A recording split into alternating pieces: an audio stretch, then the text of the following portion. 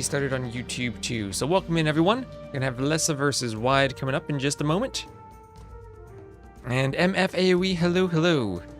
Is it the Valentine's update? Does Windows give you Valentine's updates?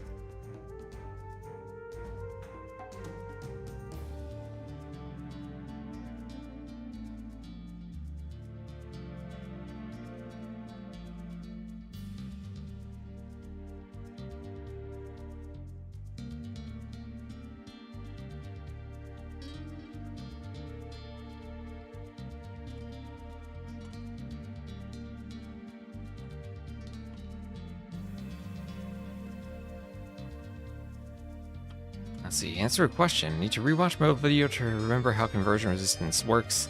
Actually completely missed that chips had their own resistance like buildings do. Who knows, it might.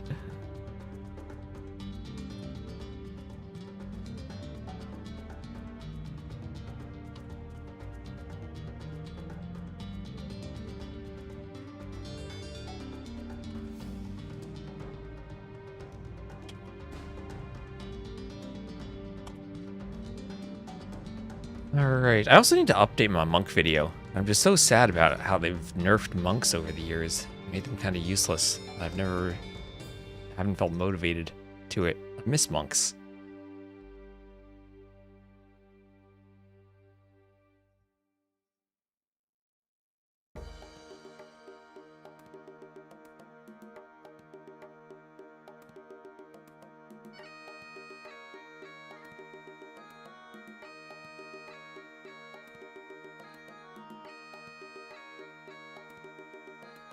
So we do have a missing pair of sheep on Coast Arena.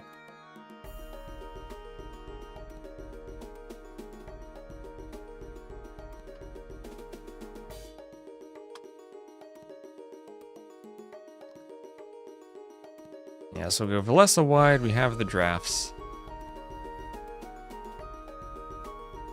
We have the SIP draft and map draft.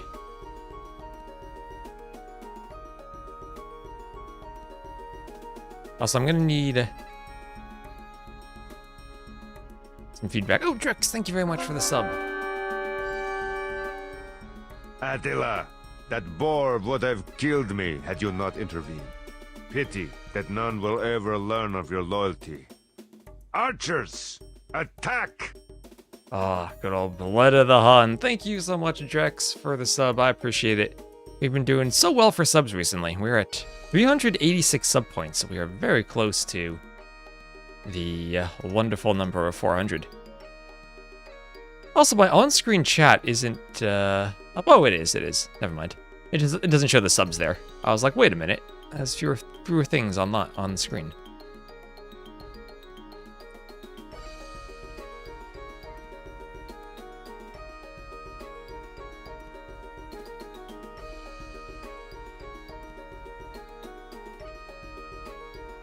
Can you let Blood die? Yes, you can. They changed how the triggers work slightly in DE. In the original game, if you wanted to do everything, there were different ways. You could either kill Bleda and return to camp. You could return to camp and then without killing him, and then like Tarkins would join you, you could fight Bleda. Or you could completely flee and go across the river where you'd get more buildings, like a stable and some extra villagers, and you could build up yourself. And what you could do, you could get the best of both worlds, where you could run forward until Bleda starts attacking the boar, and the boar wins the fight, but it takes a while. So while the boar is killing Bleda, you could then run across the river and get all of the extra villagers, but then the boar kills Bleda and you get everything on both sides of the river. So you could get two bases. Yeah, good old Bleda the Hun. Anyway, also, chat, I'm going to need some feedback, because this will take some setting up. I'll need some feedback from you guys. Let me start the game. And I might need to do a tiny bit of programming during game number 1, so apologies for that. But it'll be in regards to setting up the overlay. So you can give me some chat feedback as I'm hacking around in my very hacky Rust code. Well, not hacky so much as I just have lots of hard-coded values.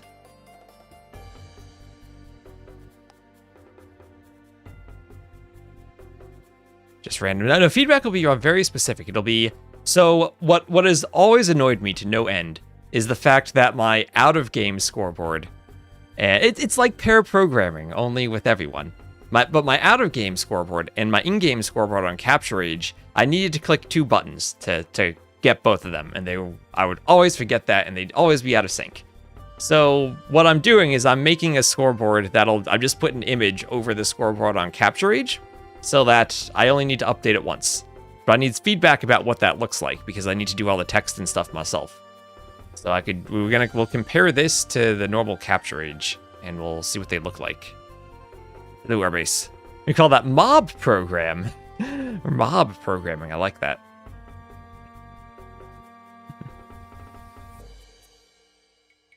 Make the color of the book spell out AoE behind me. I don't think I could do that. That would be awesome. Mad Skills 105, hello there, hello.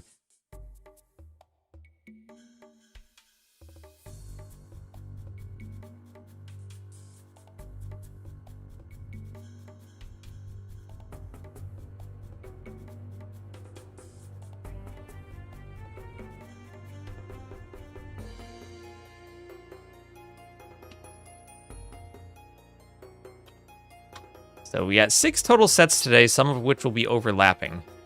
Our base will do his best to give us Rex at some point. We got JorDan Margougou at one point, right? That's one of this. That'll be the headliner today.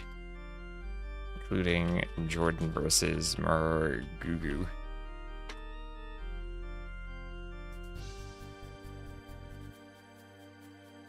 So the drafts are done, and I think we're about ready to get going. They're in the lobby. You haven't seen it. Could be a 5-minute set. It could be a 5-hour set. Also, simultaneously right now, GoKu and NeoZz are playing in the Silver League. So we'll cast those as Rex at some point today whenever we have a gap in the schedule.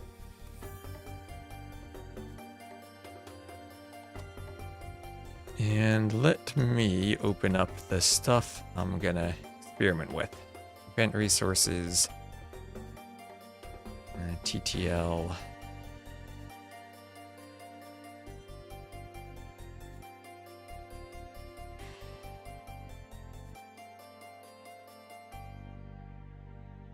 Open up GIMP. And what does it say silver? This should be gold. Oh, I had gold on my other overlay. The good old changing multiple overlays thing always gets me.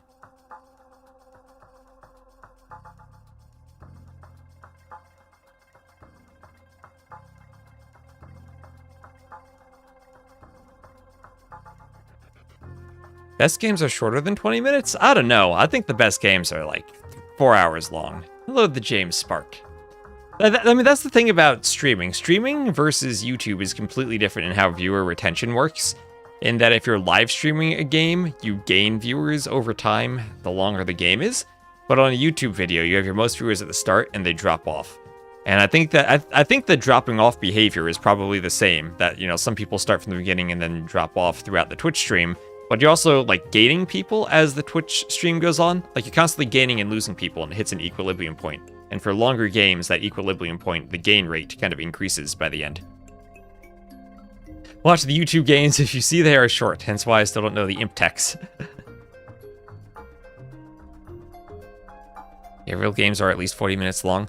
Yeah, that's why the ad breaks on Twitch are so annoying. Is if I set the auto ad manager to do 3-minute ads once every hour, and then the ad I run to try to push them back is shorter than 3 minutes, it'll auto schedule like 30-second ads or 1-second or 1-minute ads periodically, and they'll be in the middle of games. So it feels like the sweet spot is having it set to 2 minutes and then playing 2-minute ads between the games, which does kind of work out with spectator delays sometimes. But it is still quite frustrating. Dear Dave Com, hello. Hello, hello, hello.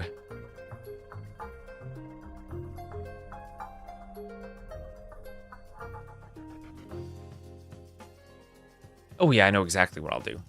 Exactly what I'll do.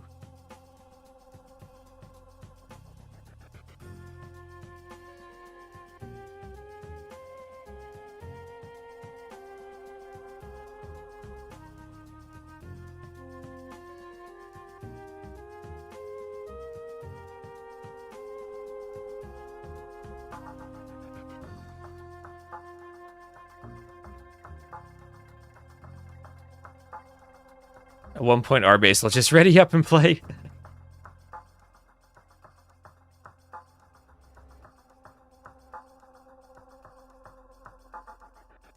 Yes. Also, let's pray for no capture age crashes today. Oh, we're launching into the game, and it will be a Villese as the Georgians, wide as the Inca on Mudflow. Now I need to make sure. I have to type stuff in manually, so... Apologies for that on Mudflow. Once I get the overlay out, the next step will be I make a UI for myself for doing the overlay rather than typing a text file and running a script. Well, baby steps. Odds of docks. I think, as Arbe says, yeah, Georgian's Inca feels like a game where the Inca want to be super aggressive early on with the drushes, so we might not even see a dock. Maybe this will be a 5-minute game.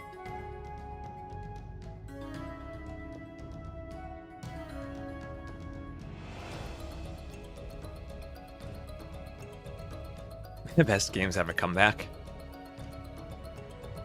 Best games have multiple comebacks, and they ping-pong back and forth.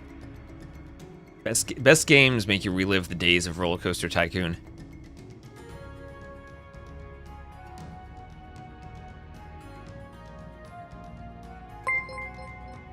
And we just had a follow. BRM077, thank you for the follow.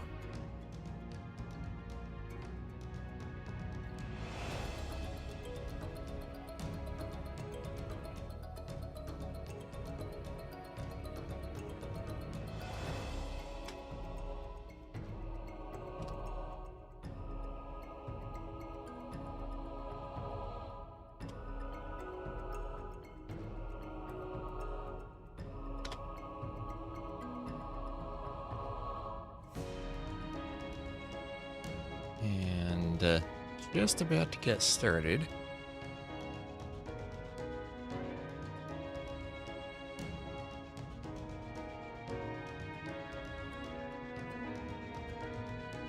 And here we go. So this is what I'll need feedback from. Look at the overlay on the top of the screen and let me know what you think. Because I didn't put the Civ icons there. I want to put the unique units there, but I still need to work on that. Just let me know what you think with the colors and like the player names and everything up at the top of the screen. And we can compare that to, I have the original one if I swap to my other scene, yeah, to what it looks like with a bit of jank in front of it there. But I like the colors and the fact that the names don't have the teams. I put the teams down there. Make both players blue? No, we're not going to make both players blue. But I'm working on that, and I think my plan, I don't know if I want the save icons back, but maybe I'll put unique units at the top. You prefer this one. Which one is this one? The colored one or the non-colored one? But I can roll with this, and we'll see how it goes. So we'll try it out. We'll try it out. Looks better. Group and play all are a bit small. All right. I can make them larger. Hold on. I was tempted just to get rid of them entirely, but then there was some empty space.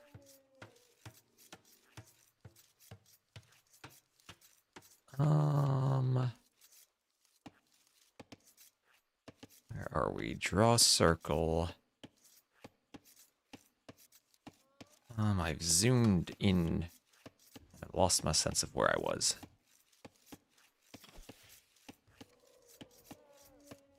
Make them larger.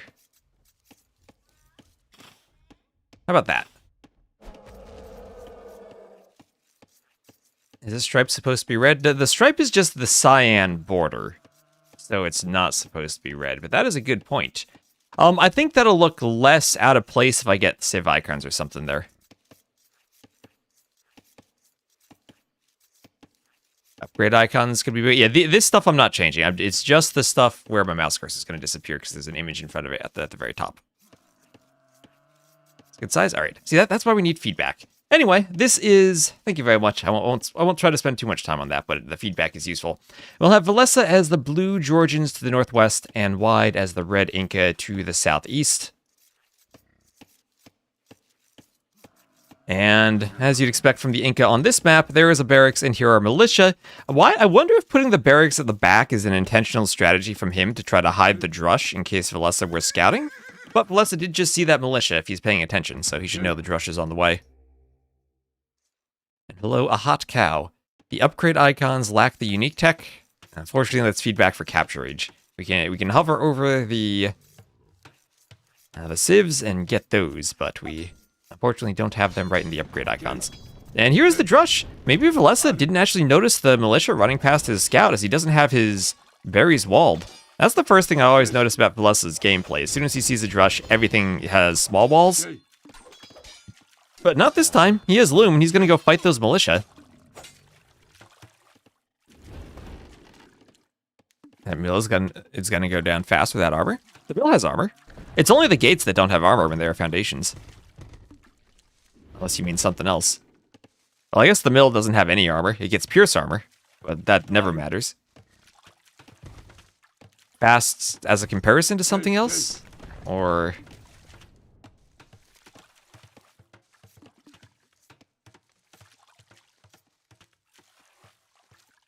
faster than other buildings. Well, not as fast as the house with negative armor, at least.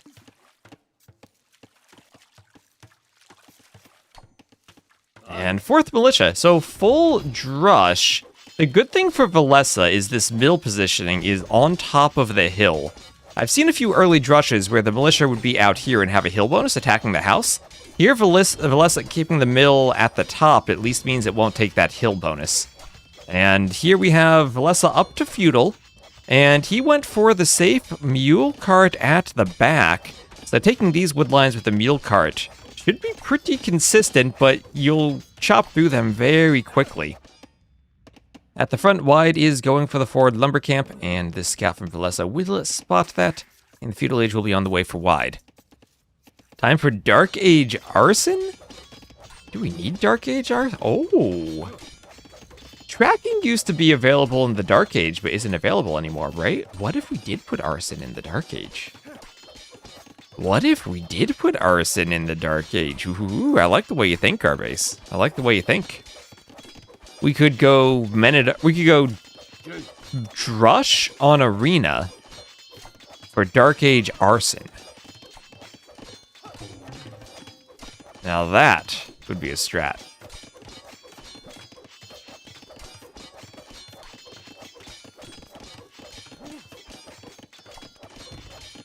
So Villese will wall up the rest of his side. And Villese up to the feudal age. So Ville's attacking the scout, low HP Ville, and didn't Alcatraz herself. These Villes don't have loom. Wait, Wide is clicked up to the feudal age. Sorry, that was Wide up to the feudal age, but he did it without loom. Wide, where's the loom? Where's the loom? And there's a lost Ville.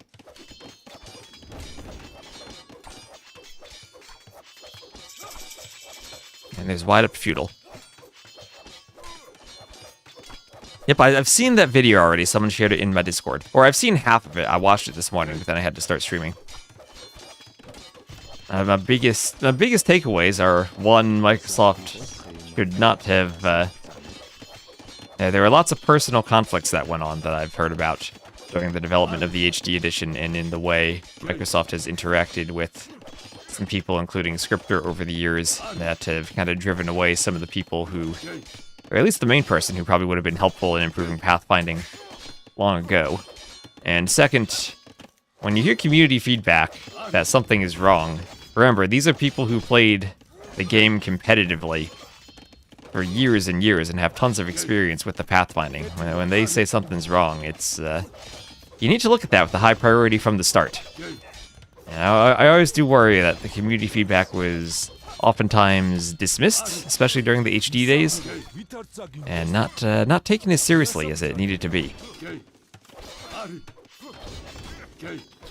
So when you hear lots of complaints that something's wrong, your first instinct should always be assume that they're correct. Because I hear that with maps all the time. Whenever there's a complaint, it means that it does mean that there's something wrong. It's not a, oh, ignore it and hope it goes away type of situation. How much has he lost from repairs? That's a question that even if we... I think Capture Age, the Pro version, has a stat that gives it to you. I'm not sure how it counts the repair time. I don't know if repair vills are counted as idle eco. But you look at the res cost of 3,000 to 3 or 3.4 to 3.5, so it's 100 more res collected. Vill probably would have collected that in terms of repairing the mill, and then I don't know, another 100 to 200 repairing the mill. It was repairing for quite a while. It counts the damage taken, then you can calculate the res. Right.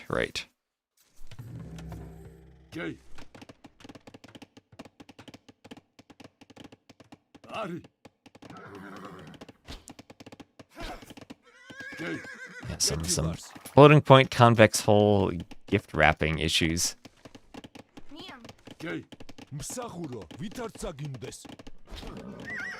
And there goes the scout. Scout goes down. And fletching on the way for wide.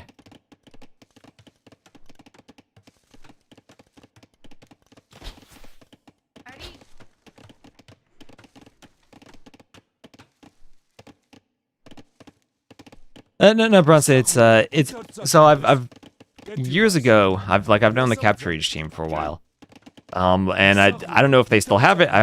There's actually like a VIP program where I have the Pro version for free. But personally, I very strongly prefer using free software, and unless I very necessarily need to add something into my pipeline that's not free, I prefer not to.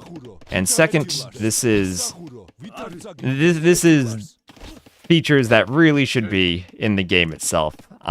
Every part of my pipeline of casting games, I'm alt-tabbing to the spectator dashboard. I'm using Capture Age. I'm using the replay packer to upload recs. There's tons of features that we have had community developed over the years. And Capture Age is an official Microsoft product, right? Or not published or created directly by Microsoft, but they're affiliated with Capture Age, right? And that they fund Capture Age to work on this. And I think it's a very, very anti-consumer stance to say you need to pay a $5 a month subscription for features that really should be part of the game itself. It's like back during the HD edition when Scripter added the spectating to the user patch, and you could spectate 4v4s with hundreds of viewers on Boobly, and the HD edition then included that as a very halfway version of that as a DLC, that you could spectate the games if you then joined a player slot, and you need to buy the DLC on top of the game to access that. Stuff like that I don't approve of, and I'm not going to use the Pro version because of that. So we do have a demo in the dock for wide, but Villese sees the flag, and he's assuredly aware of that demo. And even if the demo doesn't attack the archers, it accomplishes the goal of defending the wood line. So that is just a demonstration ship. A demonstration ship inside that dock. And Vill picked off by the archers. Villese probably doesn't need to raid the wood line with the archers, though. He's got a fire there. He needs his own demo. But the archers will be content to drive Vills off of the berries. And thank you, Andrew Y. Tiger, for the follow. It starts it on Friday. Starts on Friday, Andy. Oh, well, there is the demo. Doesn't really... Did that demo hit anything? Maybe it got the fire? Alright, so Vill's going to attack the fire galley. Hills go down, and White will just call the GG, and that'll be a 5-minute game. So now I can update the scoreboard. I gotta tab around to update my scoreboard still.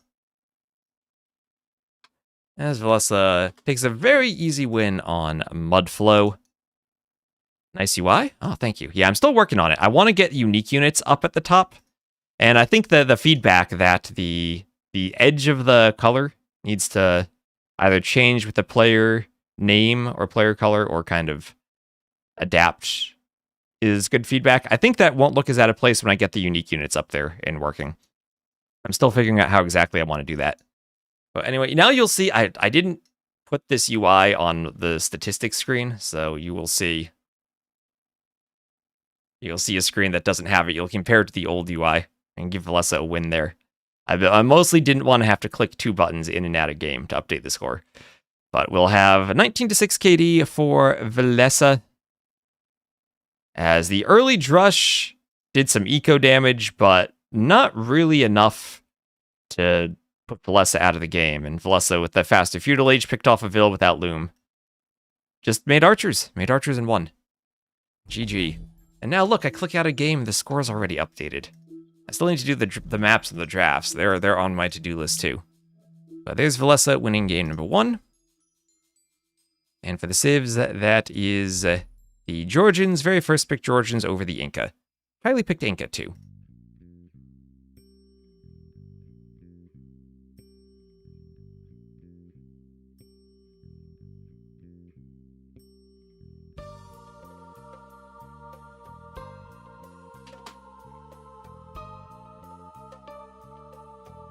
So let's see, what will the next game be? It looks like they're on Zimbabwe. Why am I not logged in? Wait, how the heck did I need to log into the spectator dashboard again on Steam. Hello? Hello, Tambao? Alright, Villese wide. Now we're going.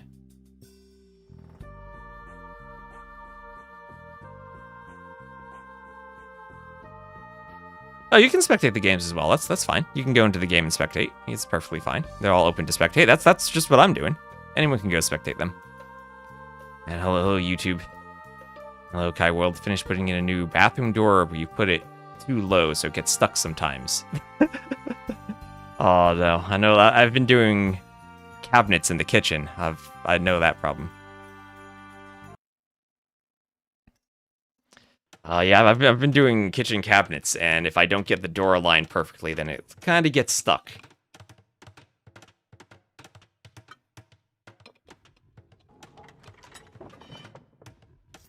Same Civ, sick. Yep, this is where I need to update my overlay. I should have done that while we were loading in. So this will be Zimbabwe, and I need to flip their sides, and this will be the Turks against the Portuguese. So there we go. And I didn't flip their sides. Hello? Flip the sides? Flip CA left, right. Ah, okay. This isn't working with flipping the sides. See, this is why we debug stuff, and we debug stuff live. Because this is when I learn. You can see, can I make a quick if statement that accounts for swapping sides?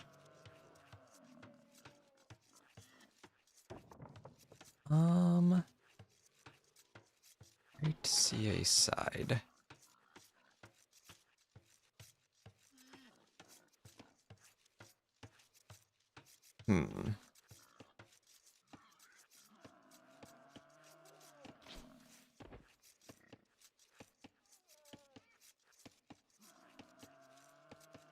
Yes, I can.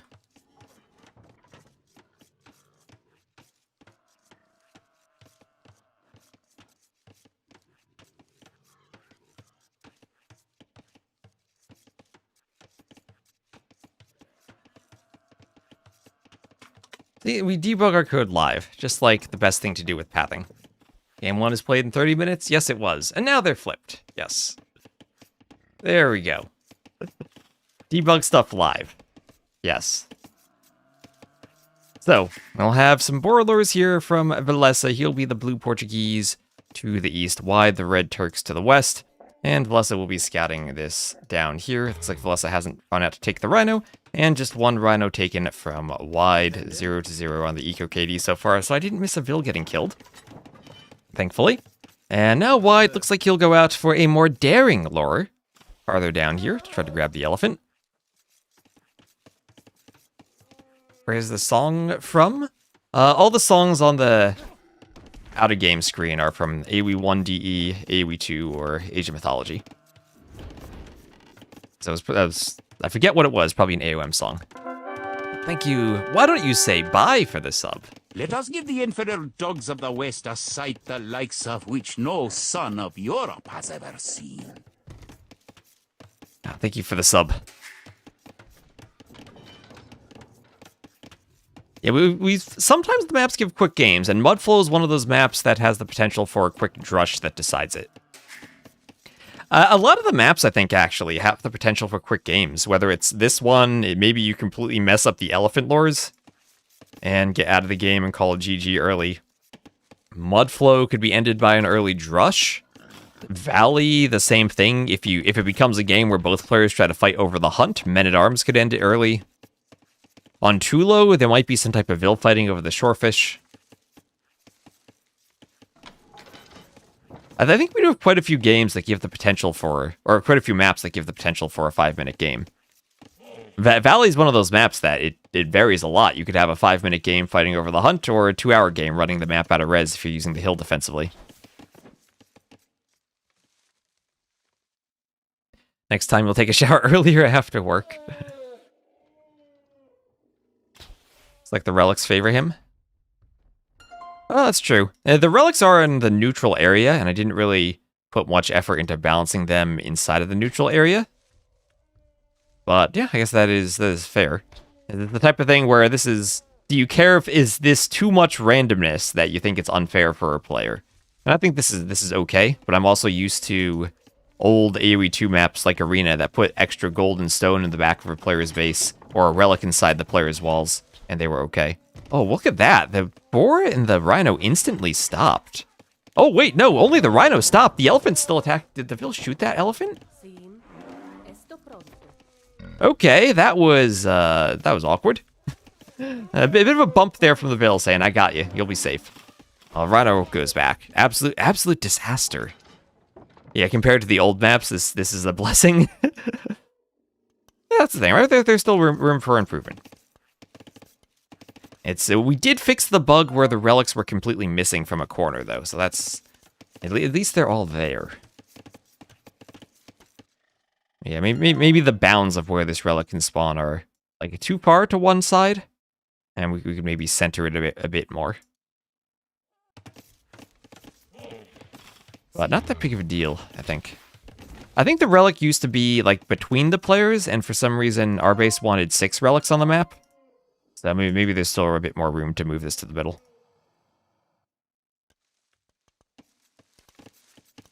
Gotta give Daniel and Zuzu Regicide Socotra to see how quick they can resign.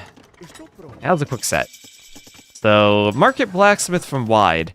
Now, Wide's not mining stone as the Turks. How do Janissaries fare against organ guns? Of that, I'm not quite sure. Maybe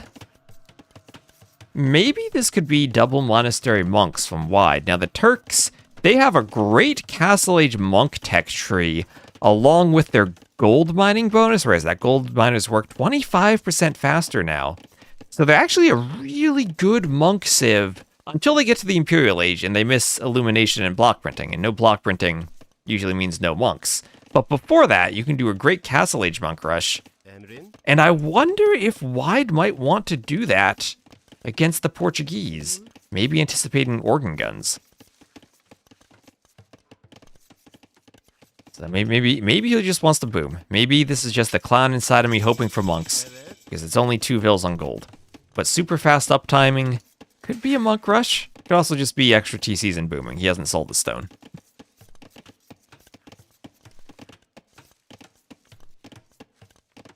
Wasn't sure if people joining may do something to the match. No, it does not. Joining does not affect the match.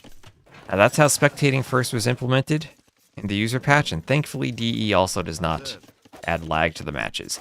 The HD edition, the HD edition did, but then you also had to take up a player slot, so it wasn't nearly as easy. Yeah, back in the old days, to spectate matches, we used co-op. We joined the game, picked the same colors, and then didn't touch anything while scrolling around the map to spectate games. Thankfully, I never had to do that, but if you watch really old Zero Empires videos, you'll see some examples of that.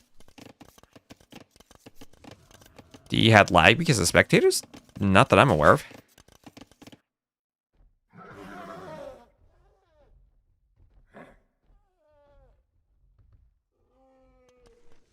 There are lots of lag issues with DE that were worse on release than they are now.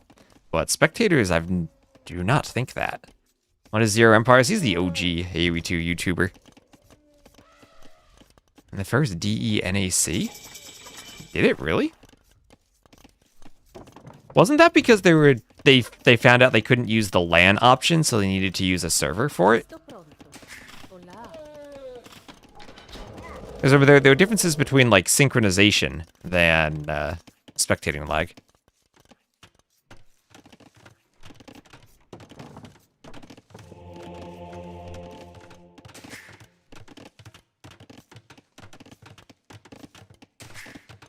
So we'll have another TC. TC inside the walls for wide, not going to the back wood line. Just going to keep it by his stone. So maybe if he needs a panic stone, he sees an organ gun push. Which he will see, as Villese is on stone. Might run over to it. Those problems in the first DE, I have to look up what those problems were. Because I know that it's impossible to use the LAN option in AoE 2, because you can't actually spectate if you use the LAN option.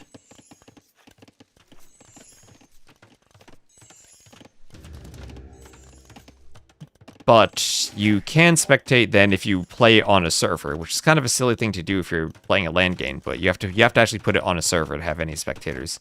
And that's what I recall their issue being, but that was years ago at this point. Maybe they had other issues too.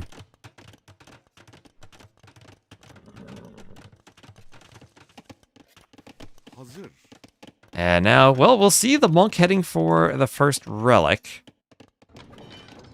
As wide will head over to the corner. And the castle here will be inside the base for Villese, as he'll add a couple of houses along the back wall. And the scout from wide will probably run along the wall and try to look if there's anything he can find inside. Yeah, Turkmen's the best. He's one of those OGs too. And the monk, heading to the corner, will stop and take a bit of a walk break, though.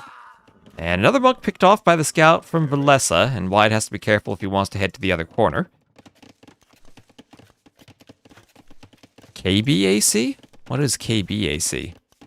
The kill is I feel like that's Killer Bee's Arabia Cup. Yes. I remember that. I remember I was watching that in an airport, waiting for my flight, and then my flight got canceled, so I had nothing to do but watch the KBAC, and then sadly go get a hotel for the flight that I had the next day. So here's the ram, the organ gun push with the castle from Villese. Did mine that stone in his base for the castle, and now the question is, how does Wide react to this? He is immediately sending 5 hills to stone and doing a workshop. He wants mangonels. Right now, he is somewhat walled behind this. Double monastery monks still would be an option for him with redemption, but he needs to be careful about his gold positioning that is right behind the blacksmith and the market.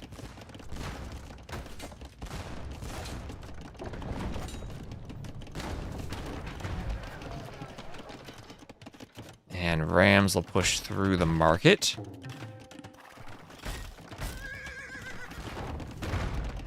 And the scout will run around. And rams, this is going to go down quickly. Losing your market is awful because you can no longer buy a castle. mark it down to the Rams. Mangonel comes forward. And 2 Mangonels will do some damage and trade. No Repairville, though, for Villese. And now Villese's at the point against the Mangonel. His options are out micro the Mangonel or add in Redemption Monks to convert the Mangonel. And the relics, another relic in, but Wide will have to run the relics to the rear. Maybe, is it safer to put the monastery behind your walls? Make sure it's walled out.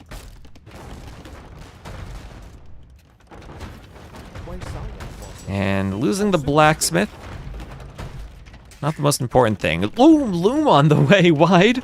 All right, good decision to get Loom.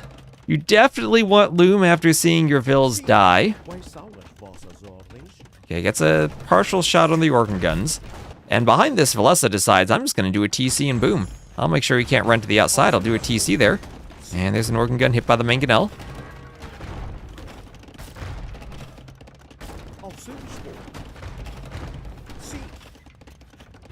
And another Mangonel takes a shot. More organs go down. Mangonel gets hit too.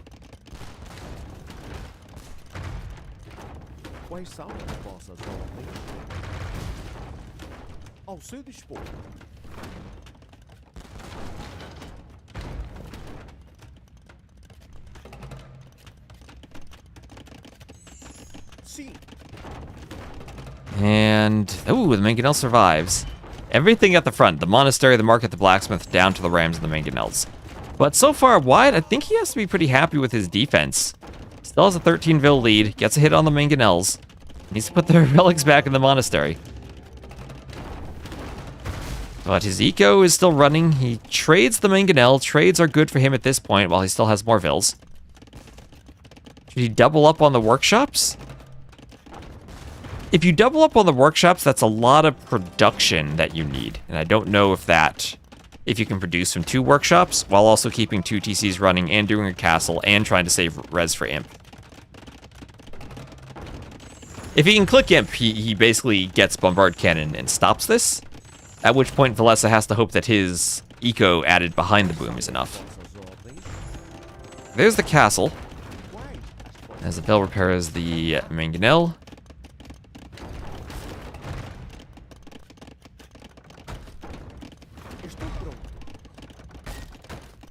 And the Vil is hit.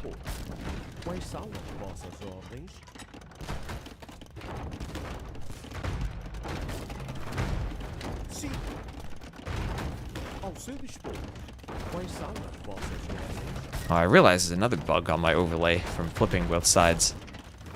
Flipped the subtitle text. Alright, Mangonel's hit. Taken down.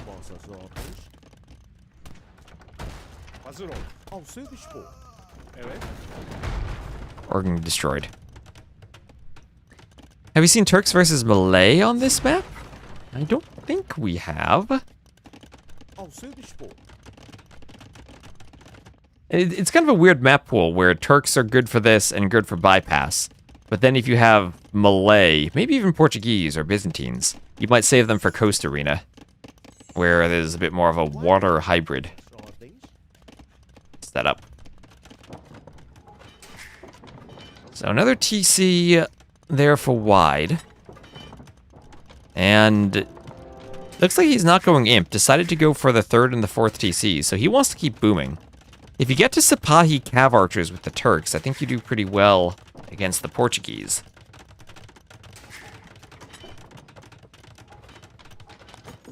And they will have a mining camp for Villese. Yeah, Malay are good on so many maps, right? That you might save them for different maps rather than this one. They're just a really good civ all around. 2 Mangonel defense seems like the optimal number to micro. I think I agree with that. I think I agree with that. And more Mangonels, and you start making mistakes in micro because you have to control so many individually and dodge so many shots.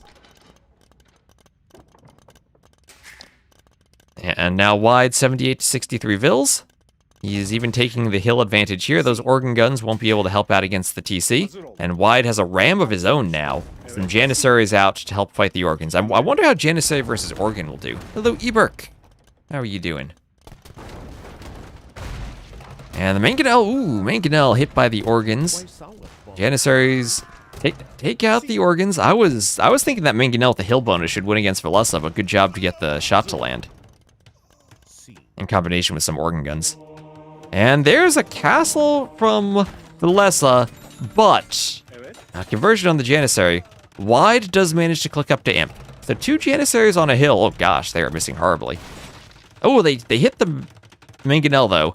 Are 2 Janissaries enough to deny a castle from 17 vills? I don't think so. But Wide, as the Turks, can get imp, and he won't even need a castle. He can simply do 2 workshops here atop the hill. Get double bombard cannon production once he hits imp. Or he can do a castle too. He can do the castle. Well, that's fine too. Probably better, defends against the organ guns. But whatever the case, whatever siege he gets up here, cannon or trebuchets, they will have both a hill advantage and a cracked terrain advantage. I love that aspect of the map, of the cracked terrain plus hill, where it makes it safer for you, closer to your own base, to take stuff at the bottom of the hill, but then you need to keep moving up the hill, because your opponent then can go higher than you. It's that same... It's that same thought process, that they who tower second towers best. They who tower second tower best. It's the same with your castle positioning on this hill. The higher you go, well, if you go there right at the start, you probably don't have a castle to defend yourself. So you take the lower golds, and eventually that's where you castle. But then you go to the top and workshop castle. Just tower twice. Is this gold league? Yep, this is a gold league, yes. Do I have the gold icon on Capture Age? I do, yeah.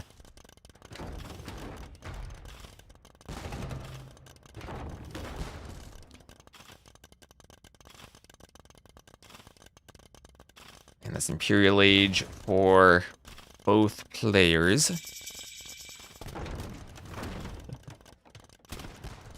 Yeah, I love this map. It's a great map, and all credits to Marintho for creating a wonderful script.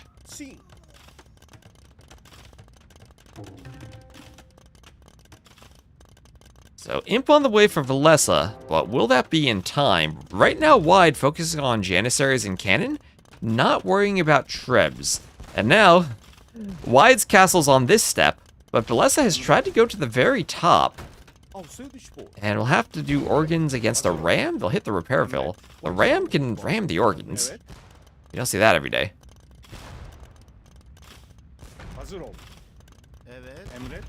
I have a map I'm most proud of. Well, none of these originally were mine, so maybe saying I'm proud of a map is a weird thing to say. But the one I had the most fun with was Coast Arena. I do want to make a video about that, because I think that's a fun horror video for programmers, as I described it on T90's stream.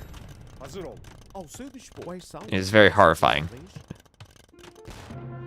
And there's the GG from Villese. He at least got imp, but losing the castle to the cannon is the last straw for him. And nice organ gun push, but very well defended from Wide. Lost his forward buildings, but didn't panic. Stayed on 2 TCs. Didn't rush Imperial Age. Didn't rush the castle. Bought himself time with the workshop. And managed to defend properly. So let's do a quick overlay update now. And see. It's Wide winning game number 2. Does that work on the scoreboard? Oh, it deleted the scoreboard. Thank you, Arnolaway29 for the follow. Let me try that again. Sometimes I have to run the update a couple of times. How did I delete the scoreboard? There we go. Yeah, still working out some kinks on my end. But, doing some live testing. And there we go on this Capture Age scoreboard. I'll have better KD for Wide, better eco for Wide 2, faster imp time, and everything worked out for him. So, alright, Twitch is going to make me play an ad, so let me do that, then we'll get into game 3. And that'll be a win for Wide on Zimbabwe.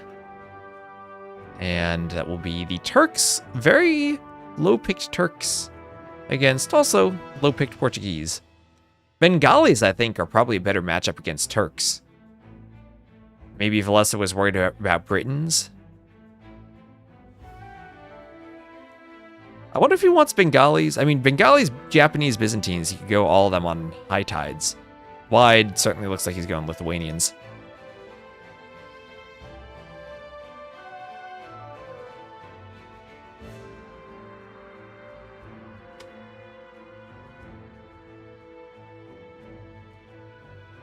The crack terrain made that castle like paper. Yes, yes it does. Yes it does. Hello, Uncle Vinny. So, next game. High Tides.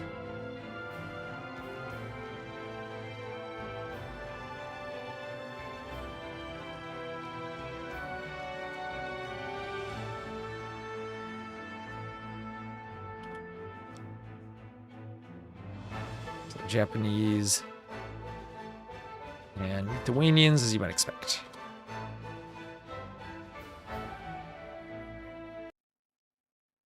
Alright, so welcome into game at number 3. The map will be... Oh, I need to update the map, too. Map will be High Tides. And this is one of Algernon's old map. If you remember Algernon from back on the Voobly days, made a lot of the community T90 maps. He and Hank did a lot of map scripting for the early Hidden Cups, too.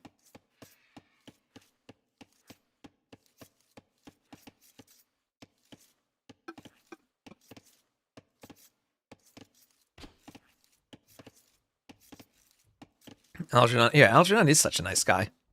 And I'm glad we still have his maps to use. Yeah, losing my voice from casting so much.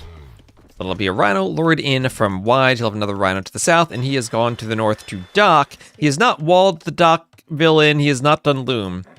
And Villese will see the dock, but won't engage the Vill. He does not have loom either, and he simply wants to do his own dock. So Lithuanians, Japanese on a hybrid map, we will see this Civ matchup over and over and over and over.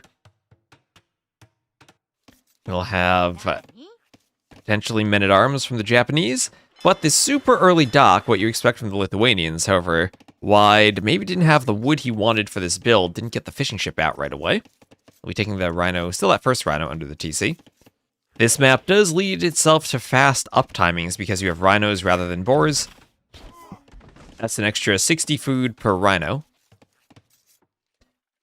Maybe a bit of decay, but that's an extra 100 speedy food in the Dark Age, pretty much. Yeah, it was very risky from wide, and he could have just spent 1 or 2 wood tapping a palisade foundation. Right, it's 3 wood for the palisade, and then you'll delete it at some point and get the wood back if you want to. Hello, Steck Fan. How many vills need to gather for there to be no decay? Well, there's always decay. It's just over time. You're not going to take... Even if you fully surround it with vills, you're not going to take 400 food instantly enough for there to be no decay. You need, like, the Aegis cheat for that. Yeah, and I think it's actually a floating point number. So it's not like it's 1 decay every couple seconds. It's a fraction of a decay every frame. So you would need to take the Rhino within 1 frame. I don't even think Aegis works that fast. I think Aegis sometimes even has a bit of a delay. But to minimize decay is maybe the answer. Usually you put like 7 to 8 vills on the Rhino. Although you can fully surround the Rhino, depending on your build. If you have a precise build, you can, but then it gets a bit sloppy and you lose some times when the Rhino decays and swapping to other resources with walk time. And there's a lot of very micro optimization things you can do under the TC if you really want to maximize time.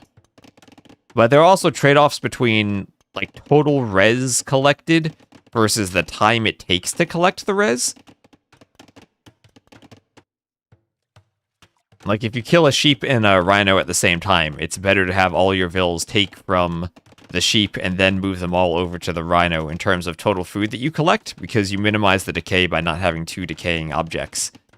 But that also means you get the food at a later point, because the Rhino's gathered from faster. So you might delay your click-up timing by doing that. So, like everything in AoE2, the answer is it depends. So, double docks from Villese, as we'll have a barracks and 3 houses at the front for him. Not going to go immediately for Japanese men-at-arms. Instead, we'll focus on fighting on the water. You're shift queuing your scout movement, you're not microing eco in the Dark Age.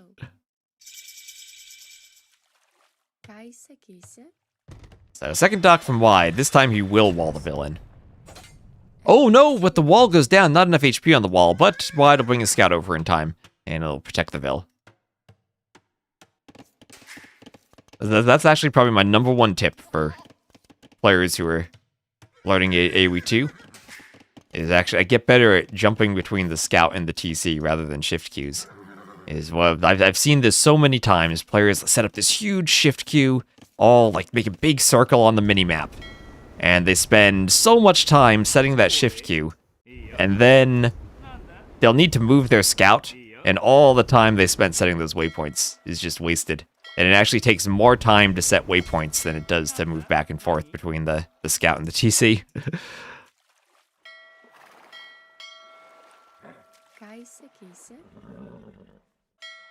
And then once you move the scout, you're setting a whole nother set of waypoints.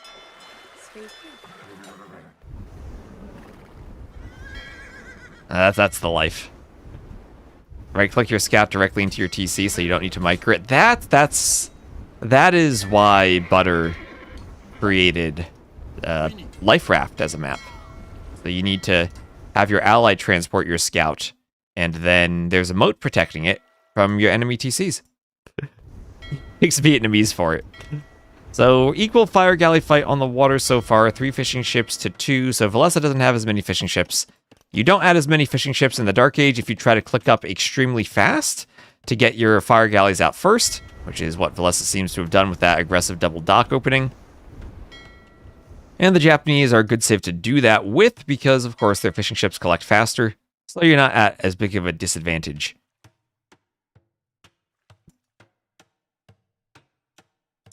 How you always run under the enemy TC right as you're lowering the boar. That too. And Demo going for the fires or the fish? He's going to go for a fire. Well, he does get a fire down. And on land, still no aggression. I'll have a range, but nothing trained from the range yet. As the range comes up from wide, so both players going for ranges will have a nice wall from wide, protecting the back of his base.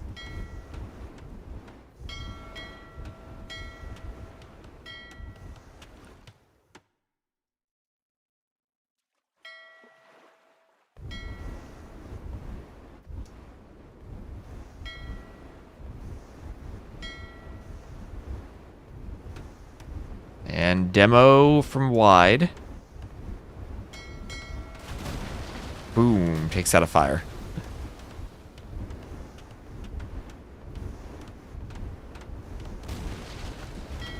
And oh, okay. Demo in the lag. Finds a fire, nice hit. And I think Villese ends up winning this. He'll even pull that 3 HP fire back. Can get some repairs. Now that Repairville has to do a lot. And she'll be okay. So more houses up for Villese. His Repairville, a bit of HP lost. When you're going only for fires and you don't have the demos or the galleys, then you're not hitting the Repairville. You can't shoot over enemy fires, so you can't actually hit the Repairville for the most part. And now Villese will add in farms. 2 fishing ships, but he still is adding in farms. No horse collar. Just going to do the farms. No farms yet for wide. Farms might indicate he's thinking of getting food eco to click up if he wants to be walled. And he's forward with 2 archers. Shouldn't be able to do too much. But we'll find the barracks, and wide with a few archers of his own might be able to clean that. Wide will add in a skirm. And wide still up by 1 fishing ship.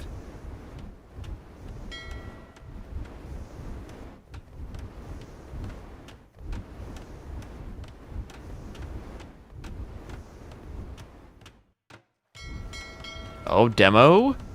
Demo from both players. Alright, that Demo gets 1 fire. And Kiss My Boar. Thank you for the follow.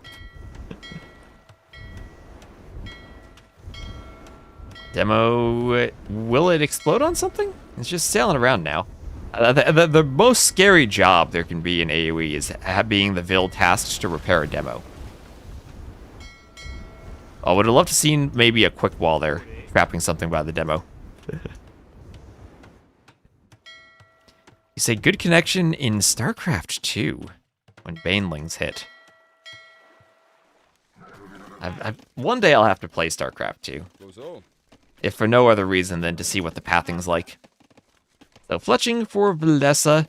Those berries are about halfway taken for him.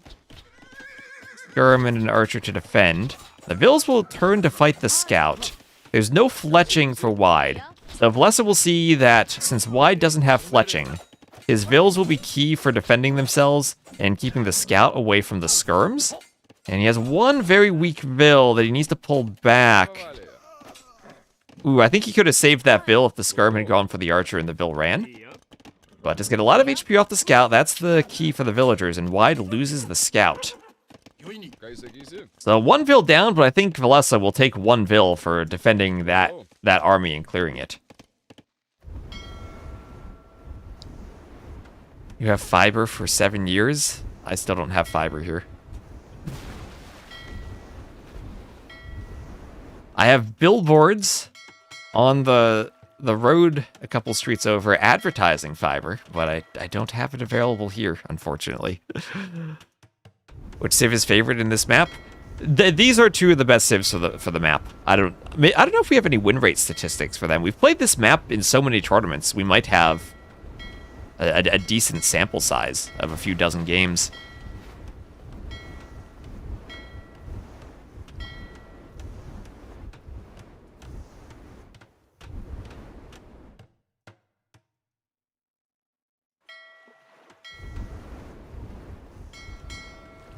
And Fire Galley goes down.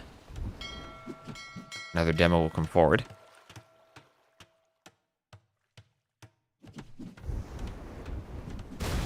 Boom.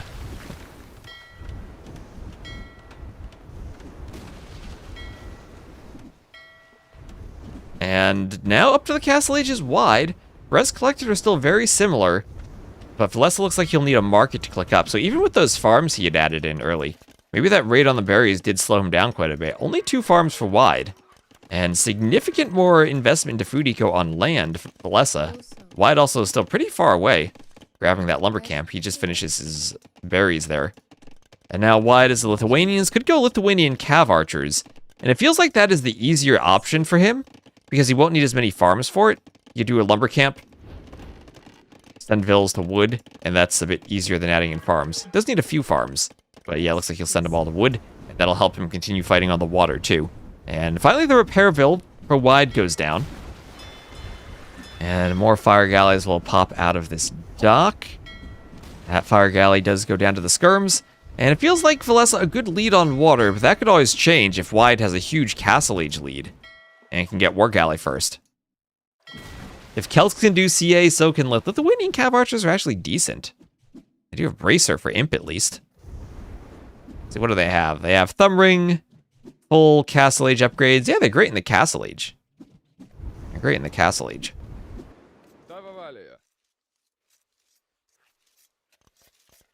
This is my order at Chipotle. Usually a chicken burrito. Wide up to the Castle Age.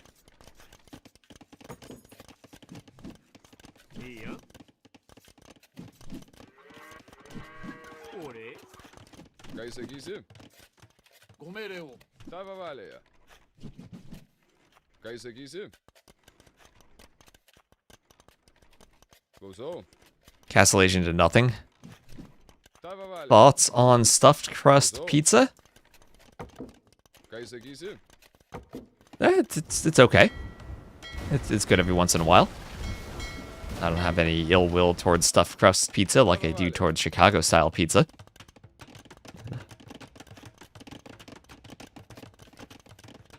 Oh, Seraph Font. What do you think of the Seraph Font unpushable deer? Oh, there's a hole in the wall. There's a hole in the wall. Villese, not like this. Don't leave holes in your wall.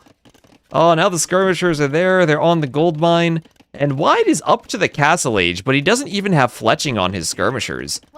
Imagine these were Bodkin elite skirms. Villese would be struggling here, but he sees these skirms and he says, they don't have any blacksmith upgrades. Should have tried to grab some fletching as they walked past this blacksmith. But no threat to anything. And that hole will now be filled. The hill catching Villese a bit off guard, but nothing bad happens because of it. You never tried Chicago pizza? You are lucky.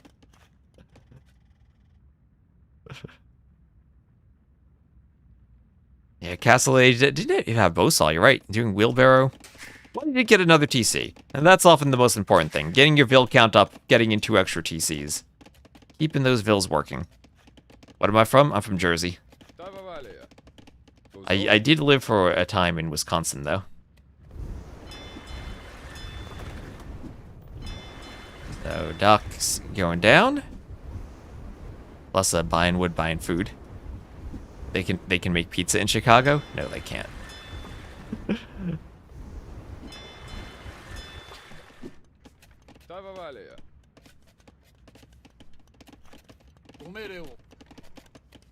So Skirm there from Wide dying. And Villese's still trying to raid. He's doing the Man-at-Arms upgrade now in the Castle Age. He's gonna go Longswords. Oh, yes, let's go. Longswords, Gambesons. 3 TCs. I think he needs some farms to do that. Maybe he's saying, okay, I've done fire ships, I've won the water, I can add Japanese fishing ships, maybe some fish traps. I'll have food eco for longswords, because you do need food eco for them. There's the longsword upgrade. There's wheelbarrow. Ecthelion, oh, are you a Chicago pizza fan, Ecthelion? How dare you? What do I recommend in New Jersey? Staying away. Visit New York instead. Nah, what I recommend in Jersey is you can come here, you can get decent pizza. You can get bagels. We do bagels well. We have diners that are good. Find a diner that's quality. 12 on food for longswords is a bit early. I agree with that, especially if you're trying to do 3 TCs. The 12 on food isn't even enough for 3 TCs. But if you do have Japanese fishing ships, maybe you're extra tempted that you're going to prepare for this in the long run. I don't know what he's going to do with the longswords. He's heading to the south, maybe hoping to catch Wide on some of the hunt down here, but he'll find this area is abandoned and unclaimed by Wide. Longswords won't be able to push a TC until they get good numbers. And Stevel, thank you for the follow.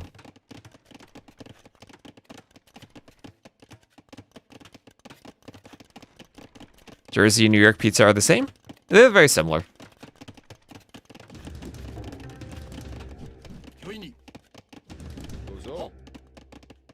I mean, northeastern Jersey is kind of like an extension of New York City in many ways. We all have to deal with traffic problems. Okay, longswords finding a gold, but very quickly they walk past and get walled out.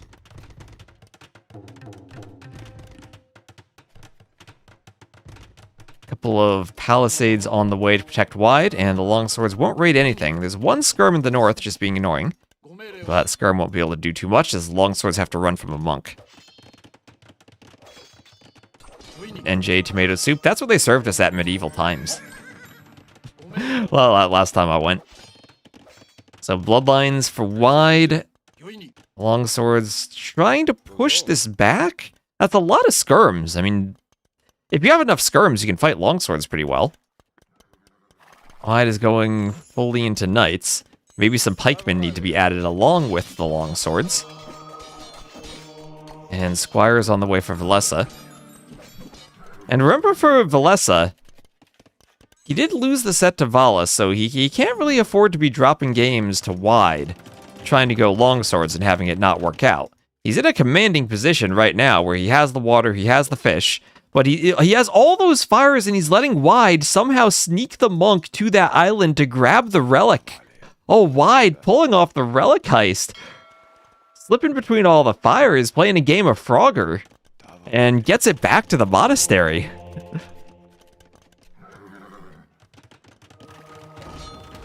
Monk converting knights. And Skirms pushed the monk away. And Summer Slug, thank you for the follow.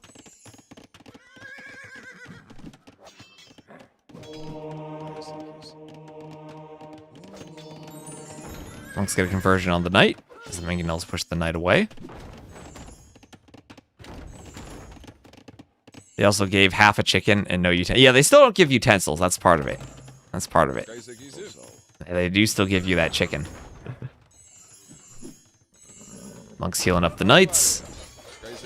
And this on the hill is a great fight for the knights. This is a great fight for the knights. Now don't fight your pikemen when they're downhill from knights. And Imp on the way for wide. And Villese, I think the longsword swap might have killed him. I think that might have killed him. He did nothing with them. He spent all those res on Gambesons and upgrades. And now he's trying to go pikeman samurai. But Wide has, as the Lithuanians, collected 4 relics and made his way up to Imp. He hasn't taken the relic in the south, but he has a monk there, and he's ready to get the 5th relic. He took all the relics in the middle. There was no map control from the longswords to stop him. And yeah, look at that monastery. 4 Lithuanian relics. He's ready to go Knight, Cavalier, Paladin, maybe? Maybe Latus? Whichever line he goes for. They should be able to dominate even against the Japanese pikemen.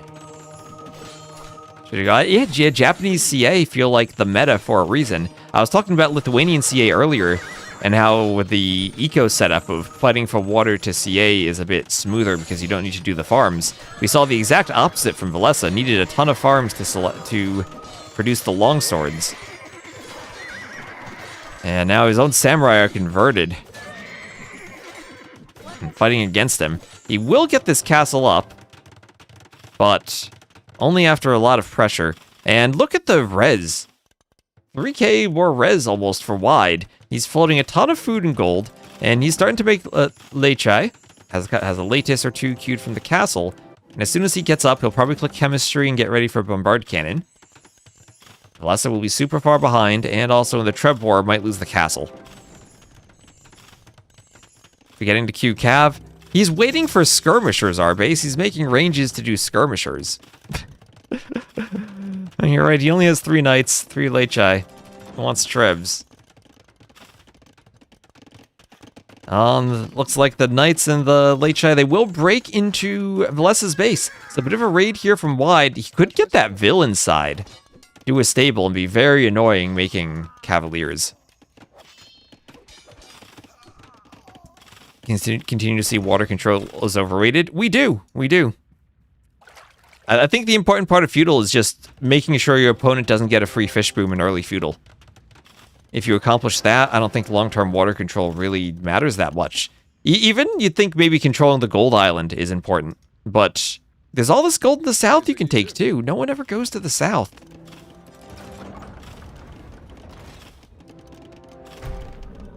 I mean, he could click Elite Latus. I think clicking that, though, might be too big of an expense for him at this point. I think he needs army to defend the Trebs, and you win the castle fight, or win the Treb fight, then you click it. Yeah, I mean, we could have had 30 Cavaliers by now with all those relics. And maybe he's just worried about Japanese pikemen. And thank you, Zafada, for the follow.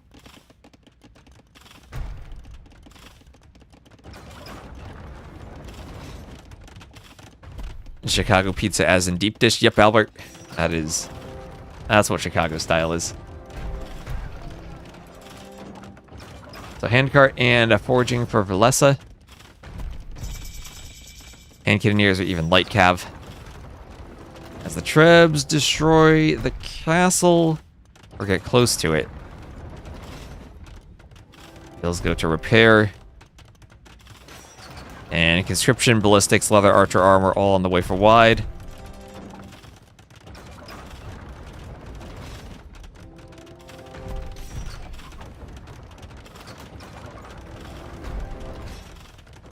And a couple of Trebs still attacking the castle. And those fires patrolling the water, but patrolling pretty much for nothing. Just putting on a show for the outpost there. Patrolling in and leaving. And 3 trebs. Will there be a 4th, or will it now be latest production? Oh, no, it's going to be upgrades for hand cannoneers and skirms. So that's what the transition was. It wasn't Cavalier. It was hand cannoneers, chemistry for the cannon and hand cannoneers. And trying to make a composition not for early in parades, that will rather something that maybe lasts long-term against the Japanese. Hand cannoneers to deal with infantry, skirms to deal with potential cav archers.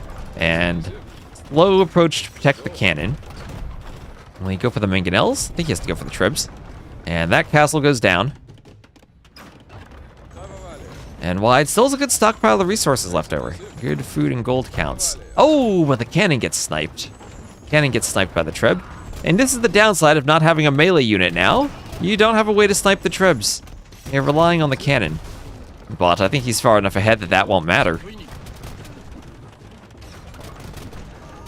And the trebs look like they're going to be hit and then repaired by Villese in the back. Samurai died to heavy cav plus hand cannoneers, both. Yeah, I mean, he's so far ahead, he has many options. He has many options. He had the long-term security that he can leave those trebs alive and taunt them for a moment before destroying them.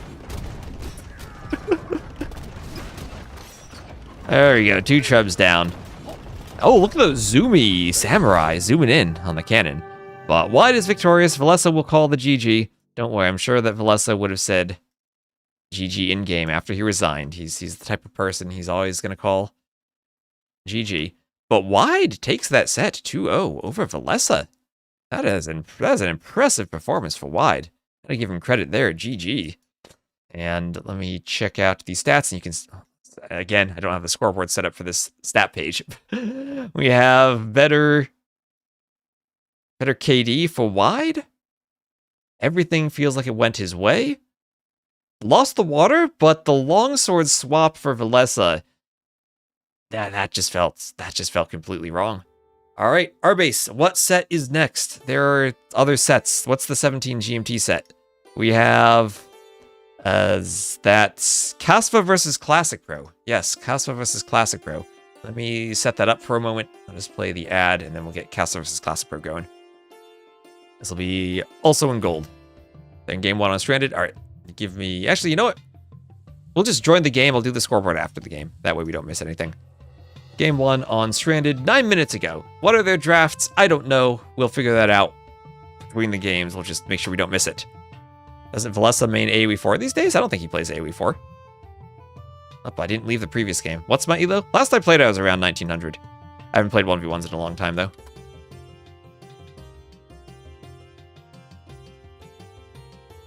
He mains life.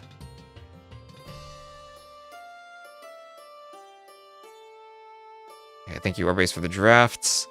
Let's see, dashboard load.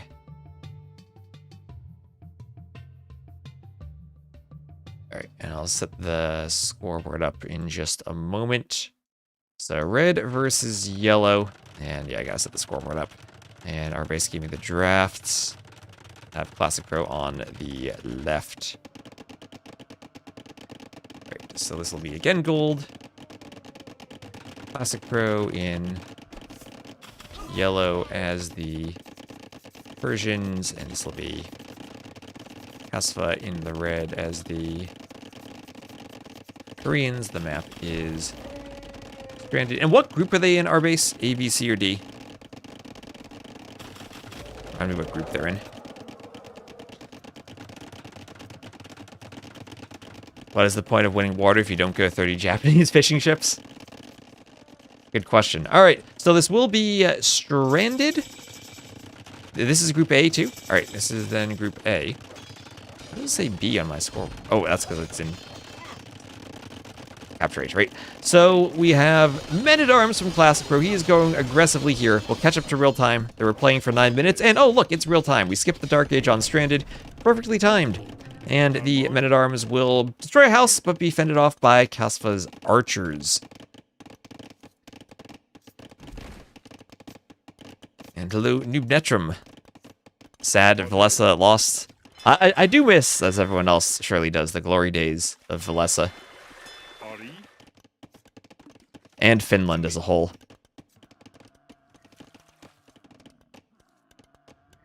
C, D, E, F, G. Thank you. if you type every letter in the alphabet, you will surely include the correct group among the letters. Thank you, Dr. Slayer, for the follow. Holy cows, holy water buffalo. Kasva collected a ton of them. So Koreans, Persians feels like a matchup where the Persians have to win early. Oh, classicpro, luring in the rhino with an archer, but failing at the last moment. Remember, you have to shoot it twice. And, oh, what? Rhino, hello? Now that rhino does not want to follow that archer. So I think I know what's happening here. Is that... Yeah, so the archer is outside the vision of the rhino, and this is a weird thing that happens in AoE 2, where if you're attacked by an archer, you get vision of where the archer is. So think about that Joan of Arc campaign, as the archers can kill the rhino now, and it still has food. Well, like those longbows would attack your knights from far away, and you'd get vision, so you'd see where the longbow is as it attacks you. For some reason, that doesn't happen for the Gaia player. So if you attack from outside the line of sight of the rhino, you actually have to stand still. At least this is how it works with villagers. I'm not sure how it works with archers. But if you attack and the rhino no longer sees you while it's charging at you, if you're standing still in the exact spot that it shot you, it'll still it'll still run at you. But if you move, then it stops. So that was weird. Yeah, archers get more range than villagers, right? Because he is fletching now, so he has 5 range. So yeah, more range than villagers. Vills, I think, are 3 range. That should match up with the boar line of sight. Maybe it's 4, as the diagonals where you sometimes have problems, but... Yeah, archers with fletching definitely do outrange villagers. So... oh my gosh, there's so many buffaloes. The vills can't even take them efficiently, there's so many. Wheelbarrow on the way for Kasva. He's doing a market. And how are things going on the water? It looks like both players still have their own fish booms going. No one dominating yet, although classicpro will sail forward as the Persians. The Koreans, as the game goes on, will have the wood discount on fires, will have turtles. They just won't have demos. So they should be the better water sieve in the long run. Early on, though, the Persians have the faster working docks to try to get fire galley numbers.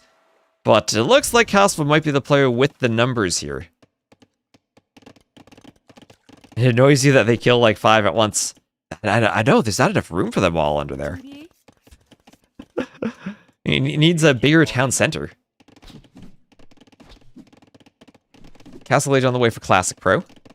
And Castle Age also for Kasva. He'll be a bit behind, around 40 seconds.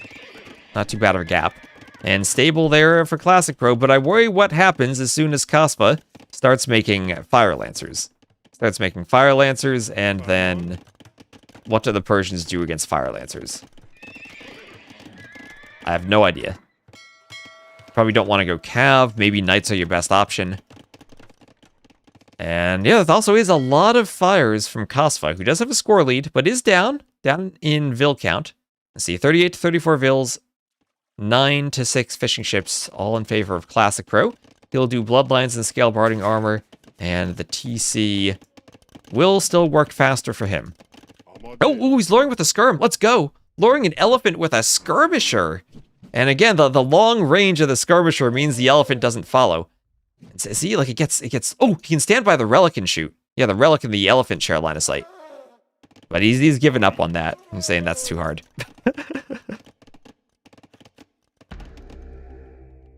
Yeah. So there we go. Castle Age for classicpro. And we'll have a siege workshop for classicpro. Yeah.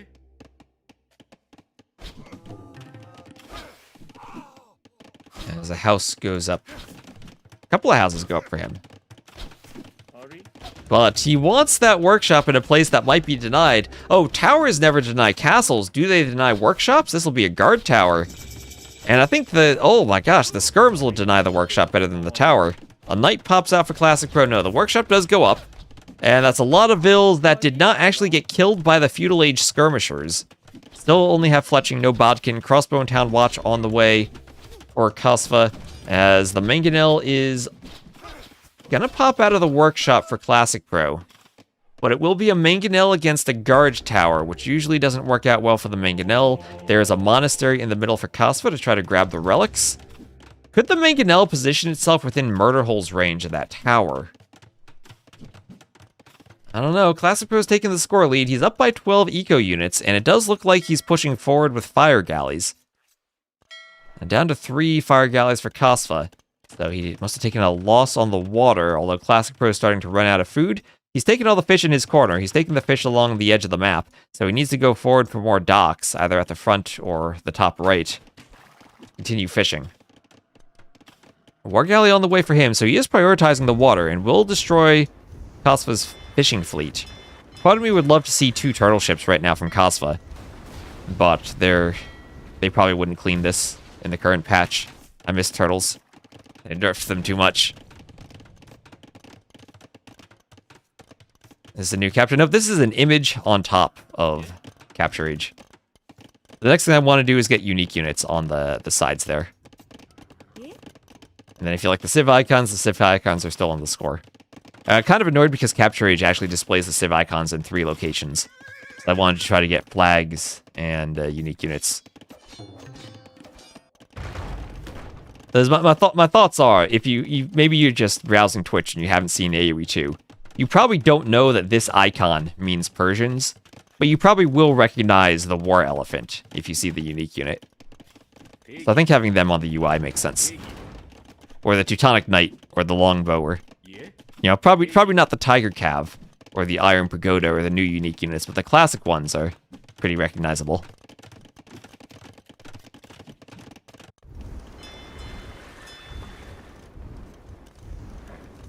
So a few knights will be finding the stone mine from Kasva. He'll try to run his vills away. AOM has a first-person mode? Does it? Was that added in the DLC? And White Shroot, thank you for the follow. How long did it take a lot of pros to know what Civ had which symbol? I still don't. I still don't. I don't know about the pros. I still rely on the names everywhere in the UI.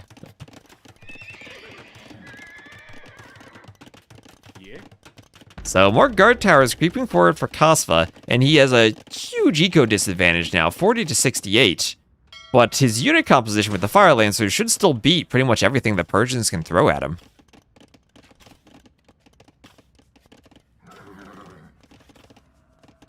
MBL has the... Yeah, I still use the abbreviation mod when I play. I use that. So ram in that workshop. If classicpro ever gets a bit of daylight, he can then go push that tower. But he needs to make sure he does that when there aren't any Fire Lancers nearby. And oh, Mangonel! There could be some good Mangonel shots over here.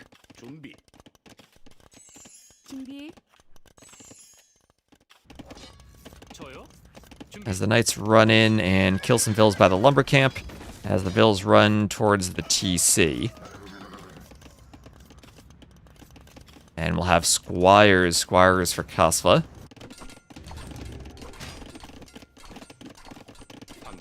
And that monk for Kasva picking up relics, so that'll be a second relic for him. The map does have 2 relics out on the beaches and then 3 in the middle. So that should be the 3rd relic, all 3 middle relics picked up by Kasva. And he continues to hold the hill. So what makes Stranded so interesting is holding the hill doesn't actually give you resources other than wood. You take the hill simply for positioning on the hill. The rest of the eco then can be pushed. But it's actually kind of safe with all the small wood lines, the stone mines, and the gold out farther on the beach. And more towers creeping forward for Kasva.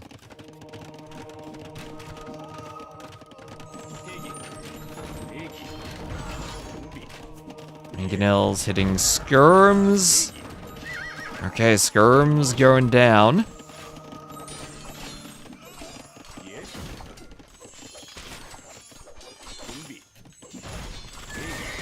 And the Mangonel's killed by the Fire Lancers.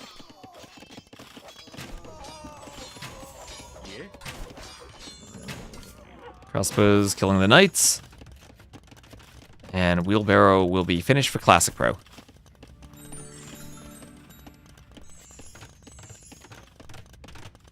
Hello, T-Cone over on YouTube. Seems Villese is the top Finnish player now. Villese and Villese are definitely still the top two. I think they're pretty close.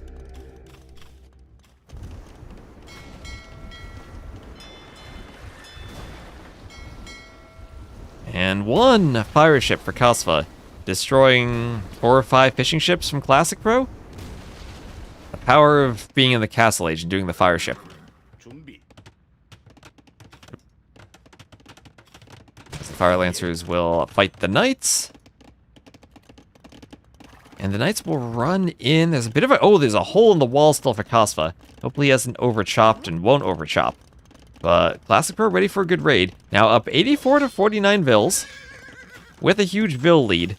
But it's still Koreans. And still rocket carts and Fire Lancers and guard towers that... I don't know how well Classic Pro can deal with this. Ville's repairing the rocket cart. We'll have Knights still running away from the Fire Lancers as the monk goes to heal them up. And then more Villes from Classic Pro. We'll try to repair the watchtower. Ooh, they're taking a couple of hits from the guard tower. And Ville's still repairing the rocket cart. That should stay up. Feudal Age watchtower won't defend all that well. And the Mangonel, clutch Mangonel shot on the Villes to stop the guard tower. They'll need to get back, maybe rely on the rocket cart for some map presence. And that Persian TC will be protecting the gold mine and all of those farms. Another tower out here, or even over this area, could be great for Kasva as he continues creeping forward as the Koreans. And 53 to 87 Villes, but 24 to 11 military. And Kasva, he's... Oh, the scores are so close. I think he might flip the score soon with this raid. The Persian Knights simply can't fight the Fire Lancers. I don't know what can in the Castle Age.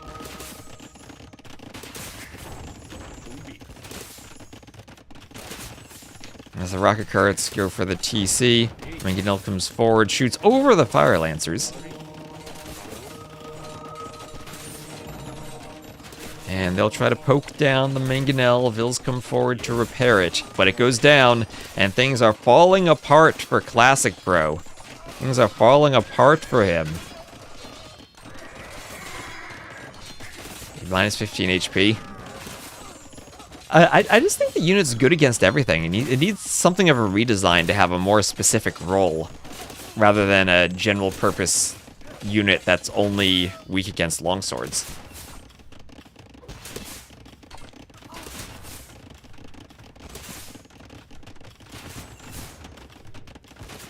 I mean, other than, what, longsword, maybe crossbow, it's good against pretty much everything. It has the attack bonus even against cav archers.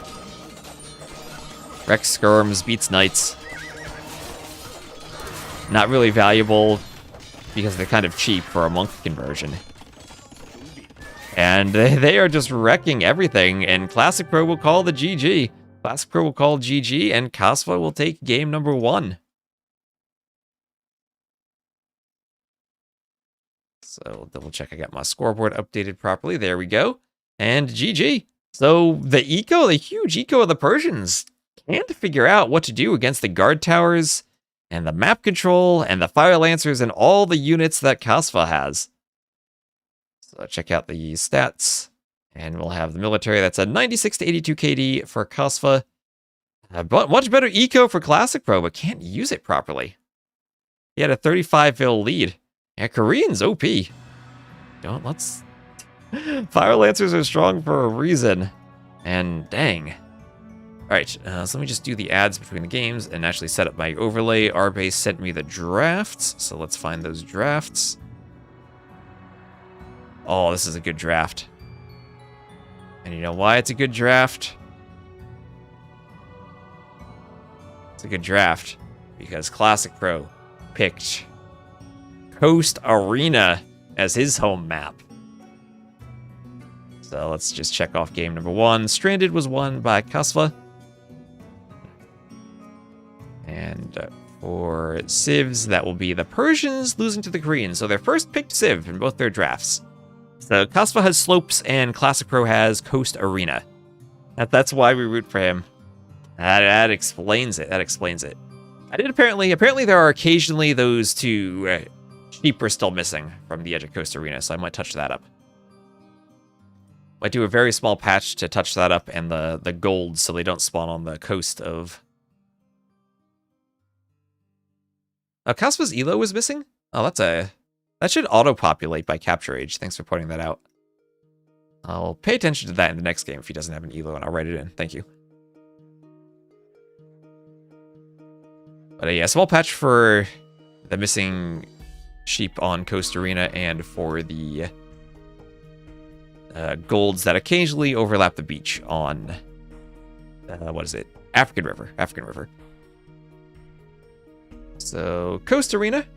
Here we are, spectator delay, and we will jump into it. Kasva changed his color to blue. Okay, real quick chat. Do we keep Kasva as red as he was in the first game, or do we change him to blue, with Classic Pro still picking yellow?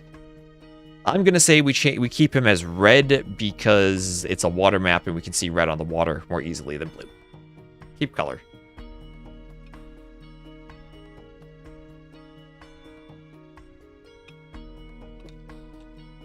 Yeah, Kasva grind for Red Bull is showing. Kasva played over 500 games on the Red Bull ladder. Over 500 games. And the Koreans pick is showing the expertise, perhaps, of those games. So, brief spec delay, keep what they pick. Well, that's the thing. Classic Pro picked yellow. Kasva probably picked red, just because that's what the lobby gave him. So I think it's probably better if we stay consistent with red and yellow. I mean he picked blue in Coast Arena. That's probably what the lobby gave him. So let me get the civs. That's Malians and Spanish. It is Coast Arena. And thank you, Deity90, for the follow. Thank you so much for the follow. This is gold. Yep, lots of golds today. And we also have one silver set we might cast as Rex at the end. Once capture age loads in, we'll be good to go.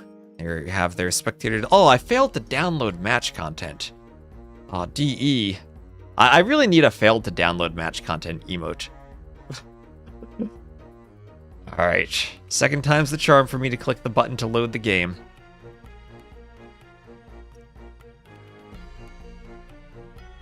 And here we go.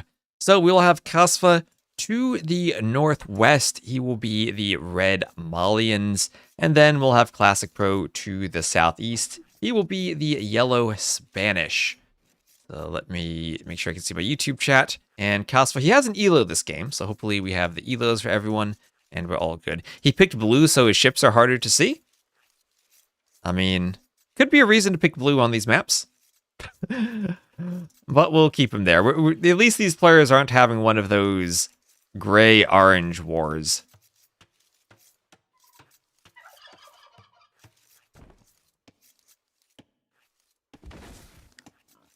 Click the button. Is this some Burgundian joke? I wish the number of buttons I had to click were fewer. Elo's up now? Nice, sorry. Yeah, capture age when you watch a live game usually auto-populates the player Elo. But if you ever see it doesn't, just let me know and I can type it in manually.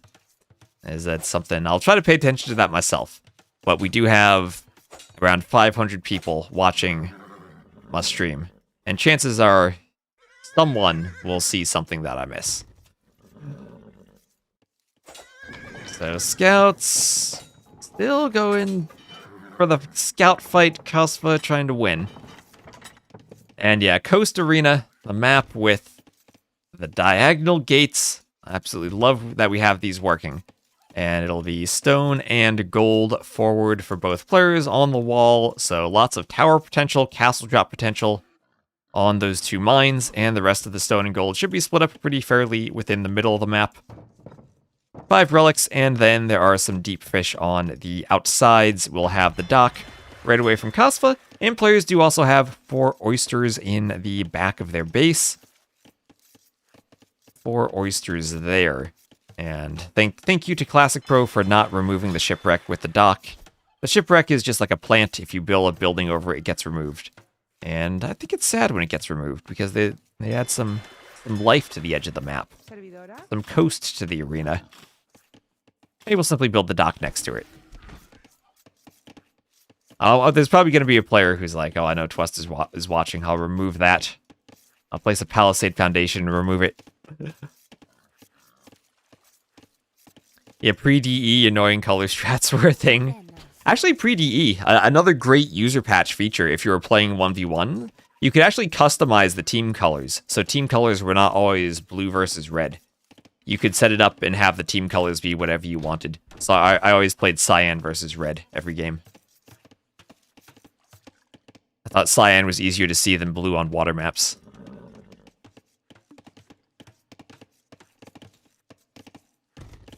And Kasva deleted one of the tiles of his seawall. And as I've been saying, I think you should always delete a tile on the beach so you can re-wall if you have to. If you delete a tile in the shallows, then it's gone forever. Although deleting on the shallows might be what you want if you want to make ships and go forward.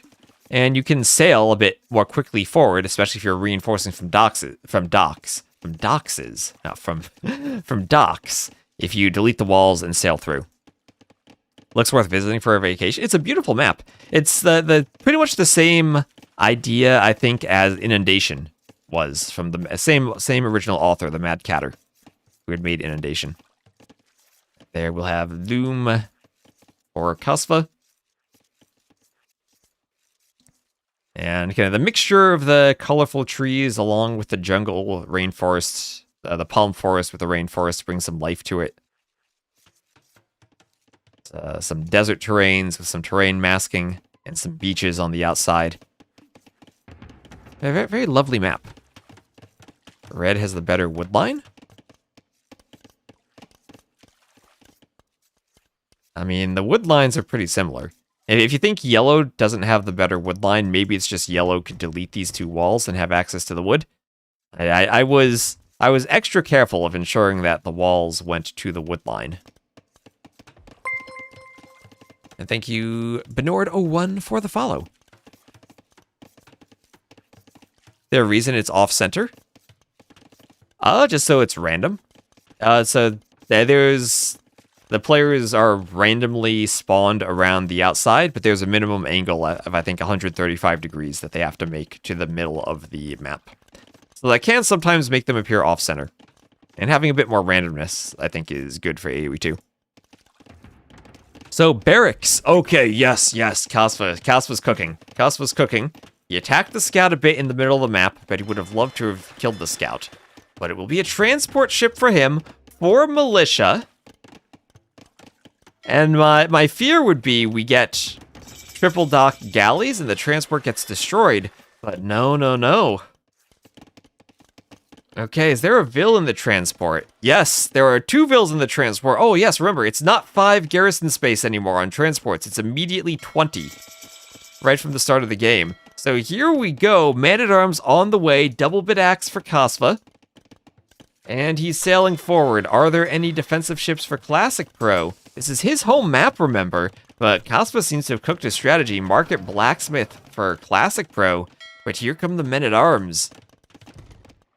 Yeah, I mean, it's not intentional that it's off-centered, so much so that it's just one of the possibilities that this is how it spawns. But intentionally, it is a possible possibility.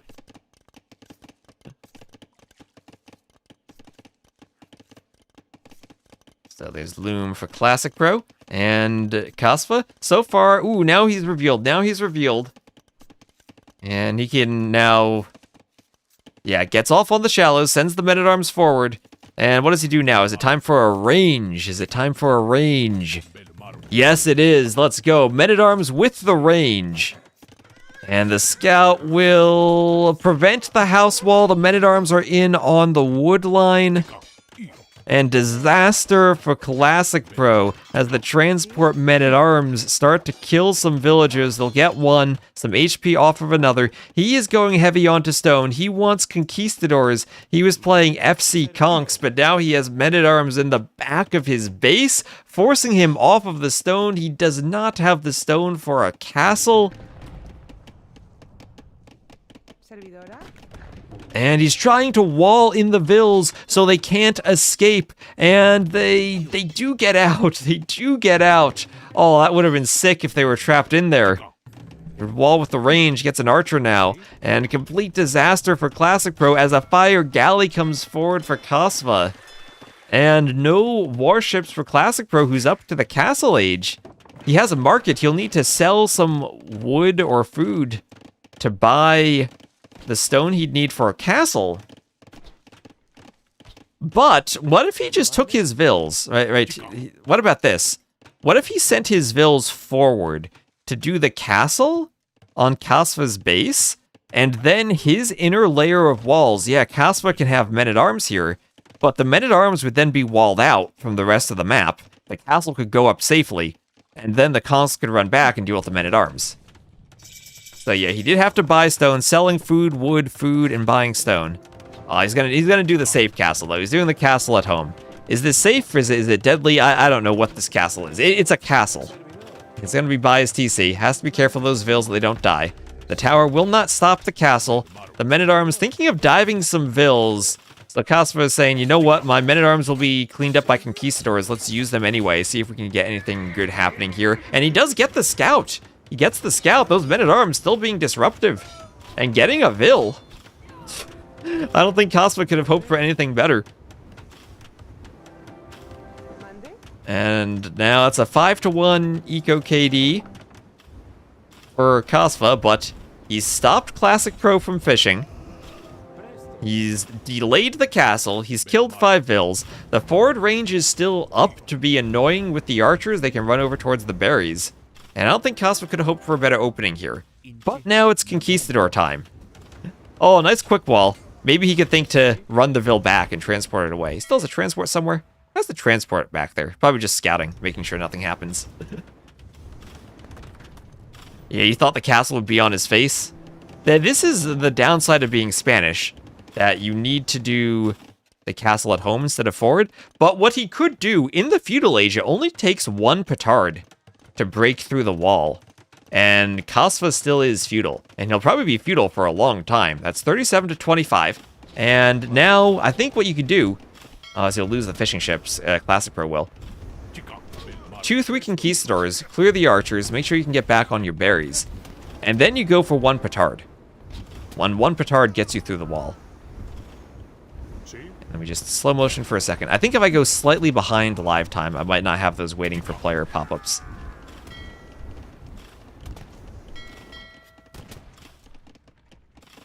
And there's Classic Pro selling wood as Villes head back out to the berries. Yeah, if it's on his face, you don't need the petard. But yeah, there he goes, 1 petard. The tower for Kasva will go up on his stone, so he is prioritizing protecting the stone rather than the gold. Remember, he does still have the oysters in the back. From oysters, looks like he took 1 of them, but has 1,350 gold. The oysters being able to be dropped off at the dock give you the nice possibility of going for the gold units without needing a mining camp in the Dark Age. And yep, exactly this. 1 petard through the wall, and the conks are in. They can't be walled out. And those Villes have to flee to the TC. And Kasva has to wall behind this. Remember, the blacksmiths are awkward with their graphics. You gotta make sure that you finish the walls properly. Conks will try to hit the walling Villes, and if not, then they can break through the walls. Not the most HP on those houses. And Kasva now, he has the res to click up. He's doing a market. Oh, Kasva didn't have a second feudal age building. He only had the range. He didn't have a blacksmith yet. So panic market so he can get up to the castle age. He has to wall the base of the tower so the conquistadors can't camp underneath it. And now Kasva's eco is a complete mess. Yeah, the range is there, but he doesn't have a blacksmith, right? Kasva doesn't have a blacksmith. He needs the second building. He has the market, castle age on the way. Oh wait, he does have a blacksmith. Never mind, never mind. He does have a blacksmith. I was just talking about the blacksmith earlier. I totally missed the blacksmith that I had just talked about. I mean, we need some T90 blind emotes for that. There we go. We have the market, though. He just wanted the market. Maybe he forgot he had the range. That was probably Kasva forgetting he had the range. If I forget about the second building while I'm looking directly at it, he probably forgot about the second building while it's across the map.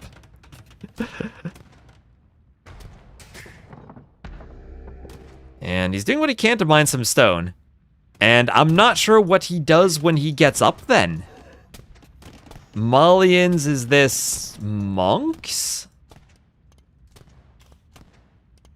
Maybe this would have worked if he had towered both the stone and the gold and had a second layer of walls already in his base. But these conks are annoying. So now it's 12 to 10 Eco KD in favor of Classic Pro. Why does... Wait, did Kasva lose a Vill earlier that I missed?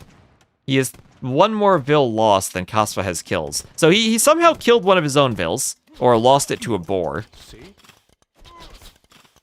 Probably lost it to a boar.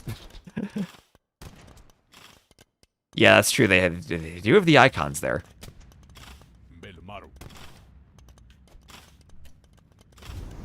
maybe it drowned while shore fishing. It's like dropping your guests in the water in Roller Coaster Tycoon. Don't do that to your villagers. Oh, where's the demo? Where's the demo? Demo? Need a demo. Oh, the demo's in this stock. He's bringing the conks over. But he's ready. He has the demo.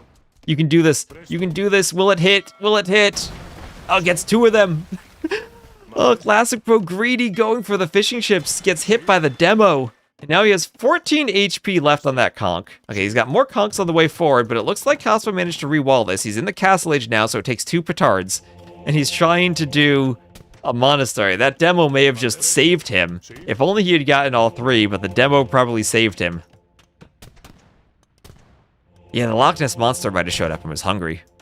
Yeah, Malians do have good monks. They do have good monks. That's true. That's true. And I would say they have the gold bonus to produce monks. But they would need Vills gathering gold. So far, it's just the market to try to pump out monks.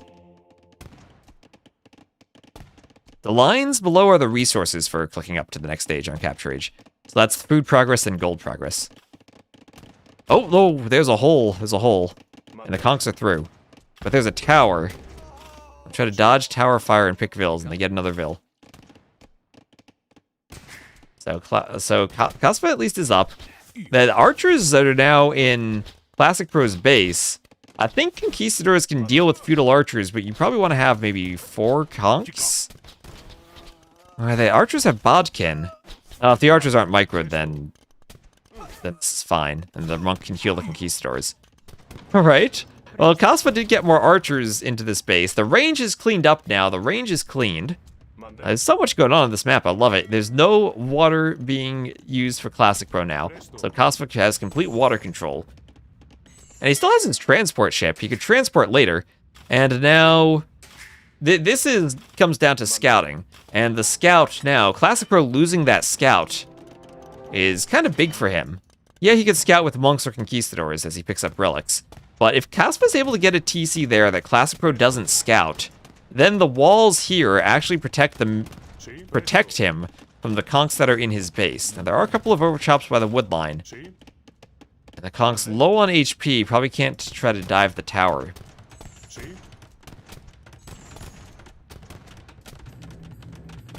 And double ranges for Kasva.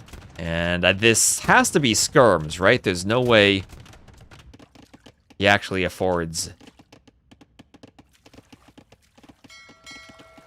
like crossbow here. Doesn't have the gold. But I like his use of the outside of the map. He was pushed in the middle, so he just went to the outside. Taking the snappers. Did I put salmon on the map? It's probably snappers. The snappers, the shorefish, and the wood on the outside. There's another TC up there on the gold. And more petards, and we have the stone, just about the stone for another castle. And this will be a forward castle from Classic Pro, right on Kasva's face. There is wheelbarrow for Kasva. And there is the castle. Mali and CA! Mali and CA against Conquistadors, along with monks. He gets 1 conversion. He really needed 2 conversions there. Does not have Sanctity on the monks. Everybody goes CA.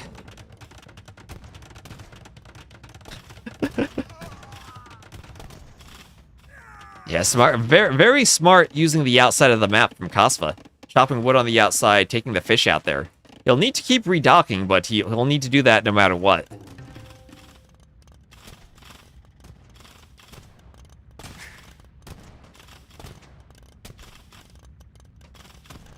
That's not a bad thing. Yeah, I mean, the joke about Mali and CA is mostly that they don't have Bracer for Imp. Otherwise, they do have great CA. It's Imp where they miss Bracer and Parthian tactics. But Castle Age, Mali, and CA are good. There's no doubt about that. Yeah, getting gold access there lets him go CA instead of Scarum, but the Monk picking up the Relic spots the TC. Spots the TC, and that'll be 5 relics for Classic Pro, while Kasva's Eco no longer is hidden. And that'll be a 20 villager lead for Kasva, including the 14 fishing ships. But 5 relics for Classic Pro. That's like giving him an extra 6 vills. And I think he has a much cleaner map position. Oh, I would love that castle to destroy that palisade. Not like it gives Kasva much vision, but just target it.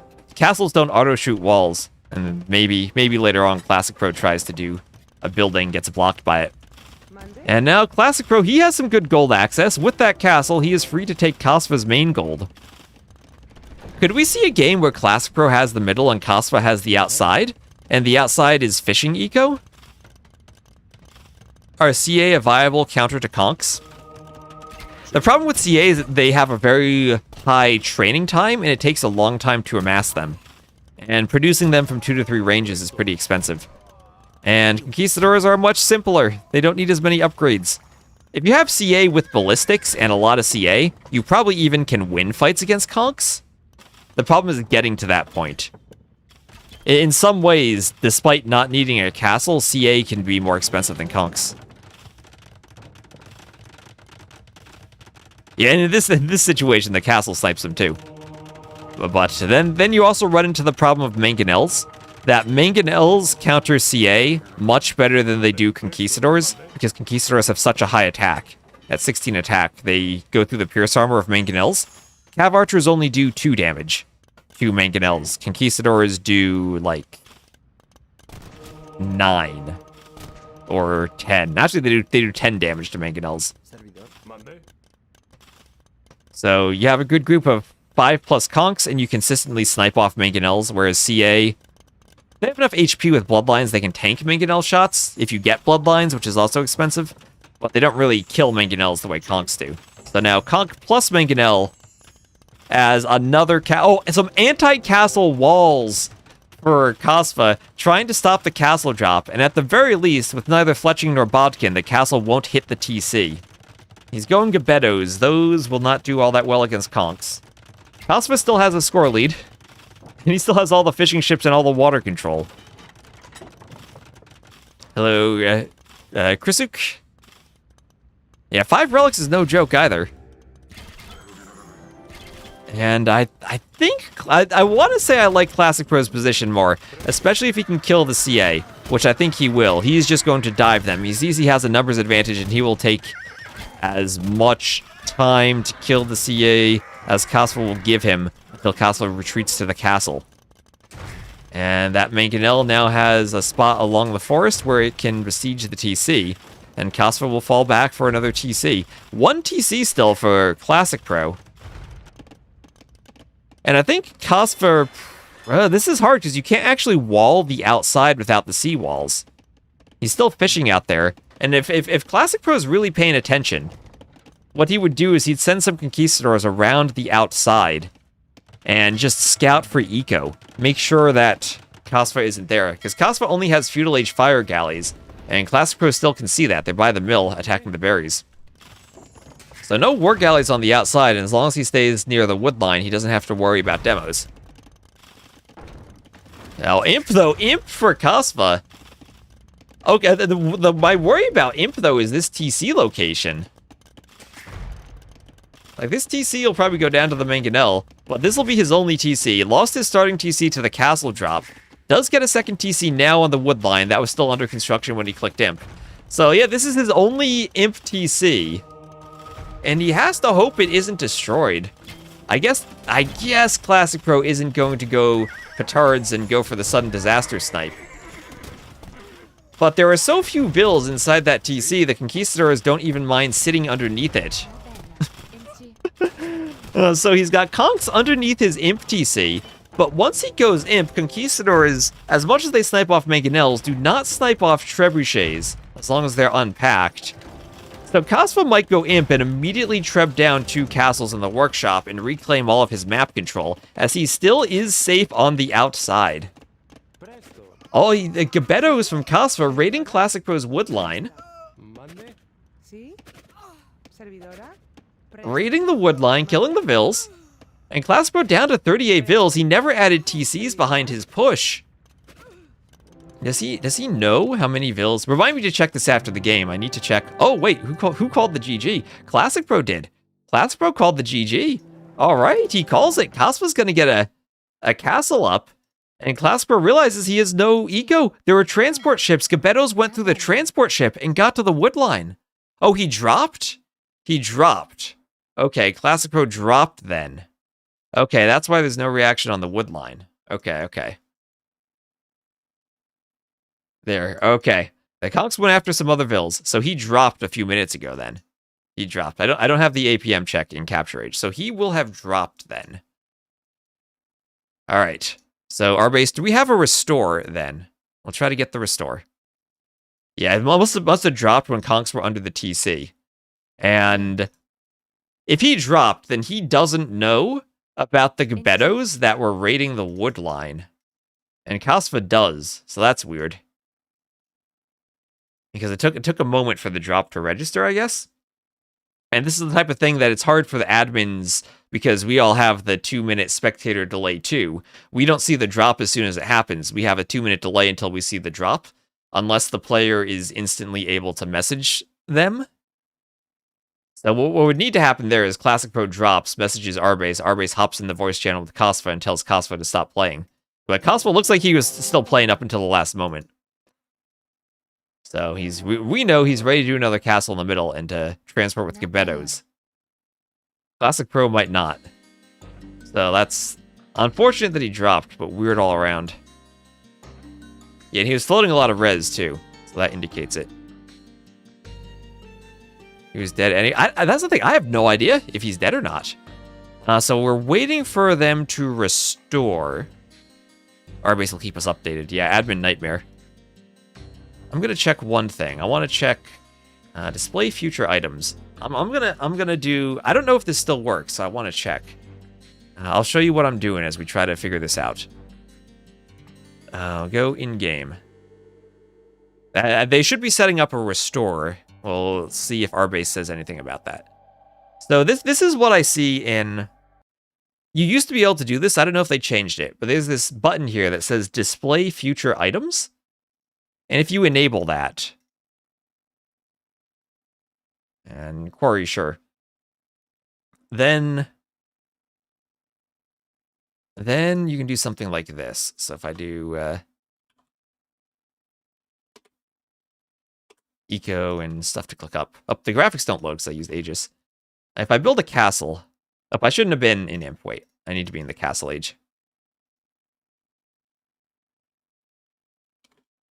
I just want to check if they ever actually fixed this. So castle age, do a castle. And then, yeah, you can see the cost of spies when you're in the castle age if you have display future items on. And that has the downside that in the castle age, you can count how many vills your opponent has. Because right now we see the enemy AI has 2 vills. If I swap to their perspective and I train a few more vills, I need houses. Some civs need houses. They're not all the Khmer. Then I swap back and I check the cost of spies again. Then 1400. So 14, remove the 2 zeros. There'll always be 2 zeros at the end. Divide by 2. As long as you can divide by 2, you see how many vills your opponent has. So in these 1TC arena games, you really do want to have display future text on, because it gives you a notification for whether your opponent is booming or not. So if you're Classic Pro in that situation, since you have the castle, you can check the cost of spies and see how many vills. Well, I mean, both players can do that, right? In the castle age, they can see how many vills each other has. So Classic Pro knows Kasva has more vills. Kasva knows that Classic Pro is behind. Yeah, that's been there for years. Like, I think Nilly made a video about this on his YouTube channel back when he was doing AoE2 stuff. Let me just check something with water. Like, yeah, let's check Coast Arena. Let's make them both the Chimera so I don't need to do anything to click up. Does this work on normal? It should. I don't see why it wouldn't. So, Aegis and resources. And that's my tip. Use the Chimera to test stuff.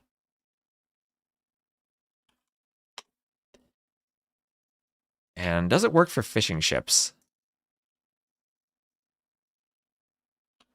What actually counts? There we go. So right now, we look at it, there are 3 vills, that's 600. Now, there's a minimum cost of 200, so if your opponent has 1 vill, it still costs 200, or no vills, so. Don't think that matters. Fishing ships. Oh, you're fishing. You're exploring, hello. Do those count? Fishing ships? Oh, we need 2 fishing ships. Do those count?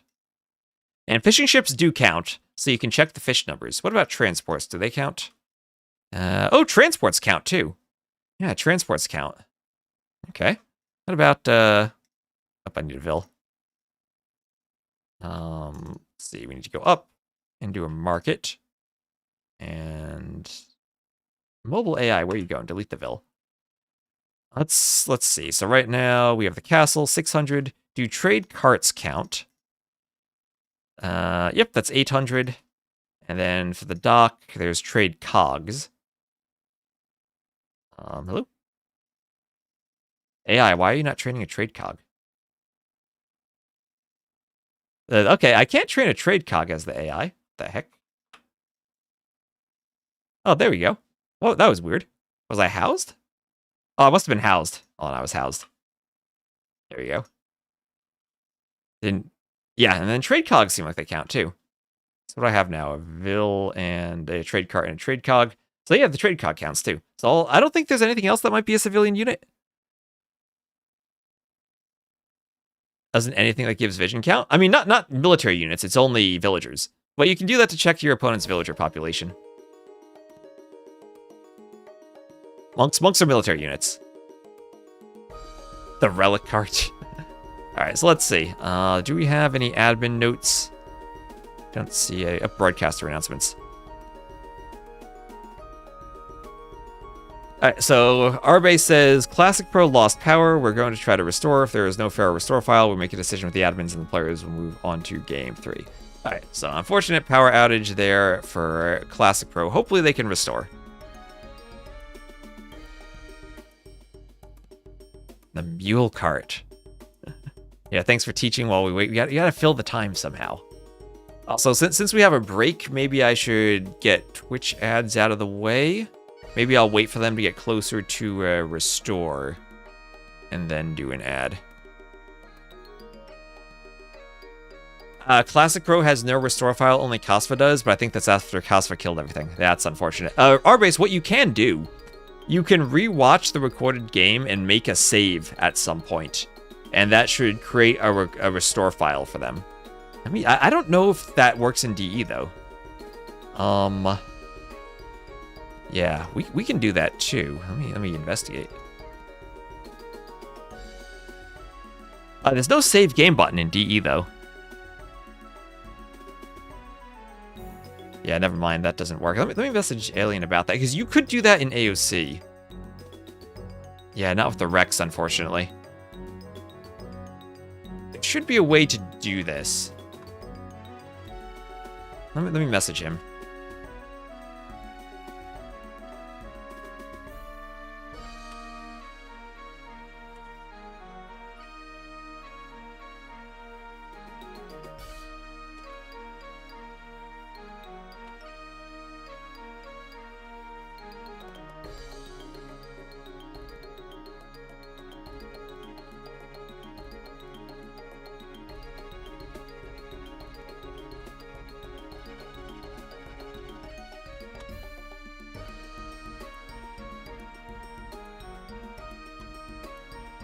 Yeah.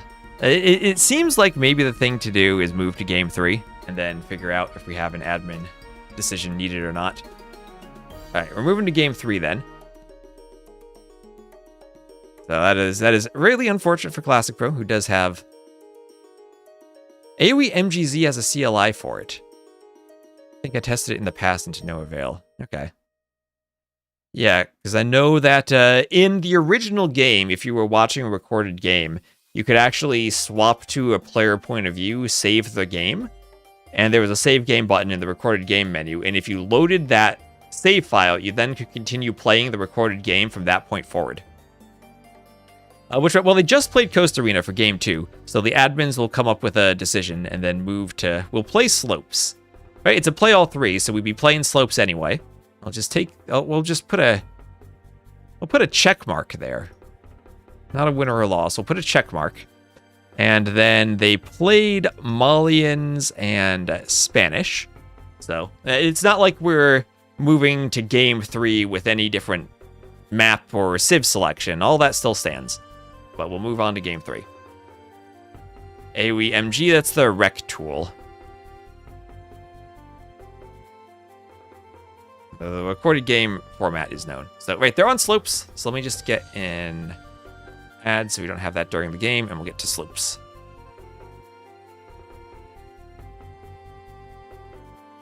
Yeah, so they'll be playing game number 3. And I'm going to open Capture Age and hope that doesn't crash my PC. And it doesn't.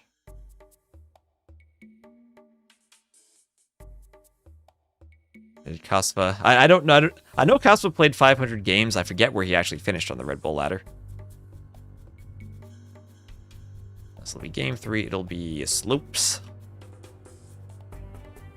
And the civs, we can indeed see the civs, and that they are Inca for Classic Pro and Hindustanis for Kasva.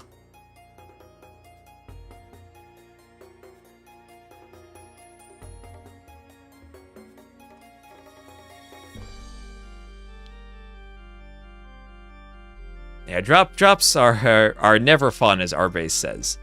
And it's unfortunate when admins have to make a decision and there's no good solution.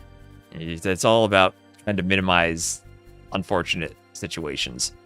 And that was a game where, like, it looked like Kasva was going to win because we saw the game for a good 2 minutes where Classic Pro wasn't playing. Why not just a replay? That is an option. I don't know what the admins will opt for.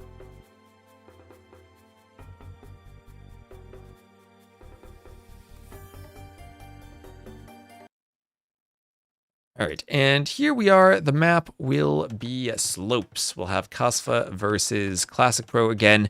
Game number 3, because we didn't have an outcome to game 2. And we'll have Kasva as the red Hindustanis to the southwest, and Classic Pro as the yellow Inca to the northeast. And Slopes will have standard start with Sheep and Boar.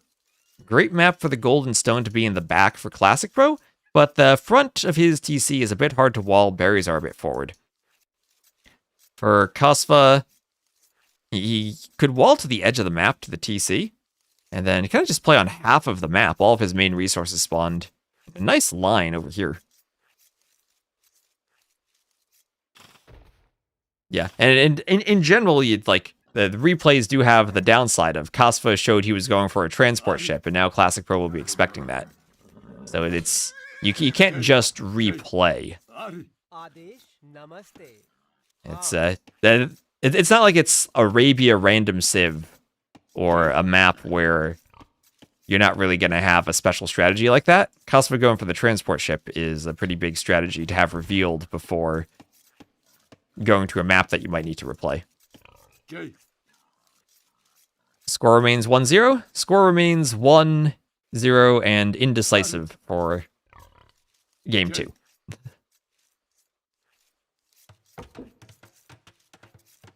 Lumber camp there for Kasva.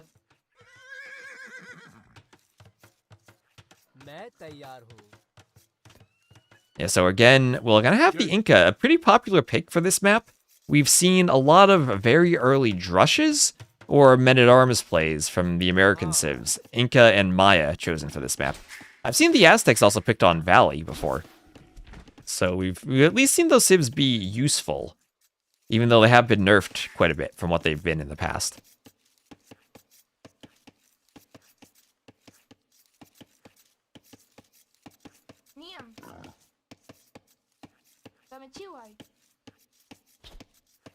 And the archer will attack the boar and bring the boar back under the TC.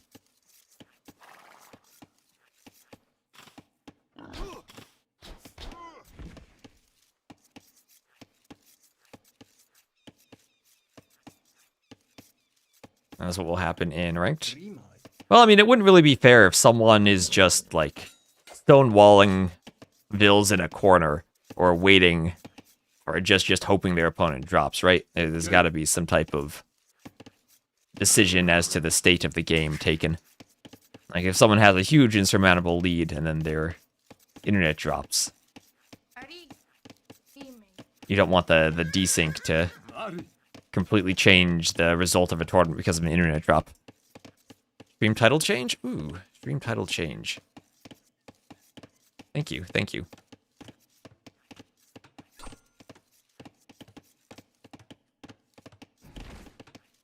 Need to change 2 stream titles on YouTube, too. As the scouts will be dancing over that deer to attack it.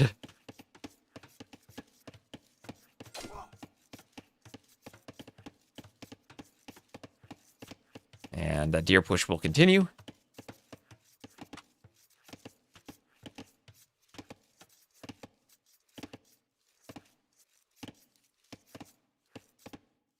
And change my YouTube title. There. Thank you for the reminder. Yeah, the score remains unchanged.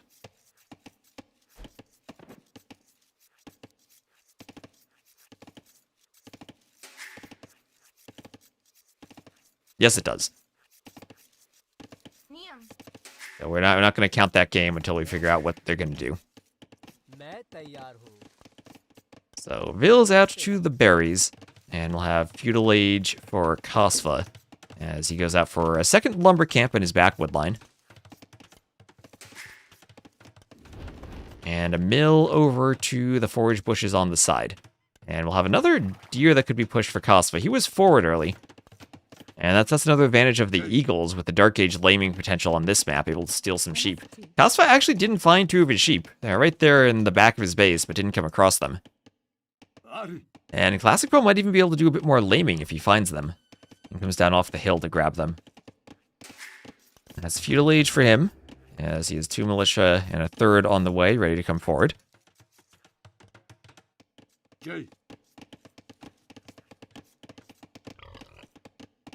And the eagle will find the pigs, and it will indeed be a lame for Classic Pro.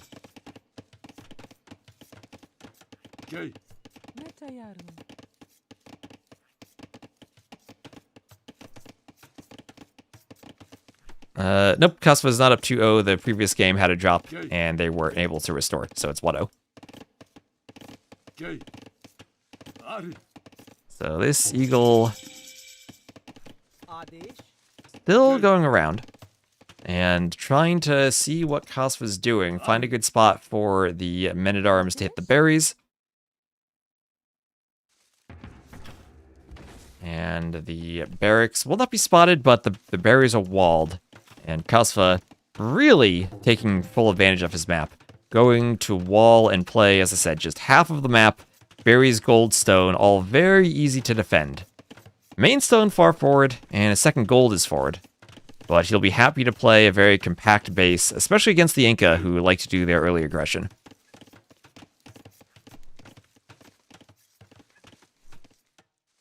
And good thing about this, though, at least from Classic Pro's point of view, is that Kasva will not be moving out to the shorefish or to the hares that are up there. He'll be trapped down here at the bottom of the slope inside of his base, and Classic Pro now can freely move out here, finish his lame from the pigs, grab all of the hunt, all of the fish that are out here by the mill, and we see Horsecollar right away from Kasva, who will need to invest into farms rather than taking the hunt, and will need to spend wood on the farms since he's choosing to play so defensively.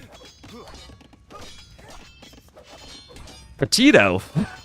Petito, read the admin chat.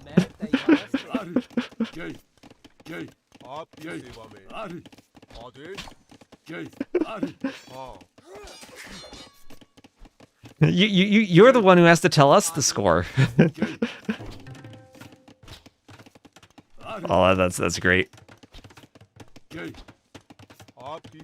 So, archers here. Ooh, those men-at-arms could be trapped. Wait a minute. One palisade there. There's a gate. And Johnny Jungle, thank you for the follow. And, oh, he's trying to wall. He's not going to get the forest. He's trying to get them at the stone mine. One house, a second house, and they are trapped. And Kasva now doesn't have an escape route from the back of... Or classicpro doesn't have an escape route from the back of Kasva's base. Kasva now just forward with a scout. He'll see a spear and a couple of archers. Will actually get poked while he's dealing with the walls and lose the scout. So he knows a couple more archers are on their way forward. His men-at-arms eventually will escape. And he's actually just gonna let them go. He could try to send a Vill to wall them in with a house. But we'll prefer to let them go and be safe. I think there's a lot more he could have done there. I think he could have maybe ran the archers around the outside, did something else. But he'll be content just to get them out of his base and wall up again and be safe as he tries to add in farms.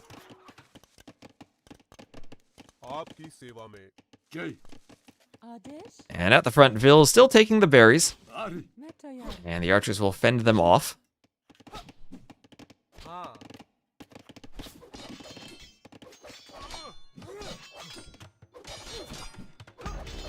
And the watchtower will go up for Kasva.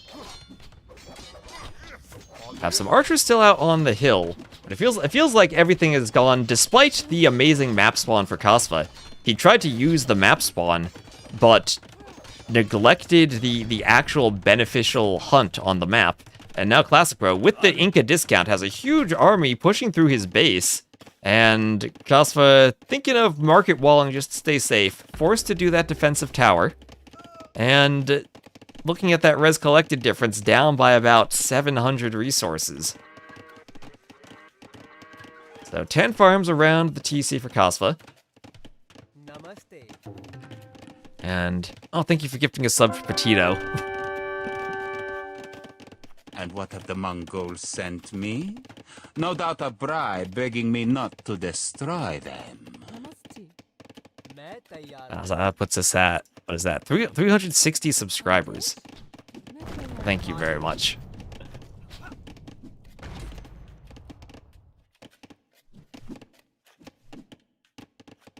What is that from? That's the Persian Shah from Genghis Khan 4, where you deliver the trade carts to him. With the champions to assassinate him. So, market for Kasva.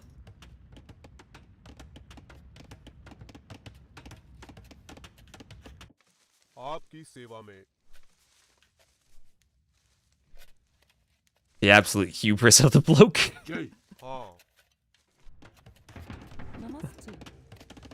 All that lot voice acting is so great. I love the box formation, too, with the spears and men-at-arms that run around and can't quite figure out where to go. Skirms pick off an archer, or skirms will run around after the archer on the side.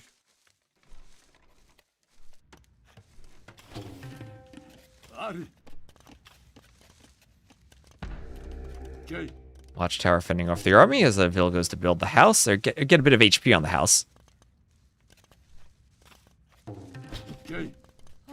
I don't think there's a backstory to him, Bombay. I don't know if there's maybe a historical reference there. If there is, it's not explained in the campaign. Can I send the game to wreck? Only has 5 seconds after the restore? I can. Hold on. Let me find... I don't know where the save... I don't know where the save game folder is, though. I'll have to grab it after the game. Well, actually, wait. Oh, wait. Can Capture Age do that? I can. I can do it right now. It's like shoved in a profile folder somewhere.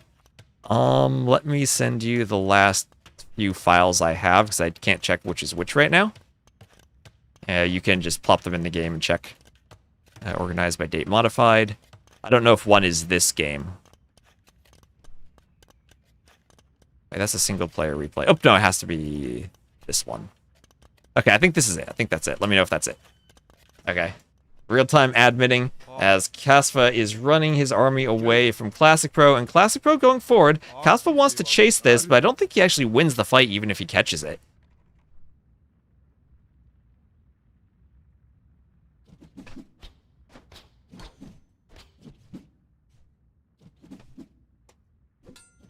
I don't have it pinned, no. have many folders pinned, but the save game is not one of them. I have a whole bunch of map folders pinned. Alright, so classicpro trying to fall back now, and he is struggling against this pressure from classicpro. Doesn't have any of that extra food, and look at that res collected difference, 800 more. And there's no food remaining. No food, no fish, no hunt at that mill. classicpro took everything. And now he's at the walls of Kasva, trying to break in. Kasva's not up, Crossbow and Bodkin are on the way, and the military for the Inca keeps pouring its way forward. And behind this, classicpro, he will add another TC on the top of the other slope. As the men-at-arms and eagles keep running around, wanting to hit the vills at the back of the wood line.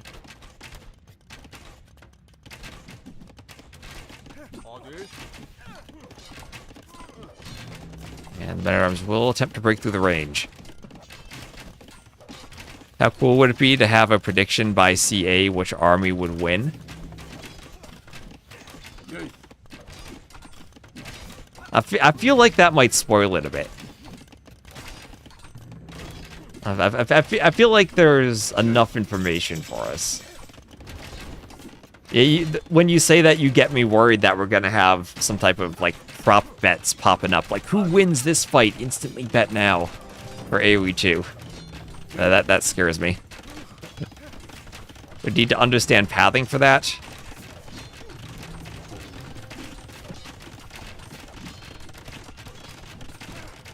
Yeah, our base can call the betting website. Have them set it up.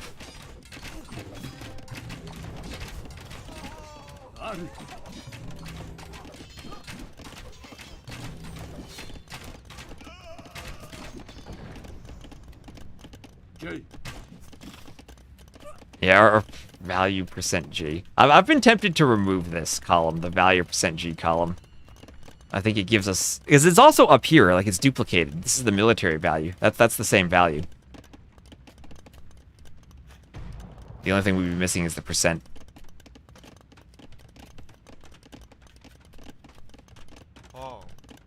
So, defensive castle, so classicpro won't end the game right now, but because he did add the TC behind his push, he doesn't have to. He can take an eco lead. And unless Kasva somehow can pull off another win when down 30 vills, it'll be 1 TC versus 3, things are looking very good for the Inca. And even against the Gulams, the Inca can go slingers, and he should have a way to handle that.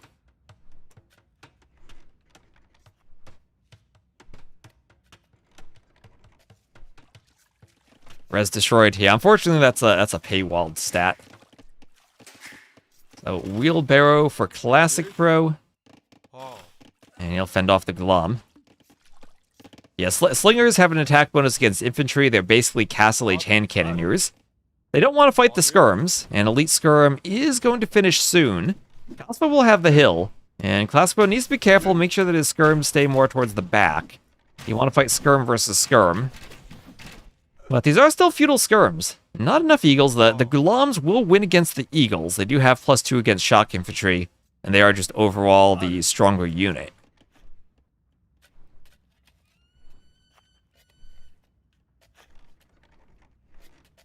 Yeah, Gulams destroy Mezzo in general, but Inca have the best time dealing with them. Yep, pretty much because of the slinger. All because of the slinger.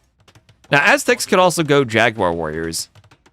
And in some situations, plumed archers can counter them. But it does get tricky. They don't have a non-castle unit like the Inca do the slingers. That deals with them.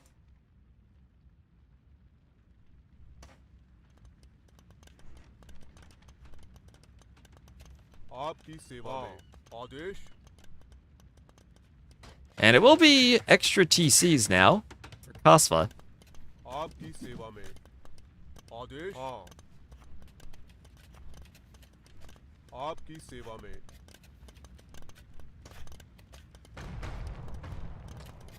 And ballistics on the way for classicpro. We'll have another workshop for Kasva.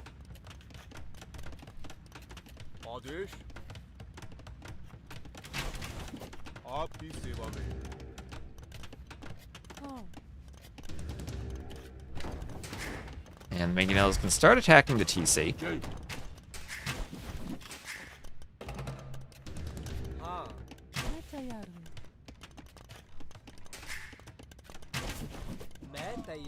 As the crossbows pick the Vill, and more Vills run for the workshop, and they will finish it. So Kasva ready to do a defensive workshop, but the workshop plus defensive siege again is just compounding the issue that he needs to spend resources on just getting to the boom. While Classic Pro has been booming freely this entire time, and he is mining stone. The Inca have discounted castles, and he is ready to do either a defensive castle against this military, or to drop a castle somewhere on Kasva's face.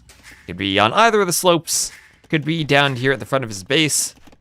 But that defensive castle now, remember when Kasva had berries, stone, and gold here? It's soon to be only gold. And 2 Mangonels should be able to take out the TC atop the slope. Crossbows even could lame some of the hunt. And as another defensive workshop for Kasva, that's more wood he needs to invest into just slowing down the push. Such an AI army. A little bit of everything, yep.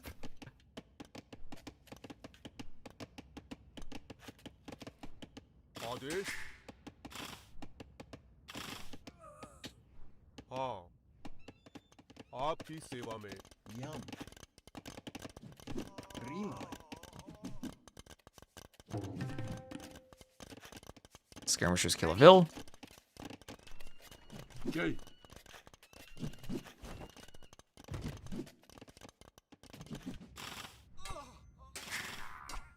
And the TC will kill a bunch of these Gulams.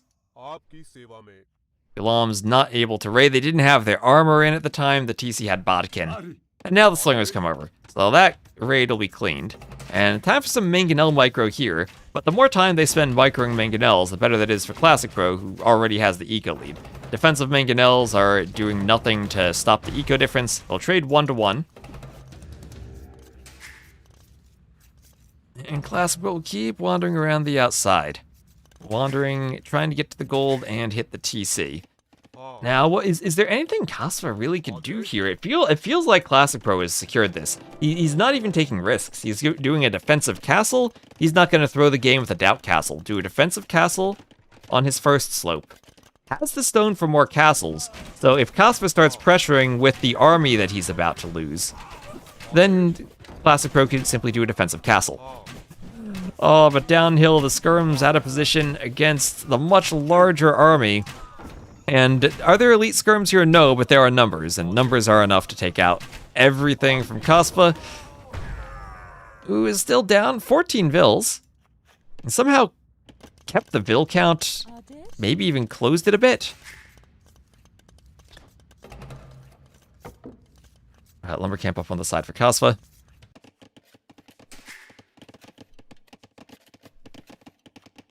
And we'll have leather archer armor for Classic Pro.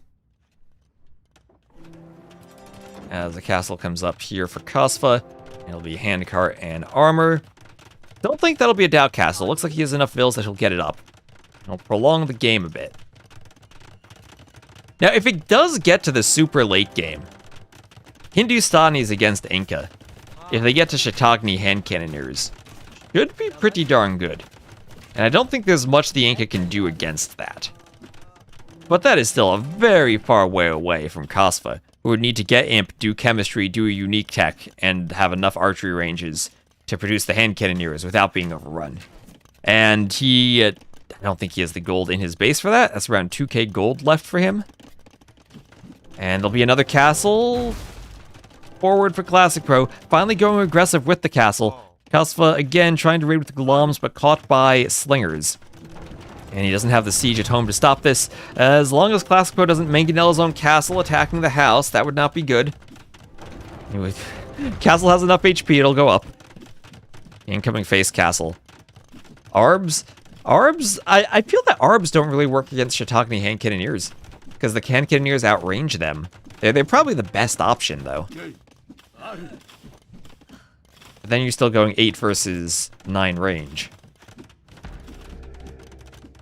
Skirmishers kind of work, but that's just in isolation still. So here's the face castle. Kasva up to Imp, but then so is Classic Pro at just about the same time. And this might be a GG once Classic Pro does indeed reach Imp. And he's doing another defensive castle. So 1 forward castle. The only thing that Kasva really would have going his favor is double castle Treb production and the ability to do cannon. Maybe there's a world. Maybe there's a world where Kasva, he's still at 100 Vils, has the eco to do chemistry, 2 Trebs, and immediately push this back and slow things down. And if you slow things down, you keep the game going, you buy yourself time. And you try to work towards that late game Hindustani's composition. It is 2 castles versus 1, but the Inca have such a good stone discount that this very quickly could be a second castle for Classic Pro, and you could get double castle Treb production. If the castles go down, then Classic Pro just raids and wins.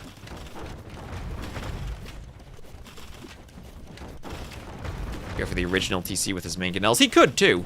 Good thing that that is not the Imp TC. The Imp TC is up here. It's on fire, but it's not under attack. And, oh, nice raid from Classic Pro on Kasva's Stone Mine. Kasva hasn't reacted to that. Yeah, he's trying to send mangonels down there. Or not, the mangonels are just patrolling.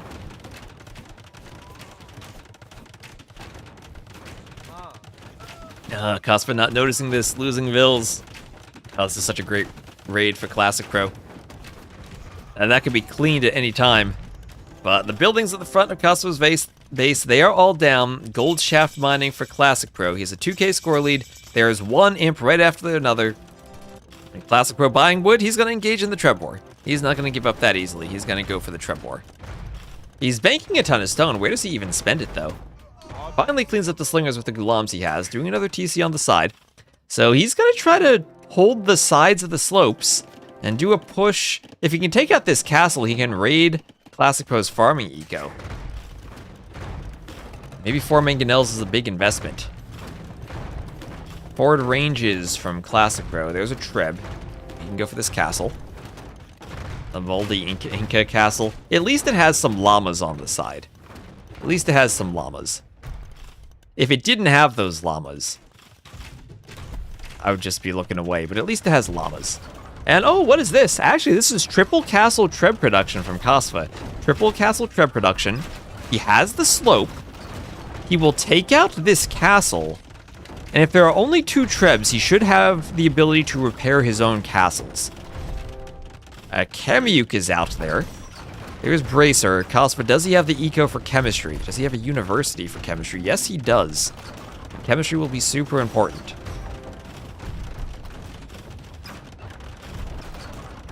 Yeah, the Steph Curry Treb from downtown. They don't even have siege engineers yet. Could have more range.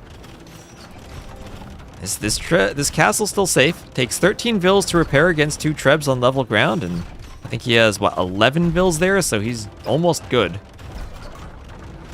This castle should go down to 3 Trebs now. And it won't get another Treb out. So Trebs would have to come from the rear for Classic Pro. And Kasva really willing to engage in another Treb fight. If he's forcing Classic Pro to Treb fights, that's eco Classic Pro isn't spending on army. And Classic Pro now at 200 pop, Kasva at 130. But with the castles, he still is not pushed. And with 3 Trebs and no repair Vils, this Treb should eventually go down. And everything misses. Trebs are very inaccurate, but it will eventually get hit. And there it goes. So no more Trebs from Classic Pro. Not able to push Kasva here. He's pushing on the top slope to the northwest. Kasva, I don't know if those farms will be safe. Honestly, it's not that much. A few skirms might be able to defend that. Kasva finally is out of stone. Has to buy some stone.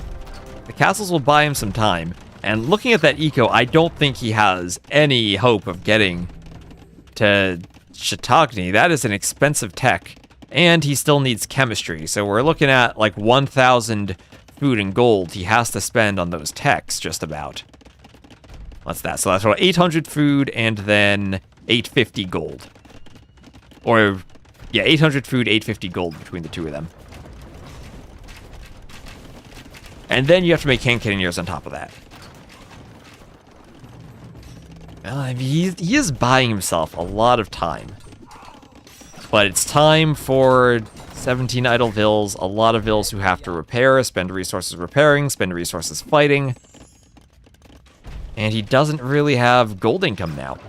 Stone's in the south. The gold here is in the TC that's being pressured in the north. He clicks chemistry using the market debate. Clicks chemistry. And if there are crossbows and arbs, you really do need the range from Shiitake. Cannoneers themselves won't be enough. Yeah, JorDan Rex right after the set. So, I don't know what'll happen for the Coast Arena game, but we will cast JorDan Margougou next.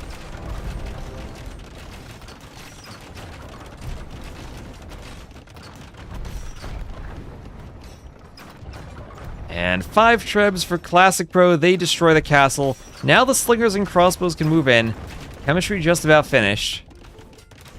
Kasva won't wait for it. He'll call the GG. So Classic Pro will win game number 3. And I don't know, did we have an admin decision for game 2, or are we just going to try to resolve that in the future if we can get a rec made? Because we might be able to make a restore file in the future for it. But right from the start, it was Classic Pro taking advantage with Men-at-Arms of the fact that Kasva played so defensively, didn't let Kasva get up to the tops of the slopes, and Classic Pro, since he took the slope, had a huge eco lead, and rode that lead to victory. Okay, we will resolve the other game in the future. Sounds like a plan. And let me just it'll be 1-1. Look at the stats, 98 to 80 KD for Classic Pro. And a better eco for him too. And 3 seconds later to imp, but did not matter for him. I mean, flip on who wins. It was an unfortunate power drop for him, and we'll get the rest of the overlay updated. But tied 1-1 in a very competitive game, we have a cliffhanger. A round of rock, paper, scissors. So we will have a cliffhanger, and we'll move on to JorDan versus Margougou.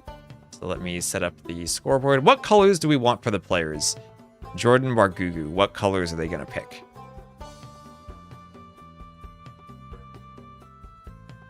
I'll need to organize the colors, so we'll have JorDan maybe in red, and Margougou maybe in blue. And this is Group C, if I recall correctly. Correct me if I'm wrong about that. Should be in Group C.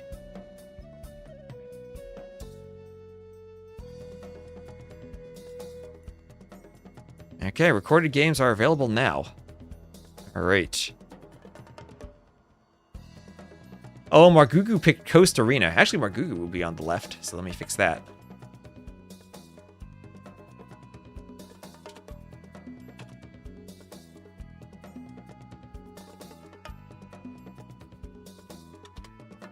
And will be Coast Arena for game number 1. Beautiful. Okay, so I'm just going to play ads while I set the overlay up, then we'll do the recs. So, where are we? Stream title. JorDan versus Margougou. I'll set that up on YouTube too.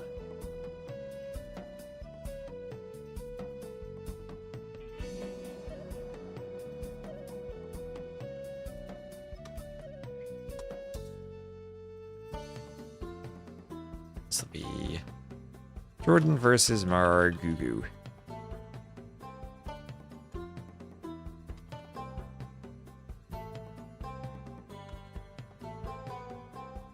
Hello, Bergwin.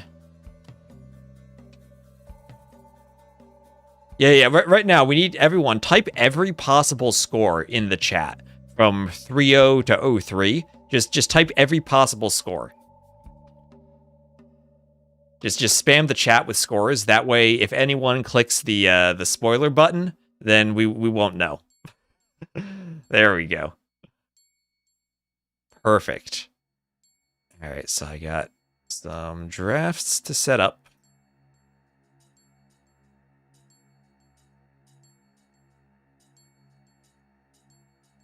There we go. That's how we prevent spoilers. And are you ready to see the wonderful map picks? Because they will be Slopes for Game 1, Coast Arena for Margougou, and Quarry for JorDan. Now, right now, both of these players in their group are 6-0. Not a single player has lost a game. And that hopefully changes today. Hopefully we get 3 games that get played in this set. But there's been trash talk. There has been trash talk. Margougou going around on Twitter saying he's going to beat JorDan 3-0. Repeatedly talking trash.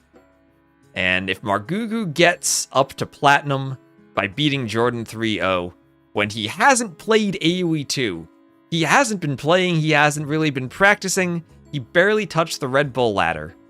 It's been months. But he's at a position he could win. He could win.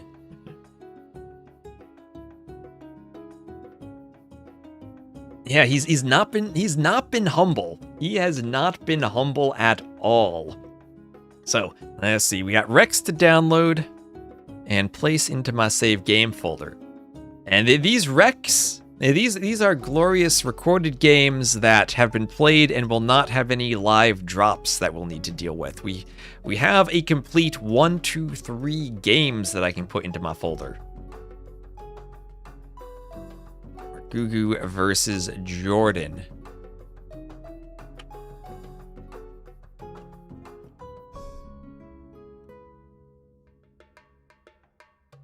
So, after all the trash talk, what will Margougou do for us?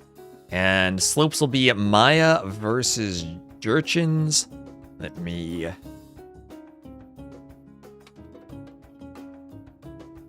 get this ready and load into the game. And open up Capture Age, warm up Capture Age. And why does Capture Age... Capture Age has both players in blue. Arbase. But well, hold on. Before I set up my overlay, let me just show you what I'm looking at in Capture Age. Already, we can't go a game without a bug. And I just loaded into the game, and I see that both players are blue. But why are both players blue? Well, why are both of them blue?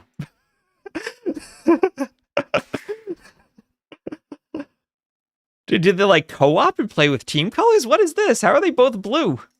Well, whatever. We can change this in Capture Age. Wait. Yeah, if I open the rec in-game, they're both blue. What the heck? Yeah. In-game, they're both blue. So Margougou and JorDan both will be blue this game. It says JorDan's too, so hopefully that means he's red.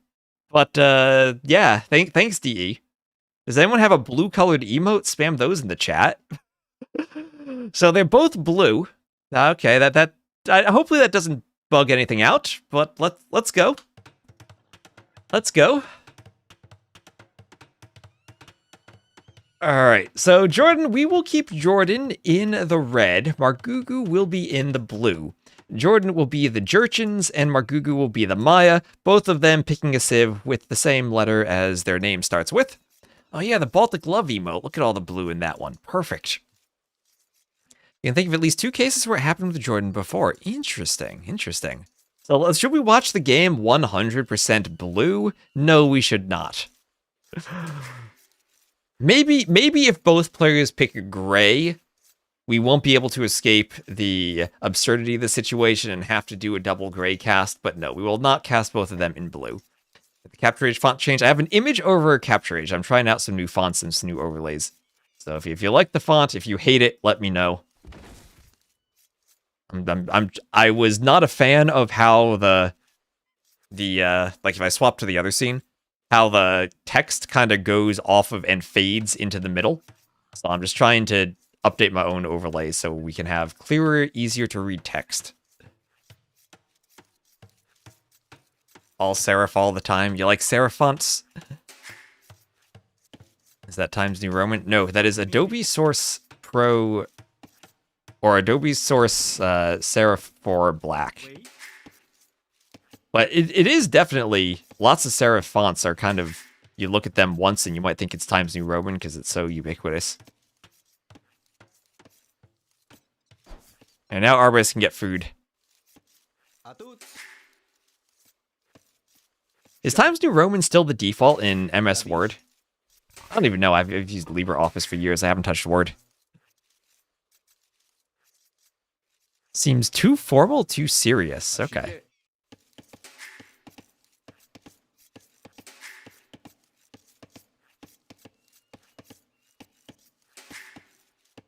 Would it be an easy addition to add their TTL record on the overlay? I could add that somewhere.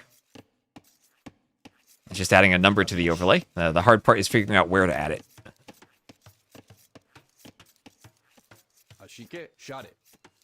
Hasn't been for 20 years. That's probably the last time I used MS Word.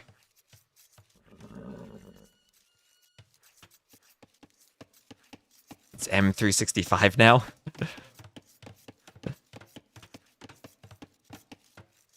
So, slopes again, and the eagle getting to the back of... Oh, Margougou. Is he going to go for the lame? Is he get? Oh, Margougou. Oh, he sees the Vill. He sees the... Oh, he sees the Vill. He's going for it. He's going for it. He's going to try to block the Vill. There's no loom, but the boar is way too close to the TC for that to work. And instead, Margougou will be rewarded with a few arrows perforating his eagle. Oh, nice quick wall from JorDan. And the eagle dodging the TC fire. Oh, gets away. 2 HP. The scout will catch it. Maybe the eagle, if he runs fast enough, can get back to the TC. That scout is on a horse. Meanwhile, Margougou is going up to the shorefish. Longer-lasting Maya resources will be great for the hunt. One thing he could do is just take the hill and try to get one hit on the scout. That probably would have been his best option there. He'll just take it at the very last moment, but won't succeed in getting the hit.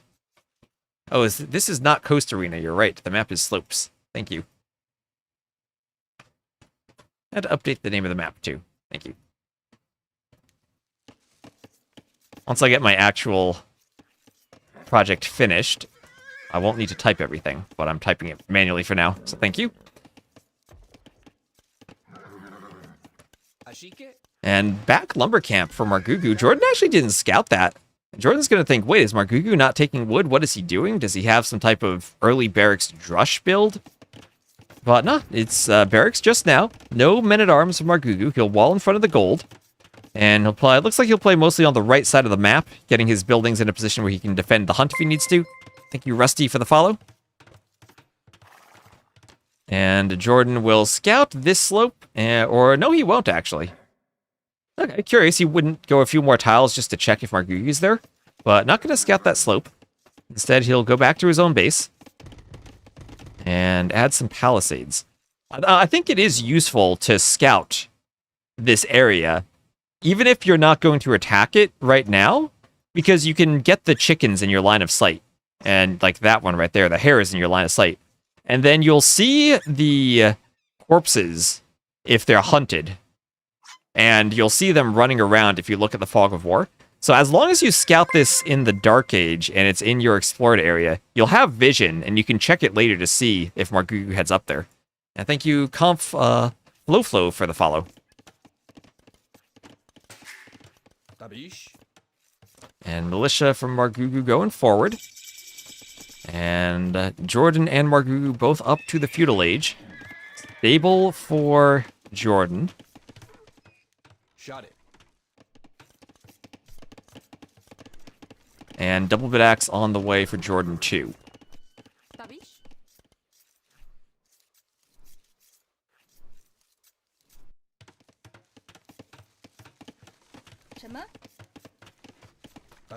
Men-at-arms now. Low HP palisades could break in. Will force JorDan to repair. He just gets there in time. And we'll do a bit more walling to keep the men-at-arms out from running around the mill. Adding in a spear and a stable, so he is going scouts himself. Now the question is, how quickly will he add in a range after opening for a few scouts? Now, he's not on any of the slopes himself. He did push in both of the ibexes in the Dark Age. And he's still walling to keep the men-at-arms out. Could wall here and be fully walled, but instead doesn't have the time. We'll go for the small walls around the lumber camp as the men-at-arms break in. Or not break in so much as casually stroll in. And one Vill, quick house wall for JorDan, saving him on that lumber camp. And the men-at-arms will now get around the back as Vill's from Jordan Chop at that lumber camp. Tabish.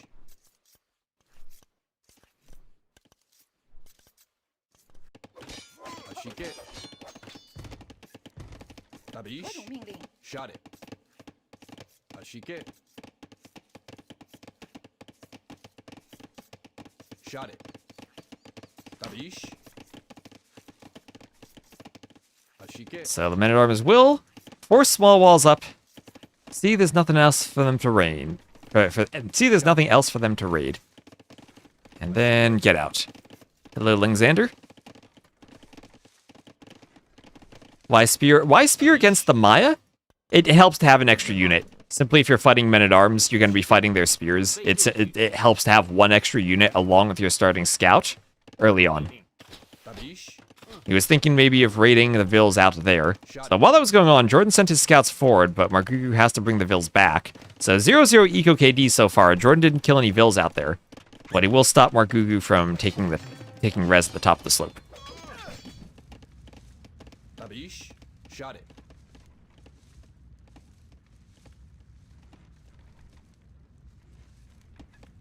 Ashike. There's a house for Jordan.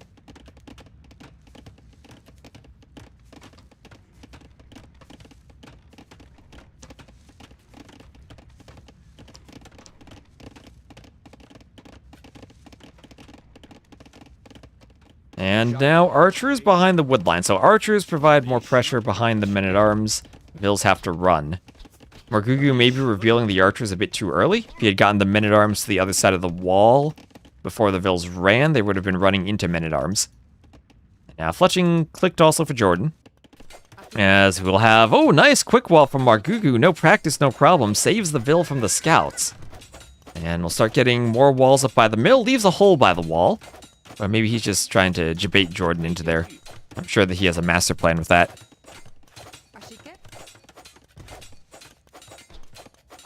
And the archer from the TC will now fend off the spear as the scouts come around with skirms on the other side, trying to get behind the archers. But they'll be walled out. Nice quick wall from Margougou. Good reaction time.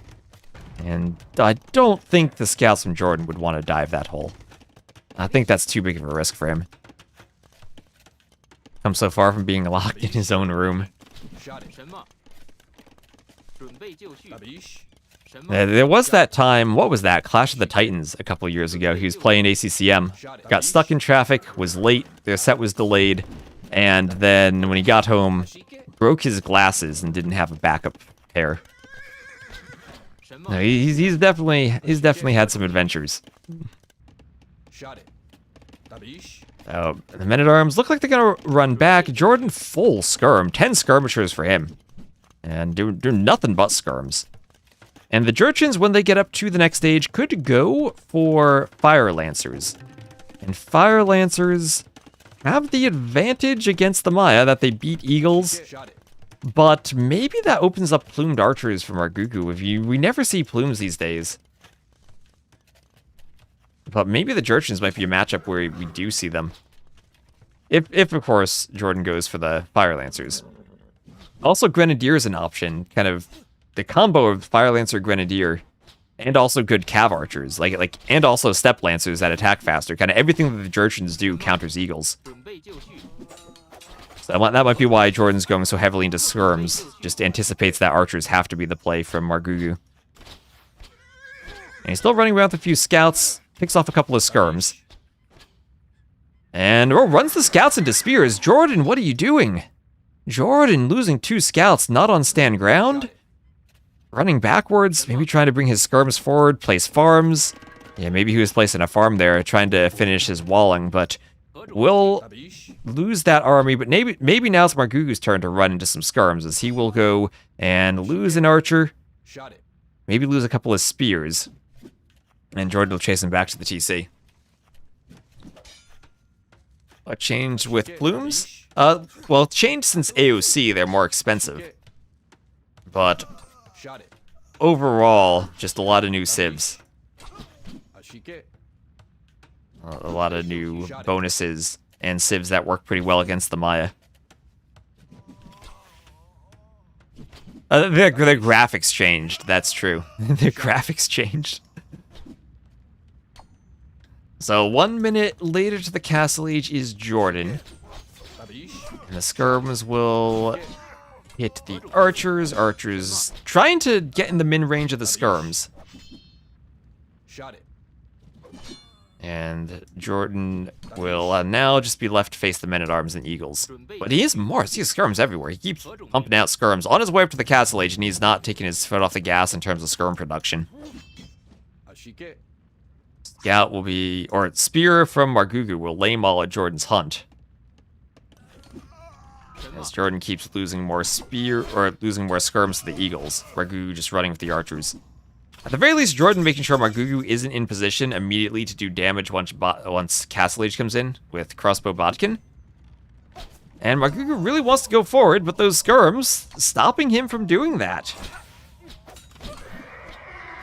And it feels like JorDan's consistently been taking a losing fight, but it's a losing fight where it's just skirmishers. And he's gotten a few archers on the way. This Crossbow Bodkin a bit late.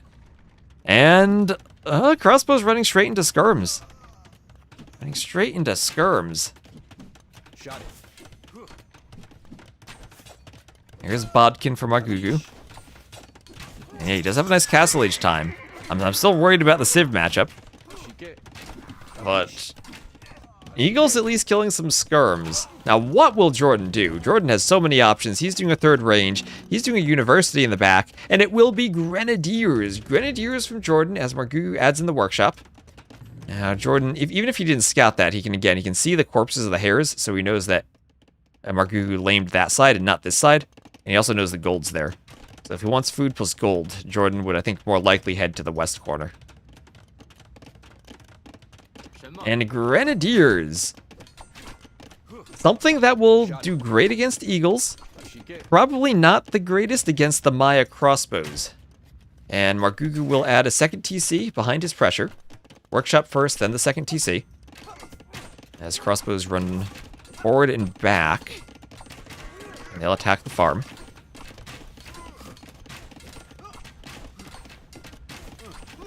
And bowsaw on the way from Margougou.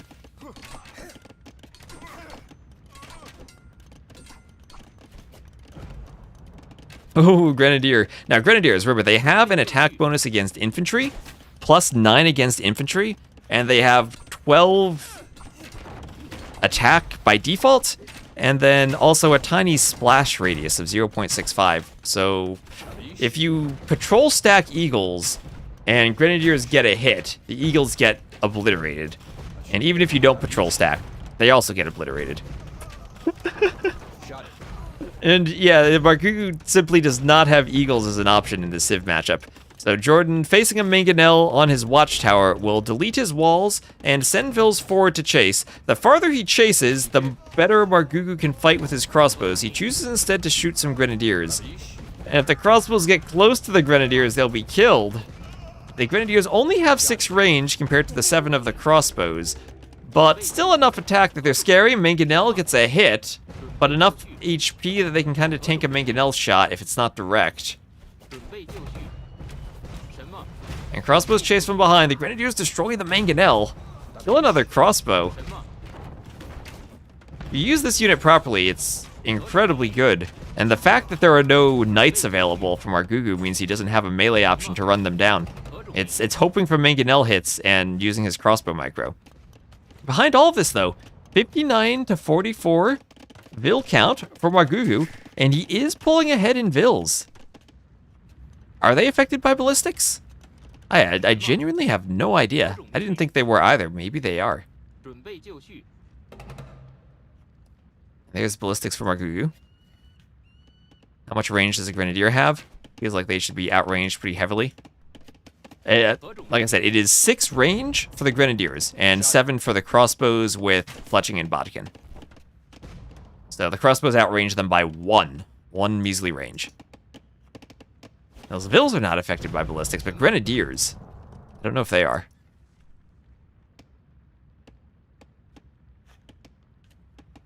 And Dutch General, thank you for the follow.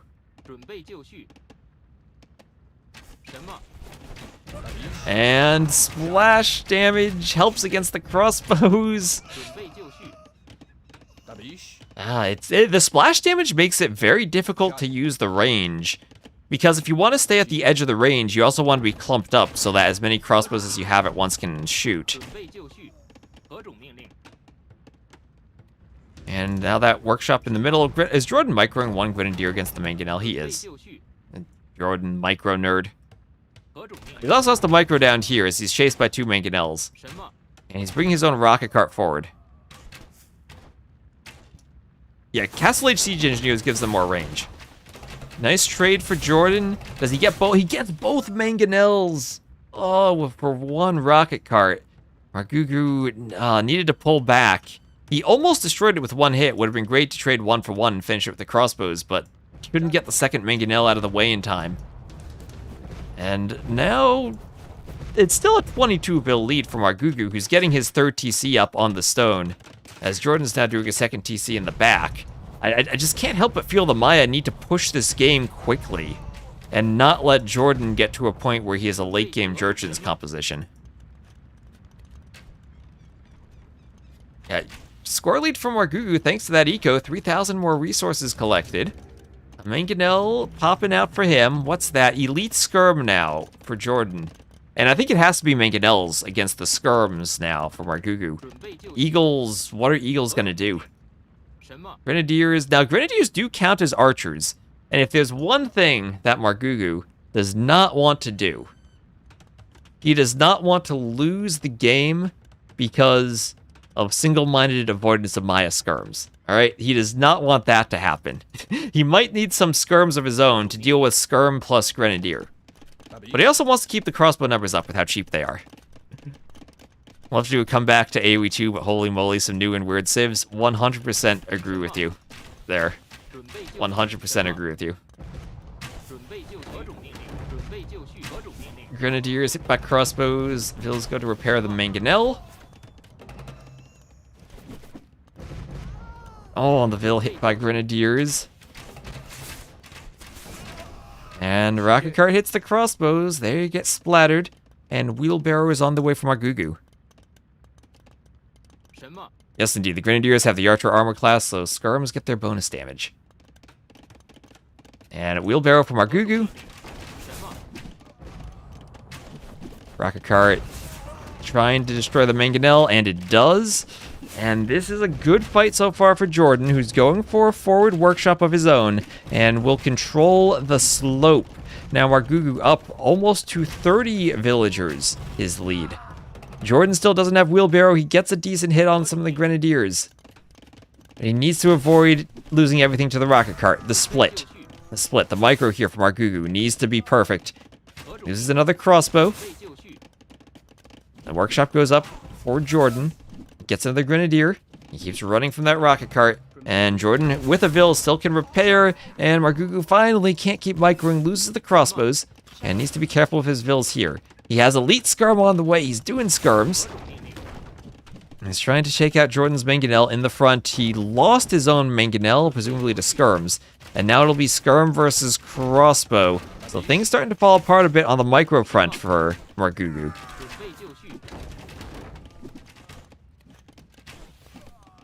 Just needs to keep booming without getting boomed. Well, that's the thing. He can keep booming, but what does he boom into in this Civ matchup?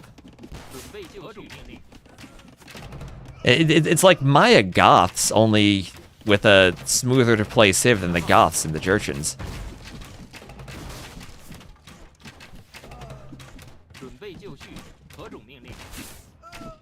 And dodges. And hit on the repair vills, gets a rocket cart. Now these trades, Margougou, the longer this goes, the better his eco will be. He can afford to take losses in these trades, in a way JorDan can't. But he needs to make sure he finishes off the rocket cart. He does, and it'll be Skirm versus Skirm. Castle towards the front for Margougou. He's well aware of that workshop. But great job by JorDan. He's gotten so much value from rocket carts out of that forward workshop, as he's now adding in wheelbarrow for his eco. He still has not moved up to the tops of any of the slopes, so what's his gold situation looking like? He's mining a gold by that tower. Still has a second gold to the side. How much gold is left here? 1,500.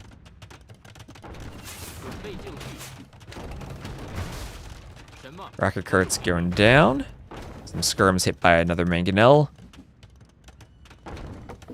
准备就绪。 And we'll have a town center for JorDan. Town center for JorDan. And some vills running to do a TC between the wood and the gold. 什么？何种命令？什么？ Skirms kill a villager. And, ooh, rocket cart down. Mangonel still attacking the workshop. And with 3 mangonels, he should be able to take out the workshop. And now, do we have any plumes? Yes, we have a plumed archer. Oh, beautiful. These graphics feel so weird. I don't look at that guy and think he's a plumed archer. I need him to get his Imperial Age Elite upgrade. So that he looks like a plume again. And speaking of Imperial Age, there is Margougou clicking up. His TC is on the top of the slope. He's got a good score lead. Has a huge Vill lead. A huge resources collected lead. And aside from the Civ matchup, this should be a win for him. It's an unplumed archer. Oh no. Oh no. He's wearing the short tunic today. 何种命令？ So, workshop at the front rammed down from JorDan. He'll clear some of the pressure. He does get his TC up on the gold. Military count still equal, but that should increase for Margougou once he gets imp. 准备就绪。 Now, if this were Jurchen's super late game with all their techs, mounted units and fire lancers attack faster. You could get iron pagodas. He would wreck eagles. The Civ absolutely wrecks eagles. 准备就绪。 And Margougou has to hope that by playing pretty much only archers, because the cav line is not an option for the Maya, that he's able to turn this into a win. And I think he should be able to. 就绪。 You have great skirms, great arbs. Plumes should be useful. Kind of hard to push fast with only trebs and not having cannon. 什么？ But siege ram also an option for him. And yeah, JorDan is nowhere near imp. The plucked archer. 准备就绪。何种命令？什么？ On a micro node, JorDan? JorDan was one of those players known for his micro back in the day. I mean, micro between, like, Viper, then kind of JorDan helped really push the frontiers of micro, their heyday. 什么？准备就绪。 Grenadiers skirmed and just about killed. More skirms come over, and Margougou is up to imp. We'll have bracer, handcart, and chemistry all for Margougou. Shot it. しけ。 Yeah, remember the days when Obsidian Arrows, one of the most overpowered techs ever, was given to the Maya, the Civ with the discounted archer line, because they made plumes every game and they didn't make archers and they wanted to give them something for the arb line? We've come a long way from that. So thumb ring, bracer, chemistry, all from Margougou. And throw a Saracen ally in there. And play against Tato on HD. Oh, nightmares from that. Yeah, now JorDan's known for his smile. But forward castle from Margougou. And Margougou, like I said, he has been bragging about beating JorDan 3-0. Non-stop. This might be a 1-0 lead for Margougou. He might literally be putting on a show for us with a 3-0 win. Both these players undefeated into this game. Neither of them has lost so far in the group stage. They're both 6-0. And if Margougou holds on, he'll be the only undefeated player remaining in the group.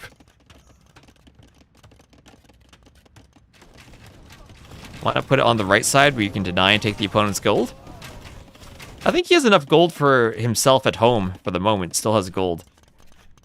But yeah, he can probably deny it still by trebs. I think he's more worried about hitting the TC. And the way JorDan set up his base, JorDan's not expanding over here anyway. So maybe he's just focused on pushing down the front, having access to the stone too.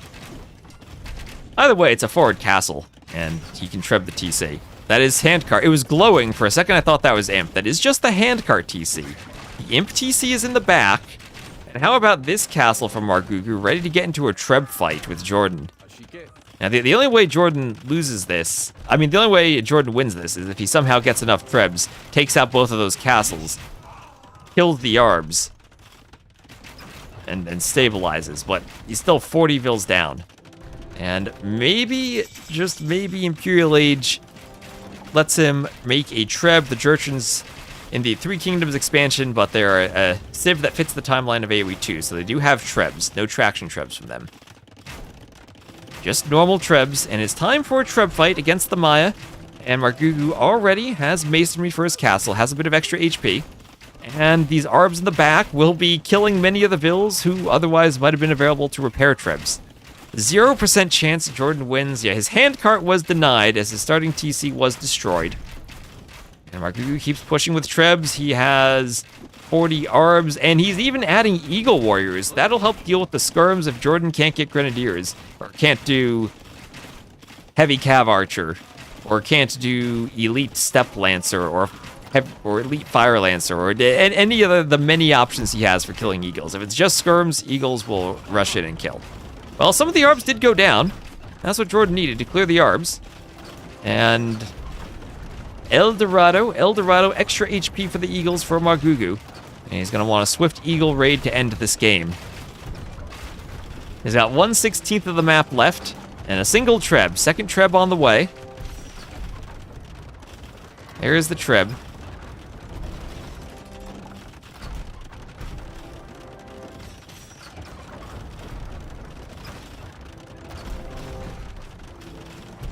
And JorDan will call GG. And Margougou does it. He goes up 1-0. Let me give him a win.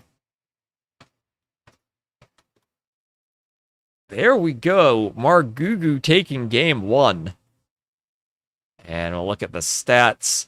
We have more military from Margougou at the end. Look at that. That is the slope right there. His military count increasing. A slope on the map. 163 to 157 KD. But JorDan went Grenadiers. Grenadiers didn't work out. Should he have gone for another unit other than pure Grenadier? Maybe. But Margougou had a great advantage getting to the Castle Age, having the timing to add in his eco earlier, and rode that to victory. So congrats to Margougou for the Game 1 win. As he has lit one of the 3 candles next to his monitor and grins. Alright, so let me just do... what do we have here? I'll need to get the ads out of the way between the games. Let me just see how much time I have on the countdown timer. Alright, so we'll do a 2-minute ad, because that'll keep the pre-rolls off fully. And then we'll do the next game. So what do we have to update on this scoreboard? We have Slopes, won by Margougou. And we have, in terms of the civs, that was a loss for the Jurchens and a win for the Maya. Always good to see the Maya. Useful these days. Hello, Beba Cakes. Looking stunning as ever. All credits to the OG Viper hoodie for keeping me warm in these cold winter months. Read your comment. Can you spectate the tournament? Yes, you can. Yes, you can. Just go... you can open up DE, use AoE2rex.com to find games, load into them more easily. Yeah, you spectate, just open the game and go to the spectator tab to find them. And you can find AoE2rex.com or various other websites like AoE2 Lobby that make it easier to search and find the games if you want to spectate them yourself. Oh, again, no ELO. I'd read that too late. Oh, no ELO because it's a rec. Oh, thank you, John Perkins, for the sub. I'll add the ELOs.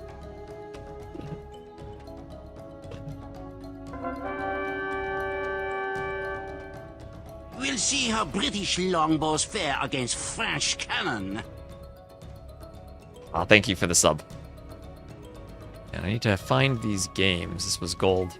Oh, how do I find their ELOs without spoiling myself? Can I do this like player JorDan? Our base is there. Mordan. That's not JorDan. Oh, he hasn't played ranked games. recently enough, so he doesn't have an elo, JorDan. 2407 for Margougou. Our base, look up JorDan's elo for me. Give me his elo. And then I'll add it in. Yeah, it's only giving me his Red Bull elo. Yeah, everyone in chat, if you have an elo, you are higher than JorDan right now. He doesn't have an elo. Oh, that's great. So the next map will be Quarry.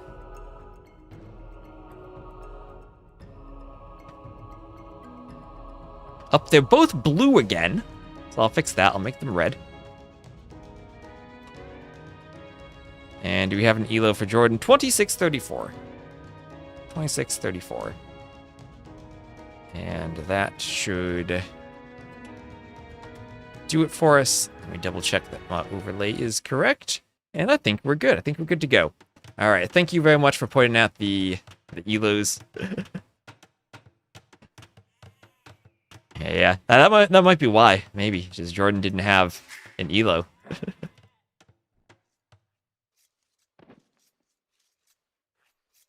Yeah, let's go. Everyone in chat. I mean, I think we need to be better than JorDan, though. It's not good enough to be as good as JorDan. We need to be better because we don't want to lose to Margougou. Yeah, we got to remember to stay humble. So this will be Margougou as the blue Portuguese to the northwest. JorDan as the red Burgundians to the southeast. You're 553 elo higher than JorDan. Oh, boy. So, what do the Portuguese and Burgundians do? They both have good gunpowder bonus. Arquebus for the Portuguese. No siege engineers for the Burgundians, but they do extra damage with their gunpowder. Really good eco for the Burgundians. Probably a bit better than the Portuguese, but the Portuguese are no slouch themselves.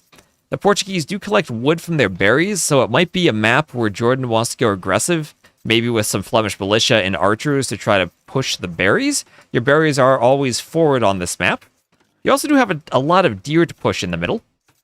Update the civs. Thank you. There we go. I knew I was missing something. Portuguese and the Burgundians. Thank you. There we go. And that should do it. There. Got it. Thank you, chat. JorDan alone has a nicer smile and warmer personality than me, so you might have a point. Full metal Zim, being a JorDan fanboy. There we go. Now we correctly have Portuguese and Burgundians for them. There we go. I'll get better at updating that once I finish designing the overlay. So what are we going to have here? Back lumber camp for Margougou, but forward starting to wall. Okay, I got excited. I thought for a second he was going to walk forward. Maybe do a barracks in the middle, but no, he's going to wall.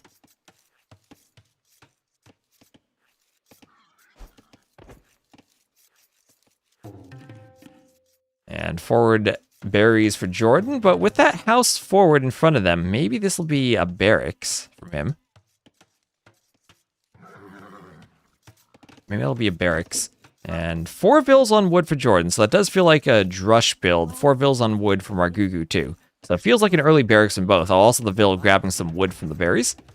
Now here's a question, chat. Is there a hole between the house and the barracks? I see the outlines overlapping, so I want to say no. There might be... Oh, maybe the answer is yes, though? Margougou is trying to wall that... He doesn't know either. No one knows whether there's a hole or not. Well, are those palisades behind the barracks? Are they between the house and the barracks? And he'll fix this. Yeah, better safe than sorry. And he'll build... Imagine he builds those 2 palisades, but there's still a hole. Where is this palisade placed? Okay, he deletes that one. I think you could probably, like, get on your hands and knees and crawl underneath that palisade. It's just kind of floating in the air between the barracks and the house. The deer is going over to look like, wait, is there a hole here? What's going on? Should I walk through there? Is this a funnel? What's Margougou doing? Well, Margougou's sending a vill forward with his drush, as JorDan does a barracks at the front of his base. There very clearly is no hole between that house and that barracks. It's a pala float. And doing Loom before the Drush arrives, JorDan will click up to the Feudal Age. Margougou with the Militia will be in the Dark Age a bit longer. JorDan will send more villas towards his woodline, so if he needs to turn and fight, he might be able to. But Margougou now has a forward villager. JorDan might be so worried about the Militia that he doesn't see the Vill. Doesn't see the Vill. This is amazing. that is that is perfect. And oh, hello, JorDan. Margougou, both players are fighting on the woodline right now.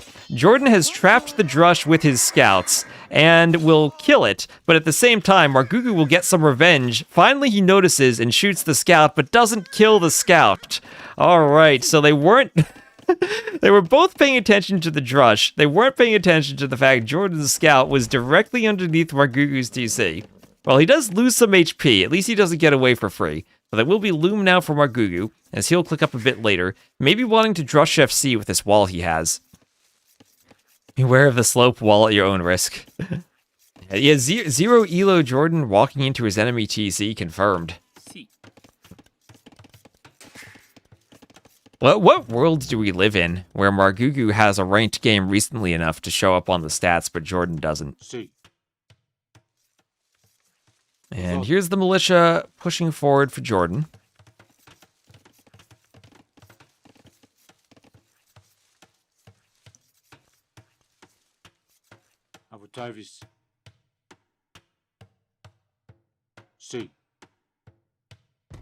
And we'll attack the palisade wall, trying to break through, as more houses go up for Margougou. Can we have... There's no mod that does that. That would have to be a game engine change. So yeah, the Sneakville still there. Still there for Margougou. Now, JorDan has played enough Rage Forest. He should know to look for Sneakville, shouldn't he? I mean, he is completely unwalled. He sees Margougou is just wall and playing Drush FC. Oh, there's the scout losing HP coming back to bite JorDan, and Kamayuk Villagers kill the scout. And wait, all these houses have the same... Look at that. 1, 2, 3, 4, 5 houses with the same architecture in a row after the Feudal Age upgrade came in. Yeah, so there's Arson for JorDan. And this will be a blacksmith for Margougou.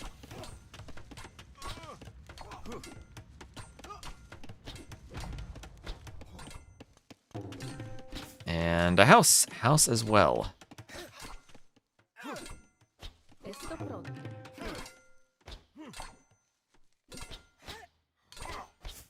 And will that go up? Will the Vills finish it? Yes, they will. And then also a watchtower there for Margougou. If he wins without any practice, he'll be quite savage. If he wins without practice, maybe he'll need to be fined for spoilers for saying he was going to win 3-0 and then winning 3-0. And, well, what's that Sneakville doing? Sneakville, adding in an archery range. Adding in some archers. So, yeah, building in the south. House, range, fletching. Now, maybe JorDan will be debated into thinking Margougou's going fast castle with all these walls. And JorDan's gonna wall himself. Where's this Vill going? Is he... He's maybe thinking, oh, maybe Margougou has a strat. He's gonna chop the reeds and try to sneak through on the sides. So JorDan's looking for that. He's not looking for the sneak. He'll be close to seeing it. He's one tile off. The Vill bounces off of the wood lines and walks to the side. And he doesn't see it. Margougou, you gotta stop building houses. Man, you gotta stop building houses there. JorDan's gonna scout that. How many archers do you wait for? I think 5 with fletching is a good number. But you could also wait for more. I think the element of surprise is important. Oh, JorDan, he's gonna build an outpost. He's gonna be so surprised when he sees this. He'll be like, what? I've scouted here. Good morning, Soxy. And look at this. Archers going forward for Margougou. So he's doing 4 archers. 4 archers with fletching. JorDan did at least wall his wood line. So Margougou needs to be careful. If he sees the walls, he might decide not to go for the wood line. But yeah, there it is. JorDan sees it, and immediately he's running. He's trying to build a wall for himself to cover the Vills as he runs. He's got nowhere to go. That house is 31 HP. The archers could destroy it. They'll hit the walling Vills. JorDan somehow doesn't take a loss for these Vills. Not yet, at least. The low HP one has been the farthest away. Margougou gets one Vill. Now JorDan, with those walls, well done, will find a way to flee off of his wood line. He doesn't have any wood income now. Well, he has 10 on wood somehow still. Margougou constantly picking the Vills. And he will take a fight against the archers. He is deciding, let's take these archer numbers down while I have a good advantage. I have more archers on the way. There's one skirm from JorDan. The skirm just getting its armor now, and the skirm will try to defend the gold as JorDan has to take straggler trees for now. And Margougou has the numbers advantage. He will think, let's just run down the skirm. And JorDan will have to run more Vills. So after all of that, he got 2 Vills, and JorDan will bring his army back. And JorDan up in res collected. We'll see if that changes, as Margougou actually does have the hill in this fight. And what micro from Margougou also, to avoid those archers. And now run away more. The militia trying to push him down. Militia are slower than archers. And JorDan's army's tied up now. Well, this Vill is still over here, and Margougou will think to run some more archers around to the side of JorDan's base. Maybe try to harass the berries or another part of the eco. JorDan still, so far, hasn't done a tower, but he has spent 10 stone, I think, on outposts. He has done an outpost on both sides, and left a Vill out there idled for a while. He's still trying to wall. And the sneak from Margougou has given him a 3 Vill lead, too, behind this. 1:16 idle TC time for JorDan, who does have a militia find the Vill, but Margougou able to quick wall the Vill and start building a stable. Stable to help deal with the skirms. And he'll stop that militia. I don't think that goes up. If archers come over, maybe JorDan doesn't prioritize. He needs to prioritize the Vill, I think. Yeah, that stable won't go up. Margougou realized it. He's going to try to run the Vill. He could... Ooh, doesn't get the house wall up. And ended up running closer to the archers because of it. He's trying to save the Vill as best he can, but that Vill will be picked off. And behind this, though, there's the market for Margougou. He's ready to go up. He has gotten himself a good res collected lead. Remember, he was down by around 100 or so when that started. Up by 500 now. Selling the stone and ready to click up. As the Portuguese, with all that stone, he does have the map control to go forward for a castle, maybe? Maybe not if JorDan still has 11 military. If he does a castle for organ guns, it would have to be at home, and that might be a bit slow. Yeah, JorDan very well played there. And the answer for how many archers do you wait for might have been... Maybe you need 8, and then if you have 2 groups of 4, then you get 1 on both sides, and JorDan can't run as easily. But that was very well done from JorDan, making the quick walls, so he could run the Vills. And only 2 Vills lost there. It's actually 2-2 eco KD. But in terms of uptiming, JorDan will be the second player to sell. Castle Age for Margougou will come in much faster, and JorDan's ready to go up. So late game, now we shift to... We've had the Rage Forest... raid in the back with the sneak. Oh my god, JorDan is using that market like crazy just to go up. There he goes. And he has 5 fills on stone should he need to do stone for TCs. What do we think late game between the civs? Portuguese, Burgundians. I'm not sure what to think of that matchup. If one civ has a good eco advantage, I think they win. But if it's close, I'm not sure about the army compositions. I feel like they're pretty similar in some ways, both being good gunpowder civs. Both having halves. Maybe the Portuguese a bit better with arbalests. Vineyards will carry? You think you trust in vineyards more than you do Fetorias? Not a fan of this map, though. It gets stale real fast. Well, it gets stale because players never actually try to chop through the reeds on the sides. I have a hypothesis that for this map, if we use it again, what we need to do is remove these little wood lines on the middle. And that way, when someone chops through the reeds, there won't be an easy second layer of walls behind it. And it might make it more aggressive, or at least make the reeds more useful. In the Community Cup, I'm sure we're going to see tons of different strategies for chopping through the reeds. But not here. Portuguese much better bombard cannon. That's true, but you need to wait for siege engineers and arquebus. And show me the way. Thank you for the follow. Burgundians get their bonus right away. And their hand cannoneers are very scary. I don't know who wins in the hand cannoneers. And Red River or Redriver, however that is said. Thank you very much for the follow. You gotta win early or mid. That's a weird thing, too, because the Portuguese are a civ I really do like going for 1 TC fast imp approaches because of the Fatoria. And it will be organ guns from Margougou. All right. Well, we also did see that Turk-Bohemian game where the Bohemians were essentially able to take the middle and starve the Turk of gold. And Firefox, Enjoyer, and Gingerman, thank you for the follows. People don't really dodge hand cannoneer shots like archers. Yeah, that's a good point. Even though they might even be easier to dodge because of the lack of ballistics.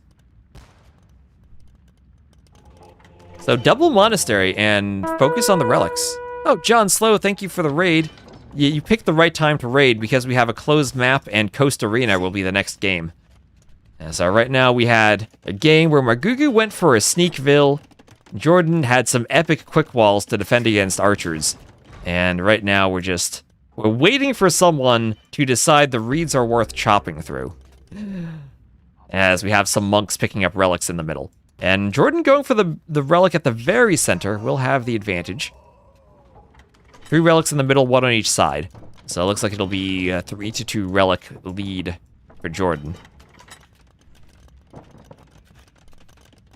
Do bombard towers cost pop space? No, they do not. That's a thing on some community game maps, but not in the TTL maps. And not in the standard game either. So Sanctity and Wheelbarrow both coming through from Margougou as these organ guns push forward. Also, let's give a shout out to John Slow. So go give him a follow if you're not already. Especially if you're a closed map enjoyer. As I'm sure we all are, right? We all love closed maps. And yeah, it will indeed be 3 relics for JorDan. He's bringing in the 3rd right now. And as the Burgundians, he does get the benefit that he'll get food in addition to the gold. So, nicer eco trickle for him. And as chat mentioned earlier, it does have Burgundian vineyards for gold in the long run. Gathering gold while farming.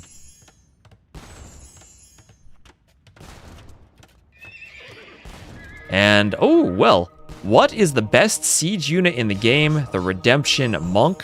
That'll force the ungarrison of the Light Cav before JorDan wanted them. But what is the hard counter to monks these days? The Siege Tower. We reduced the garrison space, but they can still pop in and out because Redemption Monks need to be adjacent to convert them. And he's thinking of converting the Siege Tower.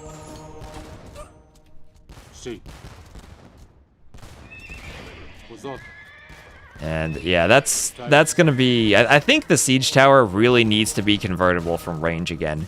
I think it's very awkward because it feels like it should behave like a ram where you need to be adjacent to it. But for balance purposes, I don't think the Siege Tower should by itself be a hard counter to monks. So JorDan defended. The Mangonel's converted though. There we go, the Mangonel's converted. And that Mangonel on the hill could hit Villese on the castle. Wait a minute, is JorDan going to do a doubt castle in his own base? Now skirms take out the Mangonel. Sooner or later, Margougou's going to find a way to convert that stable. The Siege Tower is just hanging out there in the middle of nowhere. JorDan's basically forgotten about it. Castle by the Mangonels is maybe a bit risky for Margougou, but he wants to break through. Devotion just finished for JorDan.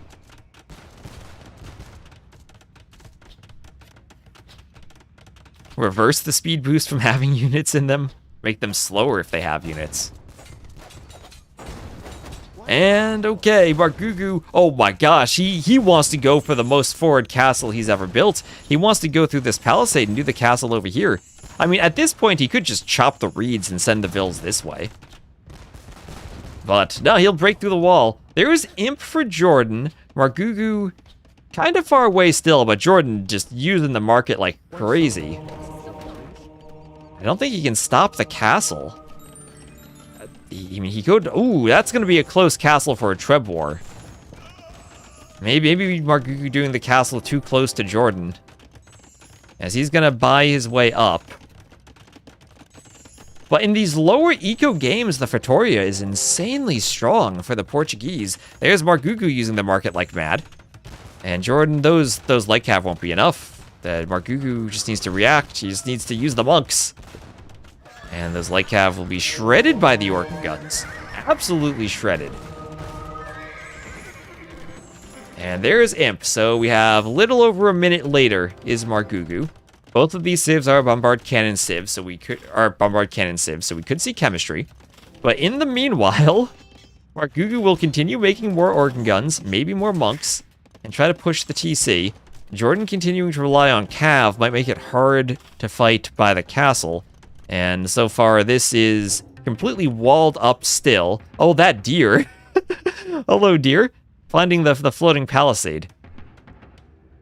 The deer, look at the deer. The deer is floating in the middle of nothing. The deer is just floating right between the house and the barracks. Oh, it walks down the hill. It's like, no, I'll go back onto land now. I've used too much of my flying powers. And here we go. The best siege unit in the game. Again, trying to convert buildings, take the market away from JorDan, take the houses and the stables away.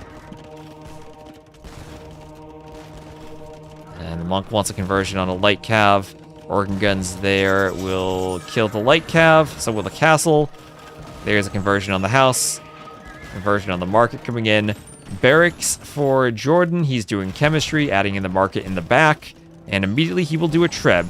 Margougou right now doesn't have a way to pick off the treb. But he does have mangonels and a monastery in the back.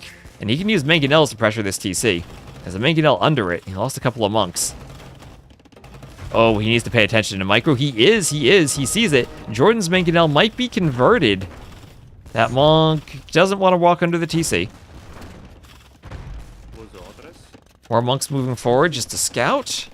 They do have sanctity. Now block printing is an option for Margougou, as are trebs, as are cannon, and as are Fetorias. I think he needs to do a treb in chemistry first, but after that getting... Oh, he has 2 trebs, right? He has gold. Lots of gold. He needs chemistry. He's pushing this TC, gets a conversion on the mangonel. Mangonel still raiding the vills. JorDan with trebs, though. Margougou a few vills to repair. Won't be able to out-repair 2 trebs forever, though. The monk still converting JorDan's base. JorDan now 82 to 72 eco. JorDan could lose the relics. I mean, could this be a play for Margougou just to destroy the monastery and try to run away with all the relics? That siege tower in the middle for JorDan is still there. Margougou continuing to convert buildings. JorDan repairing this TC. Maybe the organ guns can hit the repair vills. Lots of JorDan's vills are idle. He's got 23 idle vills. Margougou's got 11. I'm still waiting for a Fetoria. He needs more housing space maybe for a Fetoria. Bombard cannon for JorDan, ready to use it. He's still trying to amass more light cav. He's got a good score lead. I don't know if the scores are lying to us or anything here. He has more res collected, and I think that's what's giving him the lead. A couple of knights even for Margougou trained from that stable. Monks can heal themselves, so the light cav don't do as much damage. And JorDan looks like he's out of wood to repair. JorDan's out of wood. He can't repair the TC anymore. He needs to run. Margougou will run into a TC. There's another siege tower from JorDan, because why not? The Flemish militia are here. His castle will go down, but so will JorDan's castle. So both players losing a castle. I think that's enough militia with the siege towers that JorDan should be able to push this. But he will lose a TC, and now the Vill count 82 to 88. If Margougou wanted to, he could chop the reeds and run, and then stonewall behind himself. He's doing block printing now. A siege tower as the hard counter to monks is so silly. Well, he'll try to convert militia that are not next to the tower. The monastery is down.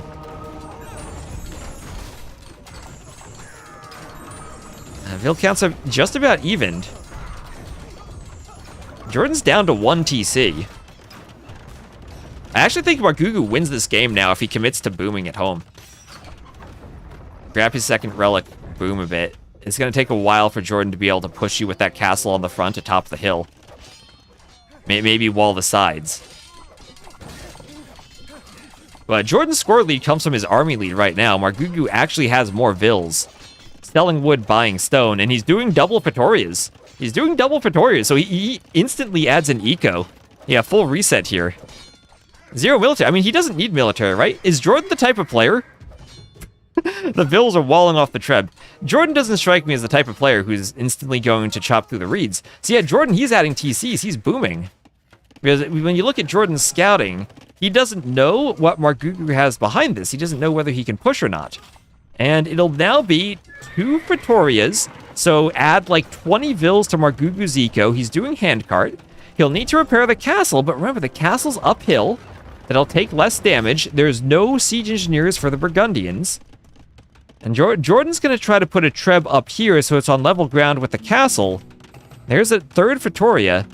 A cannon could pick off... Oh my gosh, if JorDan puts the Trebs here, cannon could pick them off. He could Treb the Pretorias. He'll see the Pretoria, and he'll see the University. And part of me says Treb the University, delay chemistry, as Margougou still needs chemistry. So JorDan needs to push with 4 Trebs. He needs to push with 4 Trebs, and he needs to push fast. And he's Trebbing the Pretoria. Now there goes 200 golden stone down the drain from Margougou. But if there's one thing the Portuguese can do, it is very quickly get an army out in Imp, even after they don't have an eco because of those Pretorias. As long as they're farther to the back and he can repair. And it's Flemish militia, he can just go hand cannoneers. Wait a minute, he can go hand cannoneers once chemistry is done. Maybe Arb would be the better choice. JorDan still has a couple of ranges, but he's committing to the infantry upgrades. Margougou repairing the castle, just about to get chemistry. Will he be able to get hand cannoneers? He needs houses. He needs houses for hand cannoneers. He needs to delete a Pretoria for housing space. He's panic throwing up houses now that the castle's down. JorDan, use the siege tower as a siege tower. And JorDan, this has uses. Hop over the wall. Oh, Margougou will call the GG. He'll call the GG. Yeah, he had 0 military. He didn't have he committed so much to the push that he couldn't get military at home in time. GG. Yeah, if only that siege tower is actually used as a siege tower at the end. But yep, we again see the siege tower kind of as a hard counter to monks. And Margougou, maybe he should have done Pretorias earlier. Gotten a bit more eco. If he had gotten Imp faster and had better timing for destroying JorDan's castle and pushing in, the game changes. But that's the risk about the forward castle. Once the forward castle is destroyed, then there's not much you can do to protect the rest of your forward.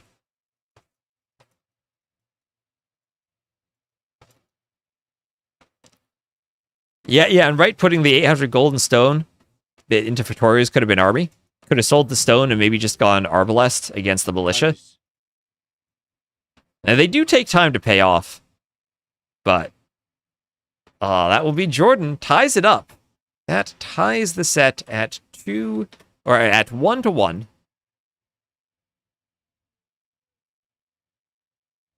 And we will have their 64 to 56 KD in favor of JorDan. That'll be 10 conversions from Margougou, though.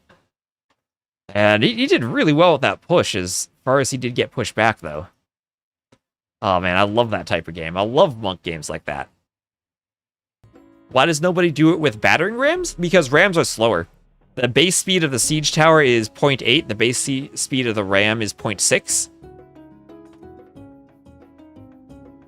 So you can't get to the monks, hop out, and hop back in as quickly. Maybe just a base speed nerf to the siege tower is what we'll need eventually. But, okay. Let me then just do... I'll do one more round of ads before the next game. And we will have a win for JorDan on his home map of Quarry.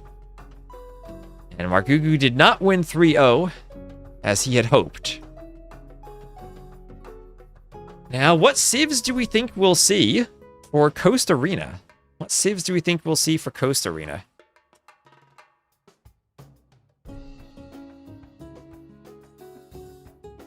Alright, double blue again. Alright, take your guess at the civs, chat. Take your guess at the civs. I'll get the overlay set up, and I'll get the civs correct this time.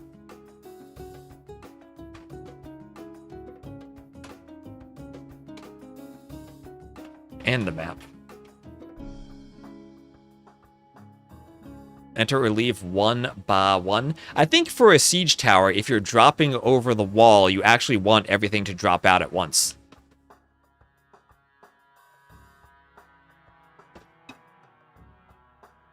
How is the speed defined? Tiles per second. So a speed of 1 means that it takes 1 second to walk from one edge of the tile across it to the other edge. And not diagonally, it's just side to side. What is our base pinging?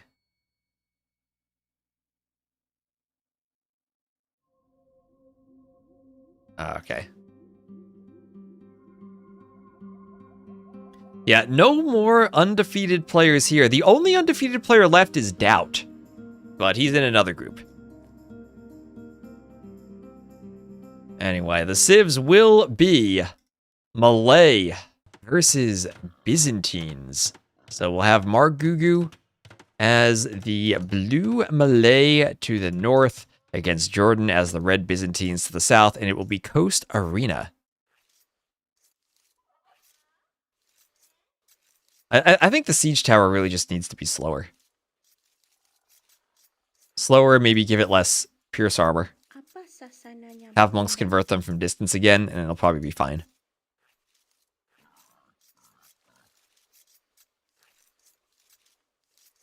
Is the set live? No, the set is... These are Rex. It looks like a fun one to try in ranked. I would never take the code I used for this map and put it in a legit product. It is way too hacky.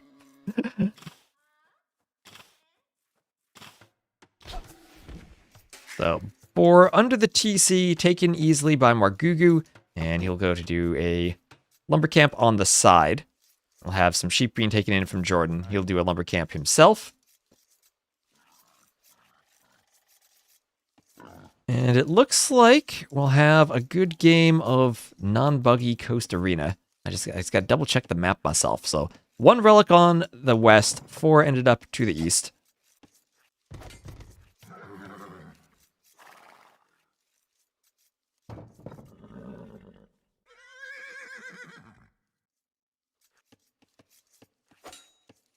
And that scout will hit the wall. Give it a couple of doinks for the 2 gates. Love single-use siege towers, make them cheaper, but once on garrison, it's destroyed.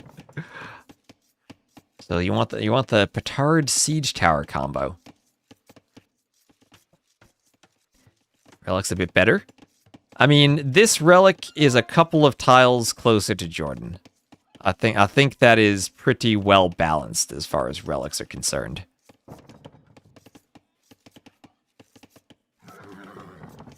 So, Coast Arena, we will have good fishing on the outside, and the Malay and Byzantines both are civs that are quite adept at hybrid maps.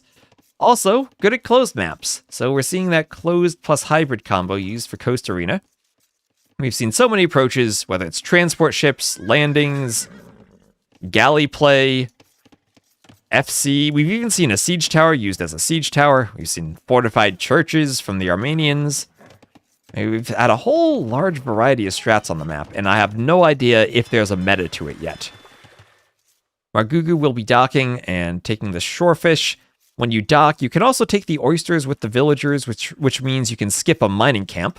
You can also save the oysters for later in case you get pushed off your main gold.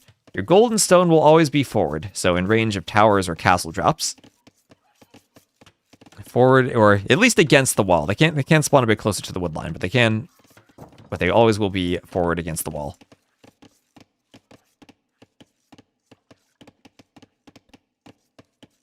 That has been my favorite game so far. I was really liking that Classic Pro Kasva game on this map until it dropped. that probably would have been my favorite so far.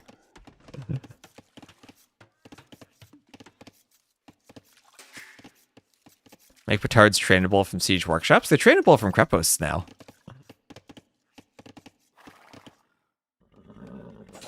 I like that they're from castles, though. I like that they're kind of limited in some ways.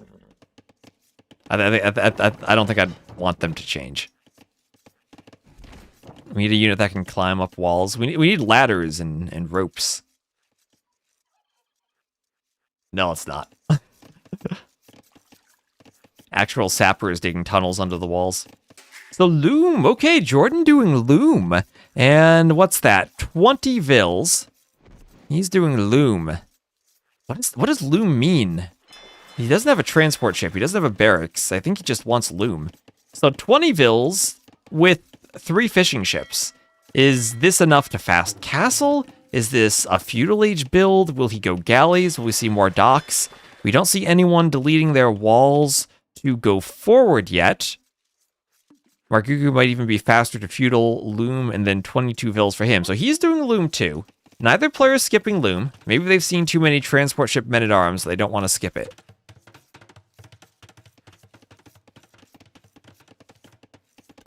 What is Loom? I don't know. I've never seen it before. Not something players on Arena usually research. Oh, it will be a tower rush. Oh my gosh, it's a tower rush from both of them. Let's go, build fight time. Barracks in the middle from JorDan. Margougou sees this. He sees it first. JorDan still hasn't seen the Vils, and Margougou will turn away before JorDan sees him. And it looks like on the scout fights, Margougou taking a couple of extra hits. They'll both be up at exactly the same time. He'll send a Vil to help fight the scout, and Margougou knows this will be a Vinch-styled trush from JorDan with the range behind it. There is the tower. So, Loom, useful. And that's why I put Loom, or that's why I put the wall here when I set the diagonal gate. These are very precisely made, because if the gate was at the same level and the wall were directly adjacent to the side, then you could actually tower hop and go inside. So I didn't want to bring tower hopping back. But it will be a tower rush, defended though with a tower from Margougou, who is mining stone. So the gold is towered, but if you're defending a tower rush, that's maybe what you want, especially on this map when you have the oysters in the back. So 2 galleys from Margougou, 1 fire galley from JorDan, and looks like JorDan wants to be defensive as the Byzantines, as 2 fishing ships are there or 5 fishing ships there. That's a 2 fishing ship lead, a 4th fishing ship now for JorDan. All right, so he's up by a fishing ship. He's going galleys, and JorDan is going to be... Oh, no, he's going forward. Thought he was going to be defending with that, but no, he's going forward with the Byzantine fire. But the map is so large, it takes a lot of effort to do damage with fires. Galleys, if you micro them, that's a big if when you're dealing with a tower war, which itself requires micro. But if you micro the galleys, you should win against the fire galleys. Nope, you can't tower hop at the other corners. No, it's just here. Like, you can't go over a wall there. Here, you cannot tower hop. But if there's a wall next to a gate, then you could. Same thing as between a wall and a house. If anything that's not 2 walls, gate included, can be tower hopped.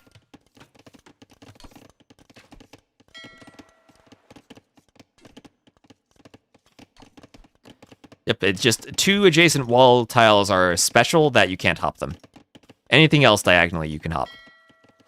That's why if you were to wall in a forward building with 4 gates, they could still ungarrison. But if you walled in all the sides with palisades, then they can't. JorDan fully walling his tower, so it can't be rushed by Vils. If Margougou wants to destroy it, he could garrison the tower, but that of course takes some Vil time. JorDan will fall back on the side, seeing the push into galleys.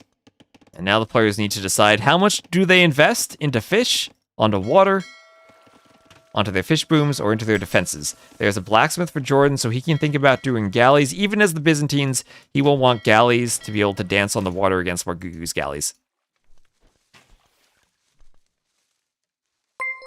And Badger's Wrath, thank you for the follow.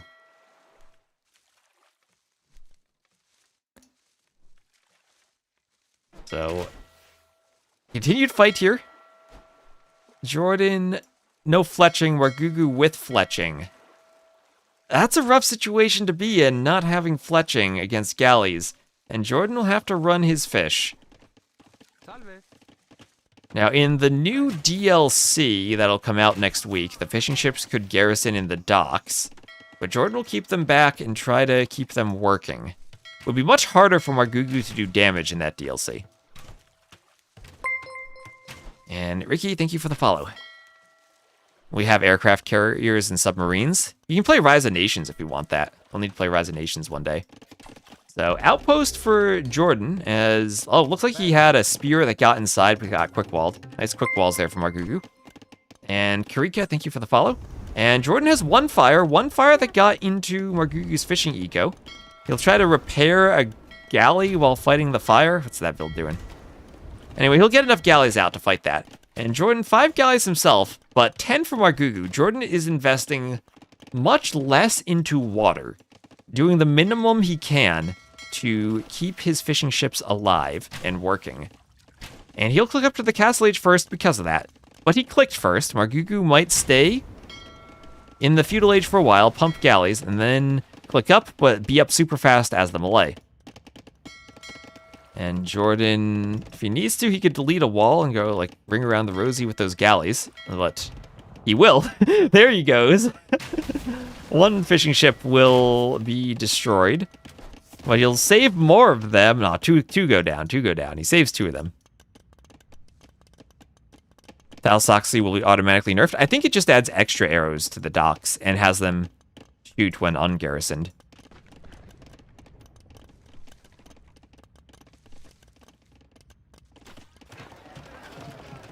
I guess in some ways it's also buffed because with Thalassocracy plus fishing ships and docks, maybe the docks are really strong.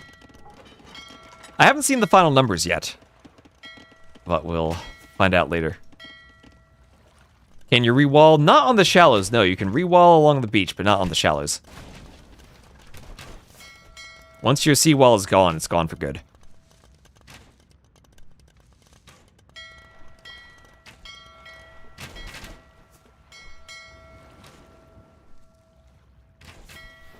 And there's the castle age for JorDan. Margougou over a minute behind. And JorDan still forward repairing his tower. Did finally lose that spear as Margougou has towers defending his stone and his gold. And Margougou, I'm sure he doesn't want to be castle dropped. JorDan with 10 vills on stone, adding in a monastery. Lots of galleys for Margougou.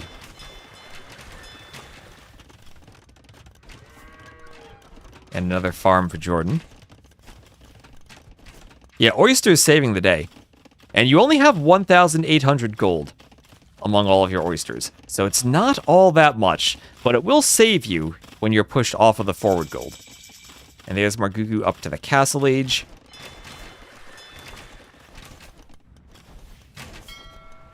And 1 Byzantine fire. It's strong, but I don't think it beats all of this. 4 fires, maybe. That's... What do we have here? 12 feudal galleys that'll run. Bodkin on the way, JorDan trying to block. His wall's being kind of useful in disrupting the pathing there. 1 fire on the water, finding fishing ships. All on Byzantine fire ships. No mercy to fishing ships with Byzantine fires. Actually, they're kind of getting away. And there's War Galley for Margougou. As that comes in, JorDan not going forward. JorDan simply collecting the relics. And he will send Vils maybe looking for a castle drop. As the fire goes down.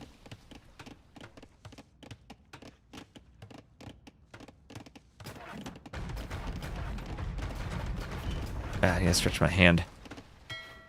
My hand starts to cramp. This is the pain of being a streamer. When your hand cramps from using a mouse for 4 hours straight.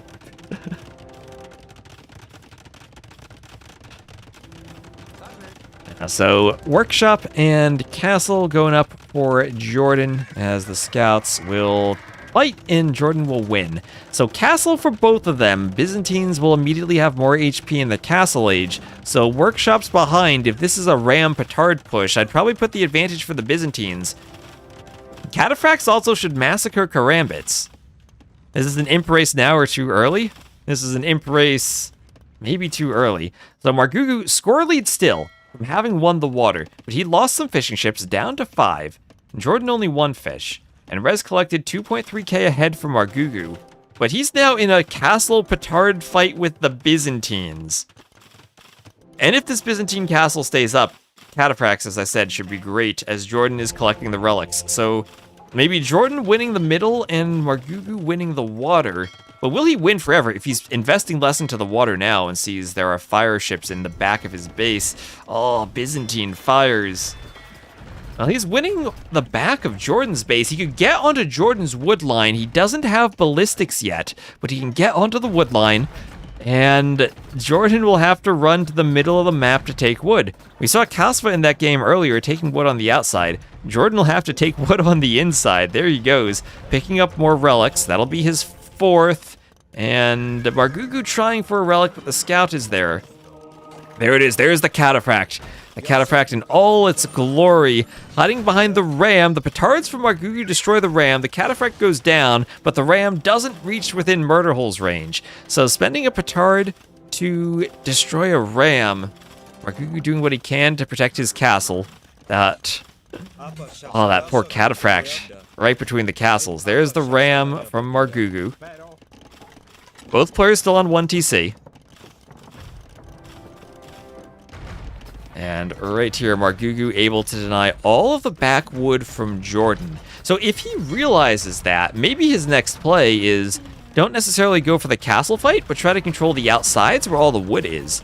This is something you can't really do on Arena, like attack the back of someone's base and force them to the middle for wood. I guess you could do it on Fortified Clearing. Okay, Rams again fighting. These castles are so close to each other that you can't repair reliably with Villese, although JorDan might need Bodkin to stop that completely. Actually, Margougou right now should probably just repair a bit and force JorDan to get Bodkin. Advantage of Karambits, though, is you can put them inside of Rams, make the Rams speedier, make them attack faster. And he has gotten a Repairville inside of Murderhole's range. And another cataphract, though. There's the cataphract. Will be sniped off by the castle and can't really stop the Karambits. If it's in castle range, Monk wants a conversion on a Karambit, gets it. And some Karambits going down to the castle fire. One survives. And now a Mangonel behind the castle. But Karambits could chase down the Mangonel. Like, do you need the siege tower in this situation so that you can get your Karambits in a position to destroy the Mangonel? Because they're just getting destroyed by the castle fire. And the castle is super low on HP. JorDan sending 1 Vill to repair. Margougou, if he wants, could try to snipe the Vill. And Larry Bird's mustache, thank you for the follow. And the Vill is dead, I think. So will be that ram soon. JorDan runs away, though. Yeah, the castle auto-targets the rams instead of the other castle. So Margougou needs to refocus that targeting. This is also where he can think about petards with the castle lower on HP. Petards again. But JorDan, wait, JorDan has more stone. JorDan might want another castle drop. Margougou sailing around the outside, just checking if JorDan has more docks or lumber camps, which he doesn't. A second castle in just the same spot. Oh, I thought he was going to go over here and hit the gold. JorDan doubling up on this castle on the main gold. He doesn't actually see Margougou taking the gold out there. Not doing outposts around the map, maybe lacking in scouting a bit. Wait, he will go for a ram push. Maybe he just wants to hold this spot even if his castle goes down. Margougou deletes his gates to send the rams forward. And Margougou's score lead continues increasing. He has more res collected and the fish keep paying off for him. There is the siege tower. We've seen Mangonels, Rams, and Siege Towers. Now we just need a Scorpion. That Karambits will defend the castle by destroying that Ram, and then hop in the Siege Tower to get away. Wait, could we see a Siege Tower used as a Siege Tower? Where is Margougou going with that? He drops off 1 Karambit at home. Or 1 doesn't fit. He legit could actually get into JorDan's base now with the Siege Tower. No way, no way. He's doing it. Margougou, a Siege Tower. As a siege tower. The cataphracts will massacre the Karambits, but they'll get in. Yes, they're in. He's done it. He's used the siege tower as it's intended. Lore accurate siege tower. Oh, another TC from Margougou. The player's building another TC. JorDan, wait, he's taken the outside walls, deleted his inner walls, and then walled with a house. And the house is actually a great wall because it stops the siege tower from getting the Karambits in. The Karambits now will attack a monk. 1 gets converted. And they are going to be slaughtered by cataphracts. Did he accomplish anything with this? No, but at least he did it. Oh, and behind this, right, while we're looking at the siege tower, the 1 castle for JorDan goes down, but he has the 2nd castle now. This castle farther away, so completely different dynamic on this castle fight, because Repairvilles in the back actually can repair. JorDan trying to imp. JorDan is going imp. Has the Byzantines. Cheap imp for him. Now Margougou, he could pull off some market magic maybe and still try to beat JorDan to imp, but even as the Malay, I think he's a long ways away. And he still needs to find a way to fight Cataphract. JorDan might need to be... Yep, he is devoted. Byzantines do also have access to heresy, should they really need it. At least he caused a reaction, yes.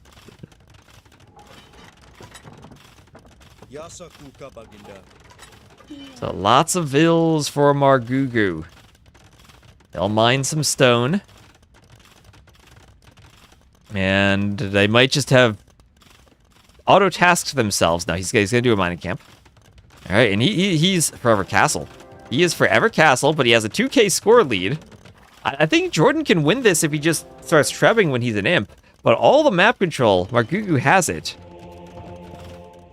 5 relics there for JorDan.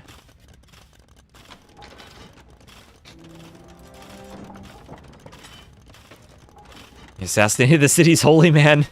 He got the monk. And what's that? It's a mangonel. So a defensive mangonel, ready to deter a ram push. This siege tower, though, could... I mean, I'd say he could break into JorDan's base again. Not with those cataphracts. Maybe he needs a transport ship so he can hop on. Banana Blit, thank you for the follow. Maybe he needs a transport so he can hop on in the back.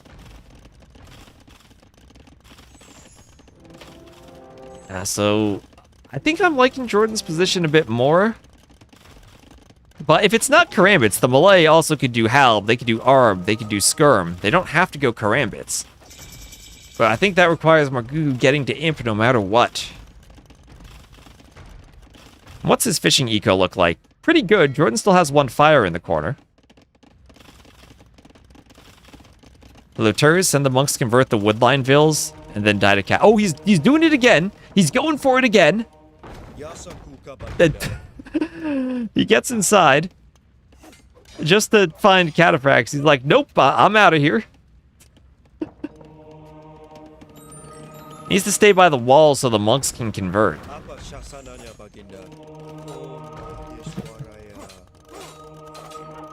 Hello, Emu. Mangonel in that workshop. And Smokey's here too. Everyone's here. Castle there for Margougou as the ram comes forward. Will the ram be able to push this castle? 2 rams. Oh, and a siege tower. And a siege tower. Karambits out. They're fighting the crossbows. Crossbows picking off Karambits. Karambits going down.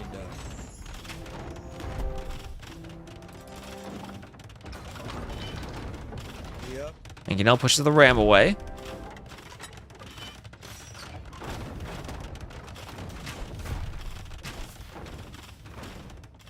And one castle now shooting at another. Rams forward. This castle could go down. Mangonel hitting the rams. Villes have to repair. And JorDan now with trebs. But his castle's pushed by rams. He made a switch to crossbows, but that means he has fewer cataphracts. And I don't think 1 Mangonel stops all those rams. Desperately, JorDan sending Villes to repair. A ram goes down. The castle's so close to going down. 0 HP, and it is destroyed. JorDan loses his castle. Only has 2 trebuchets left. And, oh, he's just going to build another castle right in its place. He says -1, +1. And I'll rebuild the castle in the same spot. JorDan using his stone. And now Margougou will lose his castle to the Trebs. He's still in the castle age. What does he do now? Adding in ranges. The only thing he could possibly do is like Pikeman Skirm against Cataphract Crossbow. And with the score lead, he will resign with a score lead. And it will be JorDan taking it 2-1. Margougou trash talking. A dominant performance in game number 1.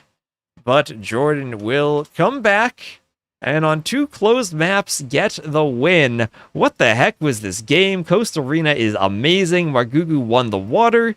was fishing, but didn't have the gold. All the gold was in the middle. JorDan grabbed the relics. He had 5 relics to power his imp time. Margougou had 4,000 more resources collected. Oh, that is amazing. And again, credits to the Mad Catter, who's the original author of the map, for coming up with the original circular wall implementation.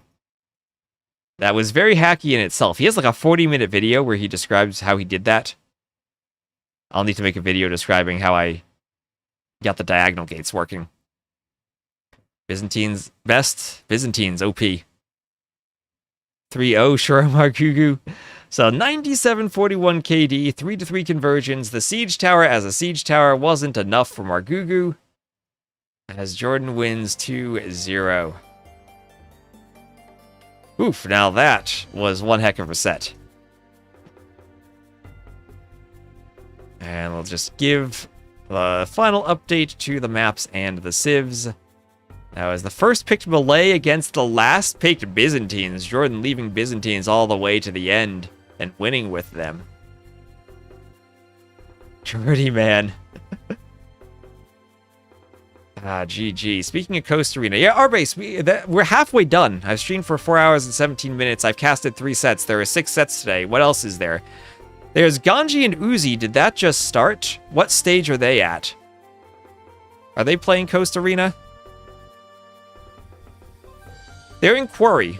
They're 9 minutes into Quarry. All right, I'm going to join that one. Let me just update some overlays, then I'll join it. Quarry, hopefully we can take a break from. So, all right. What's my ad timer at? All right, I'll do 90 seconds of ads and hopefully get the overlays updated. Arbase, can you send me the drafts? Yes, there we go. Beautiful. Drafts. Uzzi on the left. Ganij on the right. Let's update the scoreboard. Let me double check where they are on the dashboard. So perfect. This will be Uzzi against Ganij. And what group are they in again, Arbase? Is this group D, if I recall? Let me check on Wikipedia. This was... Oh, this is the same group. Same group C. Lovely. I'll get that scoreboard updated too, and get the titles updated.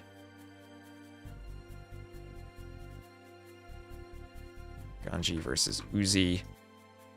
Again in gold.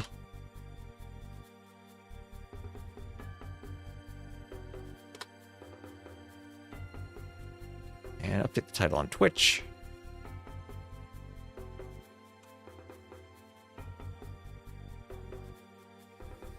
Wikipedia is playing video ads. Join Quarry. Hopefully we get a best of 5. That's Quarry, Coast Arena, Zimbabwe, Bypass, and Tulo. Alright, so just demonic Ganij. So it'll be Britons against Vietnamese. I hope that's all right. And there we go. Ganij will be to the northwest as the Red Britons. And I'll put my YouTube chat in a spot where I can see it. And Uzzi will be to the southeast as the Blue Vietnamese. So, opening barracks full drushes from these players. We'll just go at like 2x speed till we catch up. Militia walking forward, getting into the wood line. Nice quick wall from Ganij. He tries to fight back, loses a villager. Does he have loom? He's up to feudal and he doesn't have loom, and he will lose 3 villagers. Ganij, not like this. No loom. No loom for him. And the drush, absolutely devastating, kills 3 vills. We will have the feudal age on the way for Uzzi. And Ganji's counter drush not going to be there in time. Is Uzzi no loom either, but he is fully walled. Okay, I'll go warp speed while they're up to feudal now. And repairing the house is Uzzi. And we chopping wood on the back. Loom on the way for him. He saw Ganij didn't have loom, didn't want to make the same mistake. He's scouting the edge, making sure there's no chopping.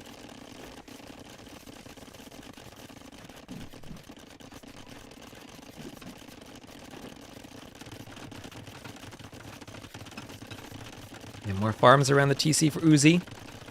Wheelbarrow finishing for him, and Castle Age for Ganji. Emu thinks banning bypass should be banned. What's this map called? Oh, wait. Sorry. I forgot to type that in. This is Quarry. That's me typing it in. As I wanted to have the map author displayed, so I have to type that in myself. So it's Quarry. This was one of Hank's maps. Hank, another player who was one of the old school community game map designers. Did a lot of maps for the early Hidden Cups and some other T90 events back on the Voobly days. Haven't seen him around as much these days, but this is one of his creations.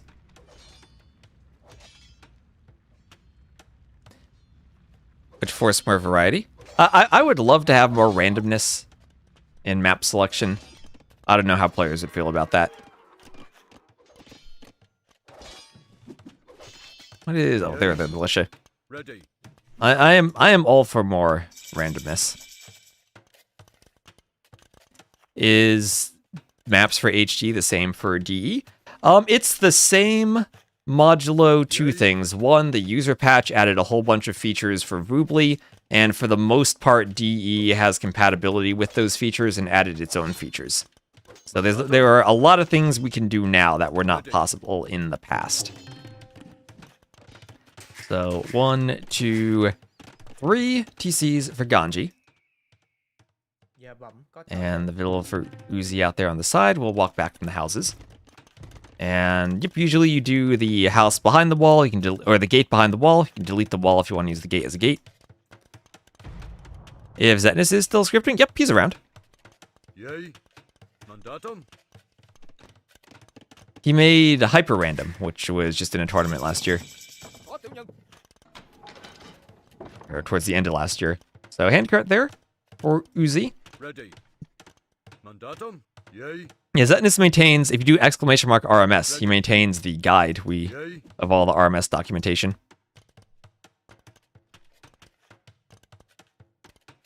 Oh, when I click enter, did I not click enter? Oh, I do need to click enter again. Sorry. As I said, I need to debug my code, and I'm doing so much casting. There we go. Haven't had time to do that. There we go. Now, there we go. Now it's there. And I don't see it myself in Capture Age. It's only on OBS. So I need to find a way if I can... I don't know if I can overlay it myself on my screen somehow. That'd be cool. It's just an image, so I probably can pin it somehow. There we go. Thank you. So TC in the back for Uzzi. 3 TCs for Uzzi. 4 TCs for Ganji. And if there's one thing Ganji knows how to do, it's boom. He's played enough Rage Forest. He has his own list of how to boom, what timings to hit with which civs. And even if he's 3 vills down at the start, he can try to make up for that. The question is, what do the Britons do against the Vietnamese in the late game? Vietnamese will have Rattan Archers, and that militia is all that's standing between Uzzi and a 4-1 relic lead. Ganji with the militia. What can you do? Can you kill that monk? No, unfortunately, he's not the hero Ganji needed. And the monk will get the relic. And that will be 2 relics. Where's the third? Oh, right there. 3 relics easily for Uzzi from the middle. And each player does have 1 relic on their side of the map. So, it's not going to be an easy 5-0, but it will be 4-1 if Ganji picks up the relic. Britons against Vietnamese, though. What do Britons do against Rattan Archers? I'm not sure about that myself. Maybe Elite Longbow would be enough with the range that you can outrange them and still punch through enough armor with the extra attack the Longbows have over Arbs. But then there are also Imp Skirms that, even when gold runs out, will still plague you.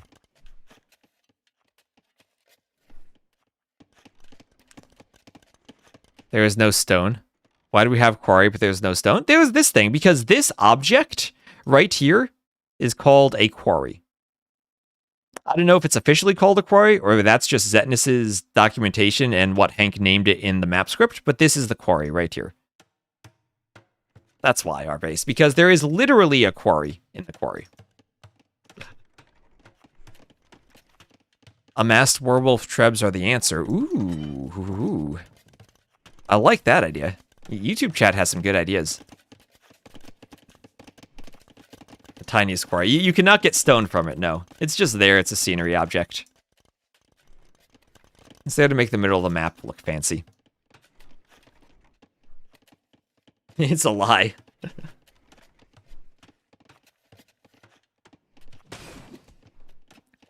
Quarry's a lie.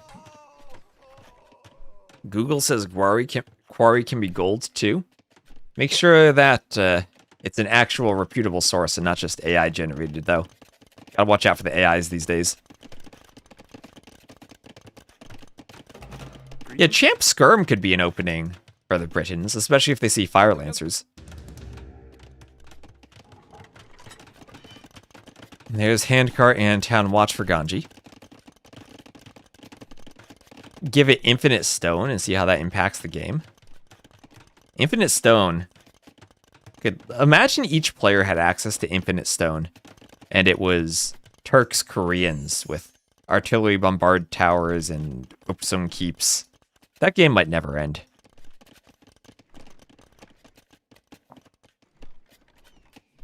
Gold has to be mined out of a stone. It did in the original AoE too.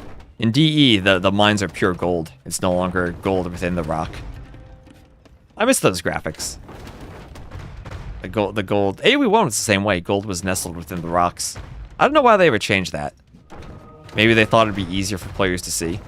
We should mod that back.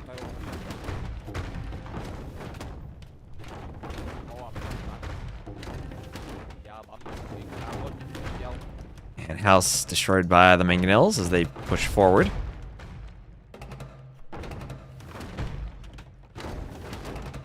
And, ooh, defense from Ganij survives. That mangonel destroys Uzzi's mangonel. Now a couple more attempts from Uzzi to break through that market will go forward as Imperial Age comes on the way for Uzzi. And Rhythm, thank you for the follow. That's true. Turk Bombard cannon outrange the Korean keeps. Turk Bombard towers also could fight the keeps. Maybe we just need Yasama then, like Yasama versus... What would be a good civ with a stone bonus that doesn't have Bombard Cannon? Has to rely on Tribs. It would Yeoman, does that apply to towers plus 2 attack? Would that count? Maybe Georgians for the spawn towers. Yes, spawn towers. Magyars, oh boy. Now that'd be lots of Magyar hustlers if Magyars had Infinite Stone. That wouldn't be a game decided by Micro. Wait until you see the Vills hopping out of the towers to repair for Micro. Celts infinite. Celts could heal infantry on every single map tile. Spam castles everywhere. So imp for both players. Bombard cannon are an option for Vietnamese. We'll see how they fare against English longbows.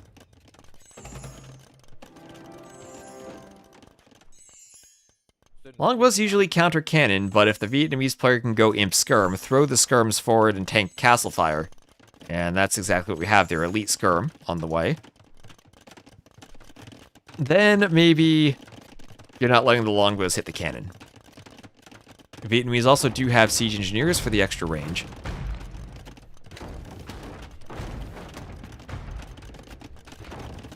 Longbows always depend on Micro, and both players stone wall on the sides. They're not going to let cuts go through. We could still use a stone wall here from Uzzi. But there's Uzzi up to imp. Ganij will be right behind him. Not going for longbows, adding in lots of ranges, so it looks like this will just be for arbs, at least at the start. Yeah, no second castle, so it looks like it'll be pure arb. Onager? Okay, well that doesn't work against cannon. Is he gonna cut? Britons do get siege engineers, but then you're still against Vietnamese cannon. Arb Onager, that'll be the combo. Or, I mean, he hasn't even done Arb, just Onager. Pure Onager. I wanted to play more Rage Forest with Britons going pure Onager. And second castle for him in the back. Maybe it'll be Skirm Onager, but he is still adding crossbows.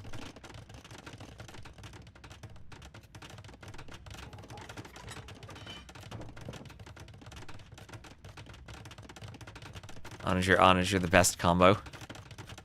I have no idea why Automod held that. Yeah, statement's so bold it got auto-modded.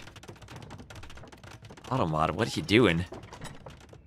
Town patrol! Let's go for the outposts. Look at that huge line of sight the outposts have. And... Dobson, thank you for the follow. With a T. Yeah, Longbow Onager could be a play if Longbows could snipe the bombard cannon, actually. I think you need siege engineers and still a long ways away from Longbow, but maybe that could be a play. Maybe Longbow Arb could do the same thing. It's just one less range when Yeoman comes in. Was that paper money? That was paper money. So good gold generation also. 4 relics and paper money for the Vietnamese. As the barracks goes down. I should see longbows more often. Gotta love a good longbow. Grayton? And ring archer armor for Uzzi. Ready. Mandatum. Ready.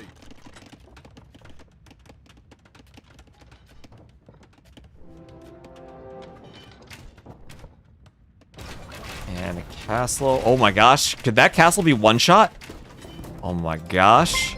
Cannon and Treb there. That's a risk from Ganji. I think he has HP on it. Thank you, Lemont, for the follow. Oh, decent Onager shot. Decent shot. Yes, another good shot. Yes.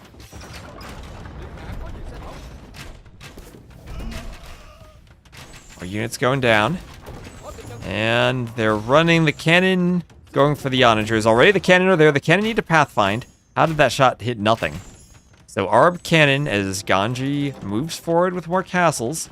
He actually has more res collected so far. Trebs on the way. Werewolf Trebs maybe could deal with cannon. Someone suggested that earlier. And Demoxy, thank you for the follow. Yay.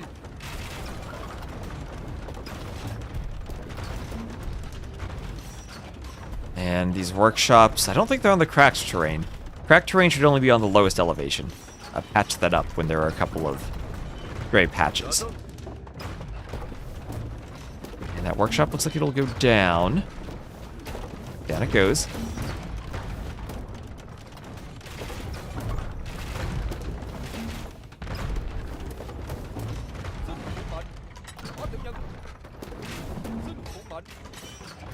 Thank you, Primeval Stasis, for the sub. You wish to see the Sea of Worms? Look upon it and despair. Thank you for the sub. And Cannon taking down the Onagers.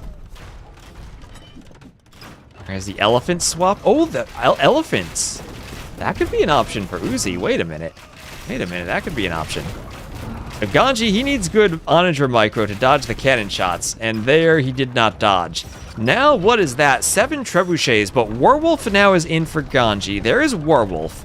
That castle will go down quickly. That castle's no chance of repairing against 7 trebs. That just goes down. But good Onager shots, still splattering some skirms.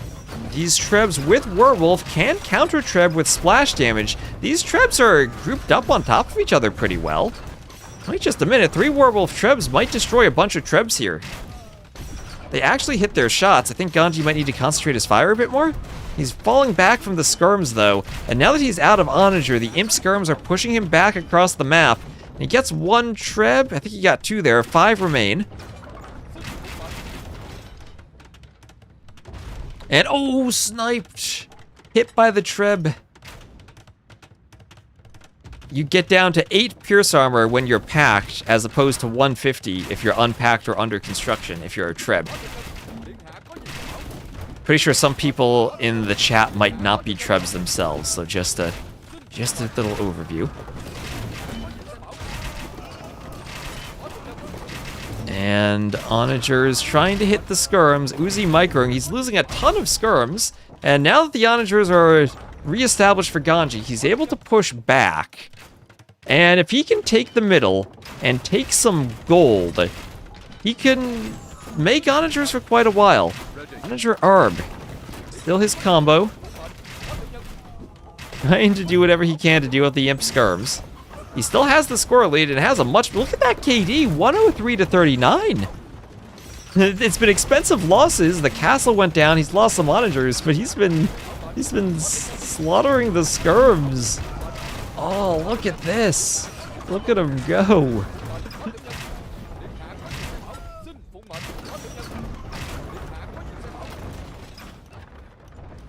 Let's see how many onagers Ganij has made in this game. Maybe that'll... Nah, it won't be his most made unit. It won't be his most made unit. Capture rate shows us the most made. Maybe there's a chance it's onager. If he decides, yeah, these arbs aren't useful against the skirms, I'll make onagers. They're useful against the fire lancers, though. And what does Uzzi need? Maybe he just needs more cannon, but that's risky against the Britons.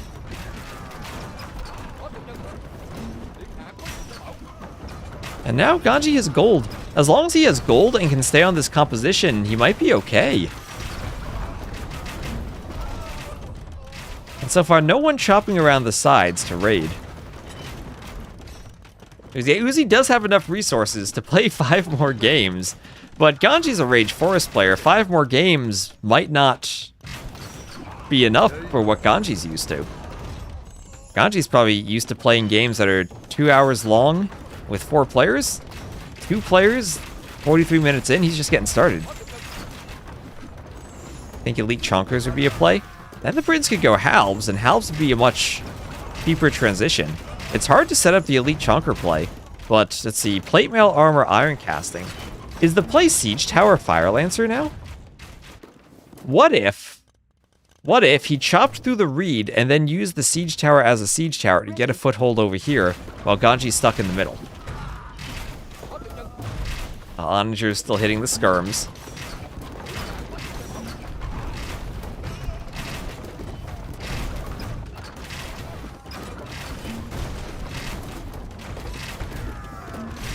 Trev goes down.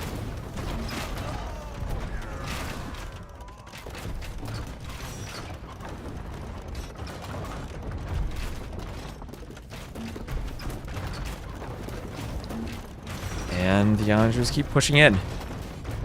He's doing this. He is doing it. If he was going to chop, he'd just go the whole way. He's doing it. What does Uzzi need here? Is it more cannon? Maybe it is. That's so many onagers from Ganij. And the cannon aren't able to deal with them. They do have siege engineers. But this combo has been great.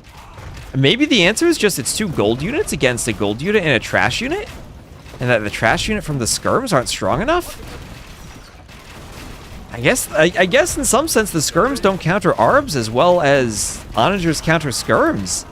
Oh my gosh, the skirms are all going down. Ganij is doing it. Ganij is doing it. He's gonna pick up a win here. I think it should always be equivalent skirm from Uzzi.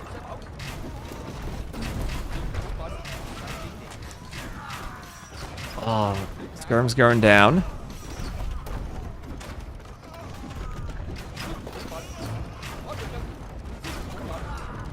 Treb's still pushing into the houses.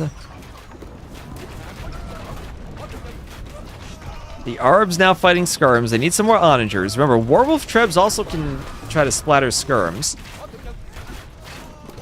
Cannon shot hitting the Treb. More units going down. Okay, Uzzi may be stabilizing a bit, but Ganij has all the gold in the middle. Ganij has all the gold. He's got 34 bills on gold. Uzzi's out of gold now. Trying to do cannon. He's trying to do some Rattan Archers. I guess Rattan Archers would do more damage to onagers than the skirms would. Let's see, 4+4 versus 7+4. Now Uzzi pushing it back a bit. Ganij dropping to 150 pop. Uzzi staying at 200. And he's losing the gold control. Maybe Ganij, if he could have gotten a castle at the front, could have helped. But still, that's a castle that's downhill from the cannon. And Ganji's also running out of res. Yeah, Uzzi, remember, 4 relics and the paper money unique tech. So he might not have access to mineable gold. But if no one has access to this gold, he will have more in his stockpile. The Vietnamese do not run out of gold quickly. What is that Onager doing? I still think that Uzzi might need a bit more Onagers himself. When he was floating those reds, maybe he could have done his own Onager? I guess that's really hard against the Britons, though. As you're going like Skirm, Onager, Cannon against Onager, or maybe that's a horrible idea against Britons, actually. Maybe it has to be Cannon. He's going to have a horrible KD, but maybe that's okay if he's just losing Skirms. Ganji's play here is that to hope that the KD exhausts Uzzi of those resources, but 95 Vils on wood, that's also his gold income.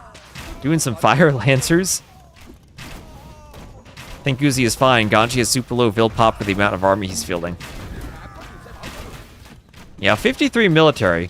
If we could get that up to like 70, 80 military, and maybe 10 more Vils, that'd be one thing. Well, he's also cleared a lot of the bombard cannon. No more siege on the field for Uzzi, and that'll give Ganji an opportunity to make a castle. He'll do it on the side, so it's not on the cracked terrain.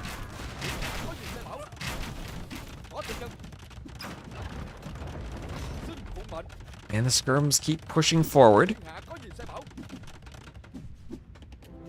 There's a castle.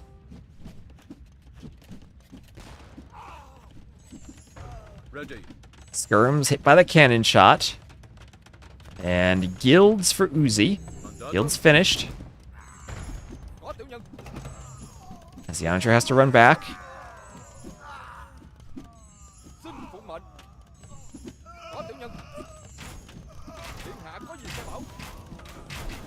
And here's the Onager. Hits the palisade. One more shot on the skirms. Uzzi doesn't micro back. That's a good hit. At least imp skirms are a bit tanky, but still only 42 HP. 50 plus 1 attack for the Onager. And Uzzi's trying to do more ranges. Maybe Cannon could even sit behind the wood line and treb the castle. Ganji getting more shots. Uzzi has 9k more res collected. What about champion for Ganji? That's a swap, right? He would need to do all the upgrades starting from Man-at-Arms to get to champion. He might expend a ton of gold doing that, and that's expensive for him when he's only got 138 pop. I mean, he's looking for light cav, he's running out of pop.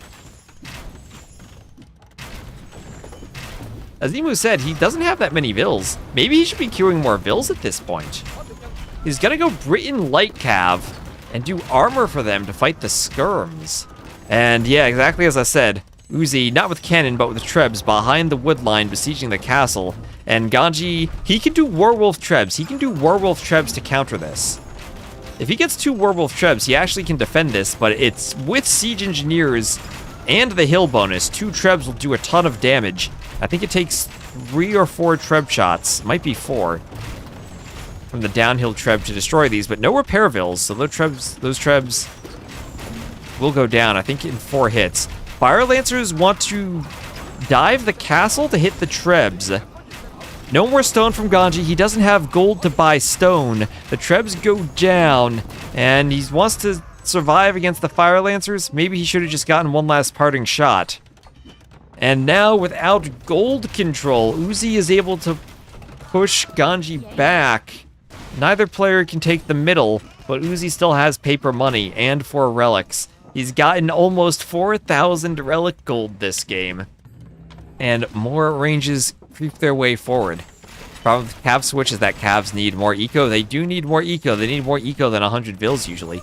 The cav switch would be for 100 farms. And it's still just light cav without bloodlines against Imp Skirm. Imp Skirm should probably dominate that fight. Murder holes even from Uzzi. I don't know why. None of his castles will ever be attacked by melee units. He is against the Britons, who are making only archers. But yes, murder holes, why not? Treadmill crane too. Stop picking holes in it. Maybe he's expecting the cav raids? Fortified wall even, treadmill crane. Ready to build more defenses if he needs to. Has a bit of stone remaining in his stockpile if he needs another TC. Yeah, maybe that's it. Has he seen? Oh, you know what? You know what? With the outpost, he can probably click on the light cav and see that Ganij is doing armor upgrades for the cav, and that might reveal the light cav. I don't know if he's doing that. That would be insane if he's thinking to do that. But he actually would see that Ganji's teching into cav, even if he's hiding all the stables. And time to go for the score win. He does have the high score.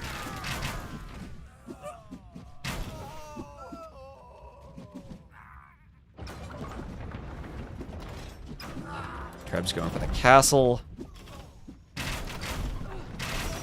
And the castle will probably go down to Treb's. More skirms killed by imp skirms. And that castle just about down. Down it goes. Can the cannon get a good shot on the Arbs? Maybe the skirms can. Maybe the Trebs even can start hitting some skirms down here as the Fire Lancers move forward. Ganij, here comes skirms, looking for skirm raids, but we'll just run into imp skirms. There is the final armor upgrade. Does TTL have a time limit? Nope, no time limit, thankfully. Money camp destroyed by the cannon. And Trebs attack the house. Oh gosh, that house going down. Ready.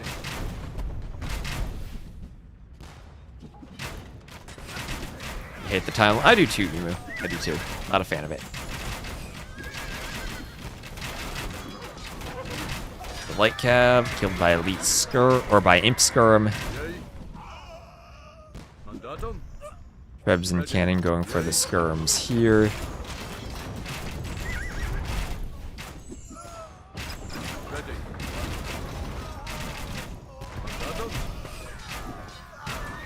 Ooh, skirms go down. Another workshop down too.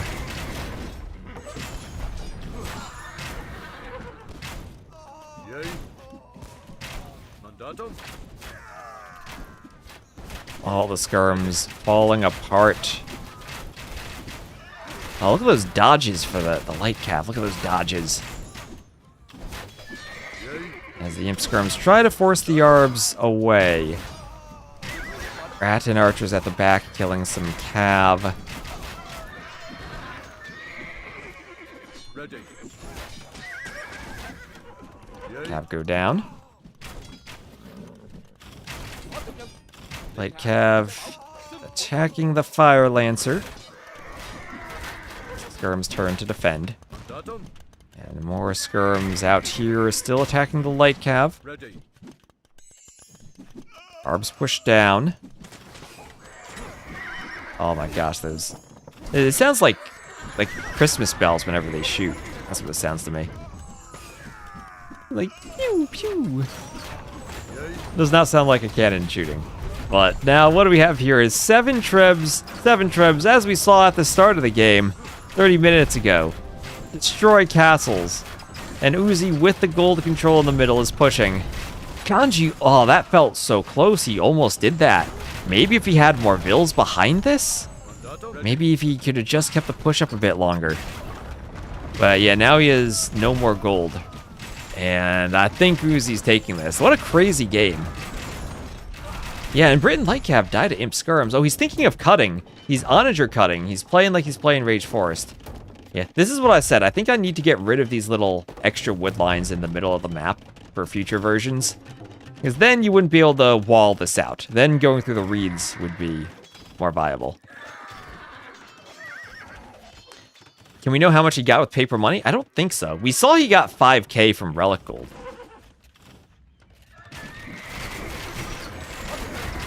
Oh, when the game ends, we can do some math. We can do some math on the eco graph.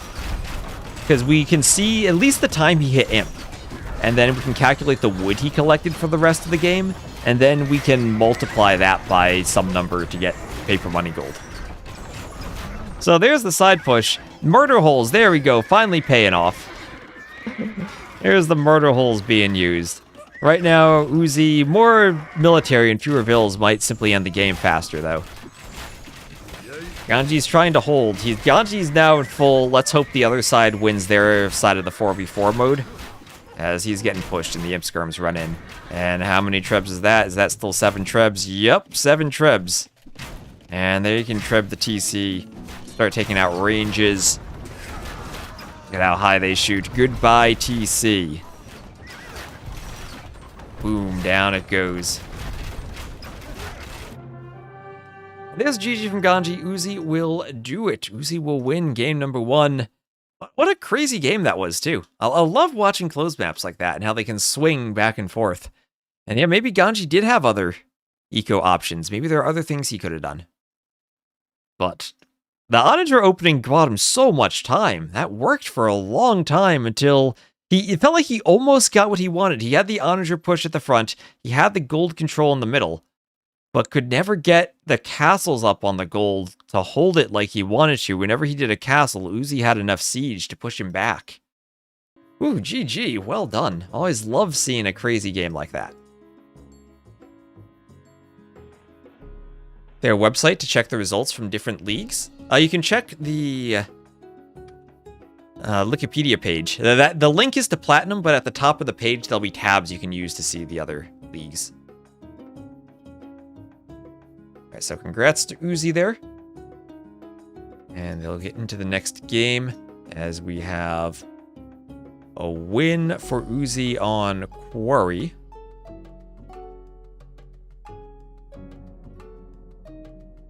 And for Civs, that was the very first pick of the Britons. So first pick from Ganij, losing. Yeah, oh, paper money math, I completely forgot. We can check that on AoE2 Insights, I think, too. I was answering a question and completely forgot to look. Let me look for Ganij. Does Insights get the rec that fast? This is the right Ganij.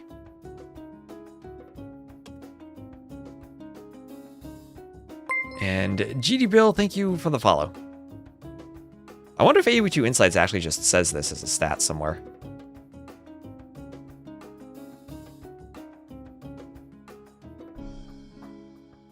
Oh my gosh, so many ads on this website.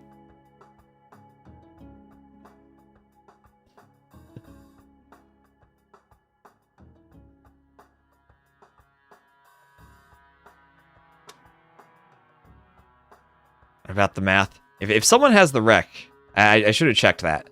I forgot to check that. I'm sorry, there's too much math at the end on the stats. I wish I could just check the stats from a rec and not have to play it back. I think we'd have to play it back, though. Remind me, if we have a break between another set, remind me to check that. Yeah, I think you can get the time when you researched paper money, and then get that time, and then check the wood collected from that time to the end of the game.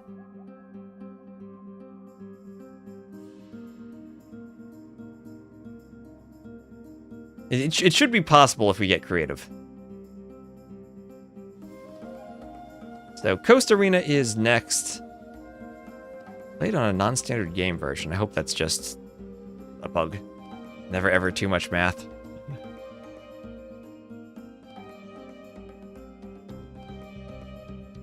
Why did Arbase send me a rec?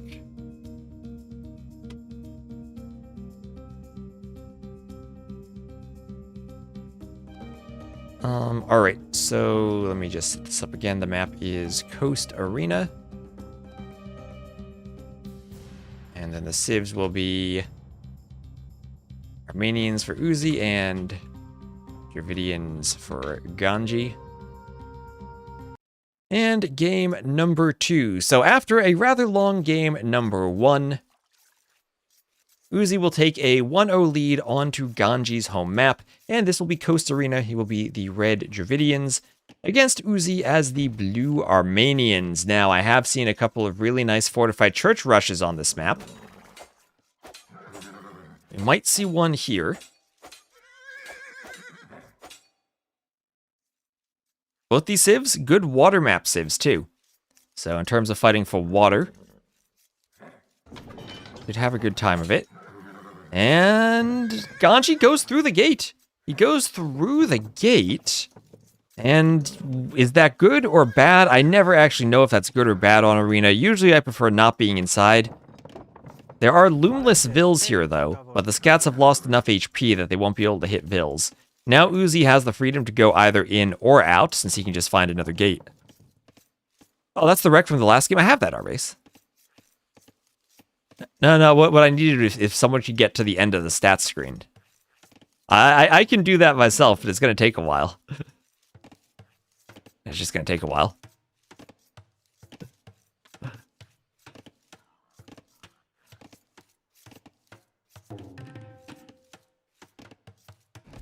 Yeah, I have the wreck. I have the wreck. I need to fast forward the wreck and spend an hour to get to the end again because I clicked off the end screen too fast. So there's no going back from that misclick.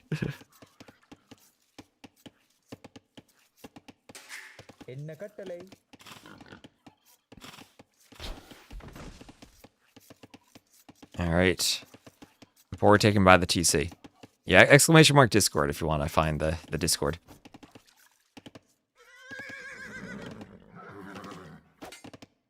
All right, scout hits another scout. And Ganij, will he win? Will he win? Uzzi can run to a Ville. He doesn't have to take a loss here. Ganij will see the Ville out on the dock. He can't fight the Ville, not with that little HP.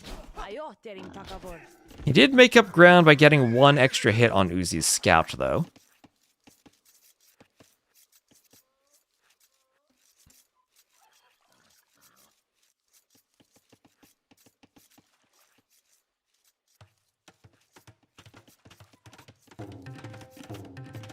So a few houses up for Uzzi, as he has two fishing ships in the back. So what do we think Dravidians do in the middle of the map? They're a great water save, a great hybrid map save, but not really used on closed maps that much compared to Armenians. Armenians is pretty clear. Fortified churches, warrior priests, grab relics, and try to win with relics. Try to win with priests, try to win with map control from the churches. We've also seen the map, though, played as triple dock galleys, where whoever wins the water just wins. So we could see that approach from Ganij too, going triple dock galleys. We have Loom on the way. And checkmate, 121. Thank you for the follow. Uzzi, lots of idle... Whoa, Uzzi. Why did Uzzi idle his TC that much? Loom on the way. Oh wait, you meant to pick Armenians? Do I have the... You confused me, Arbase. I thought my overlay was wrong for a second. Yeah. There we go. Yeah, Arbase did not check. Alright.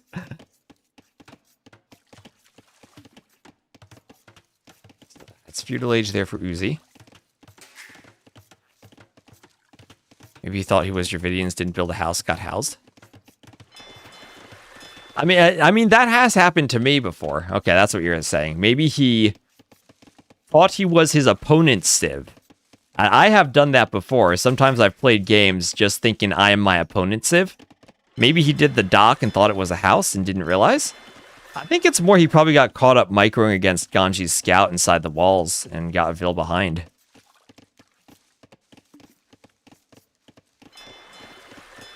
So what's the build? 20 Villes. 20 Villes with fishing ships could be an FC if you sell stone. So this could be sell stone, market blacksmith, go up for fortified churches. And could even consider doing the churches forward, considering you have scouting and Ganij doesn't. Mill is odd, isn't it?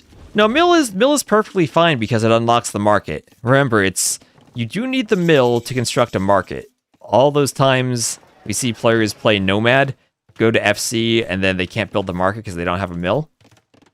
And that's what happened. That's what could happen here. Thought you were Bulgarians because you misread Burgundians. Yeah. You lose water, you're pushed off berries. That's true. But you also want to unlock the market. So market blacksmith there. And maybe one of the advantages of the fighting for water is that you can indeed skip the mill, and you don't need to do the early mill. Right? There's a bit more wood. But you kind of make up for it by skipping the mining camp by taking oysters. So you're skipping the mining camp, but you're doing the mill. So that cancels out. What I want to see is this mule cart then cut a passage down this wood line. Go around the semicircle. You just leave the trees on both sides and cut straight down the middle.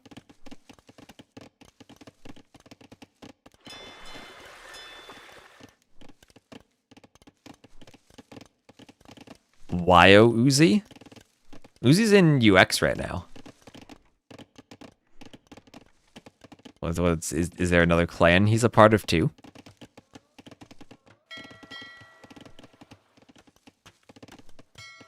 So fire is coming forward for Ganji.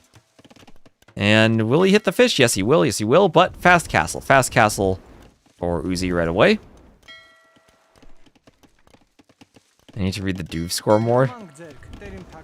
I don't know the memes about Uzzi. Arbase, you'll have to enlighten us. And Ganji now full water, 2 galleys with the fire. This is his home map, so seems like he has a plan for Dravidians. And we'll get in on the fishing ships. So fishing ships here should go down. Take 6 arrows from the galleys to destroy the fishing ships. Fletching doesn't actually give you a benefit against fishing ships aside from the range. More range, but it's still 6 arrows even with fletching.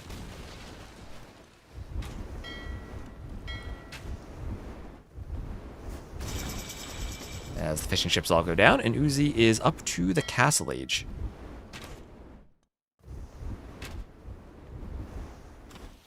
And Oladushik, thank you very much for the raid. Welcome into a closed map. We got Coast Arena, Ganji versus Uzzi here in TTL Gold. Arbase can't get into multiplayer services right now. That sounds unfortunate for Arbase. Hello, Dio.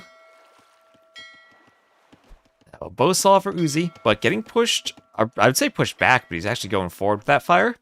But shouldn't be able to do much with it. Ganji has cleaned all of the fish, and as chat said earlier, we'll be able to push Uzzi now off of the berries and off of those oysters at the back.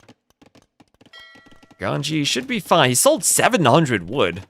That's how you transition from a water eco to a castle age. Sell 700 wood, buy 400 food.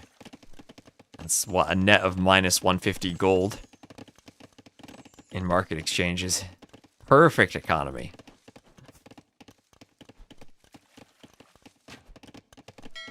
And the fire galleys on the outside still being attacked. This one 4 HP and finished by the galleys. And castle age now for Ganji. Thank you, Bambi Piwa, for the follow. Now, if only that were a demo on the bills. And Sly Spy, thank you for following.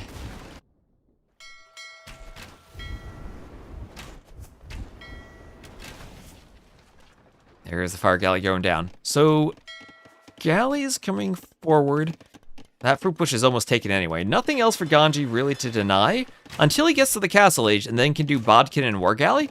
Then he can sit right here and deny the wood line. Force Uzzi to do what we saw the other game, maybe come to the middle. But in the middle, he's already there. He's gotten relics from those fortified churches. 4 relics and a siege tower that he will use as a siege tower for warrior priests. 1 free relic at the monastery, so that'll be 6 for him.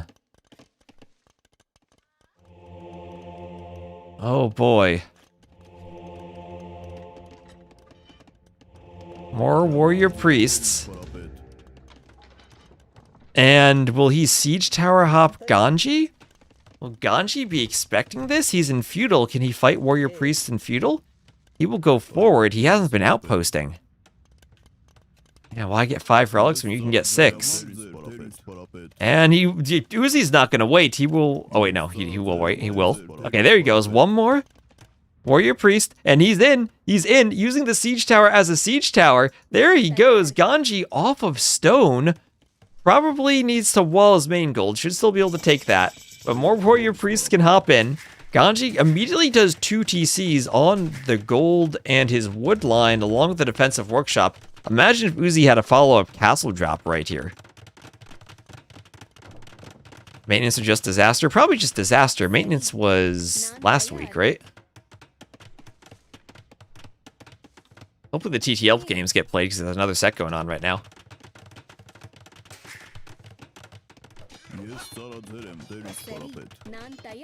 So warrior priest will kill the villager and go for the fishing ships. Oh, that's trying to start. Well, if they have maintenance issues and they can wait until after this set's done, that would be perfect for casting.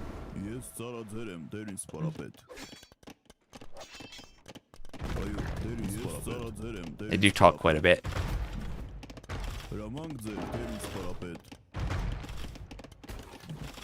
So, oh, that siege tower, dude, that's just gonna sit there and scout. Try to see if Ganji gets to the outside. But another game where it feels like Ganji has full water control. But Uzzi now has the middle. Double fortified churches, 6 relics. If the 4 relics he had last game wasn't enough, now he has 6. And he is Mangonel pushing Ganji. No Azure outage. Yeah, the Azure water looks just fine.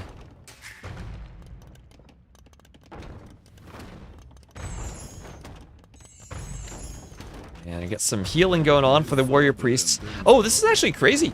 They as long as they don't completely die, they'll heal each other. If they can escape the Mangonel, they'll heal each other and keep running around Ganji's base. Yeah, look at them. Look at him go. Look at him go. I'll just heal up a bit more, Uzzi, then go for the Scorpion. Yeah, they can out-heal one Scorpion, it looks like. Oh, that is so silly. Oh, he splits? Dodges? This Scorpion should go down? Okay, the Mangonel gets him. Yeah, it looks like AoE 2 with multiplayer might be down. Our base was having issues. This game is in progress, though, so thankfully it's working for us. Maybe Arbase wants to ping a message to the chat to let everyone else know of the fate he's suffering. Might spare them some uncertainty.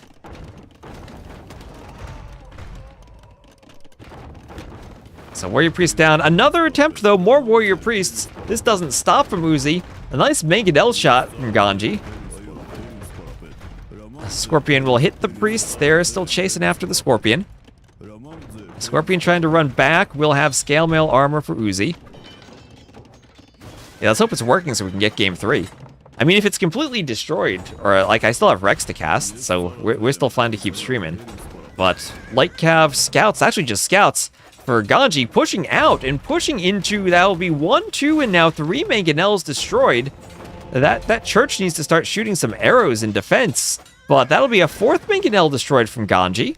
And with them, his own Mangonels, they are not going to shoot the siege tower for some reason. Now, the scout's dying to the warrior priests. Oh, there's the siege tower down to 9 HP. Finished off by the scout. The warrior priest hit by the Mangonels.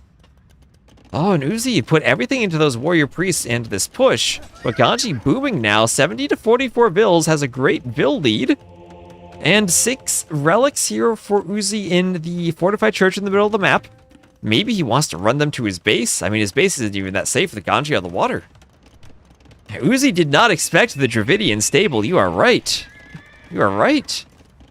Ganji's usually a monk player. Not expecting the Dravidian stable. Supposed to open church on the wall plus ram, then spam warrior priest, add second church inside, 2x rams and churches and take enemy TCs. You don't want a siege tower until enemy adds either monks or a Mangonel or 2. At least this game is fun. Emu with the paragraph of backseating. It's probably a do scored copy pasta right now.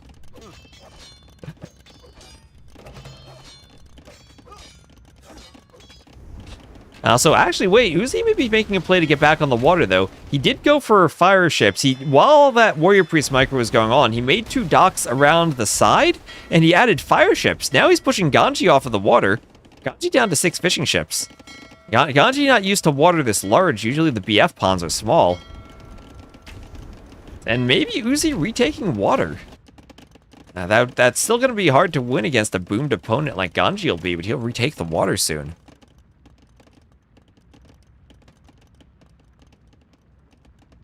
I don't care why people won't take them back. And he feels safe. Maybe he feels if he loses the middle, he loses the game anyway. But he's imp. He is up to imp. Uzzi will click up to imp first. He still has map control. And he still could go for a castle drop. So then we get to the situation, what if Uzzi gets up, does a castle drop, does a couple of barracks, and maybe I don't even think he needs to go forward for the castle. It can probably be back. The castle can probably be out here somewhere. Then you do a couple of fortified churches to hold the middle, and you stop Ganij from getting gold. Right now, Ganij has his main gold.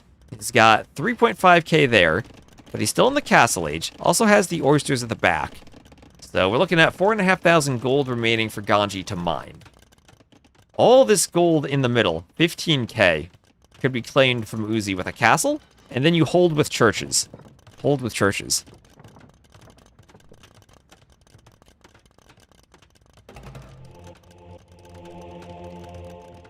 Yeah, chat, it seems like the server's down. If it comes back, that's great, and we keep going. If not, then we'll have Rex to cast after this. So we won't be done yet. We'll keep going. And now Imperial Age for Uzzi. As some fires and a couple of war galleys move over.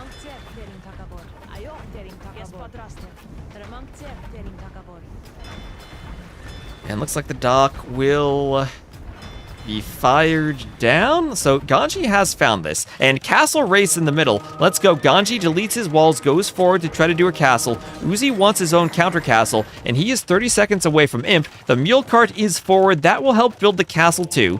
Ganij's castle will be on the fortified church that holds all the relics. Uzzi needs to make sure his gather point is in the back so that the relics pop out on the back if it's destroyed. But with 2.5k gold, he's ready to start pumping out trebs. And he's got 2k wood, 600 gold already in the bank. That's 2.5k relic gold, I meant. And Ganij is thinking, all right, yeah, I'm ready to pressure these churches. I got my castle. I have the water control. Things are looking good. Oh no, Uzzi is Imp. And Uzzi is gonna start making trebs, and he will engage in a treb war. Well, we got block printing, illumination, and theocracy for Uzzi. And a back fortified church. Time for some monks. Servers are up again. All right, nice. Servers are up again. Yeah, and Uzzi, thanks to the relics, actually has the res collected lead, even though Ganji's had the fish for so long. And getting back to those fires and clearing the fish has helped him.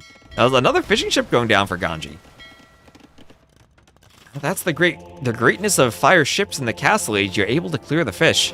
And Ganij, ooh, his castle has been shooting the fortified church that did not have the relics. He might have been able to force the relics to pop out had he been shooting the other church. Yeah, unironic fortified wall time. Fortified wall's never ironic. Fortified wall's always useful. Alright, oh wait, what is this? Ganij trying for a clandestine TC to sneak to some gold, but no, the warrior priests are there. They find him. He wasn't walled in. Oh no, he can't run the Villes. He needed to take a far Ville and try to Alcatraz her at the start, but oh, Ganij, no, and a fortified church up to defend it. He deletes the foundation. He's stuck in the castle age. And he still has a score lead somehow. Res collected lead still. But there goes his castle. That is very painful. I think this map you can't boom on. The map control is too important. That feels like the general theme I've been seeing. That even with the fish boom, and even with a bit of gold at the back of your base, the map control is so important. And if you go full galleys, you do risk losing the fight for the relics.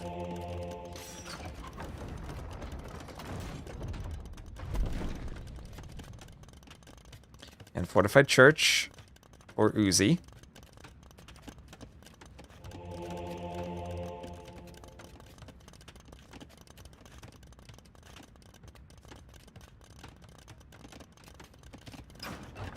Primarily, Dravidian's Castle Age, sure. It's not the best.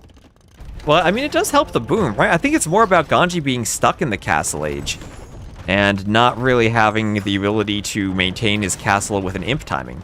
If he were imp first and trebbing, yeah, that'd be one thing. But here, this is exactly what I was envisioning from Uzzi.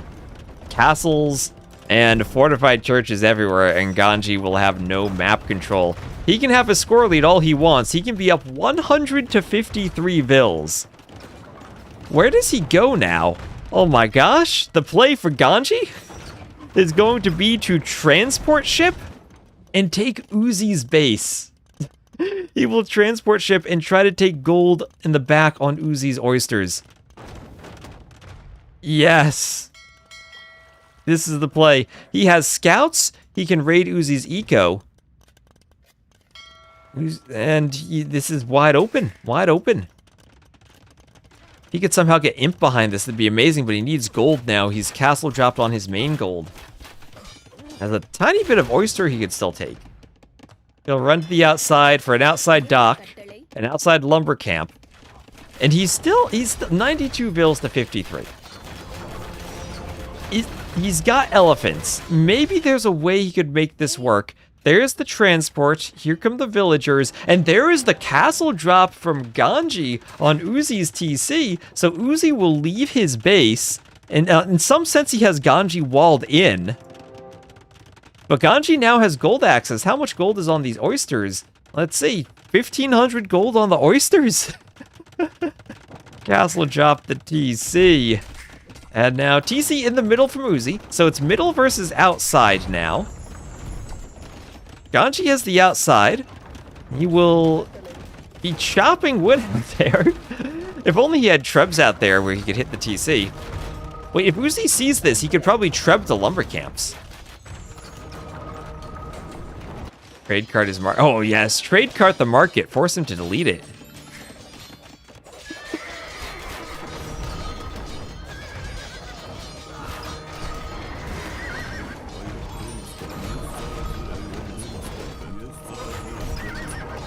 And the light cap fight, but it's against composite bowmen now. The trebs are pushing into Ganji's base. So Ganij will lose his base. He has armored elephants still. Doesn't have a great way to fight the composite bowmen. There are so many churches here. There's a TC from Ganij, who still is holding on with an 87 to 54 lead. He needs, if he somehow could get trebs, that'd be one thing. But he's so restricted with these elephants. So yeah, no fletching even on the composite bowman. Okay, here's a fight. The composite bowmen can hop inside the church if they need to. They do care about the armor of the armored elephants because they're siege, I think, and they don't ignore the armor of siege. And I think that the elephants do resist the composite bowman with armor. The light cav raid from Ganij. He will discover some TCs out here. Wait a minute. He could kill some villagers. He can still kill some villagers. Doesn't want to sit under the TCs in the raid. He did break through the wall. He does have an Arumi swordsman whipping that stone wall. There's a castle from Uzzi. Can he actually make this castle? Wait just a minute. Where are Uzzi's vills? Uzzi's vills are in these two TCs, or at least almost 20 of them. See, there's another TC out here. He still hasn't seen Ganij on the outside chopping wood.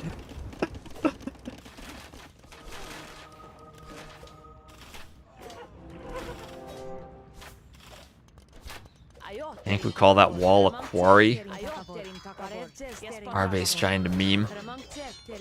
Okay, Vill's going to the light cap. Ganji's up to imp. This is his imp TC. His imp TC in the back of Uzzi's base. He has nothing left in his starting base. But he's still up 90 to 52 vills. This defensive castle for Uzzi. It's still 140 pop to 87. Ganji's got 15 fishing ships too. And Uzzi's gonna lose more vills here to those light cav. He's not able to garrison. He's trying to rush the castle up. Those are some low HP vills. He's trying to run the low HP ones to the TC. He's not going to finish the castle. Wait, he will. There's a hero villager. One hero villager. Everyone else garrisoned. She finished it and doesn't garrison the castle. Stood there admiring her work. But the castle's up. Yet Dravidian Light Cav could still keep Ganij in the game. He's going to be imp. He will have gold from the oysters, and he'll be able to make trebs. There's a castle from Uzzi, but that'll get trebbed down. That will get trebbed down by Ganij.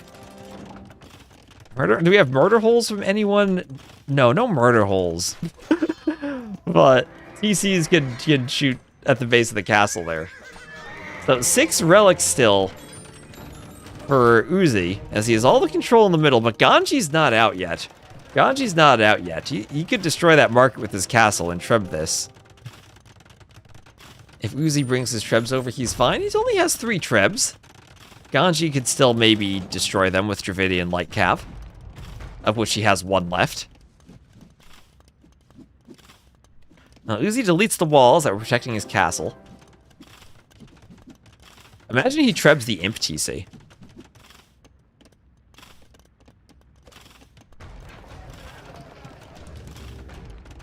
And he needs to delete a lot of walls for the trebs. There's Ganij up to Imp. He can't do a treb because he's housed. He has so much population that he's housed.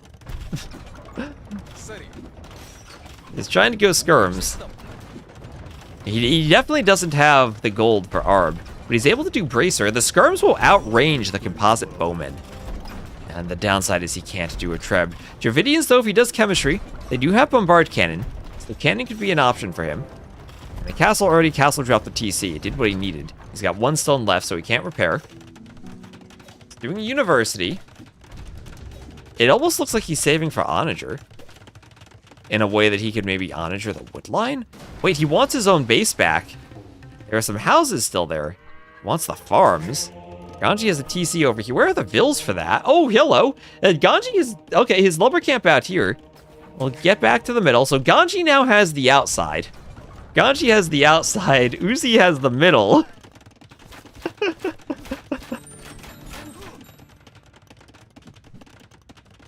Well, if he sends all the vills to build a castle, that could be nice. Six vills on stone now. Oh, Coast Arena is amazing. She's like, give me back my base. Fine, you want me to leave your base? Give me my base back. Oh, look at those monks. What the heck? 14 monks. Ganij needs devotion. Doing devotion for skirmishers. That's what this game has become. So the TC is down. Good thing for Ganij, he still has a 30 vil lead and 17 fishing ships. So his eco somehow still should be better. If he ever can take a good fight with skirms. I mean, if Ganij can amass, like, 50 skirms, he could probably just take the fight and win it and clear everything. And he's almost there. He's at 28. He's more than halfway. And 50 is just a random number I decided on. Maybe that's not the right number, but he can fight. And if he loses skirms, he can just make more and fight again later. Monk trying to convert Ganji's vills. There will be a castle drop from Uzzi on Ganji's TC here. Ganij is doing Faith. He's researching Faith. Whoever sees Faith researched, he's never going to have the gold for Heresy, but he can do Faith. Yeah, Uzzi's eco isn't awful either, right? He's got TCs. He's taking the forage bushes in the middle. He's got the mule carts. But as Faith is about to be finished, Ganij will use the skirms to fight. He's pushing with the armored elephants. Monks have to be adjacent to them to convert them. Composite bowmen are wrecking the skirms, but Ganij has more skirms on the way. The skirms are focusing the monks. The elephants need to avoid being converted by the monks. Don't let your elephants get converted, Ganij. They swapped targets and got an elephant. You need to go for the trebs. All the skirms, though, devastated by the composite bowmen. Ganji's gonna have another elephant get converted by Uzzi. Mangonel there will also protect the trebs. Not a single treb goes down. But all the composite bowmen, how many are there left? 14. One of the ranges for Ganij got converted. He needs to reamass more skirms. And he's adding more ranges. Yeah, and Uzzi dropped another castle here at the front on Ganji's base. Ganij less area for farming. Now Ganij can have the outside, but unless he chops enough wood for farm space, he won't be able to farm. But I guess that's okay if he can do fish traps. So he doesn't need farm space if he can do fish traps. And these composite bowmen killing skirms. They're so good against the skirms. Okay, and there's the GG, and Uzzi will do it. He will go up to 0. Wow. Wow. Coast Arena is such a fun map. Oh my gosh, that is amazing.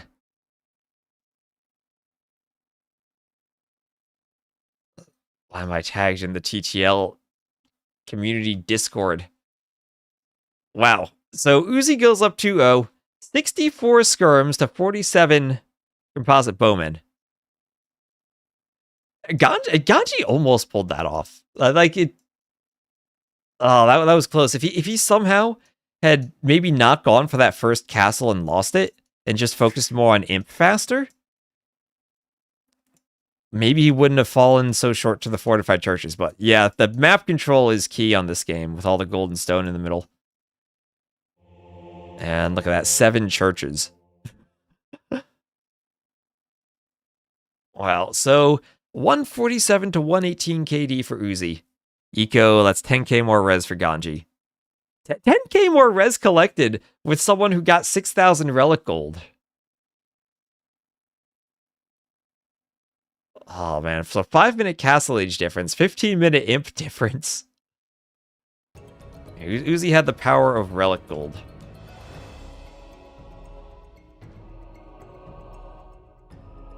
Alright, and that will be a loss for Ganij on Coast Arena, leaving African River as the final map. Armenian is the first pick, Civ 2 for that map.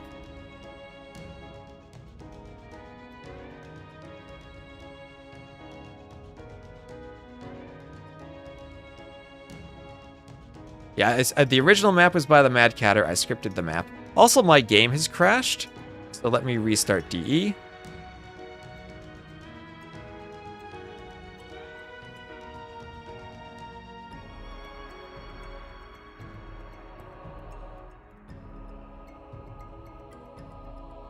And let me restart.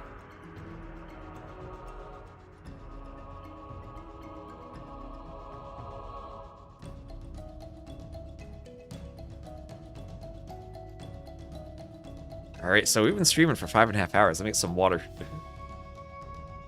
I think the players need to restart their game too. Yeah, Relic Gold is counted in total res collected, yes.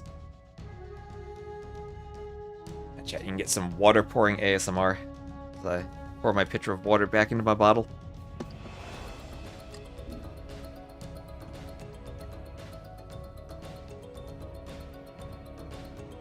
Now, I'm actually going to run to the bathroom since the players need to restart their games too, so I'll be back in a moment.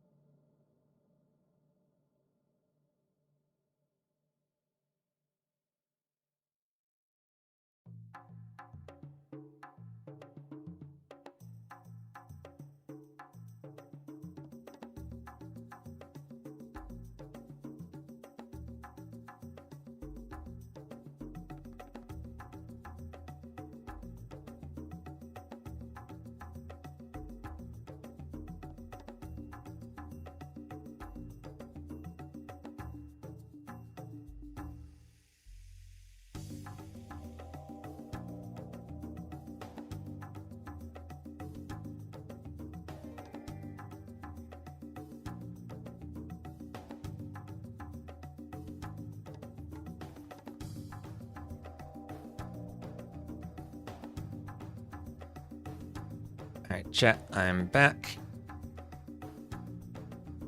So, just a moment. And I realized that I had left... Oh, changed my scenes.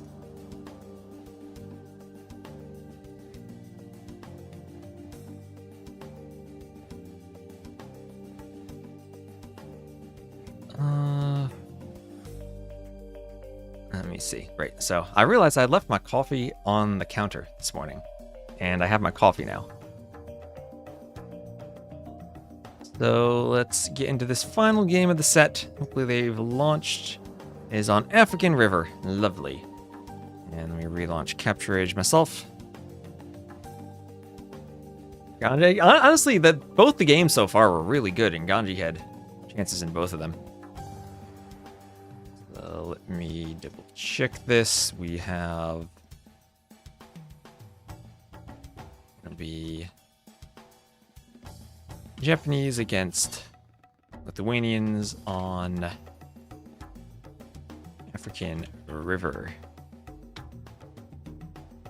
And Uzzi's name disappeared, but we're good here. Here we go. So Uzzi will be up 2-0 over Ganij as we head into his home map of African River.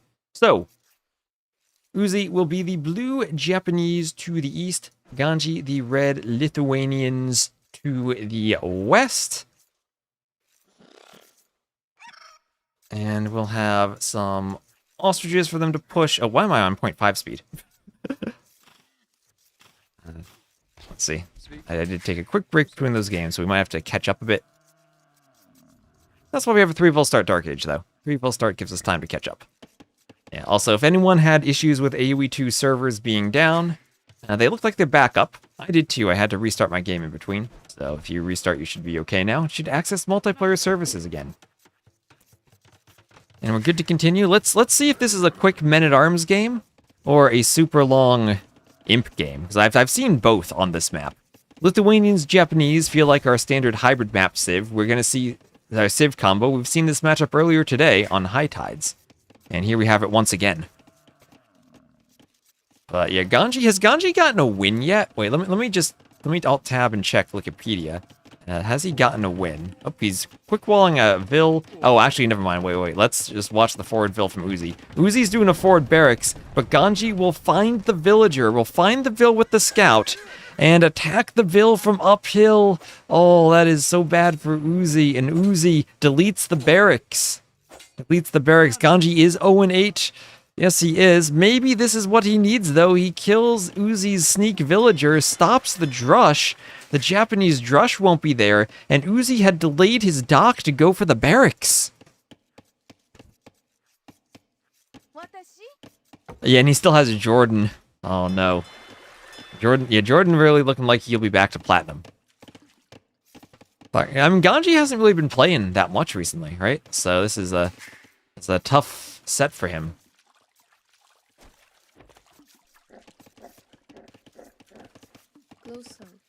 There have also been a bunch of monk nerfs, too, and Ganij is a player who is always known for his monk micro.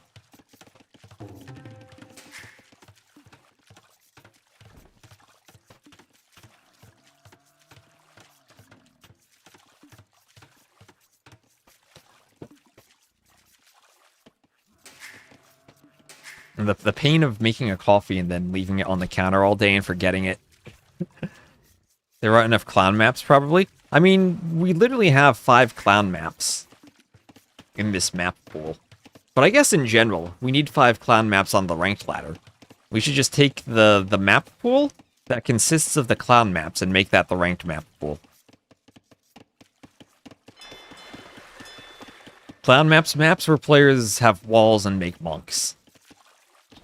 Oh, well, the wonderful 8th wonder blessed us with the term clown for arena players. And it was so appropriate that it stuck around. 1 vote for this idea. Would be lovely, wouldn't it? So both players... Let's see, looking up, I can probably speed up a bit now. We'll have some fishing ships on the way in the back for Ganij. Probably speed up a lot faster. And then a barracks for him on the side. Mining camp for Uzzi. So nothing too special so far, other than Uzzi did sneak another Vill over to the north. And we'll try to make another dock. dock this time at the top of the map. Occasional clown weeks and hamster weeks in the map pool. Yeah, we could plan our schedules around clown week and avoid hamster week.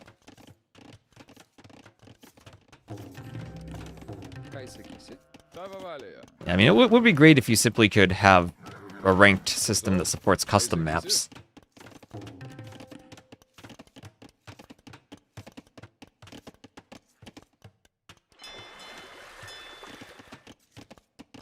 And fishing ships now on the way from Uzzi. So not looking to do a sneak dock and do fires, just doing a sneak dock to fish. So Ganij, oh my god, Ganij will send a fire galley forward. He'll be invested into fighting Uzzi down here on the water, and he will have no idea that there's a sneak dock up there to the north. Okay, these fire galleys will fight each other. We'll have... Yeah, the spear, he's poking that house. He knows everything down there. He's going for his own dock. Players have just gone forward to dock in each other's halves. Oh, and he scouts it. He does scout the fishing ship up there. He knows the dock is there. And the archers will come over to try to hit the fires down here, maybe hit the fishing ships. Still looking for a demo as the archers get around to the back of the tower.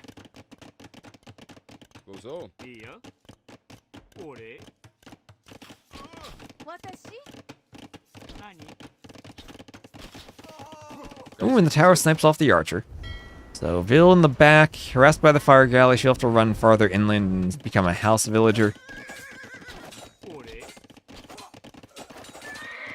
And Ganji's forward army, fought by the Vils, taken down. He's had double bit axe already. Uzzi just doing it now. And Ganij will go for a market.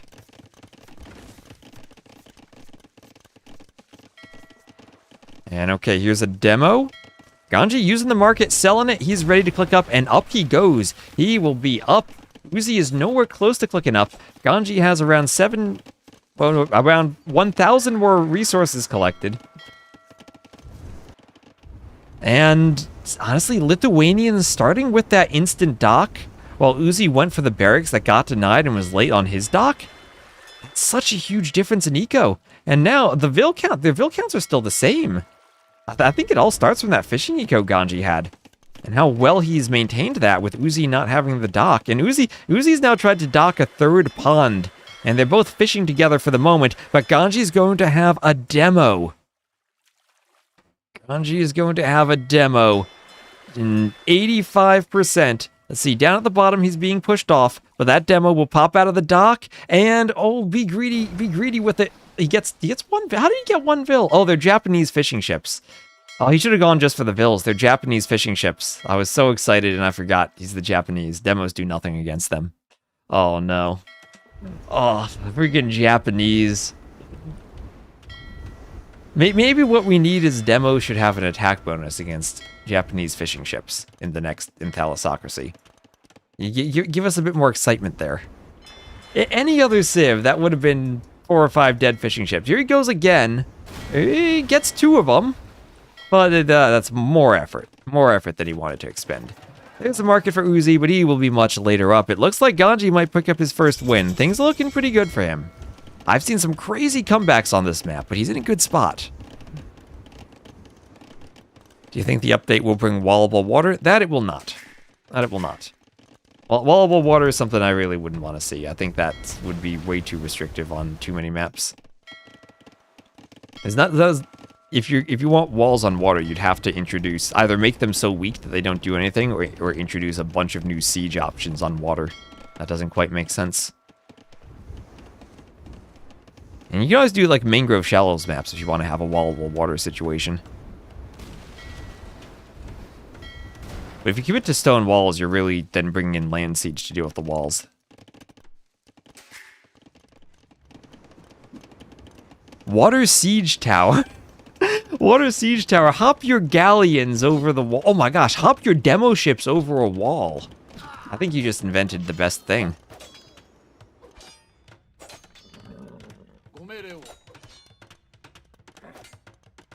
So, Uzzi up to the castle age. I'll have a few Vils from Ganij. We need to be able to build bridges. The deeper the water, the longer the build time. Imagine if you could play Joan of Arc and just build the bridge to Shinon instead of having to go around.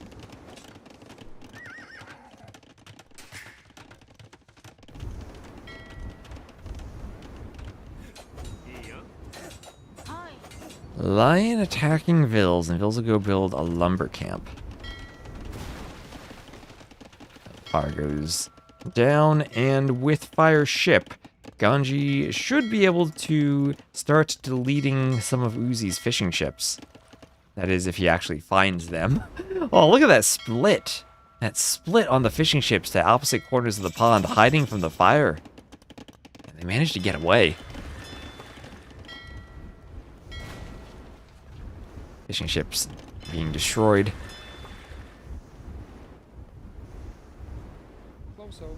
And this dock goes down. Ganij heading out to the corner himself for some eco.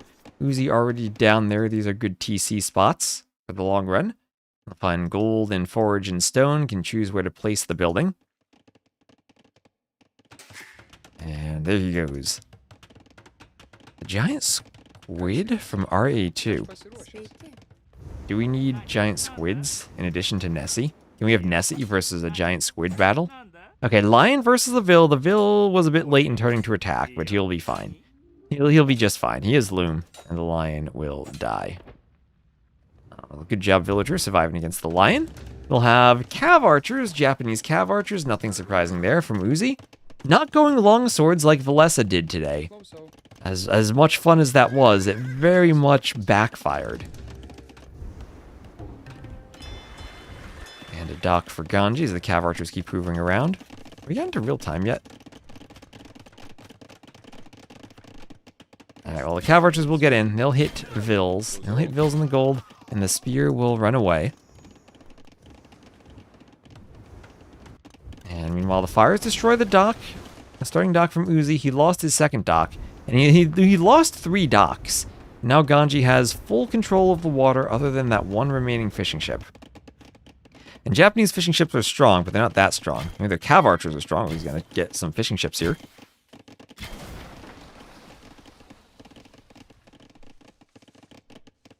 And we'll have fletching on the way as Vils start to go down. Skirms come forward. Now should just go tower defense. Tower defense, I mean, it is an option for him, right? But he doesn't have that much stone to work with. Could help. But I think skirms should be nice. They do move faster for the Lithuanians. Maybe a tower on that gold would have been appropriate, just so he wouldn't have to run. Probably thought it was so far in his base he didn't need one. But, ooh, going for a gate. Not gonna finish the gate. But at least the TC will get some shots. Look at that. Well, maybe what he needs is just Hill Fort's defense. Town Center is +3 range. Maybe that's what he needs. There's Bodkin for Uzzi. And Elite Skirm for Ganij.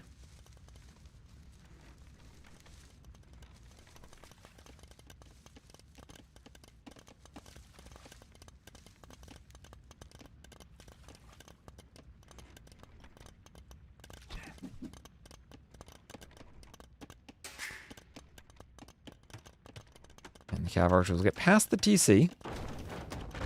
And the Mangonels will start hitting the house. Emu wouldn't like to play this map. It feels like a good map for white feather guards, though. Now, making a push from Uzzi. He's, again, huge Vil lead for Ganij this time. Uzzi will need to apply pressure. He'll need to finish something, or try to finish off the rest of the land eco here, and force Ganij to the outside. Just get some type of momentum going. And maybe hope that Ganij clicks Imp at the wrong moment. I thought those houses were helping you, Ganij. Now the Mangonels can hit your tower and your skirms. Okay, well, watchtower up. So, tower defense there for Ganij. I think it is on the cracked terrain. I need to go double check if the cracked terrain actually is cracked here. Load to boost. 3 Mangonels atop the hill as some skirms and archers still get in the back of Uzzi's base. And Uzzi just now doing his second TC in the south. He's been on 1 TC this entire time, running to the outside for extra res. And Mangonels try to attack that tower.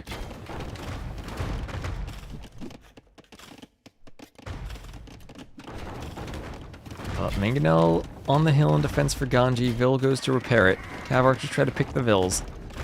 And this tower is still attacked by the Mangonels. Vils forced out of the tower. They will repair. Can the Mangonels finish it? They're going back. Ooh, I think he should have committed to the tower there. Might have been able to destroy it. Instead, Ganji will repair it, and Uzzi will trade a Mangonel in exchange for the other Mangonel. Out of the games, we've had some crazy Coast Arena games. I've been absolutely loving that map.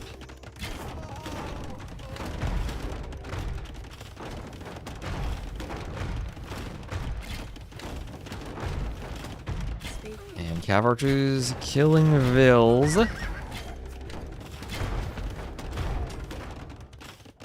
As the tower is still hit by the Mangonels, and we'll have a castle forward for Uzzi, who's dropping a castle on Ganji's base. Alright, taking Ganji potentially off of 2 golds, and this is what he needed, as those Vils will run to the corner. If he wants a shot in this game, he's down by 40 Vils. This is what you'll need, a castle drop. Pushes Ganji off of his base. Ganji nowhere close to going in, so he won't have trebs. Ardog, thank you for the follow. I realized I never put my headphones on after I got back. I was like, wait, why didn't I hear that follow alert? It's because I literally can't hear anything. Cav Archers attacking villagers. That's better. The Skirms try to pick the Cav Archers off, but they are killing a ton of Vils. Uzzi. Could Uzzi come back in this game? Well, it's now only 30 Vils. Skirms for Ganji still being effective there. But this TC is down. There are 18 Vils there. What type of triple Mangonel hit could we have here? That definitely is a castle. And Ganji now off the middle. He has the outside. But what does he have on the outside? Cav Archers want to raid more Vils. Too many Skirms for them, though. Speedy Lithuanian Skirms. 1.06 speed. That's as fast as we have siege towers in this patch. Yeah, only 30 Vils. It was more earlier. He will mill the ostriches.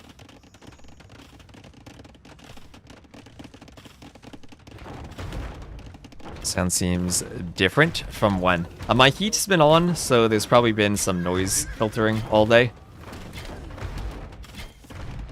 Depending on your headphones or your audio setup, you might hear it better or worse. It is very cold in this winter, so I do unfortunately need the heat on every so often if I'm streaming for 6+ hours. If I'm co-casting with someone, I usually turn it off, but...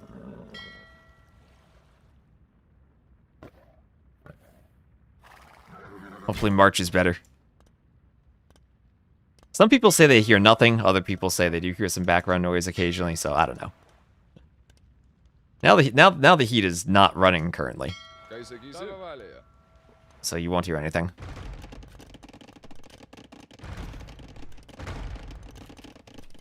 I need to add civ icons back. Yeah, my plan is to add unique units. I've not finished that, but yeah. The civ icons are already over here, so I don't want to like duplicate them like Capture Age does. So I want to get the unique units up there.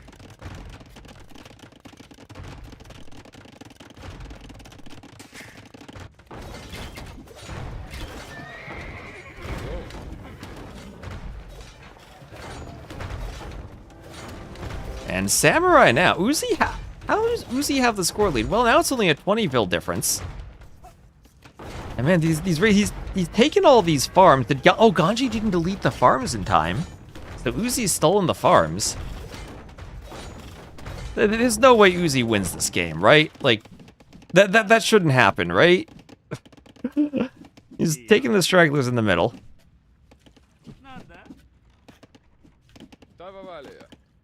Yeah, Ganji still has... okay, retakes the score lead. Remember it was 40 Vils is 20 Vils now. 40 Vils is a lot of lost food. That's a 27-16 eco KD. He did a 1 TC all-in versus 3 TC greed. Theoretically, he should win. If fair enough. Fair enough. He hasn't had a horse collar this entire time either. There's the TC again. That'll now be 4 TCs for Uzzi. And he's ready to boom, and he has more TCs than Ganij, who is down to 2, and has a 3rd TC in the middle.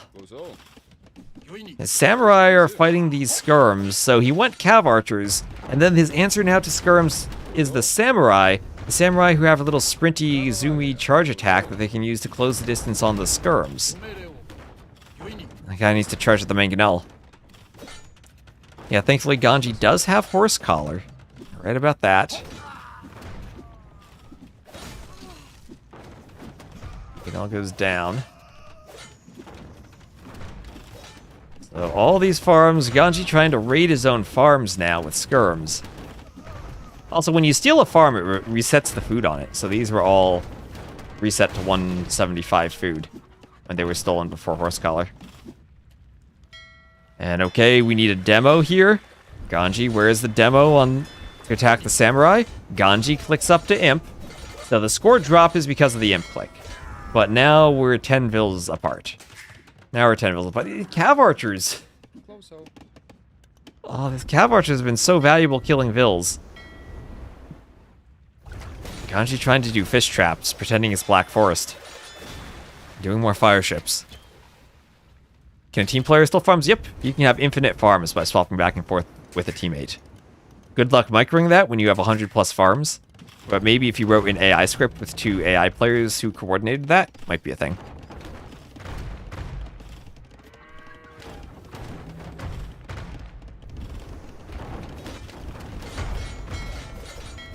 And samurai attacking the fire ships. Fire ships go down. They'll chase the mangonel, repairs. Oh, the Vill blocking the samurai. So the mangonel's chased from Uzzi, though. Ganij needs the mangonel to survive, but no, goes down. And the mangonels from Uzzi continue pushing across the shallows. No demos in sight for Ganij. And Sweet Benji, thank you for the follow.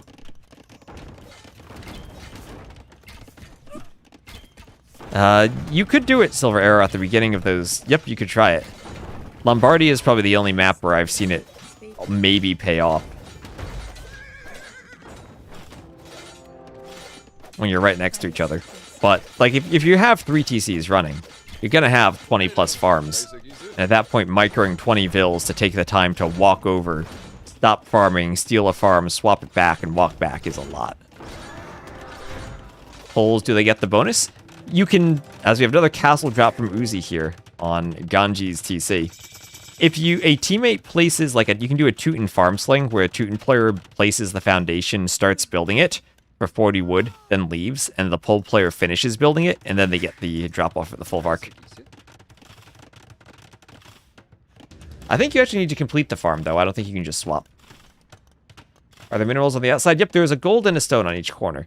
So these cav archers that are constantly harassing Ganij have been annoying him from taking gold and stone and wood even on the outside. And now it's a 7 vill difference as Uzzi is up to imp.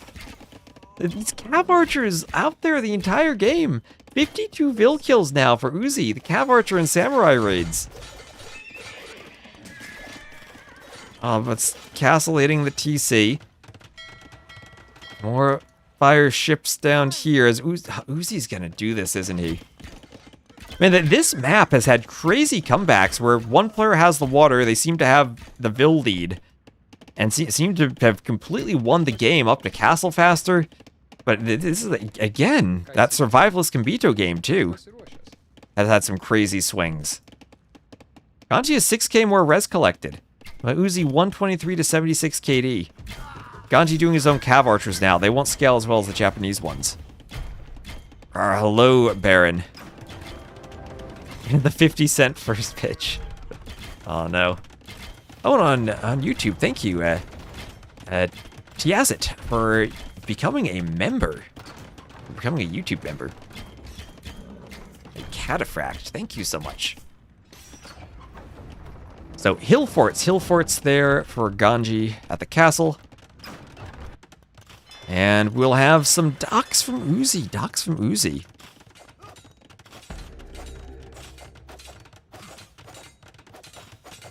And attempted tower from Ganij. He will abandon it, though.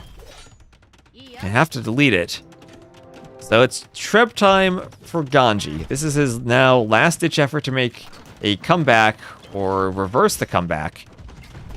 As Villese will repair that archery range. Why not? Probably wanted to repair the Treb, but repairing the range. And now Trebs will be on the way for Uzzi. Needs to find a way to snipe the Treb, too. Oh, yeah, he still doesn't have ballistics. Or I guess neither player does have ballistics. Whichever you're mentioning. There's ballistics for Uzzi.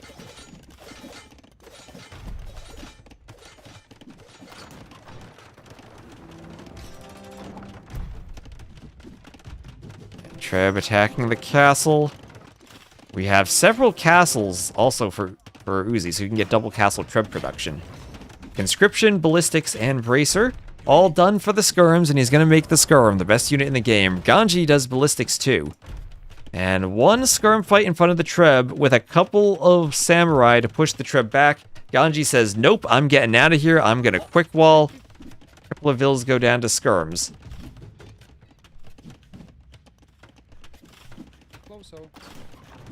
And the Trebs have to fall back.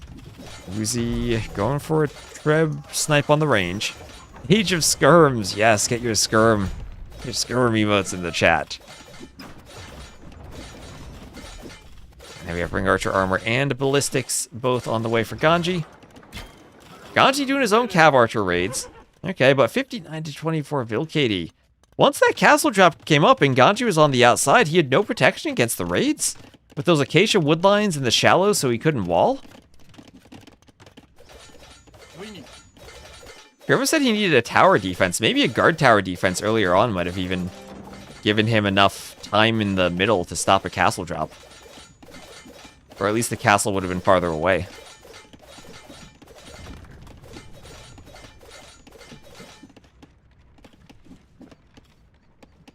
Every game this set has been absolutely wild.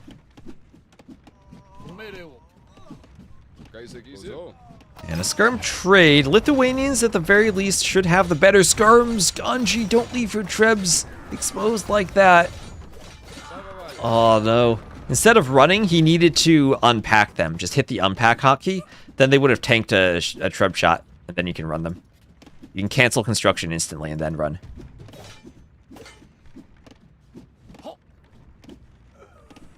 Yeah, I think we have a really good map pool this season.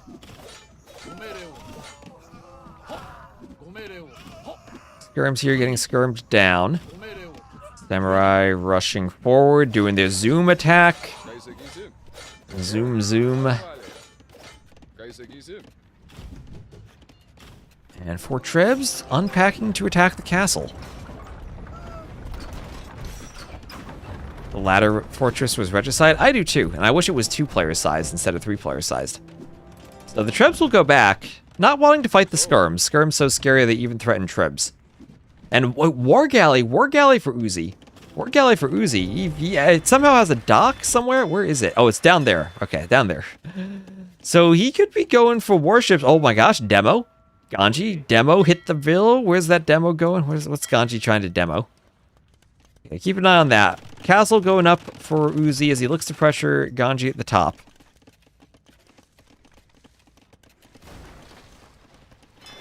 And boom, hits the dock. Yeah, with the mud terrain, we can do that.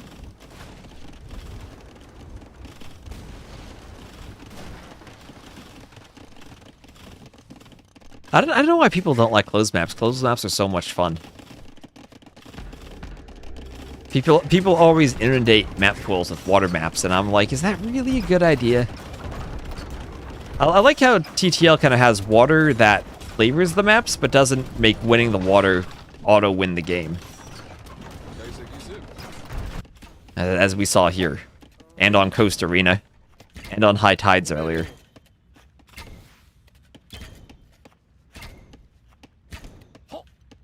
The Cav Archers attacking the skirms is Scout Cav, run around, and we'll attack the archery ranges here. And, oh, will they actually attack? No, the skirms are there. And now we have guard tower and Yasama and ring archer armor.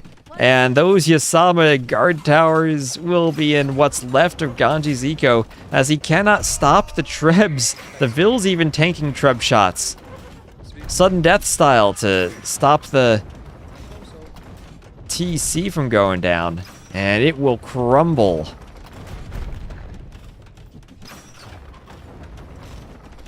Because even with one pond with a dock is like OP if your opponent doesn't have it. That's true. That's what I mean, the water maps we used to see, we didn't have any hybrid maps. It was basically islands, team islands, or something closed like Baltic or Mediterranean. Oh my gosh, what are these fish traps? Ganji, you're a Rage Forest player. You know the fish traps go here, not here. This is what we expect from T90. So, Cannon Galleon for Ganji. He's still trying to hold the water. He's holding on to a sliver of land. He's getting his base back with the trebs. And this is... Maybe Uzzi doesn't have this clinched yet. Maybe Ganji still has a shot, but it's 120 to 130 Vils. They're both at around 170 pop. Lithuanians, Japanese, when Uzzi again has 3 relics. Samurai going down to Light Cav. And a Cannon Galleon attacking the guard tower on the side. What happened with the Kasva classicpro game that dropped? I think we're going to see if there's a way to do some surgery on the rec file and create a restore point. But that's to be determined.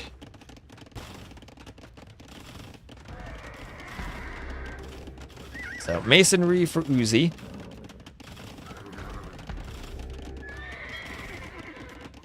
Protecting the towers, and now he's got fast fire ships to deal with the cannon galleons and the fishing eco.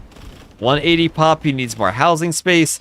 Light Cav continue raiding Ganji, pushing him off of gold. He has 1 Vil on gold, he is right there, and now... He still has 1 on gold somehow. Maybe that takes a minute to update, but now he's no more gold.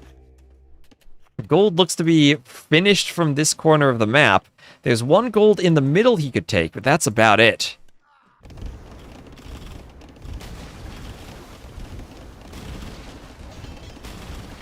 And now some fires getting taken down.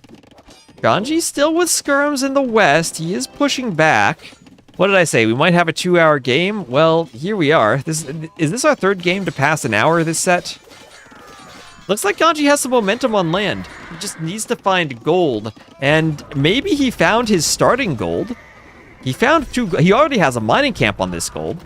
He's trepping a castle. Needs to be wary of samurai. But he does have at least 3 trebs. It is uphill. So, Uzzi can repair a bit. Ganji, no siege engineers for the Lithuanians. And he needs to protect the trebs. He does not want to lose trebs to only 2 samurai. Oh, those samurai. Look at him go. Look at him go. That castle's repaired. Oh, Ganji. There he goes with Light Cav. Protects the trebs. He will run back, though. He doesn't take out the castle. However, Light Cav are everywhere now for the Lithuanians. Ganji somehow has 30 Vils on gold and 45 on food. If he could get to Winged Hussar and raid, if he could get even just the final armor upgrade and raid, all of a sudden he's went to full Light Cav mode. He's gone full Light Cav, and the Japanese player does not have any halbs ready. Uzzi, he's the Japanese. He shouldn't be dying to Light Cav that are not upgraded. But he is. The Vils trying to run to the TC. Samurai certified S-tier unit in coolness. They are pretty darn cool. And now it's Uzzi's turn to lose trebs as Ganji pushes forward to Light Cav. Vils will try to repair. Try to repair as a treb. Oh, that treb is out of position. Ganji needs to run. Oh, it was unpacking. He'll hit a treb? No, he misses the treb. If he could have gotten a treb, that would have been sick. His treb's now forced back. He has Light Cav everywhere on the outside. Uzzi trying to do TCs. That Light Cav is playing a campaign speedrun, absorbing tower fire. Look at it go. Look at the dance moves on that Light Cav. He's dodging ballistics on all the towers. Look at him go. Get your dino dance emotes in the chat. That's what that scout's doing. He's not taking a single point of damage. That TC will go up and Uzzi will garrison it and kill it. But Ganji got that set up perfectly. Oh, that is perfect. Oh, he's moving it now. He's trying to get away. He's even microing to avoid the TC. Now, that was a patrol. He wasn't microing that every time. That was a patrol. Oh, Ganij dock block. He dock blocked. I haven't seen players doing this, but yeah, you can do it. You can dock block on this map. And the dock block will protect the cannon galleons from any unwanted fire ships. Yeah, it will. As the tower goes down, he needs to destroy that dock. If you can take out that dock, then all of a sudden, maybe he has a bit more water control? Let's see, there are light cav everywhere, and now Ganij has killed 144 Vils. He's killed a gross of Vils. And Uzzi's down to 74 Vils. He's increased his score lead during this time, but then just lost a dock. The cannon galleon can hit that TC. There are no Vils here. There are just a few farmers in the south. Uzzi has a good stockpile of wood still. Ganij is dealing with samurai raids. Finally doing the final armor for his light cav. Oh, this set has been absolutely crazy. Oh, where's a demo? Where's a demo? Ganij, give us a demo, please. Yeah, villagers in this game are not having a good time. And do we have Catapruto? Yes, Catapruto Trebs. They shoot faster, they pack and unpack faster.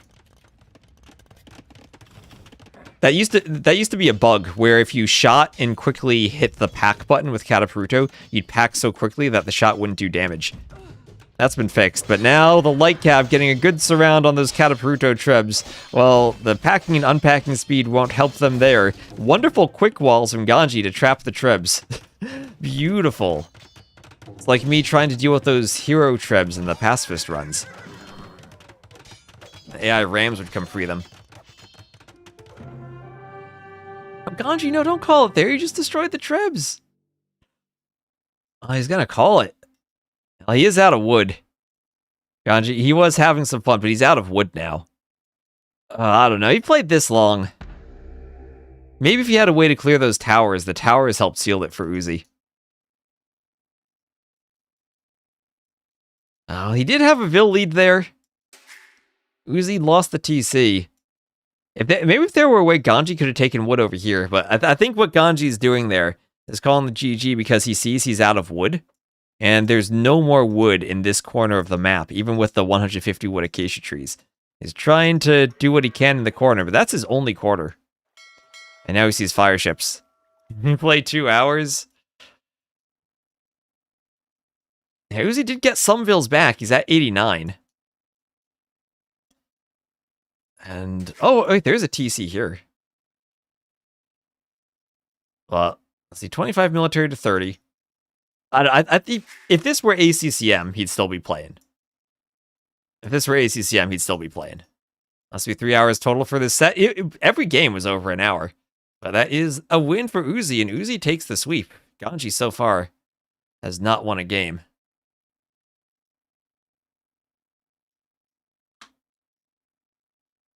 But he will then have a 3-game sweep, will Uzzi. And we'll have military 361 to 345 KD for Uzzi. Reds collected were so similar at the end. We can see the early lead that Ganij had for such a long time in military too. But that castle drop from Uzzi, pushing Ganij off the middle, pushing him to the outside, changed everything. An absolutely brutal castle drop on his face.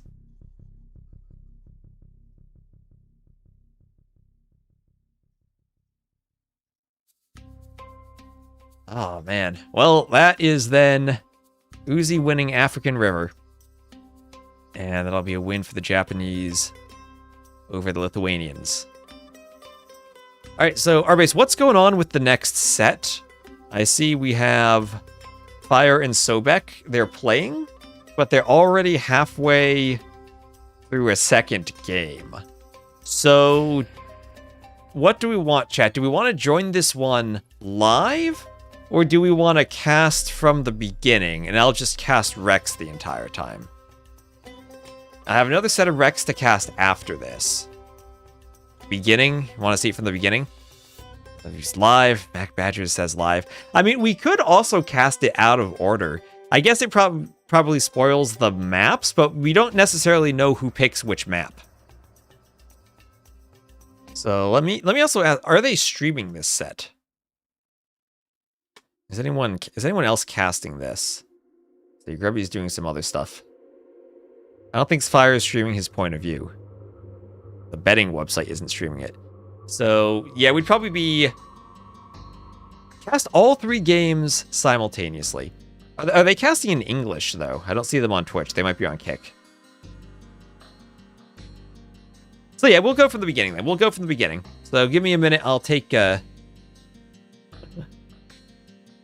I think we'll cast from the beginning. And then we don't want to miss basically 2 games. So we'll cast from the beginning, and then we'll do it all as Rex as it comes in. And that's the decision. So we will... Give me a minute to get ads out of the way on Twitch, and then we'll restart with the next set. And thank you, Zucchini, for the follow.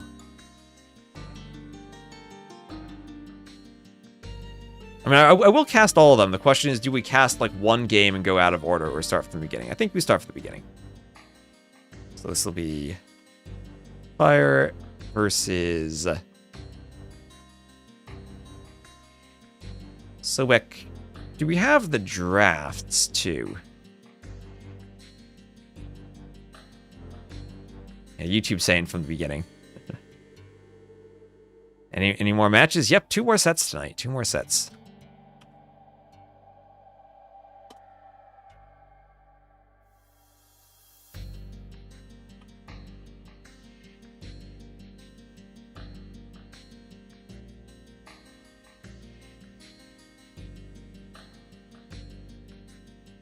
That's Sobek on the... You just go here to change it.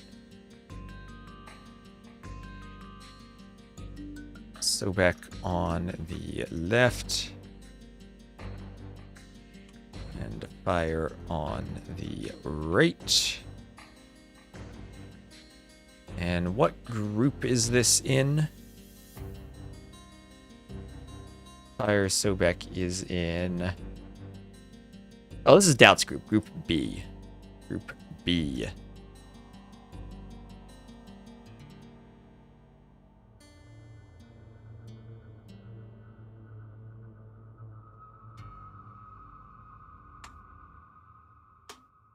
And everybody sent me the rec.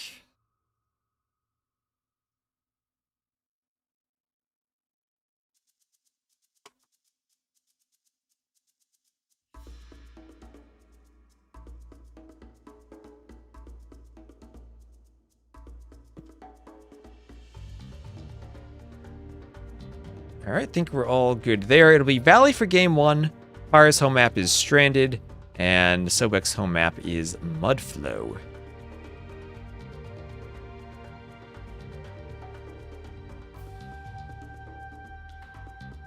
Let's hope Capture Age doesn't crash. And just because we're doing Rex, I'll need the Elos. T90 should be on his way home. Maybe he gets home to watch some AoE too. Let me grab the player Elos. So right now, Sobek is at 25.49 and Fire is 22.94.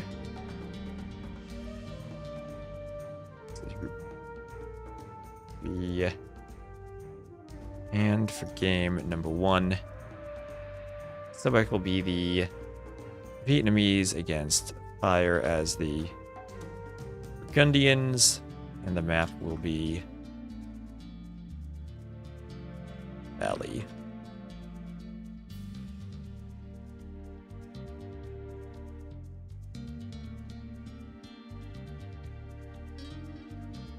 Why is Capture... Oh, there we are. I was like, why is Capture not showing up?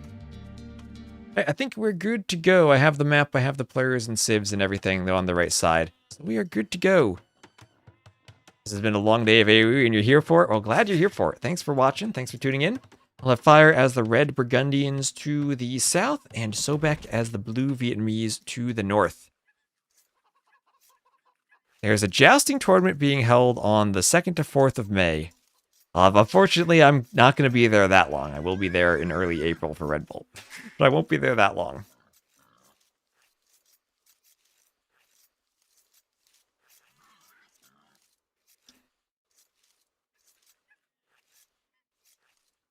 As much fun as that would be.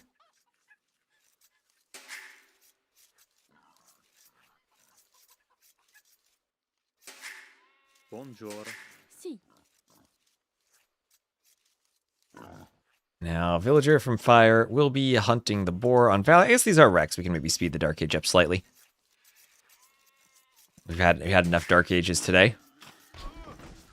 So the TC will help Fire hunt the boar. And then after this, we have, I think it's, GoKu NeoZz, who also played earlier today, and we'll cast their wrecks. When did Fire leave Onamaru? Earlier, I think within the past month or so. I was surprised when I went to enter all the Civ names and saw that he wasn't on Onamaru anymore. Want to watch them push deer?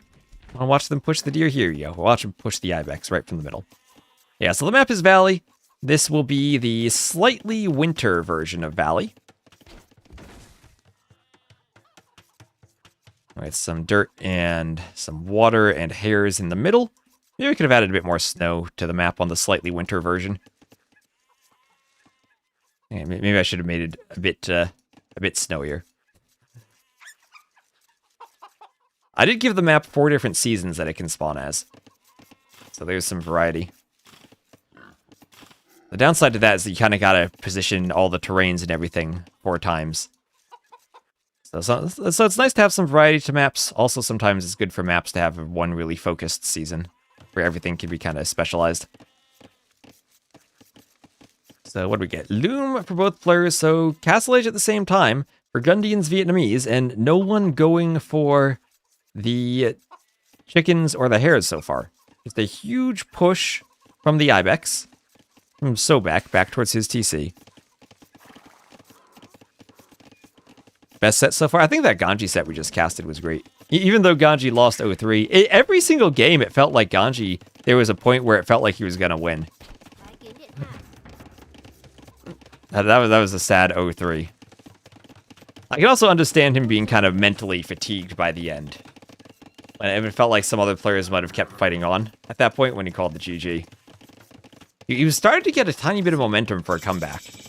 But, alright, so back up to Feudal, and immediately Fire will turn and fight his scout. Now I need to get into the flow of calling players Fire and Sobek instead of Ganji and Uzzi, now that the names have changed. That's always the tough thing, when you look at a color and you say someone's name, and then your brain is thinking back to the last set. Maybe I need to just change players' colors every single set.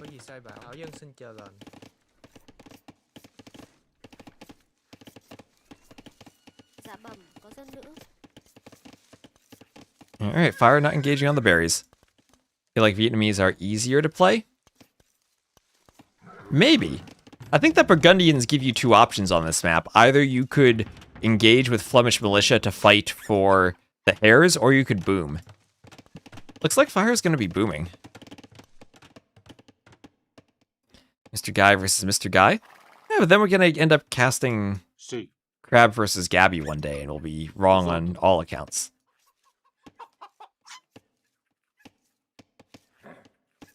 Red versus blue. Now we need more personality than red versus blue.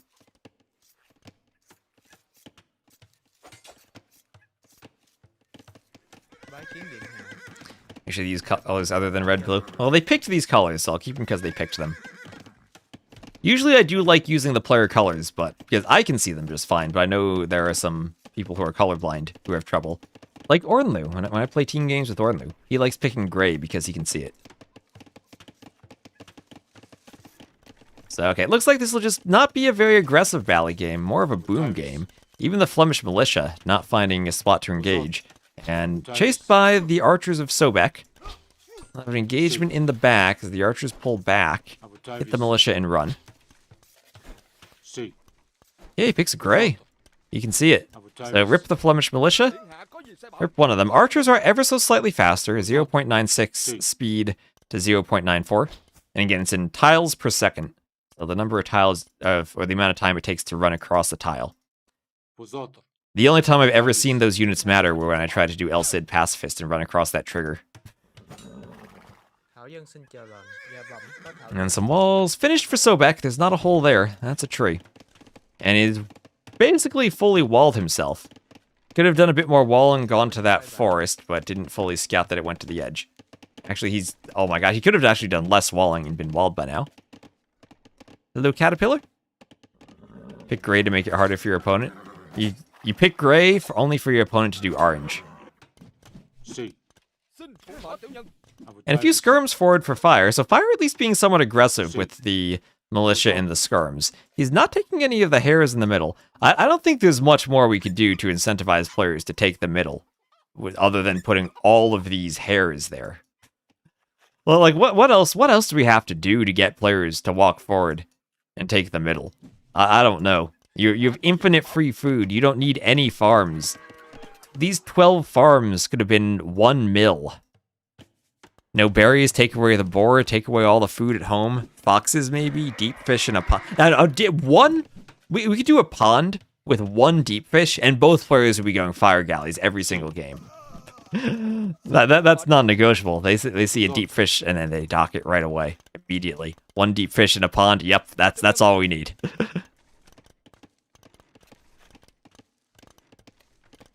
Why he gives the player spiel is to get the player colors more set in his mind. That's a good point. That's a good point.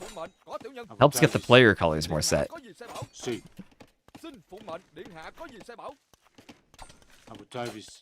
But you are right, Fire did leave on Amaru. I don't know why, I don't know if there's anything going on there, but he did leave. And scale routing armor on the way for Sobek.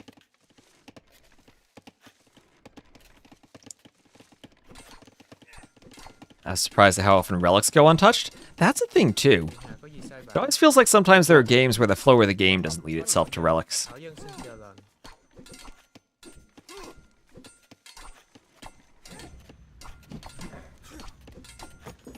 Flemish militia poking down the mining camp.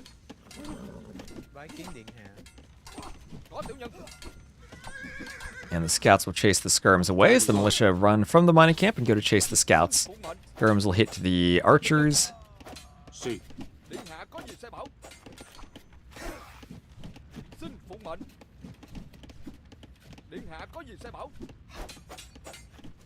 And militia come down to attack the scouts.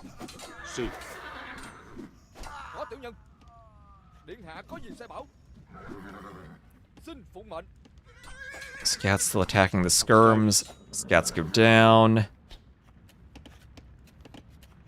Oh, I know they don't go down. The militia are running around. So Fire's done... I was talking at the start how this map felt like it wasn't too aggressive. But afterwards, Fire's just continued pumping skirms. Militia plus skirms. And the Burgundians, as I said, they do have different ways to play this. And if you're going to stay for an extended feudal fight by going for the Flemish militia, you'll have a great eco with Bowsaw. So a wood bonus for the Villes, along with now pushing Sobek off of the gold. And look at all the effort Sobek put into walling himself. Wall the gold outside of his walls. And we'll have to take his back gold now. If you check his scouting, he actually just missed seeing the gold at the very far corner. So if Fire is able to take this hill and continue pushing Sobek back, which with the result of this fight, it looks like he is, Sobek has to now retreat to this back side of his base, off of the wood line, and will be losing quite a few farms too. And how does he now catch up to Fire in army? He doesn't. He calls the GG, and Fire wins game number 1. Alright, the Burgundians, the aggression for Fire, that pays off for him. And now we can try to get caught up to real time, maybe? Maybe we can catch them. Maybe we can catch them. So military, 17 to 10 KD for Fire. What's my 1v1 elo? Last time I played, I was around 1900. I think it's decayed since then, though. I think I'm like mid-1800s. Haven't played 1v1s in a long time, though. So eco, better eco for Fire. Why is he 2k2? I don't know. I don't know why his eco fell off that much.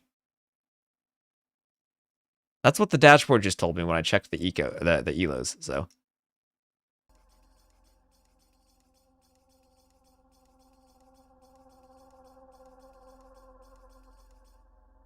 That's a win for him on Valley. And for Civs, that was the Burgundians winning over the Vietnamese. Also, in terms of draft position, better Civ, better lead for Fire. And now we'll check the recs for game 2. So fire, thank you, Arbase, Sobek, game 2. And I'll throw this into my rec folder. Let me just do a quick reset of the... I'll risk doing this one without the ads. I'll try to do them between the games for the next one. Game 2. Alright, losing a lot in the ladder. Yeah, that'll do it, right? Sometimes the ladder and your tournament elos don't necessarily correspond. He's been casting a lot, too. Okay, the next map will be Mudflow. So give me just a moment to check I have this right. We fire as the Japanese and Sobek as the Romans on Mudflow. And here we go. So we will have Fire to the west. He'll be playing as the Japanese, still in the red. And we'll have Sobek to the east. He'll be playing as the Romans in the blue. So we can speed the Dark Age up a bit. No Inca. I wonder if we might still see a fast Drush from Fire as the Japanese. Almost Sobek. Like, Leary is only 2k5 elo. Yeah, Leary, the problem with when we did the seeding for cartographers is no matter what we did, Leary was 1400 team game elo because he didn't play team games. And obviously Leary's not 1400.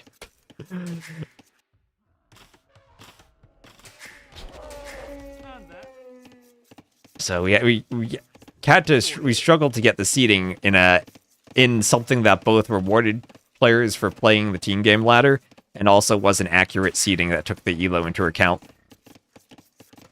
Ranked elo is perfect, could never be manipulated by playstyle or cheese, could never be manipulated by banning Arabia and Arena and whatever the other common map is, favoriting whatever weird water map is in the pool, and grinding that with a force pick civ and a strat.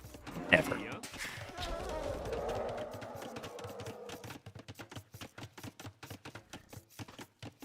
So elephant hunted by the TC, as the Vill will keep chopping reeds.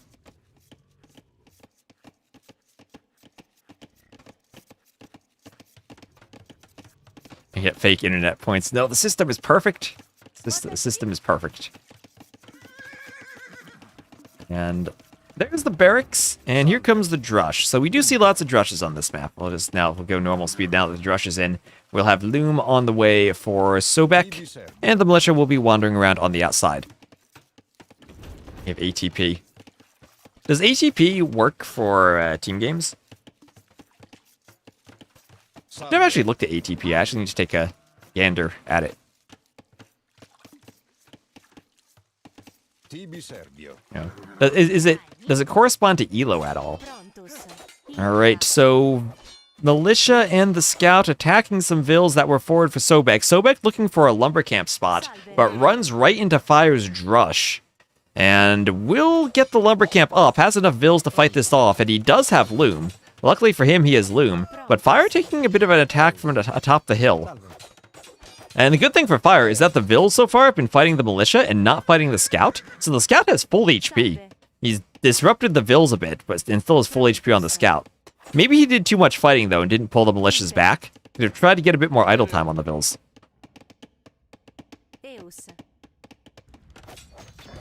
And, oh, at the same time, okay, they get through one palisade, Sobek's Drush does, but will be stymied by a second palisade. Get a certain amount of points per tournament. 1,000 for first, 750 for second, yeah. So I'm just wondering how if we seed cartographers again, how we could use that as part of a formula. Villagers attack the militia, and we'll have a gate that goes up for Fire. And the two Vills with less HP will go to chop wood.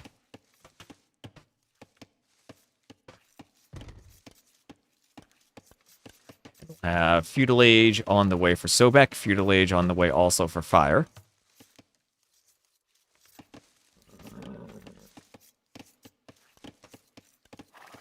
And a scout and the militia. Still on the outside for Sobek. Still wandering around. But we'll have the forward lumber camp for Sobek. And he needs to guard that. If Fire comes... Will Fire go for a lumber camp? I see these Vills going forward, and I would just want to see a big Vill fight. Just want to see a big Vil fight.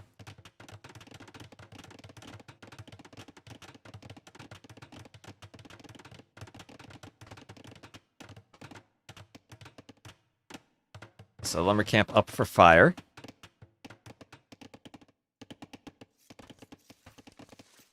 Ranks people based on prize money won. I don't think that'll be that accurate.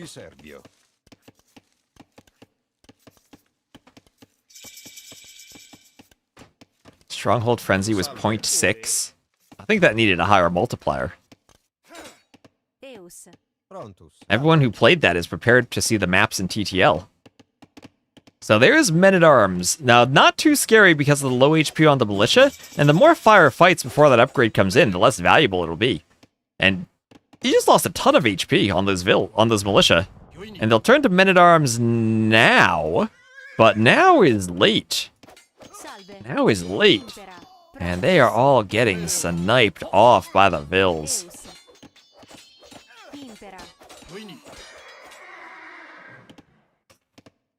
And that was a great defense from Sobek against the Men-at-Arms. I feel like that was a mistake from Fire, committing too early to the fight.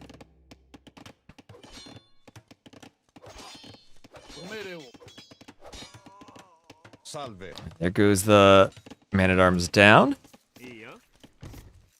And off of the berries, Fire still has to run. Sobek, his drush into Men-at-Arms stays alive over here. And Fire doing what he can to use those wood lines. We did pretty consistently make these wood lines around 12 trees. So it is an option for Fire to take them, but you do run out of trees very, very quickly. Have a mill and a watchtower up for Fire. Good evening, just now came back for work. Nice day for AoE. Well, we have a bunch of AoE we casted earlier if you wanted to check out the VOD too.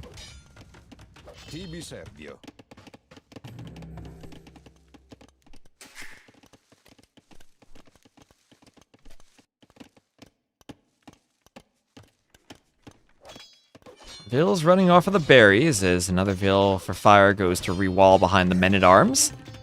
And there'll be another house up for Fire around the shallows.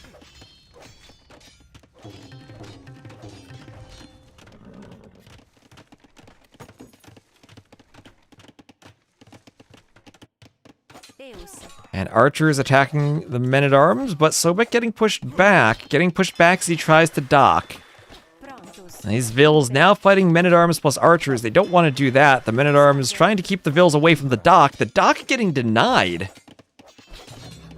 Sobek has his own Archers. He doesn't want to lose them by ungarrisoning too early, but he'll have to get the dock up. And he might lose the Scout, too. Nice micro from Fire to get the Scout. Oh, he doesn't get the Scout. He goes for the Archer. Fire, get the Scout!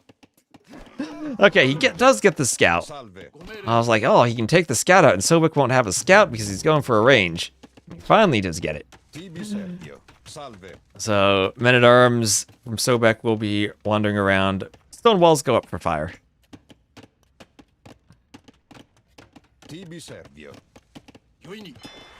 And this will be a dock for Fire, as he also walls, so using the dock as part of his wall.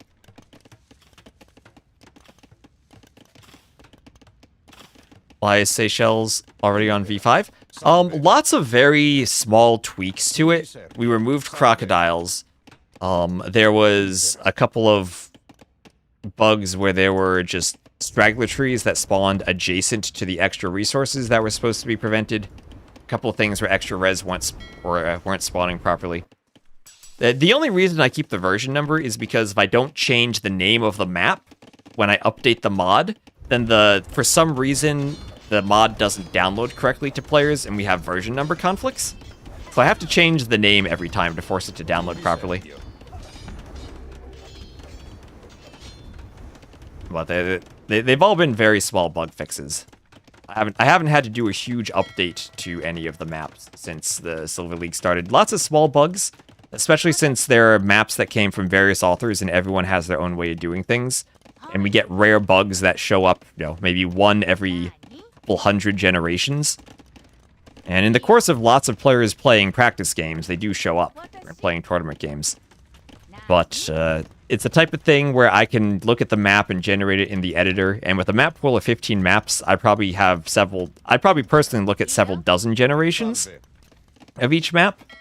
And then for some maps, if I write them myself, I can write some automated tests and test probably hundreds or thousands of generations of maps. But if it's not something I'm specifically looking for, sometimes it does get past us. Now, there are always ways to improve our testing, but I think so far we've done about as good as we possibly can be for TTL. So the men-at-arms from Sobek will chase the Villese off. And the TC will shoot the men-at-arms. How do I test it? Basically, there are sometimes I can test stuff by, like, placing a stone. And if the stone spawns, I can give it an actor area, which is basically a radius, as Fire loses some of his archers. And will lose a Fire. Basically, I can say, if the stone spawns, when I spawn another object, such as, like a relic, keep the relic a certain distance away from the stone. And I have the stone give it a radius that covers the entire map. So then I'll do something like spawn a bunch of kings on the map, or a bunch of saboteurs on the map that avoid the stone. So if I see them spawning, then it becomes very obvious that the stone didn't spawn and the map is bugged. And I can then have an auto-clicker generate lots of maps in the editor, and I'll just watch it, and if I start seeing stuff that doesn't appear, then I'll know it's bugged. But to do that, I explicitly have to know that I'm looking for something. So if we have a map that we've used in lots of tournaments in the past, and there's a small probability one object doesn't spawn, and I didn't write it myself and didn't explicitly look for it, then that's the type of thing that slips past us. And we had that in a couple of maps. Like, High Tides had, I think, some deer that didn't spawn occasionally. Same thing for Bypass. We had some sheep that didn't spawn occasionally. And it's a very rare bug that they don't spawn, but you see it if you then generate several hundred maps and look for it. Yeah, test-driven map scripting, exactly.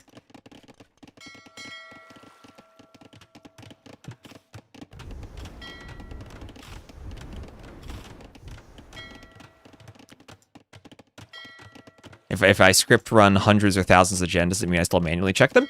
The check is literally me. I sit there for a few minutes watching the auto-clicker click the button, and I watch the minimap. And if any of the minimap like flashes, it'll flash white because I fill the map with Gaia units to indicate that it's wrong. And the number of generations I can test depends on the number of, or the amount of time it takes to generate the map. So some maps they can generate in a fraction of a second. They're nice and easy to check. Some maps take a few seconds to generate, and I might not be able to check as many. So it's... Now that's where I also have the admins. I had each of the admins. I split the map pack into thirds, and I had each of the admins check maps too. But it's definitely harder for them to check than for me to check when I'm editing the scripts and can highlight things. Okay, demo for fire, getting in on the woodline. Some quick wall attempts from Sobek, and he does not get the quick walls up. All the Villes, one low HP Ville left to stare at the corpses of her fellow lumberjacks. Some of them hid in the tower, the other Villes didn't make it. There we go. Players have been booming for a while, up to the castle age. Finally, we get a demo. Boom. Boom. Do any of the maps ever have the correct number of deer spawn, but they're hidden behind a scout, so it doesn't look like they all spawned correctly? Ask Arbase about that. I'm sure he can answer that question. Yeah, I guess all my friends are dead. Let's go back to chopping wood. So, there we have fire. Oh, he has another demo. Ooh, there's too many fires there, right? Too many fires for fire to demo. Yeah, the fire is block fire. So another TC for Sobek. He'll take the stone. And the stones did maybe somewhat favor Sobek here. And the stones, this map originally had neutral stones. I spawned them so that there were 2 per player to kind of even them out a bit. This one from fire is a bit forward though. It didn't really have all that much room to spawn thanks to the wood lines. So, still some stuff I could improve on the map, but I think this is the best version of the map we've had since we first used it for Hidden Cup, and it had existed before that, I think. Yeah, fight fire with fire. With fire galleys, fire ships, fire lancers. Being forced to chop trees in a swamp where occasionally ships explode has got to be an OSHA violation. Yeah, this is Firestone, right? So Fire has... These are Firestones, and these are Sobek Stone. And, well, maybe Fire will get a sneak dock and take Sobek Stone. But it feels more like there's one for each player, one neutral, and then an extra one that kind of spawned by Sobek, even though that's not the case. The problem is the map is generated in stages, and after the... I only spawn stones after all the terrains are generated, so I can't, like, shove trees out of the way to place stones. As much as I'd like to.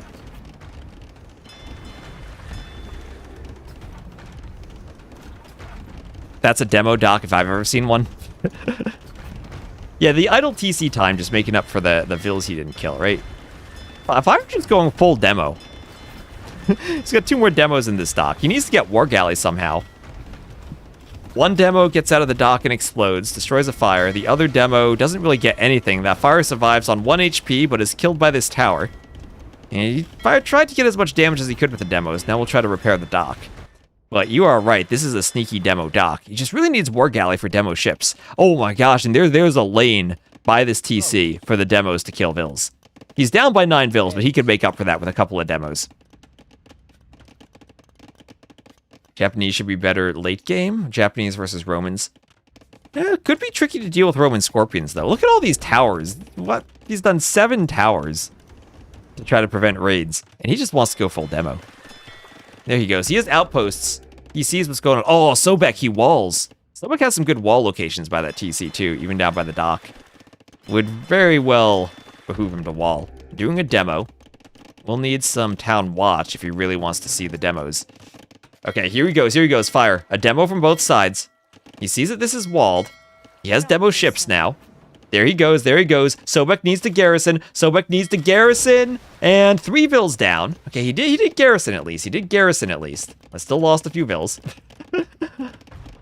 Oh, Fire. I love the way he's doing this. Full demo. That's how to play the map. Oh, he has archers too. Yeah, archers. They're doing some raiding.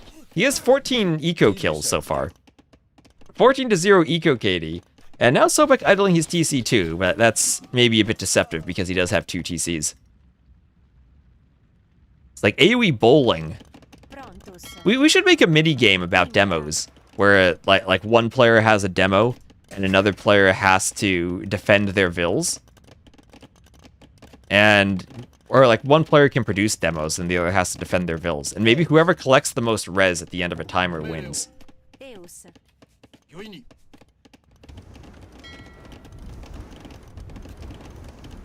Yeah, demo Vils nothing. Demos do count as kills for pacifist runs, yes, yes, yes. Otherwise, we could demo Kushlook. Even if you delete it.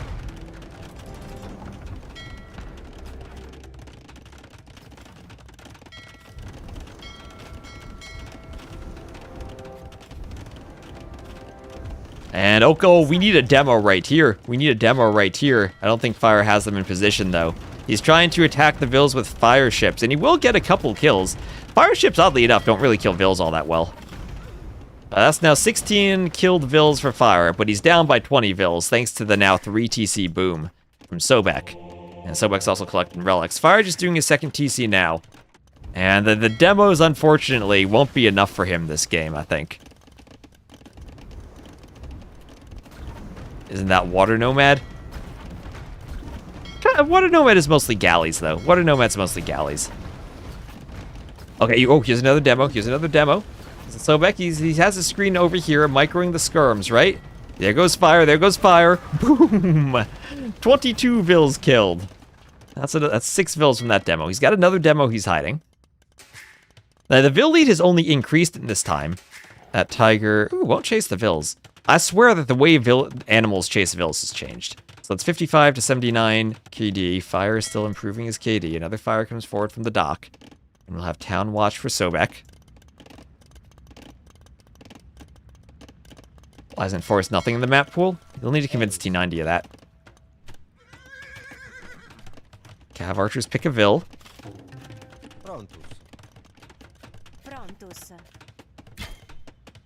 Maybe Forest nothing would work if he did a Civ Builder free-for-all.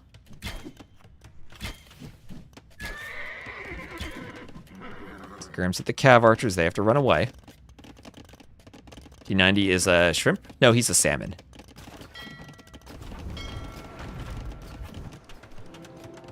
Sobek will make a castle.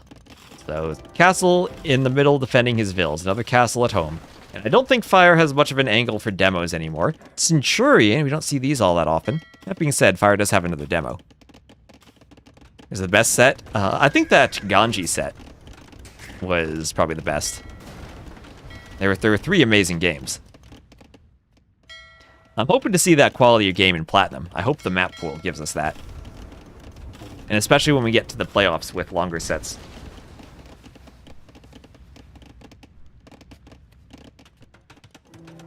A couple of vills doing a castle.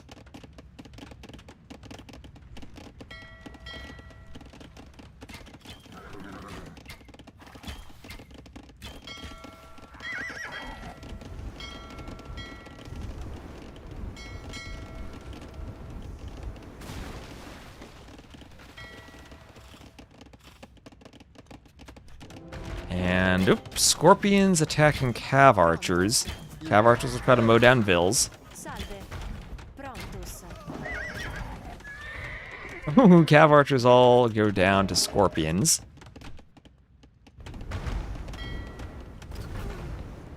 And more fires attacking vills as the vills try to run.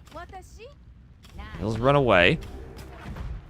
And the fires will have to get to the base of the tower. The guard tower will fend them off. And a demo. Nice hit from the demo. As the fire galleys go, or the fire ships go down. They're ships now. Yeah, it looks very good for Sobek to tie this 1-1 and head us to game number 3. So there's another lumber camp for him. We'll have a castle in the south. Some scorpions around in the south as Bodkin Arrow comes in for Sobek. And, oh, this is prime demo territory, though. Fire sees that. Where's the demo? Oh, yes, he's got a demo. He's got a demo. He's going for it. He's going for it. There he goes. There he goes. All right, here come the vills. The vills. Are they going to run to land in time? Does Sobek pay attention? No, Fire. No, don't go that way. Don't go that way. Turn this way. No. Oh. Almost. Almost. Yeah, Titanic.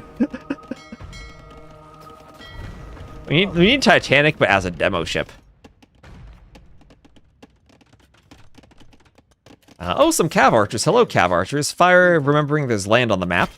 And we'll do some Cav Archers to try to raid vills. Sobek, forgetting there's land on the map, will not protect his vills. That's now a 30-3 eco unit KD. Ballistics on the Cav Archers. Imp is clicked for Sobek, but he is losing this mining camp. In the custom game in StarCraft 2, you'd love to see a replica of an AoE 2.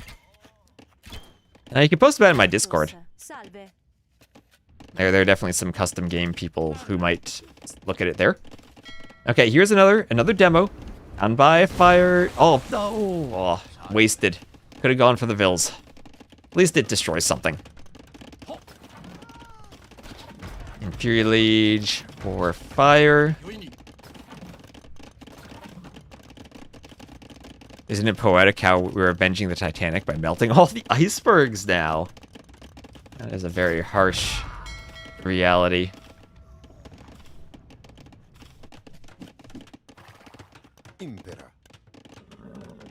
So wheelbarrow and leather archer armor for Sobek. And a mining camp for Fire.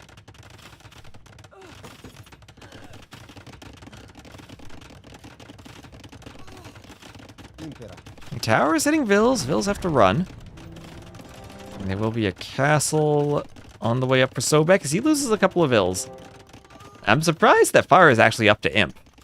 And I mean, he does have a decent economy. Do we really think Japanese will be good enough late game against the Romans that they can still win this? As Fire tries to wall the middle.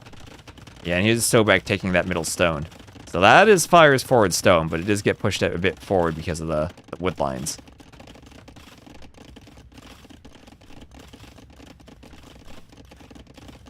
So 43-4 eco KD. Gold mining for Fire. And he does control a bit more of the outside, to be fair. The stone is in the middle, but the golds are on the outside. No one taking that neutral stone yet, which kind of is under Fire's control with that dock still. He's doing gold shaft mining. He'll Spread his vills out to all these golds. I've seen this map several times, as Fire also has the power of the pandas on his side. That's the panda rock.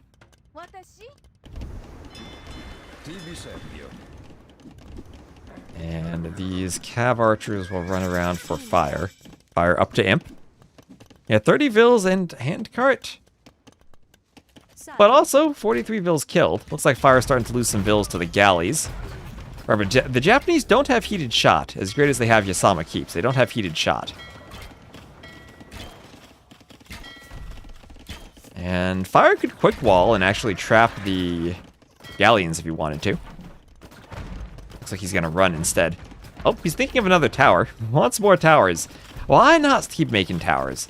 Right, the Romans, they have dromons, but they don't have cannon galleons. So early Imp dock pressure from the Romans. But the Romans don't have demos themselves, so Fire going for demos, trying to destroy a Treb. He'll get the repair bills. He'll get the repair bills on the Treb. That's 58 bill kills for Fire. This game is absolutely wild with the demos. Fire's somehow keeping himself in the game. He could demo more vills over here with his demos. Okay, Twitch is going to play an ad in 3 minutes, and I don't have any more snoozes, so apologies if an ad happens during the game. So, score difference, I mean, Sobek is up by 10k res. I don't think there's a way back for Fire. Oh, our base has snoozes. Okay, when it gets down to like 5 seconds, see if you can snooze it. Wait, are snoozes like individual for the streamer versus mods? Do I just need more mods to snooze ads? Does everyone in chat want a mod, and then we can never have ads? Whole map should be shallows? Well, I have 0. If you have 2, maybe it's a UI bug, but we can try to use the UI bug to our advantage.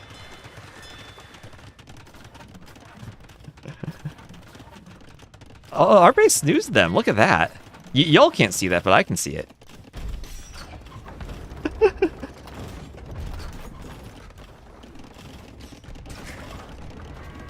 Oh, wait, look at this. Why is that farm a normal farm and these farms are rice farms? What happened here? Is there like a tile of beach terrain the farm is built on? Did he build it on shallows where there's terrain masking? What? Yeah, what's going on here? There are different types of farms in the mangrove shallows. There's like a square in the middle there. Oh, what is going on here? The different farms. This one has a square edge against the shallows. This one kind of blends a bit. They're just doing crop rotation to diversify their crops. Okay. Ooh, Fire, another raid. He's killed 73 vills. So more castles going up for Sobek, though. I think we see. No, this is just based on the terrain underneath them. That determines what the farm is. I'll need to investigate that. Yeah, like there are these patches of terrain that are mixed in with the shallows. The mangrove shallows are the bottom terrain, but maybe the top terrain still affects the terrain masking of farms. Wait, what type of farm? Oh, are they reseeded? Do reseeded farms not get the rice graphics? That one kind of does.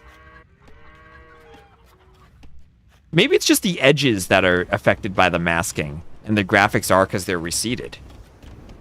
Yeah, it was reseeded, so that answers it then. Okay, reseeded farms do not count as rice farms.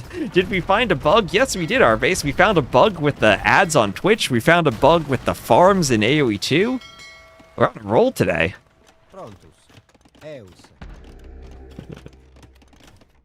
I think it's a feature. Oh, I know what it is. I know what it is. Farms change the terrain underneath them. So if the farm changes its terrain to be non-mangrove shallows, then when the farm is reseeded, it's not technically built atop mangrove shallows. Don't jinx us, Capture Age. Or our base. Don't tell us Capture Age is gonna crash next time I do a game.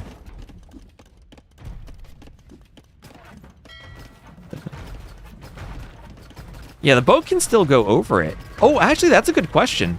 Can a boat still go over it if it's reseeded? Is this a different terrain then? Let's see, the boats can still sail down here. We might have just... Oh, yeah, it looks like it went over it. Looks like it went over it. Let's just watch this boat. Yeah, it does go over it. Okay. That would be crazy if we just invented a new way of walling on mangrove maps. Like placing and deleting farms. You make impassable ship terrain. Can sail over. It's just a visual bug, it looks like.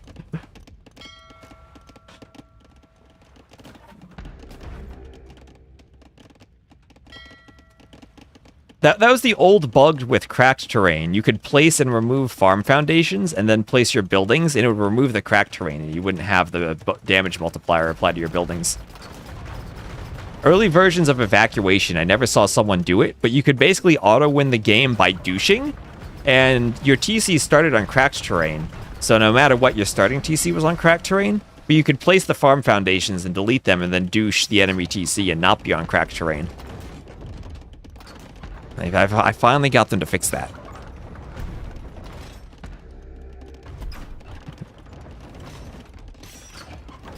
Yeah, fill the swamps with dirt to prevent enemy warships. So here comes some Onager for fire, but light cav raids from Sobek. The Romans do like their cav raids late game. Maybe not historically accurate. I think the Romans were mostly infantry based. And any type of cav or archers were more like mercenaries. Oh, now I have snoozes again. I have 2 out of 3. Oh boy. And there's the GG. So 1-1. Sobek ties it up. Fire killed 82 villagers that game with those demos, but idled his TC and didn't boom fast enough. So GG. And there we are. What is our final tally? 158 kills for Fire, and Sobek's military balloons at the end. But eco-wise, 20k more res collected. His eco saved him despite the Vill deaths. And GG. Later Roman Empire cav became more important. Alright, I see. Okay. But still, we're mostly infantry for sure. Oh.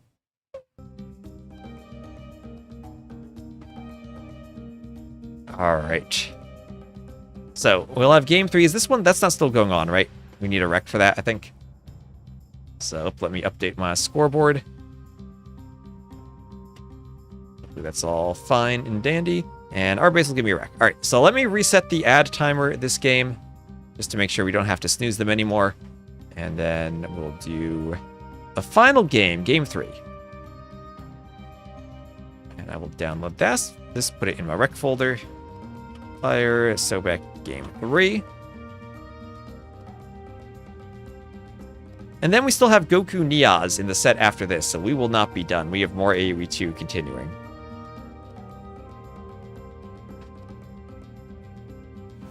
Imagine you can't finish your farming duties because there's a warship.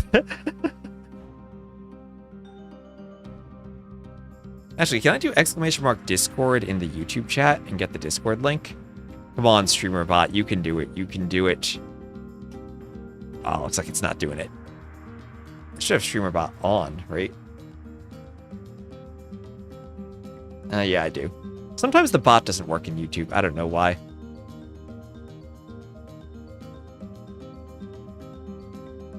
Okay, so we're gonna launch Capture Age. Fingers crossed that it doesn't crash my PC. Okay, that worked. And Fire Sobek game number 3.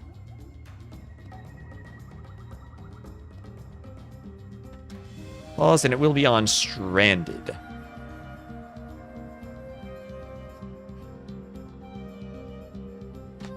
And Fire will have the Lithuanians. Sobek will have the Dravidians.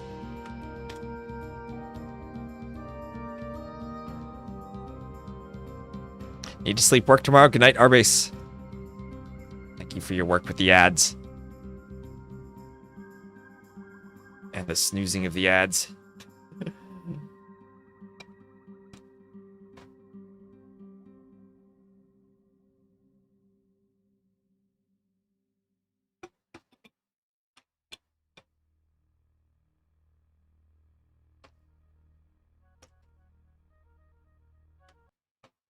And here we go on Stranded. Looks like I have my overlay set up properly. So we will have Sobek as the blue Dravidians to the southwest and Fire as the red Lithuanians to the north. Just maybe speed the Dark Age up just a bit. And we'll have a TC for Fire. TC for Fire on the gold and the wood. Same for Sobek. So both players going for the middle of the map. And yeah, I think we can speed the Dark Age a bit. I've been streaming for 7 hours and we still have another set. So 4 games, including this one. I think we can speed up just a bit. And then I gotta go to the gym tonight, fix a couple of maps tonight. I still need to eat food. Good thing I had that late afternoon coffee. I'll need it.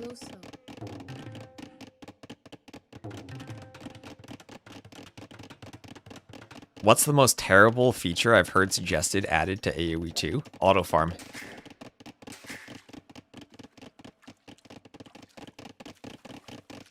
So fishing, Dravidians won't need that initial house, so they'll get a nice little boost at the start. Lithuanians, they can put everyone on wood, don't need to leave the Vil on the shorefish out there. And we see 4 fishing ships to 4 fishing ships. Auto everything. Auto Vils have been a pretty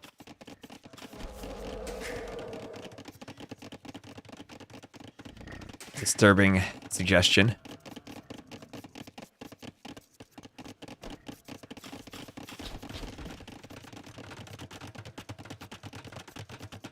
So, forward barracks and walling from Fire. He's up to the feudal age, hasn't trained anything for the barracks yet.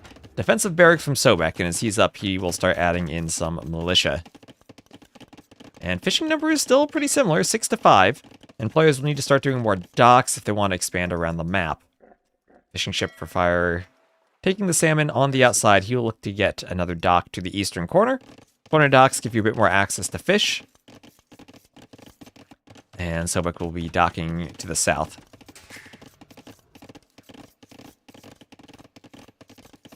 And Fire will be mining gold. And Sobek up to feudal.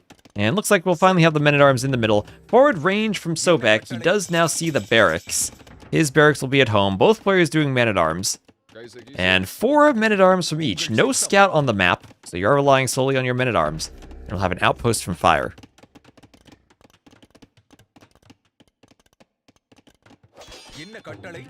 Auto militia when AOM has auto vills. Yeah, playing AOM, auto vills, I didn't like it. It felt like it made the game more about managing the auto queue than about managing the vills. I'm not exactly sure how to describe the experience, but it felt that there was the normal cycle you have of queuing units, moving around the map, fighting units got disrupted in a way that made control feel kind of disjointed. Maybe it would get better if I got more accustomed to it. But coming from AoE 2, my initial impressions were that something felt off about how the auto queue worked.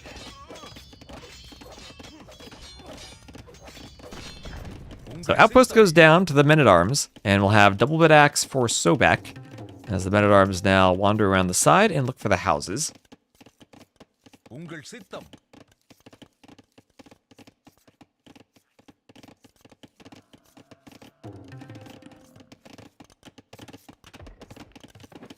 And thank you, Least Bears, for the follow. Least 33 bears. Now, we should do that. Next time we do a map, we should have at least 33 bears as predators per player. And the Wagsby, thank you for using your Prime sub.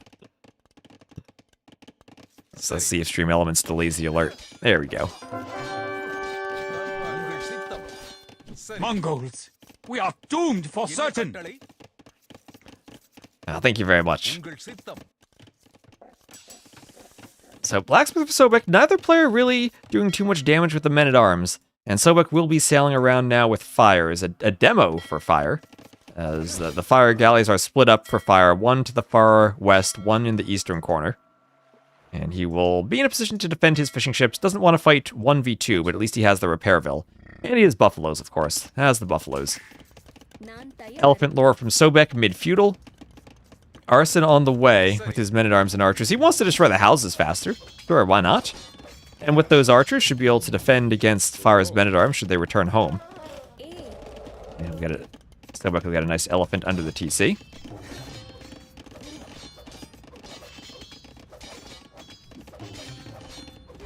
And fletching there for Fire.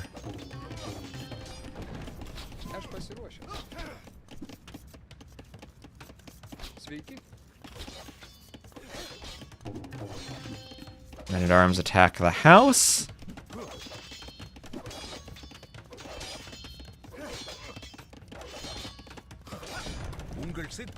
And the house will collapse. So he's just hunting houses right now.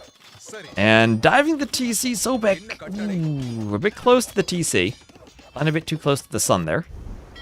And he'll continue with fire galleys, attacking fire. Actually committing very heavily to the fire galleys now. 5 for him, 3 for fire. And trying to push fire off of the wood. And this might be part of the strategy. Annoy the wood lines to the point where it becomes difficult for fire to keep up with the galley production. And now if Sobek can keep pushing around, might eventually be able to disrupt the fish. But fire's food count's looking pretty good. If he had a market, he could sell stone and click up. Maybe he still wants to keep the stone for a tower, though. And Ming Yui, thank you for the follow. Hola, hello, hello. Let me know how to pronounce your name if that was off, as I think it was. And there's the tower from fire. He will look to protect a stone and both wood lines with the tower. Archers come over, but fire clicks up to the castle age. Has the better up timing. Now, in the south, the fire is destroyed by Sobek's fires. And the archers will have to run away from this tower. And there is the castle age for fire.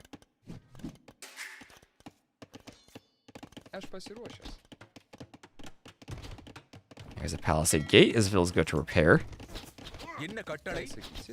Archers shoot the vills, a couple of skirms come over. And they will try to keep the archers at bay. One archer down. And a house down.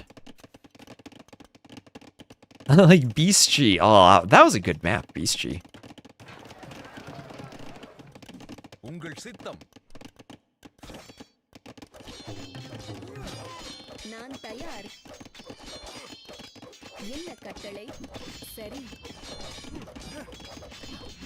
So the skirms hitting the vills, pushing them off of the wood line.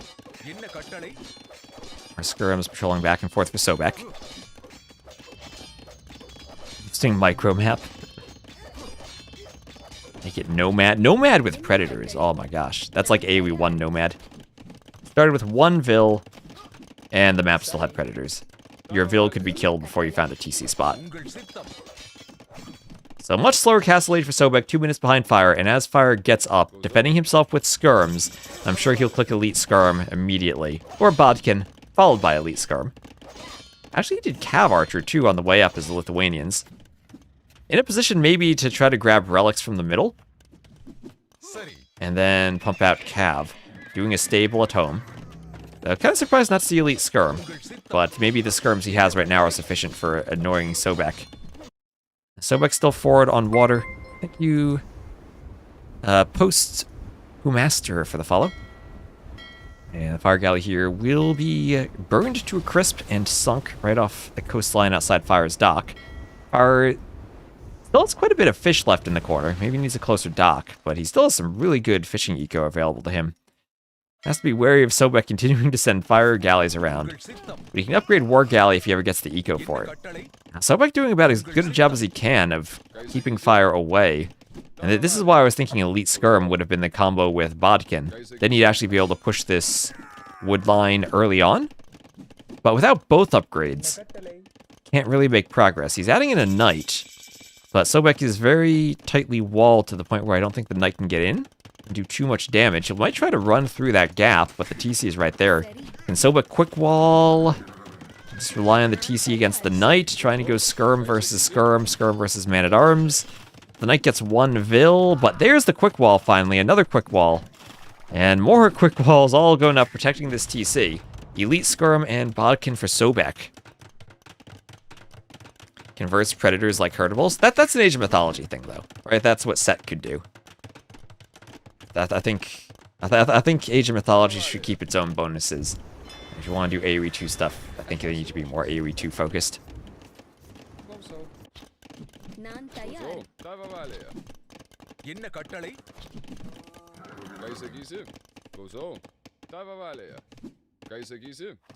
I'm not a fan of copy and paste from other games. War Galley. As I say that, Sobek clicks War Galley. And he has some forward docks. Still has a score lead over Fire. And that's 43 to 35 Vill, so Fire's attempt at a faster castle age hasn't done anything. 2 TCs for Sobek. He's starting to pull ahead in eco, also clearing Fire's fish. He invested so much into water while Fire was pushing on land and not getting anything that he cleared the fishing ships. And now he has 9 Dravidian fishing ships, and with how far the fish are from the docks on this map, having the extra carry capacity will be a great bonus. He has more Fire ships at home. Ooh, and after Fire had a very quick Game 1 victory, Sobek won Game 2, is looking pretty good here in Game 3. 20 eco-villager lead, 10 vills, 10 fishing ships. Yeah, that's what I like about Stranded. I haven't seen one good consistent strat. Sometimes you overinvest into water and get pushed on land. Sometimes the water wins you the game. Sometimes going men-at-arms does a ton of damage. Sometimes it doesn't. So both this and Coast Arena, I think, have been that same way, where we haven't seen one dominant strategy. Yeah, I like the elevation too. I like the way it gives you map control, but it doesn't immediately give you resources. The golds and the woods are close enough to the middle that it lets you attack your opponent, but doesn't completely destroy them, as they still have outside resources.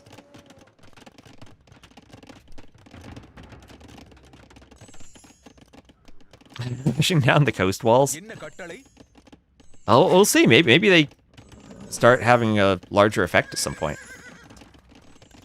So Sanctity and Bowsaw, both researched for Sobek, Husbandry, and Sanctity for Fire. So both players going for monks. And 3 relics for Sobek so far, so good job denying relics from the Lithuanian player. Fire can grab 1 more, but if he wants to push with knights, he really does need to do some upgrades, maybe even consider devotion at some point with that monastery directly in the middle of Sobek's base. Sobek going for a 3 TC boom, but we have seen wild Vill swings on this map before. We've seen players with less eco take the middle and hold on. Feels like castles would be really useful. It does! That's why having the stone on the outside stops you from getting those castles too early. Having those 1-tile stone spots.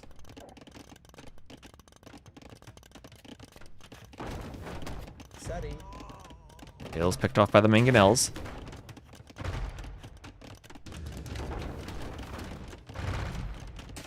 The mangonels will push the TC towards the outside.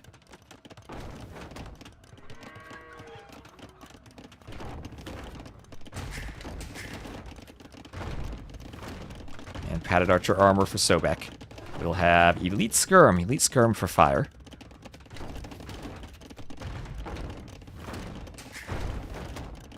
And those mangonels will have the hill bonus. Again, little hill giving you a bonus. And just by having the mangonels there, able to pressure the eco. Even though there's still more wood and more gold spots for Sobek that is safe for him. He has to worry about this TC. He got 27 vills on wood, and he's trying to repair. He has fully won the water, even has a demo out there. Still is fishing more. And is starting to amass Dravidian elephant archers.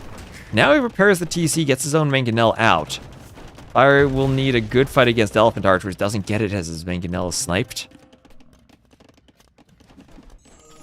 Be very slow and costly to upgrade. And also monks. We saw Fire doing the monk upgrades earlier. He will try to run though. In come the knights.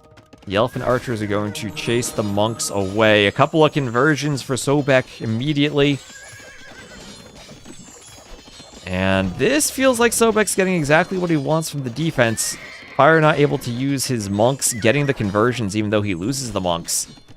And the elephant archers, maybe they're losing a bit of HP to all the skirms over time though? He's now 84 to 49 vills.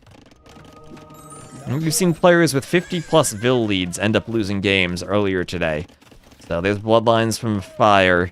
Can he keep the push up against the elephant archers? Only 9 of them, but conversions here would be absolutely huge. The monks have sanctity. Leather archer armor on the way, and there's a conversion. I think both monks used their monk juice. Oh no, actually one of them didn't. One of them didn't use his monk juice. Good HP on the elephant that Sobek now needs to deal with. He doesn't have stone for a castle drop or anything, but he's going to try to do more ranges. Dravidians and Lithuanians both have good skirms. Speed for the Lithuanians at tracking down elephants will be nice. Those vills are going for more gold. wants more gold access. And Fire will do a tower for it to pressure Sobek's gold. And the Elephant Archer is winning a great fight against the Knights, leaving a pile of corpses on the hill. Monk wants a conversion on an Elephant. Fire would love to convert the Knight. Sobek deletes the Knight. Vil walks right into the wrong spot. Can't avoid the mangonels. And Vil's on some farms being slaughtered by mangonels. Well, another TC for Fire. He's trying to add TCs. He has so much map control now, but doesn't have the water, and still is struggling maybe to fight the Elephant Archers. They have so much HP, I feel that they can close the distance and just absorb some mangonel shots. Thumb Ring now so they'll attack faster. Husbandry so they'll close the distance faster. With 3 mangonels on a hill, how will they do against clumped up Elephant Archers? Get a nice round of shots, but monks are in the back healing them. I think 1 elephant went down. That feels sad though when 3 mangonel shots kill only 1 elephant.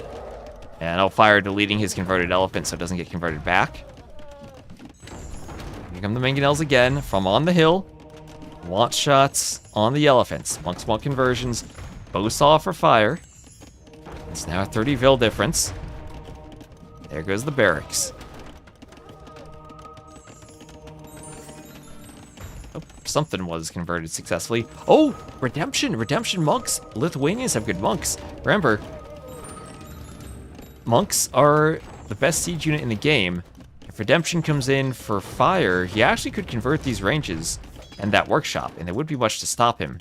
But there needs to be something to stop the elephants, and it won't be that TC. Oh, Fire. Oh, Sobek, you'll get in close. And goodbye, villagers.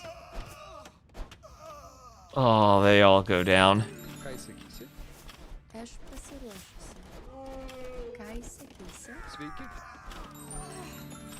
Oh, Vil's killed by the tower. They should still give stomp damage. Oh my gosh, look at all these Elephant Archers now. Sobek's eco is flying. 10k more res collected. He's putting it all to Elephant Archers. Now 1 Knight to deal with the mangonels, and I think suddenly Fire's dead. I think Sobek has put the Fire out, and Fire thinks that too. And great job to get 4 relics too against the Lithuanians. Felt like maybe something was happening for a bit, but eventually not in time, as Sobek also had the water. So GG there, and congrats to Sobek. Comes back after a game 1 loss and wins 2-1 over Fire. Let's check out some stats. And we'll have the military 62 to 60 KD for Sobek. Economy, more res, and GG's. Congrats, Sobek. The Elephant Archers did the trick. They're a strong unit. Alright, so we got 1 more set to cast after this. Sobek, he won Mudflow and Fire lost Stranded. And not click the civs. So win with the was it Dravidians and Romans, then losses for Japanese and Lithuanians. 2 sides of the mountain range dividing them? Not. Oh, there's a map literally called Mountain Range, I think, one of the default DE ones.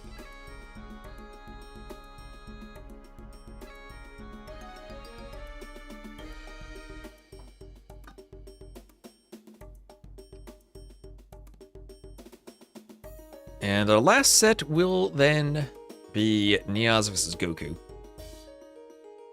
So let me get the ads playing and update all my overlays and download the recs. So let's find the drafts for that. This will also be a Silver League set.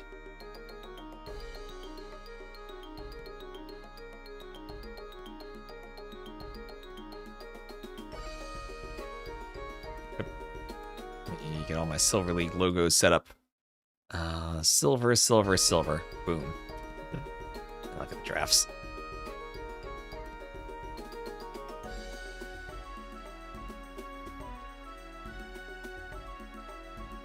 Where are we for drafts? Should be Silver Rex, GoKu NeoZz. And NeoZz will be on the left.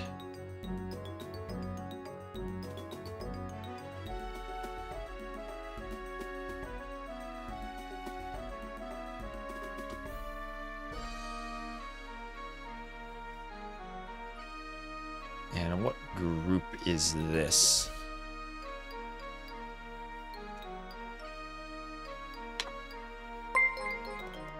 Oh, and thank you, Dr. Johnson, for the follow.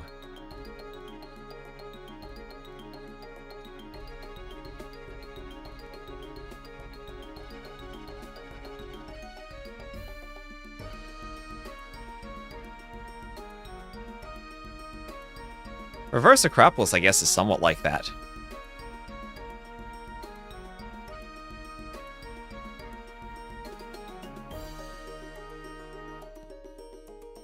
And yeah, this is Group A.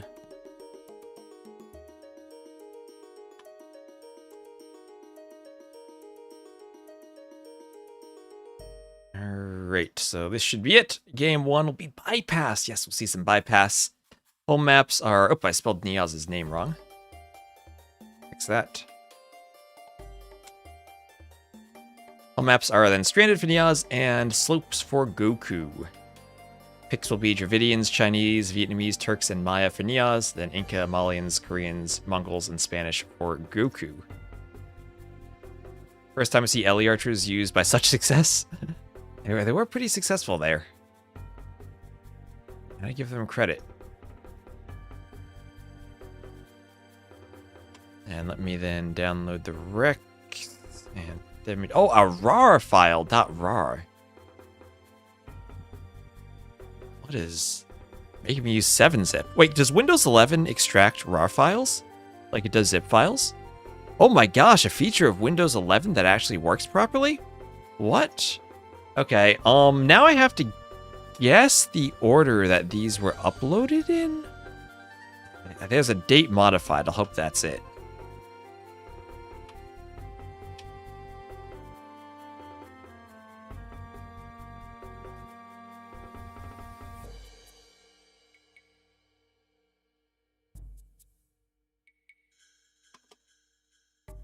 So I don't know if this is the right order, but we will hope that it's okay. It's a play all three, so we see the order regardless. As long as I have game 1 as bypass, we should be okay. See if this is alright. Let's fire Sobek. Then bypass. Alright, game 1 is bypass, so hopefully we're fine. I can double check the order on the dashboard between the sets.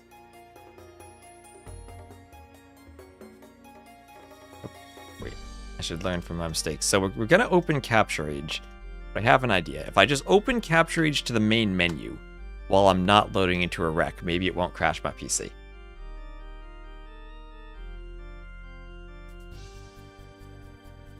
And okay, we're good. It doesn't crash my PC.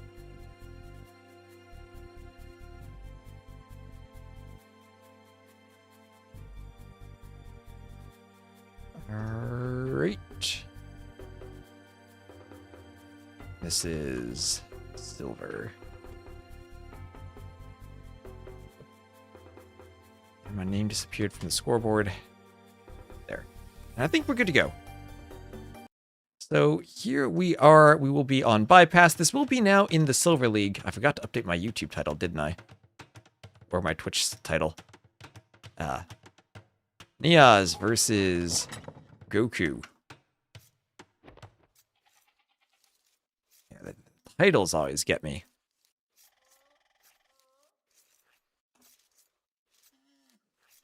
That tag's on YouTube too.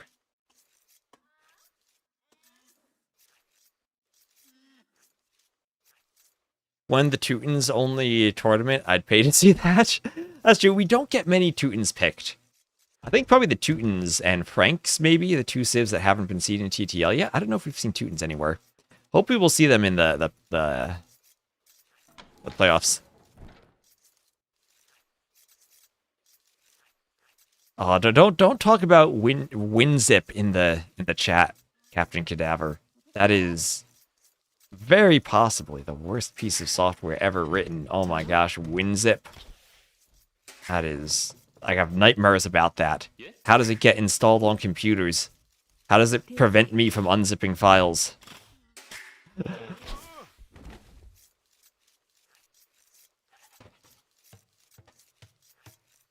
Oh no. A lot of Teutons, but they need Bracer. Bracer for Teuton sounds very scary. Okay, Crenellation's castles. So I guess we can maybe speed up the Dark Age for Bypass. It'll be GoKu as the red Koreans and NeoZz as the blue Vietnamese. A matchup where I tend to favor Koreans from everything I've seen so far. I think that cheaper Fire Lancers works better than... what is it? The extra HP Fire Lancers, as strong as they both are. And I think Koreans have a lot of tools with their keeps, their free tower upgrades to play late game. So DRB or Zebra is pushed in from GoKu. GoKu.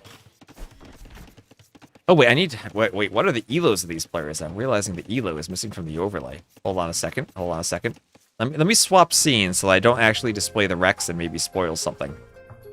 Okay, we got to find the elos of the players. All right, we can swap back now. We're safe. We're safe. I'll keep it running in the background.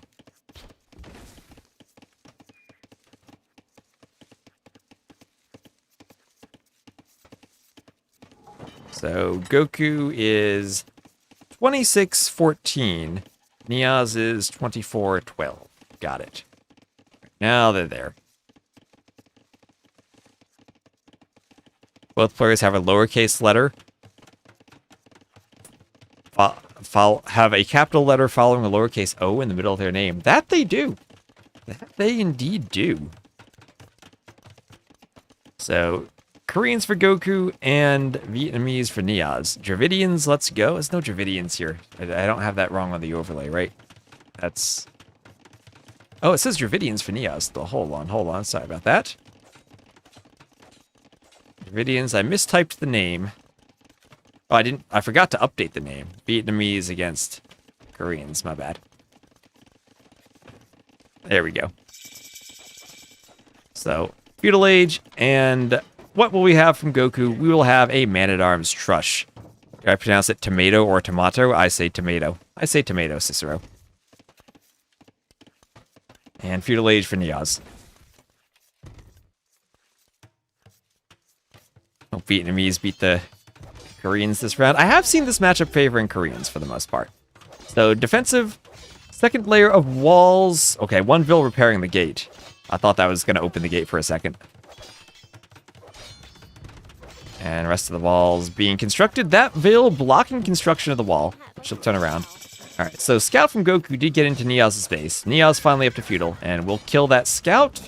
Or the Scout will try to run for the cover of the tower that does go up, and NeoZz does not kill the Scout.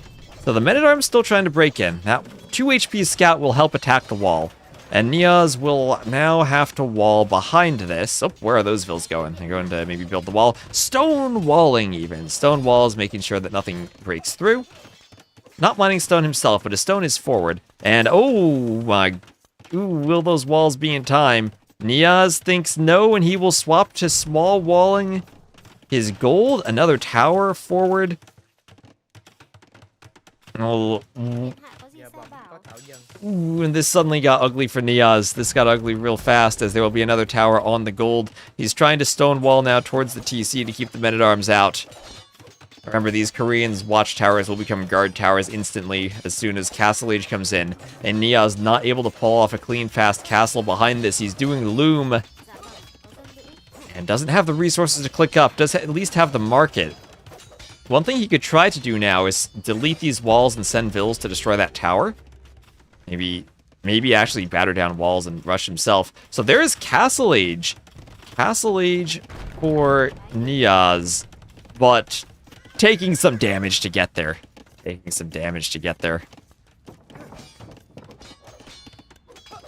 Well, he didn't do the stone wall at first because he was in the Dark Age. You can't build stone walls until Feudal.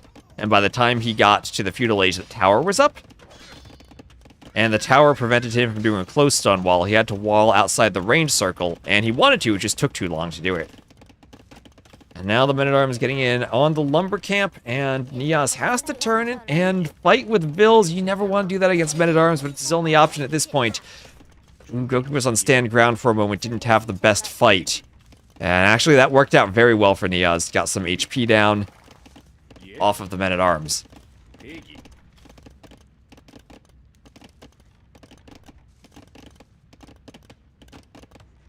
Hello, sirs. How are you doing? Ooh, the scout goes down from NeoZz. He does a quick gate to separate the Villes from the men-at-arms. And NeoZz needs another gate behind this to make sure the Villes don't escape. But, oh no, not enough HP on the gate. Needed to build it from both sides. And that gate Ville will now go down to the men-at-arms. They'll get their revenge. And the Villes and men-at-arms are together. Castle Age for NeoZz. And more villagers from the TC from GoKu. Villes fight against the men-at-arms. Men-at-arms turn and hit them. NeoZz up to the Castle Age. Men-at-arms go down. Villes also being hit. Villes will fight this other Ville, NeoZz. And they'll go down. NeoZz, surviving though, has 400 stone, could think about a castle soon. But another tower from GoKu going up. And that will be walled in. NeoZz will maybe struggle to attack that. One Fire Lancer, though. Can the charge attack stop the tower? I don't think so. I don't think so. Yeah, Teutons could be useful on this map. For sure. This is, I think, one of the better maps for Teutons. And Ville's now at the front for GoKu, walling, stone walling, so NeoZz can't counterattack that easily. Maybe missed an opportunity to stonewall forward early on. NeoZz will do a workshop. And this is the struggle against the Koreans' Trush. You want to clear the towers before the Koreans get guard tower. And now that tower is up for GoKu, and NeoZz thinking of a counter tower won't finish it. What a play this Men-at-Arms Trush has been for bypass. Another thing, we talked about maps where we don't know what the meta is. We've seen that, I think, from Mudflow, High Tides, Coast Arena, African River. Here, bypass again. Sometimes the Men-at-Arms Trush gets shut down, sometimes it works. And here it has worked.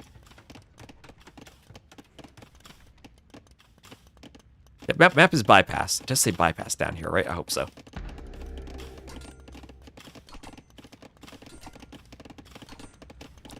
There is Castle Age on the way for GoKu.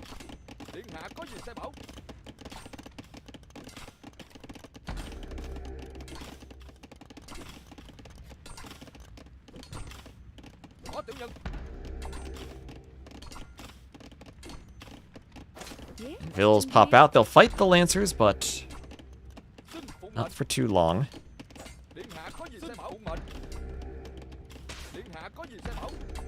Ooh, Villes hopping in and out. Oh, he's trying to run. He wants to run. You can delete that wall and run. There he goes. Oh, wants to repair from the back, but the charge attack should stop that. You can repair until the charge attack starts and then hop back in. Oh, there's still another Ville in the tower, too. Oh, what is that? What is that? GoKu. Sending Villes around the outside to do a tower. As the charge attack did finally kill the repair Ville. She'll die. But one Ville remains in that tower. If this tower goes up in time... NeoZz trying with the ram push. Fire Lancers with the charge attacks. Do they actually stop re-walling? GoKu, regardless, will try to get a second, delete a house and try to go for a second layer of walls. And then maybe even a third layer of walls behind that. I hope we didn't leave a hole behind. Okay, there's a wall there. Wall's just acting a bit strange. And defensive workshop for GoKu. Now that he's in the Castle Age, his walls will have a bit more HP.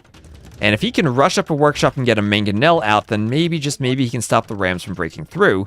And the inside tower did not stay up. That was taken down by the Fire Lancers.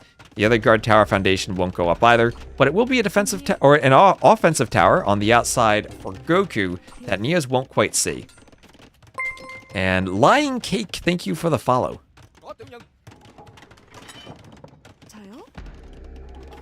Oh, GoKu, he has rocket carts. He has rocket carts, not mangonels. Did I say mangonels talking about GoKu earlier? Does NeoZz have mangonels or does he have rocket carts? Yeah, NeoZz has mangonels. NeoZz has mangonels. And rocket carts stopping the push, stopping the tower. Yeah, rocket carts now for the Korean player. I'll never I'll never think it's not weird that they no longer have siege onagers.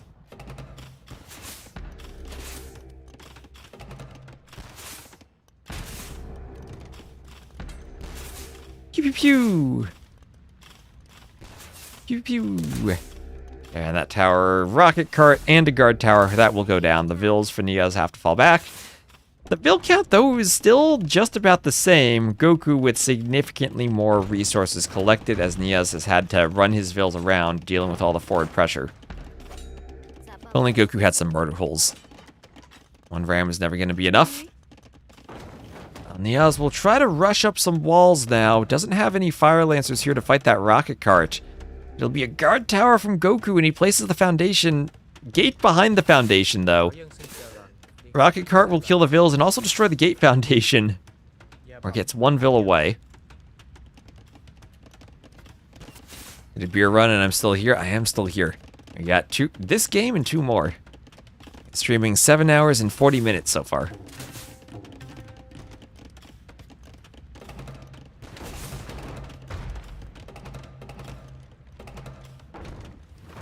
And, ooh, almost gets the vills. The tower, though, stopped by the mangonel. GoKu could repair the rocket cart and go for it, though. I appreciate it. Well, we've been getting lots of subs this month, too, so it's been nice and encouraging. Oh, the vill goes down. And people seem to have liked the maps. I know there are a couple players who think there are maybe too many closed maps, but I think the map pool we have has been extremely good for TTL this season. I'm glad that it's worked out. So both players doing a TC on the outside. GoKu there as the Koreans taking every precaution he can, even doing a forward guard tower so he's not pushed. NeoZz taking the zebras. So if we look at the scouting, this is uncharted territory for GoKu. Has not sent his scout to see the fog of war. So he has no idea that NeoZz is out here. NeoZz actually has looped around here, so even though he hasn't seen the TC, he will see the hunt in the fog of war running away. He won't see the farms, that's just a spectator glitch, but he will see the zebras running. And if GoKu kills a zebra, he'll see the corpse show up. And he'll also see the vill with the outpost he just made. So he'll know that GoKu's out there. He'll lose a vill, but he'll know he's out there.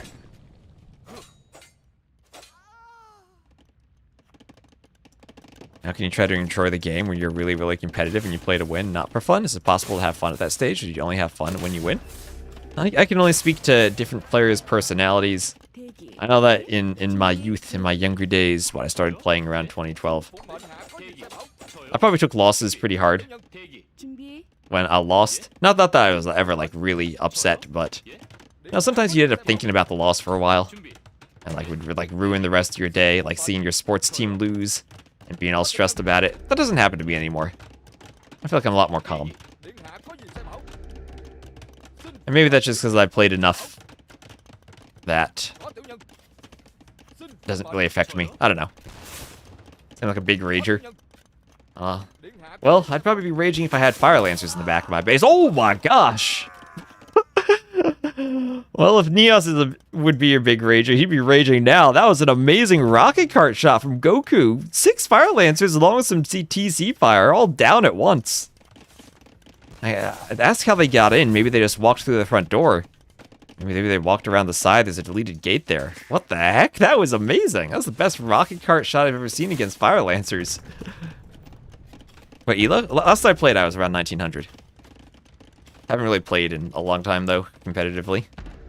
I mean, ever since DE came out, I haven't really even grinded 1v1s. I'll play occasionally, but that was, maybe one day I'll sit down and do a grind session and see how high I get. No idea what it'll be if I actually sit down and try to practice.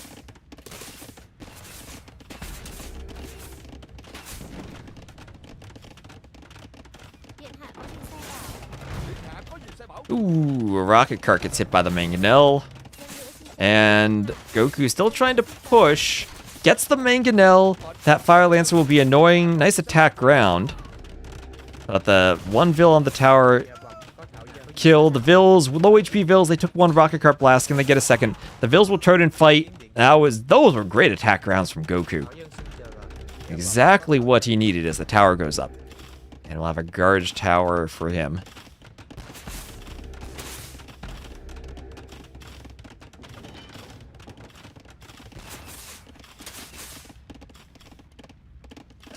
And so, was that Mangonel trying to hide in Murderhole's range of the guard tower? NeoZz needs to be careful here not to Mangonel his own Fire Lancers. But as long as he gets the Repairville in, he should be okay. Yeah, rocket cart defensively. Map is like a duel. If you try to break their wall first, you lose. I feel on this map that I don't even know what the best strategy is. I was talking about this earlier, but I feel that this up the middle pressure can work, but it also can backfire heavily. And this feels like a somewhat even game now. 60 to 60 Villes. The tower rush continues. And the push on the outside from NeoZz with all the Fire Lancers is working well. He's up 11 military to 1. And I think he's gotten the advantage of some of the rocket cart trades. That one tower has gone down. GoKu 0 stone. He's trying to do Bodkin. Oh, he didn't have Bodkin for the tower. That's why the Mangonels did so well. Oh my gosh, I'm worried about NeoZz. I almost thought he Mangonelled his own Mangonel there. Up the middle is a trap. Well, it is working slow so far, so good for GoKu. Oh, there's a hole there, so he'll tower rush this wood line. And he will continue adding more towers. Now that he has Bodkin, the towers will be much more effective against the Mangonels.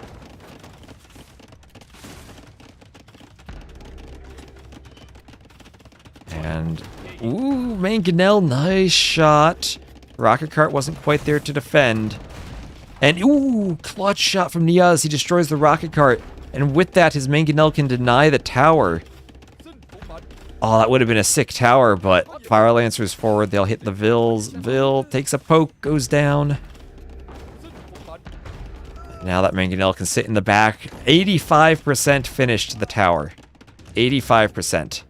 Looks like the TC in a rocket cart does clean up the attack around the east. And GoKu retakes the score lead, though. Ville counts is still very close. But GoKu a good res collected lead. He has better eco upgrades, which Koreans versus Vietnamese, you usually expect the Vietnamese to have the upgrades. Is that a coincidence? Probably just a coincidence. We are not related at all.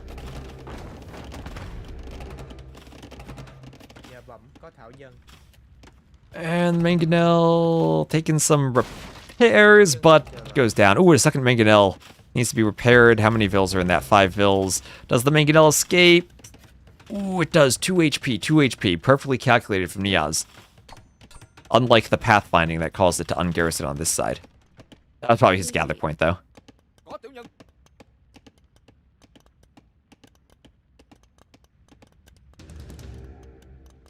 And mining gold there is GoKu.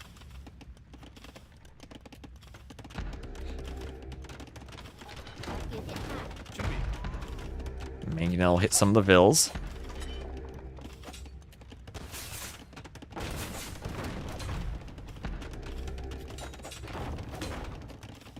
Ooh, Ville doing a spin move, And, ooh, goes down to the tower.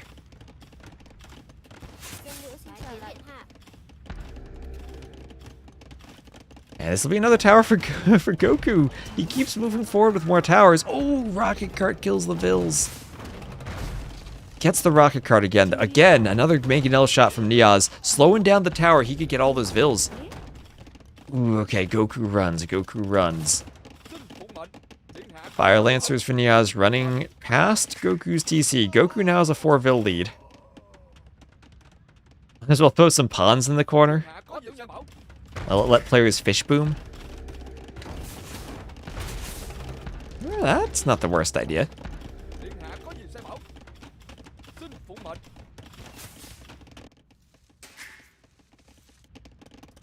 It would be cool to have some type of closed map with a fish boom in the back on a protected pond. We kind of had that for Rage Arena. Or maybe a fish boom in the front, where it's a bit more vulnerable.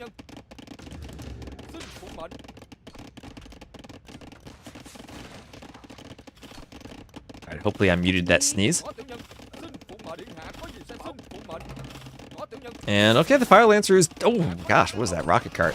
Danger close rocket cart shot there. 2 carts go down. And defensive tower, but again, NeoZz has a Mangonel in the right spot to Mangonel his own Villes and stop the tower. And castle drop on the outside. Wait, the Villes are on the castle foundation. NeoZz hasn't noticed that. Now the castle's going up. Does he have enough Villes to stop this? 15 to 12. And NeoZz, at least he doesn't have farms out there. But that TC will probably be destroyed by the castle drop. That Ville running all the Villes away. GoKu losing more Villes as he destroys the Mangonel. We'll get another tower up. So NeoZz fully abandoning Eco from inside his base, has 1 mining camp that's walled in. He can still mine out here pretty well. Maybe he just needs to wall up a bit, try to stop the tower progress and play on the outside of the map. He's going for a ram push now, but that'll be against rocket carts. A marathon streamer? Hello, Obadiah. 8 hours? Just about. We're 12 minutes shy right now.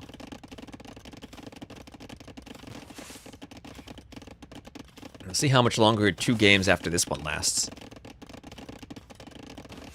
I still have gym and work to do after this. And Relaki, thank you for the Prime sub. Thank you very much. Hear that howl? That one's the king of the wolves. He can take down an army of our Norsemen. Just a little Prime. Well, thank you for the sub. Primes help all the same. It's good to keep the sub numbers up. I think 1 month ago was when we had Twitch front page, so I think my sub numbers are going to drop a bit, but I appreciate all the support we've been getting. You never got a sub alert? Did you not sub earlier? I can replay an alert and give you one. Alright, I can go to the campaigns and play a campaign. Oh, you're trolling. I was going to say, you'd have to up your tier of the sub then.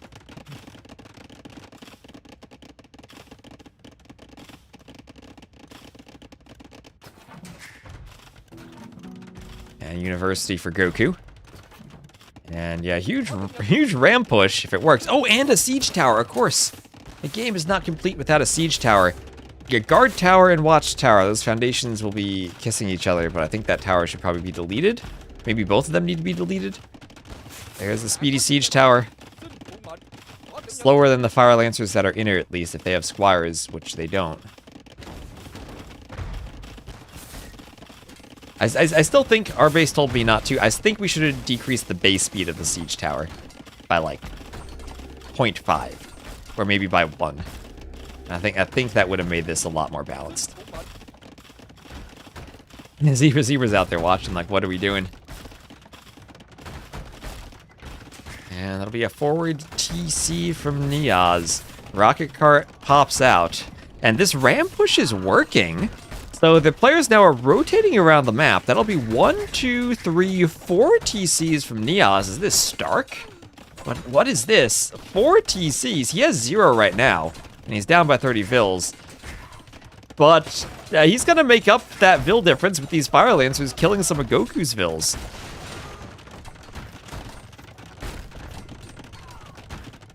Yeah, so 4... Oh, wait. What happened to that TC?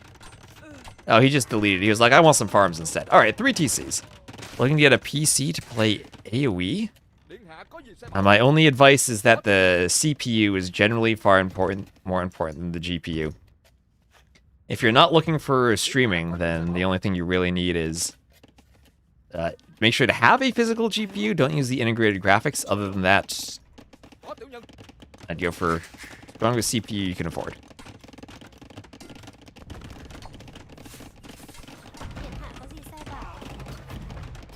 If you're looking to use the enhanced graphics and you care about that, you probably need at least 16 gigabytes of RAM, which is expensive these days. Otherwise, you might be able to get away with 8.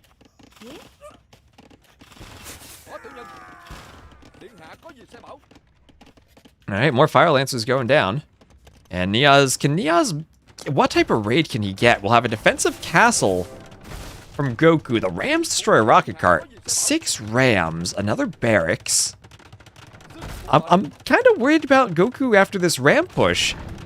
Koreans have war wagons, so they don't have a melee unit. Ram just scouting. Why not?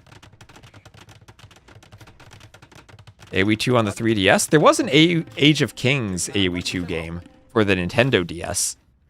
It was kind of like Advance Wars, though. It was a turn-based game. So Villese have to fight one rocket cart, and this ram push, if this fails, this might end the game for NeoZz. And there's a rocket cart there for GoKu to kill his own Villese more so than the rams. The rams will get away. Not a single ram was stopped there. Maybe they could be repaired. But castle plus rocket cart is rather hard to take out with a ram push, unless you add petards. An army of rams, how quaint. And I said this at the start, I prefer the cheaper Korean ones in this matchup. I think the Korean bonus is stronger. I think I've seen enough Korean Vietnamese games to conclude I think I prefer the Koreans. In the current meta.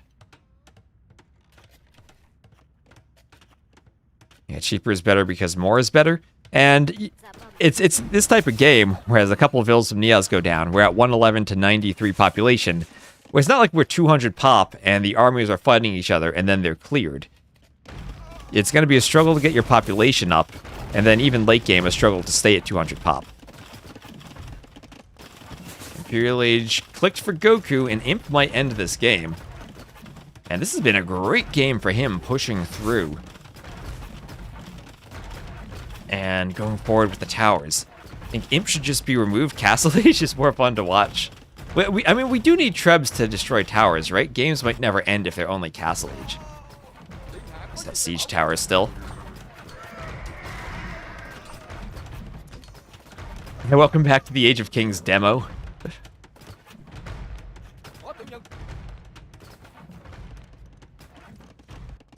And, oh, look, Ram Push from NeoZz. He's not giving up yet.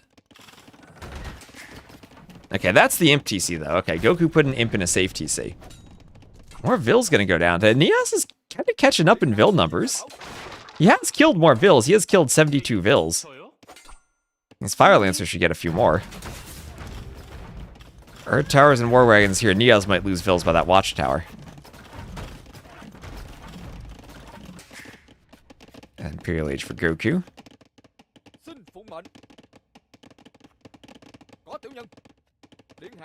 And Fire Lancer is attacked by the War Wagons. They'll go down. Yeah, down they go. And that'll be a TC from GoKu, who wants to reclaim his farms.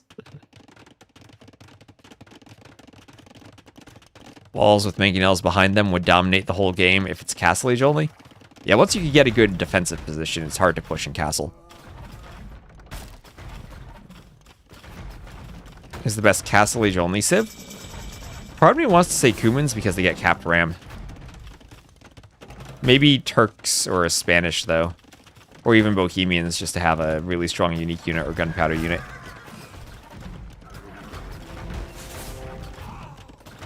Alright, Castle for GoKu.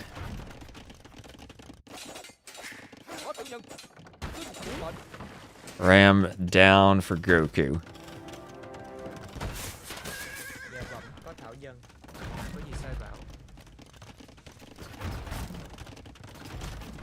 Omen's also soon strong Castle Age infantry. Don't know if they have the same strength as some of the stronger unique units, though. So Castle for GoKu, it feels like there's not much NeoZz can do at this point. And I know it's only a 20 Vil difference, but Elite Fire Lancer for GoKu. The War Wagons are all raiding NeoZz's eco. And they're getting some QQs from Fire Lancers. And that's his last hope.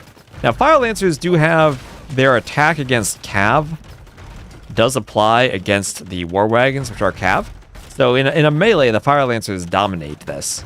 If you ever lose track of your War Wagons, you get slaughtered.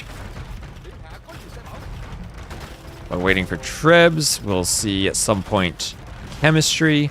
The towers now become keeps. Look at all of these keeps. What do we have here? That's 11 keeps on one screen for GoKu.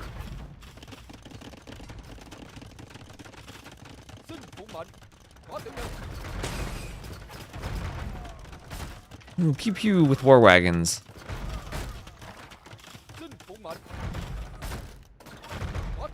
Oh, that. Now the War Wagons can dominate. NeoZz, when NeoZz dragging this out, there's the GG. And GoKu wins game number 1. Good job from GoKu. I was not really sure what to expect from that Men-at-Arms push, but it worked. And worked well. Capture Age freaking out on me. And we'll check the over or the scores. That's 168 to 100 KD. That is a beautiful and easy to calculate KD ratio. Just move the decimal point over. More eco for GoKu. Technology. Faster castle age for NeoZz, but was... You look at the eco difference there. And by the time he got up... out of the way. That's 1.5k plus more res for GoKu. That was able to carry him with his boom. Until the end of the game. So GG. The early Fire Lancer cleanup was clutch too. That it was. That was pretty sick. Alright, that was a pretty long game. So let me click some buttons. And for the maps, that'll be a win for GoKu on Bypass. For the civs, that'll be the Koreans winning against the Vietnamese. And I'll open Capture Age again. Hope it doesn't crash the PC. Fingers crossed. These Koreans are winning with something besides Skirm Lancer.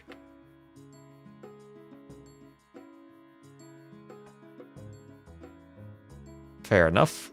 And game 2 will be stranded then. Miss old Koreans. I do too. I miss old before Fire Lancer. Alright, and this, I'll get the civs right. It'll be Malians for GoKu. Chinese for NeoZz, and the map will be Stranded.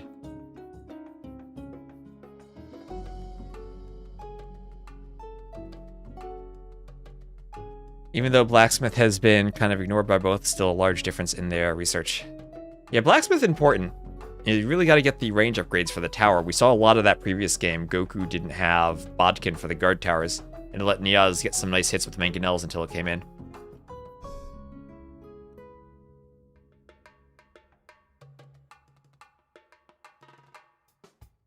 I know, they butchered the turtle ships. Mentally tune out when you see the Fire Lancer civs. Well, sorry to break it to you, but we do have another Fire Lancer civ here, as GoKu will be the Red Malians, but NeoZz will be the Blue Chinese, who do have the Fire Lancer. And let me just make sure the map is stranded. Players are there, they got their flags, they got their civs at the top, yeah. And again, if anyone has feedback on the font or anything, I tried to use a serif font up here. Some people think it's Times New Roman, even though it's not. And they said it looked too formal. Maybe I'll just go back to the old Capture Age Open Sans font. Or maybe I'll use a sans serif font up there. I like the way it looks, but then it might be a bit jarring compared to all the other stuff. And I do want to put Civ unique unit icons up there. So I'll try not to repeat the Civ icons that are already in the score, but I will put unique units there. There's on top are flipped. Are they flipped? Oh, they are flipped. Thank you. I typed them in wrong. See, that's why. I will at some point also update my overlay updating tools, so I don't need to type them in manually. But there we are. See, that's why we have chat to catch me.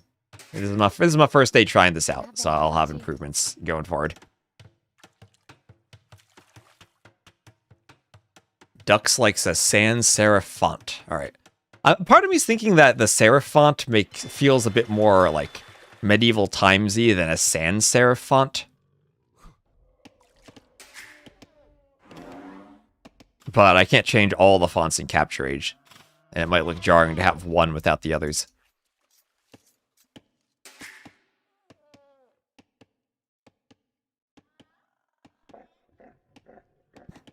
How come people are picking Chinese on this map? Let me speed the Dark Age up a bit. But you do start with a fishing ship on the map. You start with a fishing ship.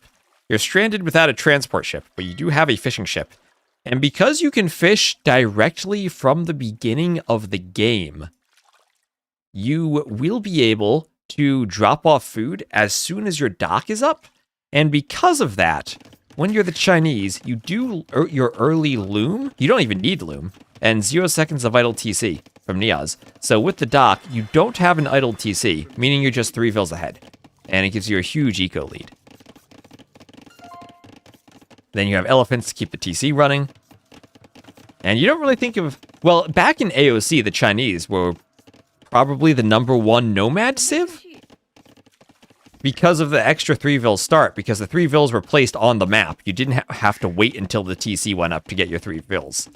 Nowadays, they were one of the worst nomad civs because they didn't have the wood to do the TC and the dock. Remember, back then, you also couldn't drop off food at the dock with a shorefish fill. So you tried to do the TC first. Was it not showing the extra Vils for a while? Nope, they just don't spawn until the TC is finished. Now you don't get the 3 Vils until the TC is finished.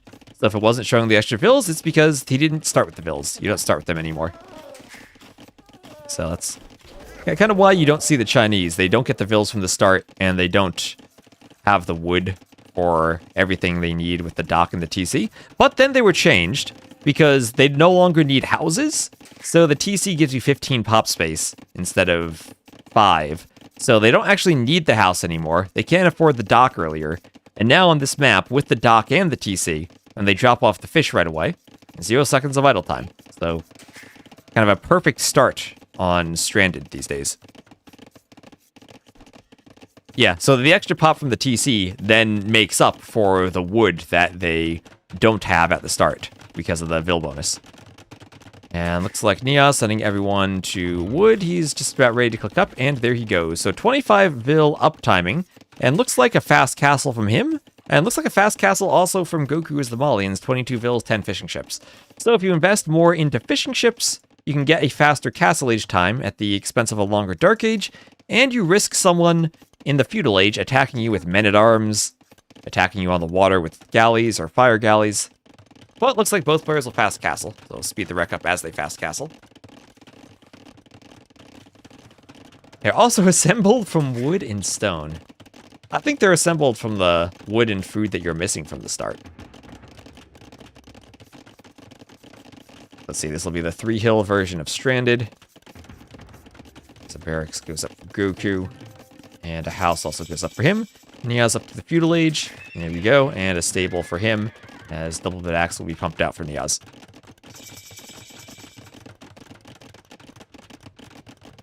Terracotta Vils. Oh boy, that's some thinking right there. Terracotta Vils from the stone from the TC. I like that. They're now terracotta Vils built from the stone. Sounds like a unique tech. Maybe it makes the Vils, gives them more armor.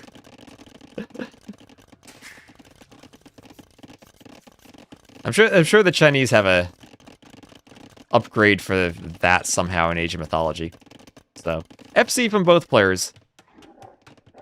Some water buffaloes being picked up from NeoZz as GoKu's trying to do a dock, and NeoZz is going scouts. So he will open with the stable and do some scouts during the fast castle. GoKu does not have loom and is losing the Vil at 87%, didn't wall the Vil in on the dock. Was hoping for a nice peaceful fast castle, even though he's doing scouts and men-at-arms himself. And wait a minute, he's the Malians, and he has a bunch of men-at-arms. He has a bunch of men-at-arms queued to that barracks. Is he gonna go long swords with the Malians? Light cav for NeoZz. Ooh, what is NeoZ's score from? Has a lot of scouting.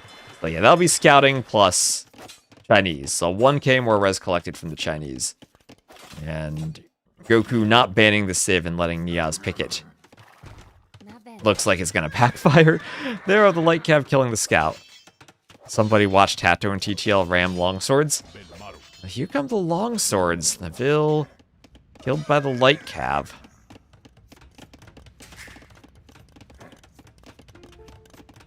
And NeoZz saying 11. Part of me thought that was going to be GoKu calling GG for a second when I heard that noise. Now the longsword's going forward. Light cav still wandering around in the back. And Camel out. Camel for GoKu. Camel great for defending against light cav. And they almost run to the forest. Squires for the longswords. Does he know where NeoZz is? He's still looking for where NeoZz is. Is he 11ing at? Maybe because he saw the longswords.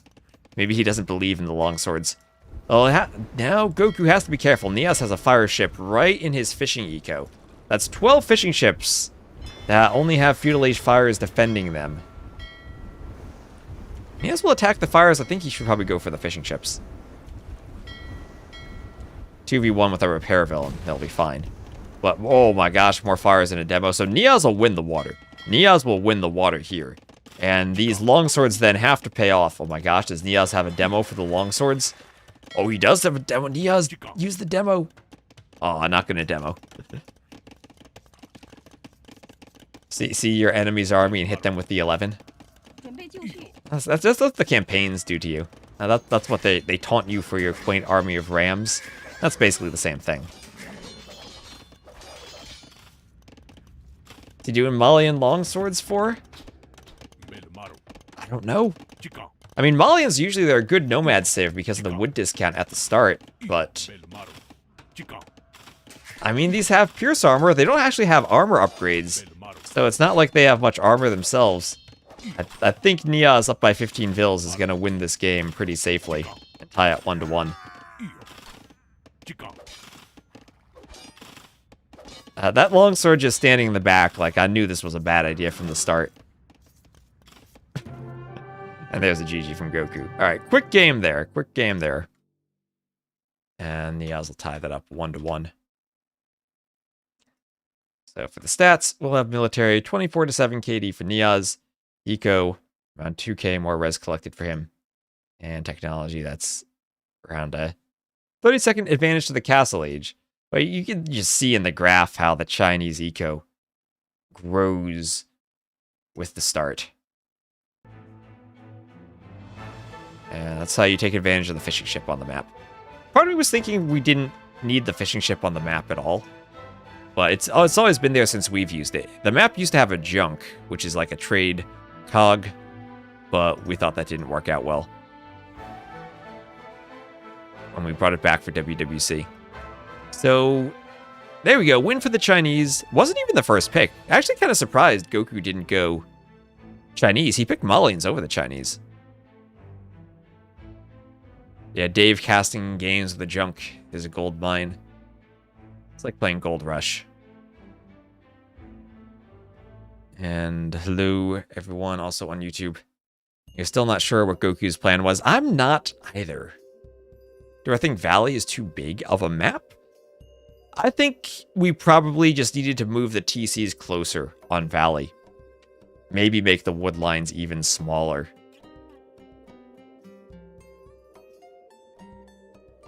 But that feels like a drafting error from GoKu, letting the Civ go through like that. Alright, that was a quick enough game, so maybe I can risk the final game without needing ads at the start. It will be Coast Arena, though, and we all know Coast Arena has been delivering banger after banger for us.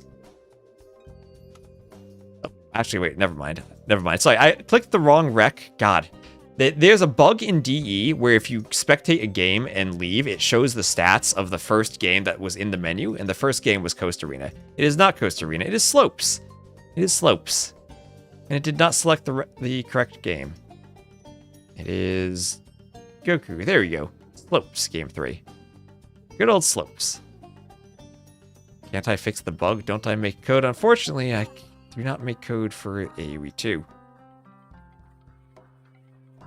That is for their own developers to fix. Okay, so this will be Slopes.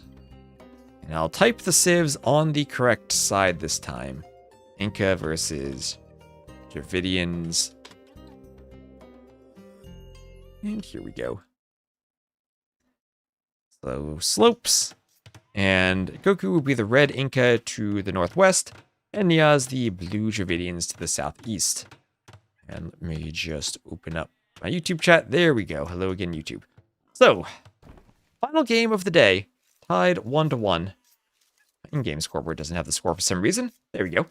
And we'll have NeoZz as the Dravidians taking the sheep under his TC. So Dravidians for Slopes.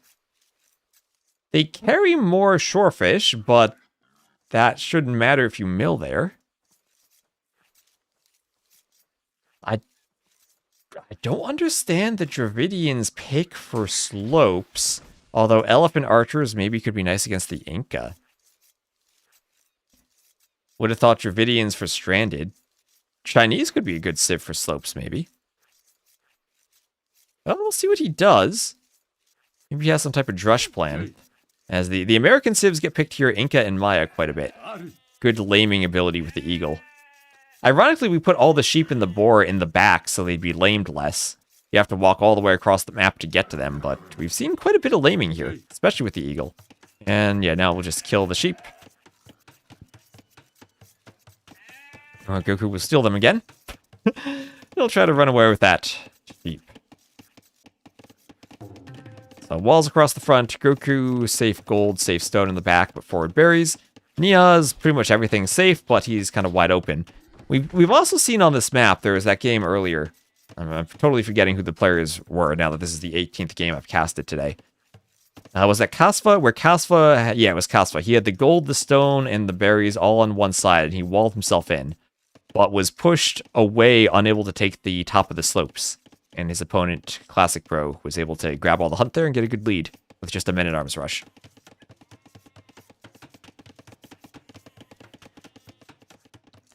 Yep, the last time we'll see Inca Eagles. A Red Bull will be played on the DLC. Yeah, there's a South American DLC.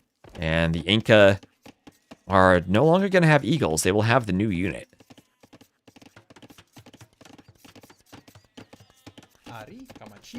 And we'll have Loom on the way for NeoZz. They can always convert Eagles, right? Maybe they should be like Shallot Warriors. If the Inca convert an Aztec or a Maya barracks, they should get Eagles.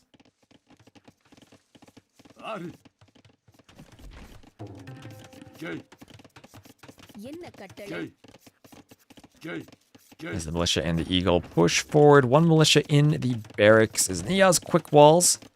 And the drush, it'll be a good old-fashioned 3 militia drush from GoKu. Not one of these French rushes or man-at-arms rushes, but a 3 militia drush. I wonder if he'd be tempted to drush FC. Oh, he's walled. Probably not. He just wants to free up himself to take the top of the slope. NeoZz will have a scout there. He'll see the corpses if the Villese ever go out there, so he'll have scouting even if the scout runs away.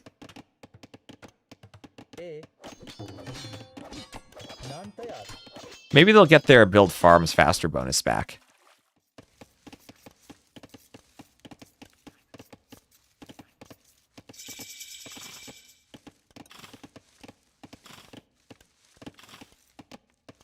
Well, that's what I felt about camels with the Chinese, but unfortunately they had them swapped out for the Fire Lancer. And now we have all that Fire Lancer shenanigans. So archery range moving forward for NeoZz. And this house will go down. As another house goes up for NeoZz. Their naming convention is so AoE 3.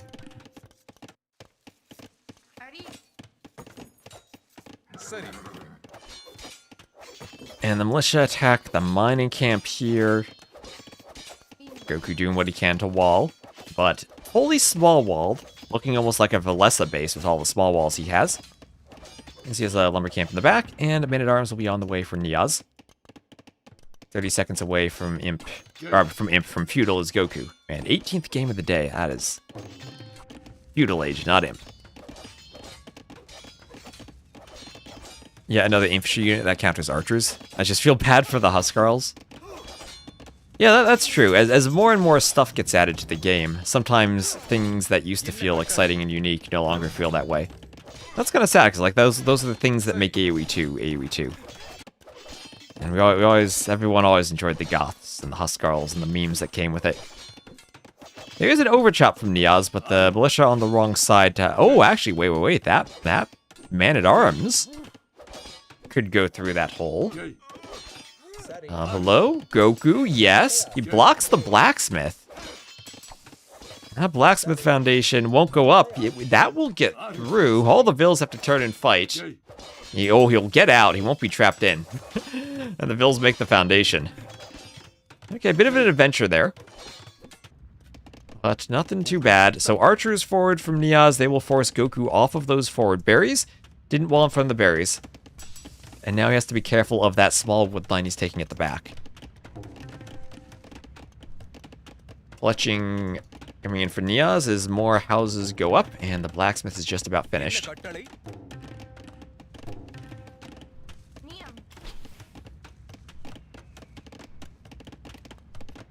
If only the top was champion-champy, and we could see a champion-champion versus...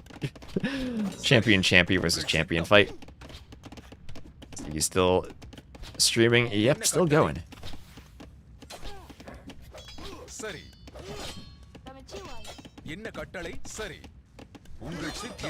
You see forcing archers back as the skirm dodges the archers. And this guy gets picked off by the TC. Archer's dodging. 1 HP left on that archer. As Men-at-Arms is doing some damage from NeoZz, but all in all, significantly more res collected from GoKu.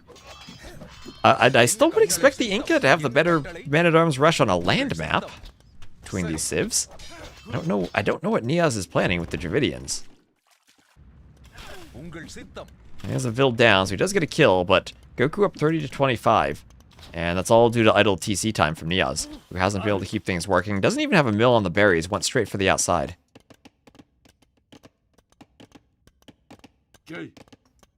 Knight, heavy knight, and the elite heavy knight. Like the heavy Huiguang Cav. Yeah. That's a good point, though. The only thing that was kind of like that were skirms and heavy camels in AOK. And AOC was just the Eagle edition. That was like Eagle and Elite Eagle. Okay, NeoZz's Men-at-Arms cleared just before armor comes in. He has 3 more that are heading across the map. Trying to keep the aggression up with the Dravidians. And he will see that Goku's on that pond. He has to be careful that his army actually runs into Goku's army, though. If he were to group it up and come across the hill, he might be sneakier. But instead, he'll just run an archer into skirms, goodbye archer, and that Man-at-Arms can be kited and taken down by the skirms now. Scout, runner, warrior, elite. Scout, runner, warrior, elite. But it's Champy, Scout, Scampy, runner... Champy, Scout, Champy, runner, Champy, warrior, and elite Champy, warrior, right? Yeah, Scampy runner, that's actually... That'd be a good one. Runner scampering all around.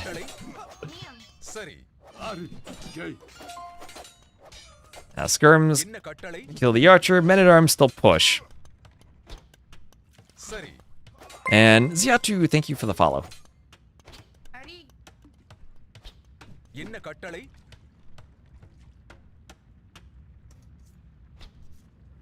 Oh, do they get to gather shorefish? Oh gosh, that is a weird combination. Scout plus shorefish gatherer. So does Arabia need ponds then, so they can find the ponds, gather shorefish, and then drop it off somewhere? Where do they drop it off? Oh, that's what the Scampy warrior would be. Okay, okay. That's a hypothetical. I was like, that feels a bit too out there, but not as out there as Raumtriders. Wouldn't Huns be good on the previous map? Yes, they would be, because they have the horse for once the TC goes up to collect the water buffalo. Yep, definitely would be a pick there.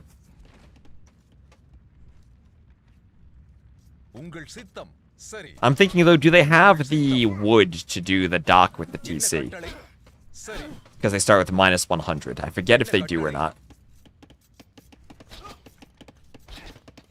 And tower defensively for GoKu, so those Men-at-Arms will not be able to push this pond anymore. And the archers will kill the Men-at-Arms, attack the army hovering around from NeoZz. And GoKu wins this fight and wins it pretty easily. Everything there down. As JorDan's game, yep, we casted JorDan's set earlier. That's on the VOD or on the YouTube video if you want to check it out. After the stream, I'll try to remember to put timestamps in as a comment for the YouTube VOD. And if I forget tonight, I'll get that by tomorrow. So time for GoKu to counterattack. And he's still up by 3 Vills. And NeoZz has closed the res collected difference a bit. That's 7,200 to 6,900.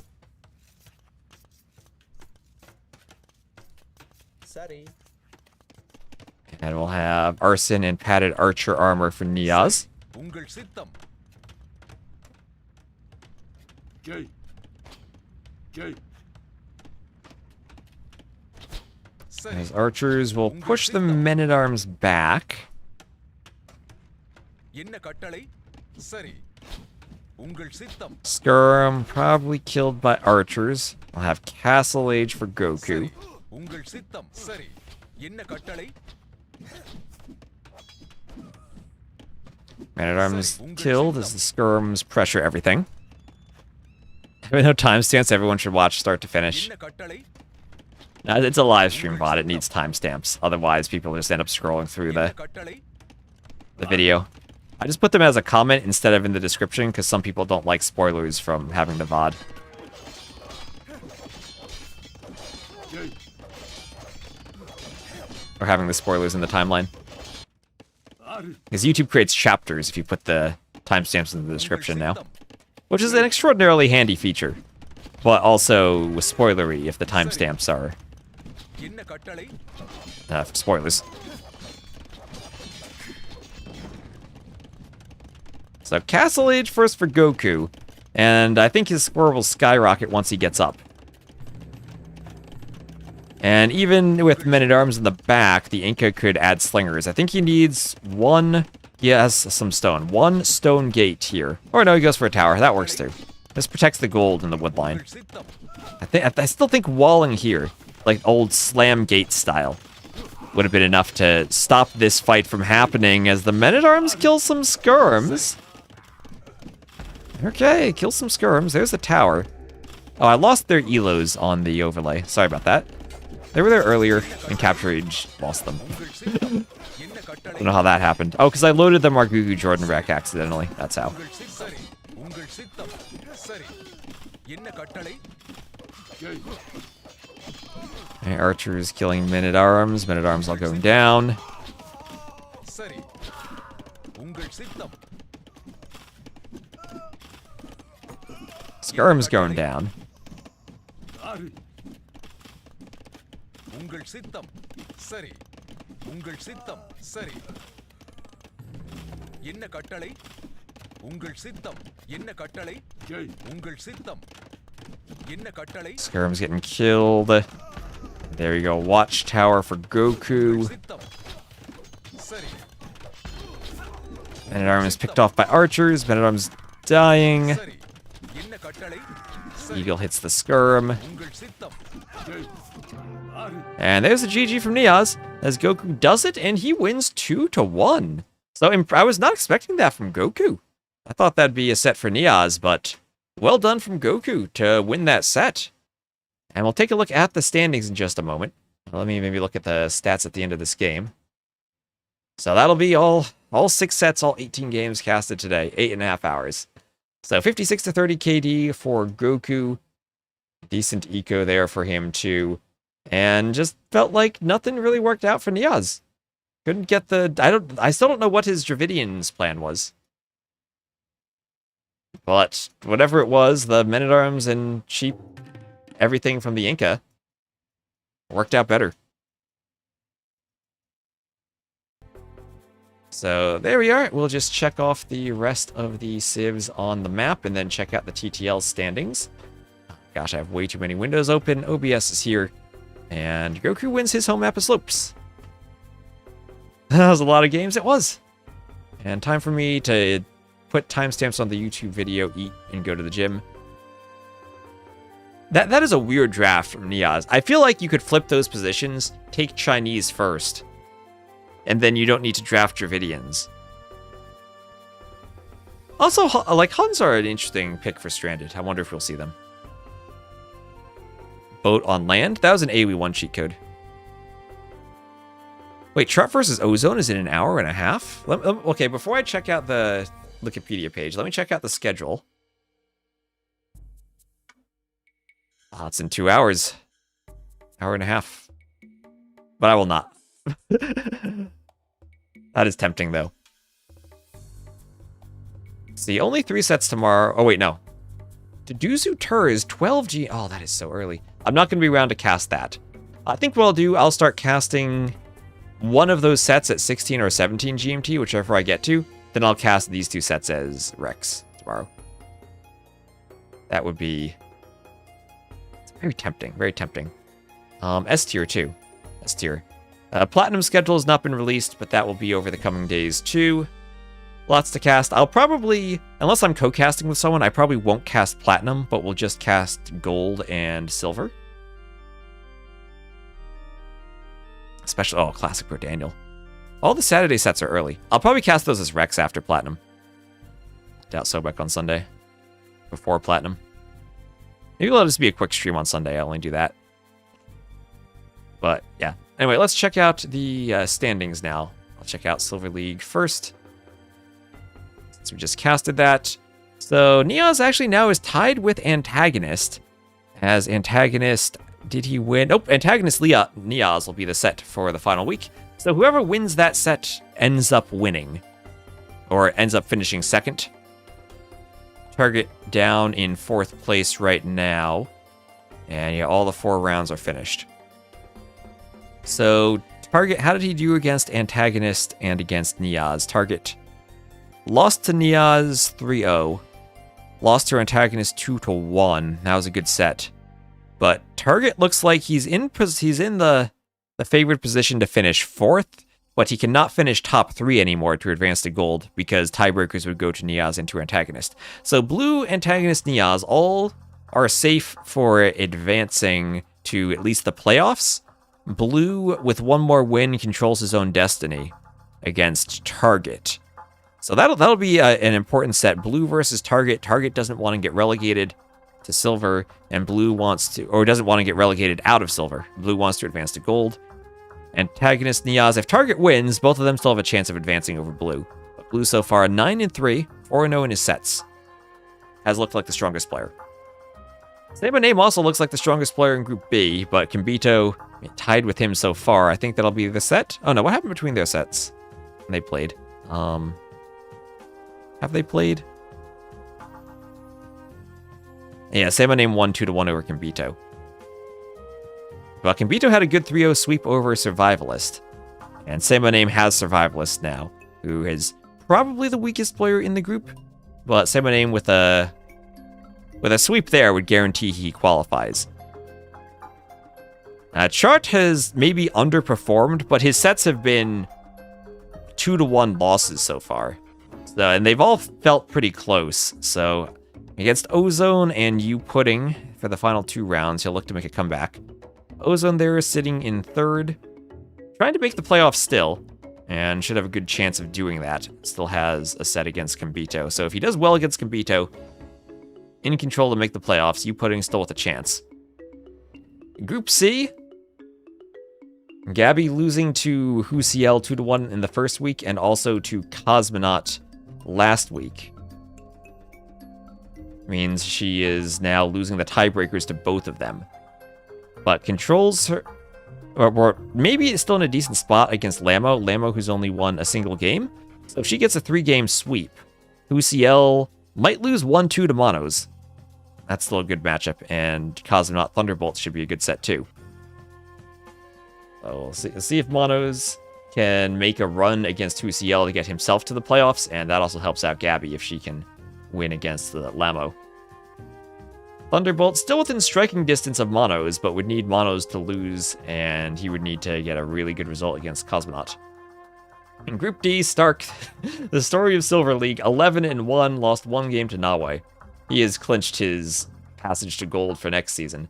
The rest of it, still pretty close. Dennis, Nawe, and Bad Koala. All within striking distance in the final week. And Deeker Moore with a set. Deeker would need a sweep, basically, to make sure he doesn't get relegated. Let's check out gold, then. Just a quick look at the gold standings. Juju Turs is coming up. That'll be fun. So Doubt, I think the only player who's still undefeated in TTL. He'll be playing against, he has Kapach, Sobek, and Storakuma remaining. Let's see if he can keep that alive. No one's ever gone undefeated in TTL. But JorDan now 8-1, did lose a game to Margougou. But Margougou impressive so far. 7 points at the top, and he looks like he's pretty secured at finishing second based on the rest of the group. But I guess there's still time left. He's kind of ahead of Dogao Kingstone in the sets that have been played. And then over here, Kasva Classic Pro. We need a resolution to that final game from earlier. Daniel in third right now. Did that 3-0 over to Duzu will help him tremendously in the standings, as they have 2 rounds left too. So Platinum also tomorrow, but that's only been 1 round so far. Less to say about the standings there. Other than Leary and MBL at the top of Group A with Tato third. Hera and Yo head sweeps, and then Hart and Vinchester. Hart won 2-1 over Vinchester. And this is the group of death, where you feel bad for Lucho, who probably had a chance to be top 4 in another group. And Maniac, thank you for the follow. Group C, Nikov at the top right now. Nikov 1-3 over running. That was a quick set the other day. And Viper has not yet played because he's been sick, so we'll see when those Recs get casted. We need Margougou to stay humble and win. Imagine Margougou somehow hasn't played Age in a long time and gets back to Platinum. Alright. So actually, since we have a couple of moments here, let me just, I've been streaming all day. I can ask you for feedback now. You guys can give me some feedback. So how do you feel if I change the font and just use the Capture Age font at the top? Let me find where that is. Make a change here in my code. I might need to resize it slightly. How do you feel about that? That is the same font Capture Age uses at the top. I might need to make the Civ names a bit larger. Maybe I need to use a different version of the same font. Like at the bottom. You feel yes? Find that serifs can look fuzzy in streams when the video is compressed. That too, that too. Go cast the T90 once he's back? Most likely, yes. I haven't talked to him about that yet. You're a bit late. You do prefer sans serif. Okay. I do have another font I could try out. One moment. Let me source sans 3. Double check my font directory. Let me try this font.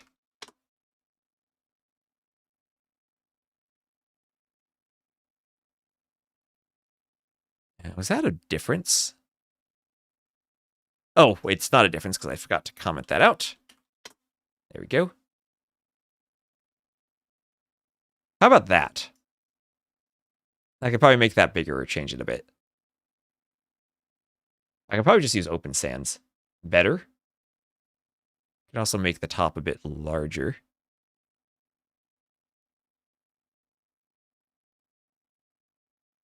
Where are we at? There's my 72. Got like 80. Make the civs a bit larger too there. We're like that, kind of.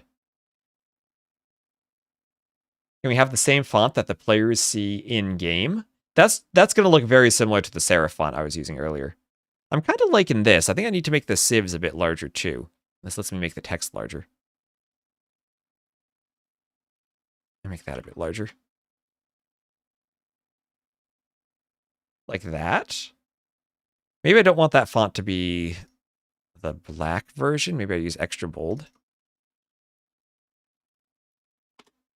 Make that a bit less bold. Oh, how about that?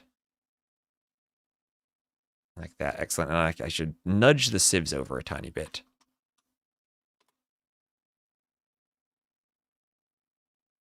Like that, I think. All right. And also, what do you think about the labels in the middle? Because I'm actually considering just completely getting rid of them, but they kind of fill up the space that I need for the score. So maybe if I just make the score actually huge. Do we actually need the labels? I think the labels probably help people, though.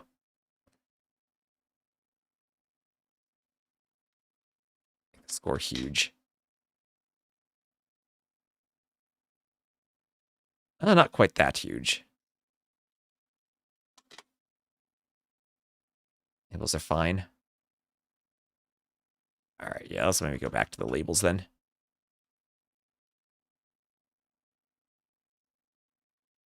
We'll make them maybe slightly larger.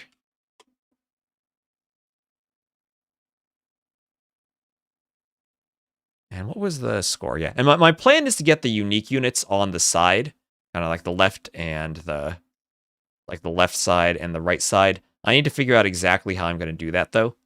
Make sure that they fill up the right space and they look identifiable as the unique units. But yeah, that's the plan. I think I like unique units there more than Civ icons. I could always do Civ icons, but I think the unique units are a bit more fun. Here, a pipe dream. Could the score numbers sit either side of the dots? I could do that. The problem with the dots is that the dots are going to vary for the different numbers of games in the series. So if we have a best of 7, then the dots are going to expand and there won't be as much room for the numbers. So for the best of 3, they certainly could, but for larger sets, no. And let me just make sure I'm using the same scale for the players and the numbers. Yeah, I could make the numbers still slightly larger, I think. I think it's okay to have them slightly larger than the player names. See that? Maybe that's slightly too large with the other stuff there. But yeah, this is where I need chat to help me make decisions about this stuff. It's easier to make these decisions when someone is watching and helping out.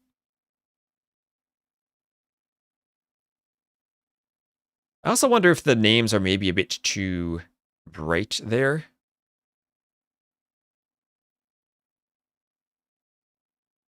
Let's just move this over. I'll do 16. Move the civs in a couple pixels.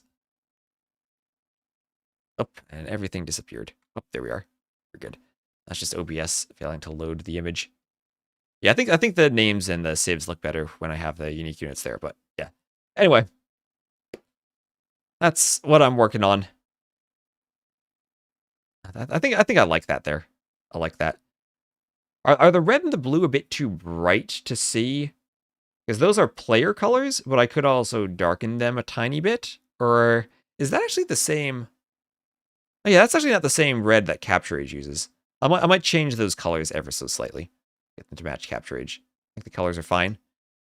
All right. Is that the same color Capture Age uses? I'll need to double check that. All right. Let me just make a note for myself. Double check red/blue.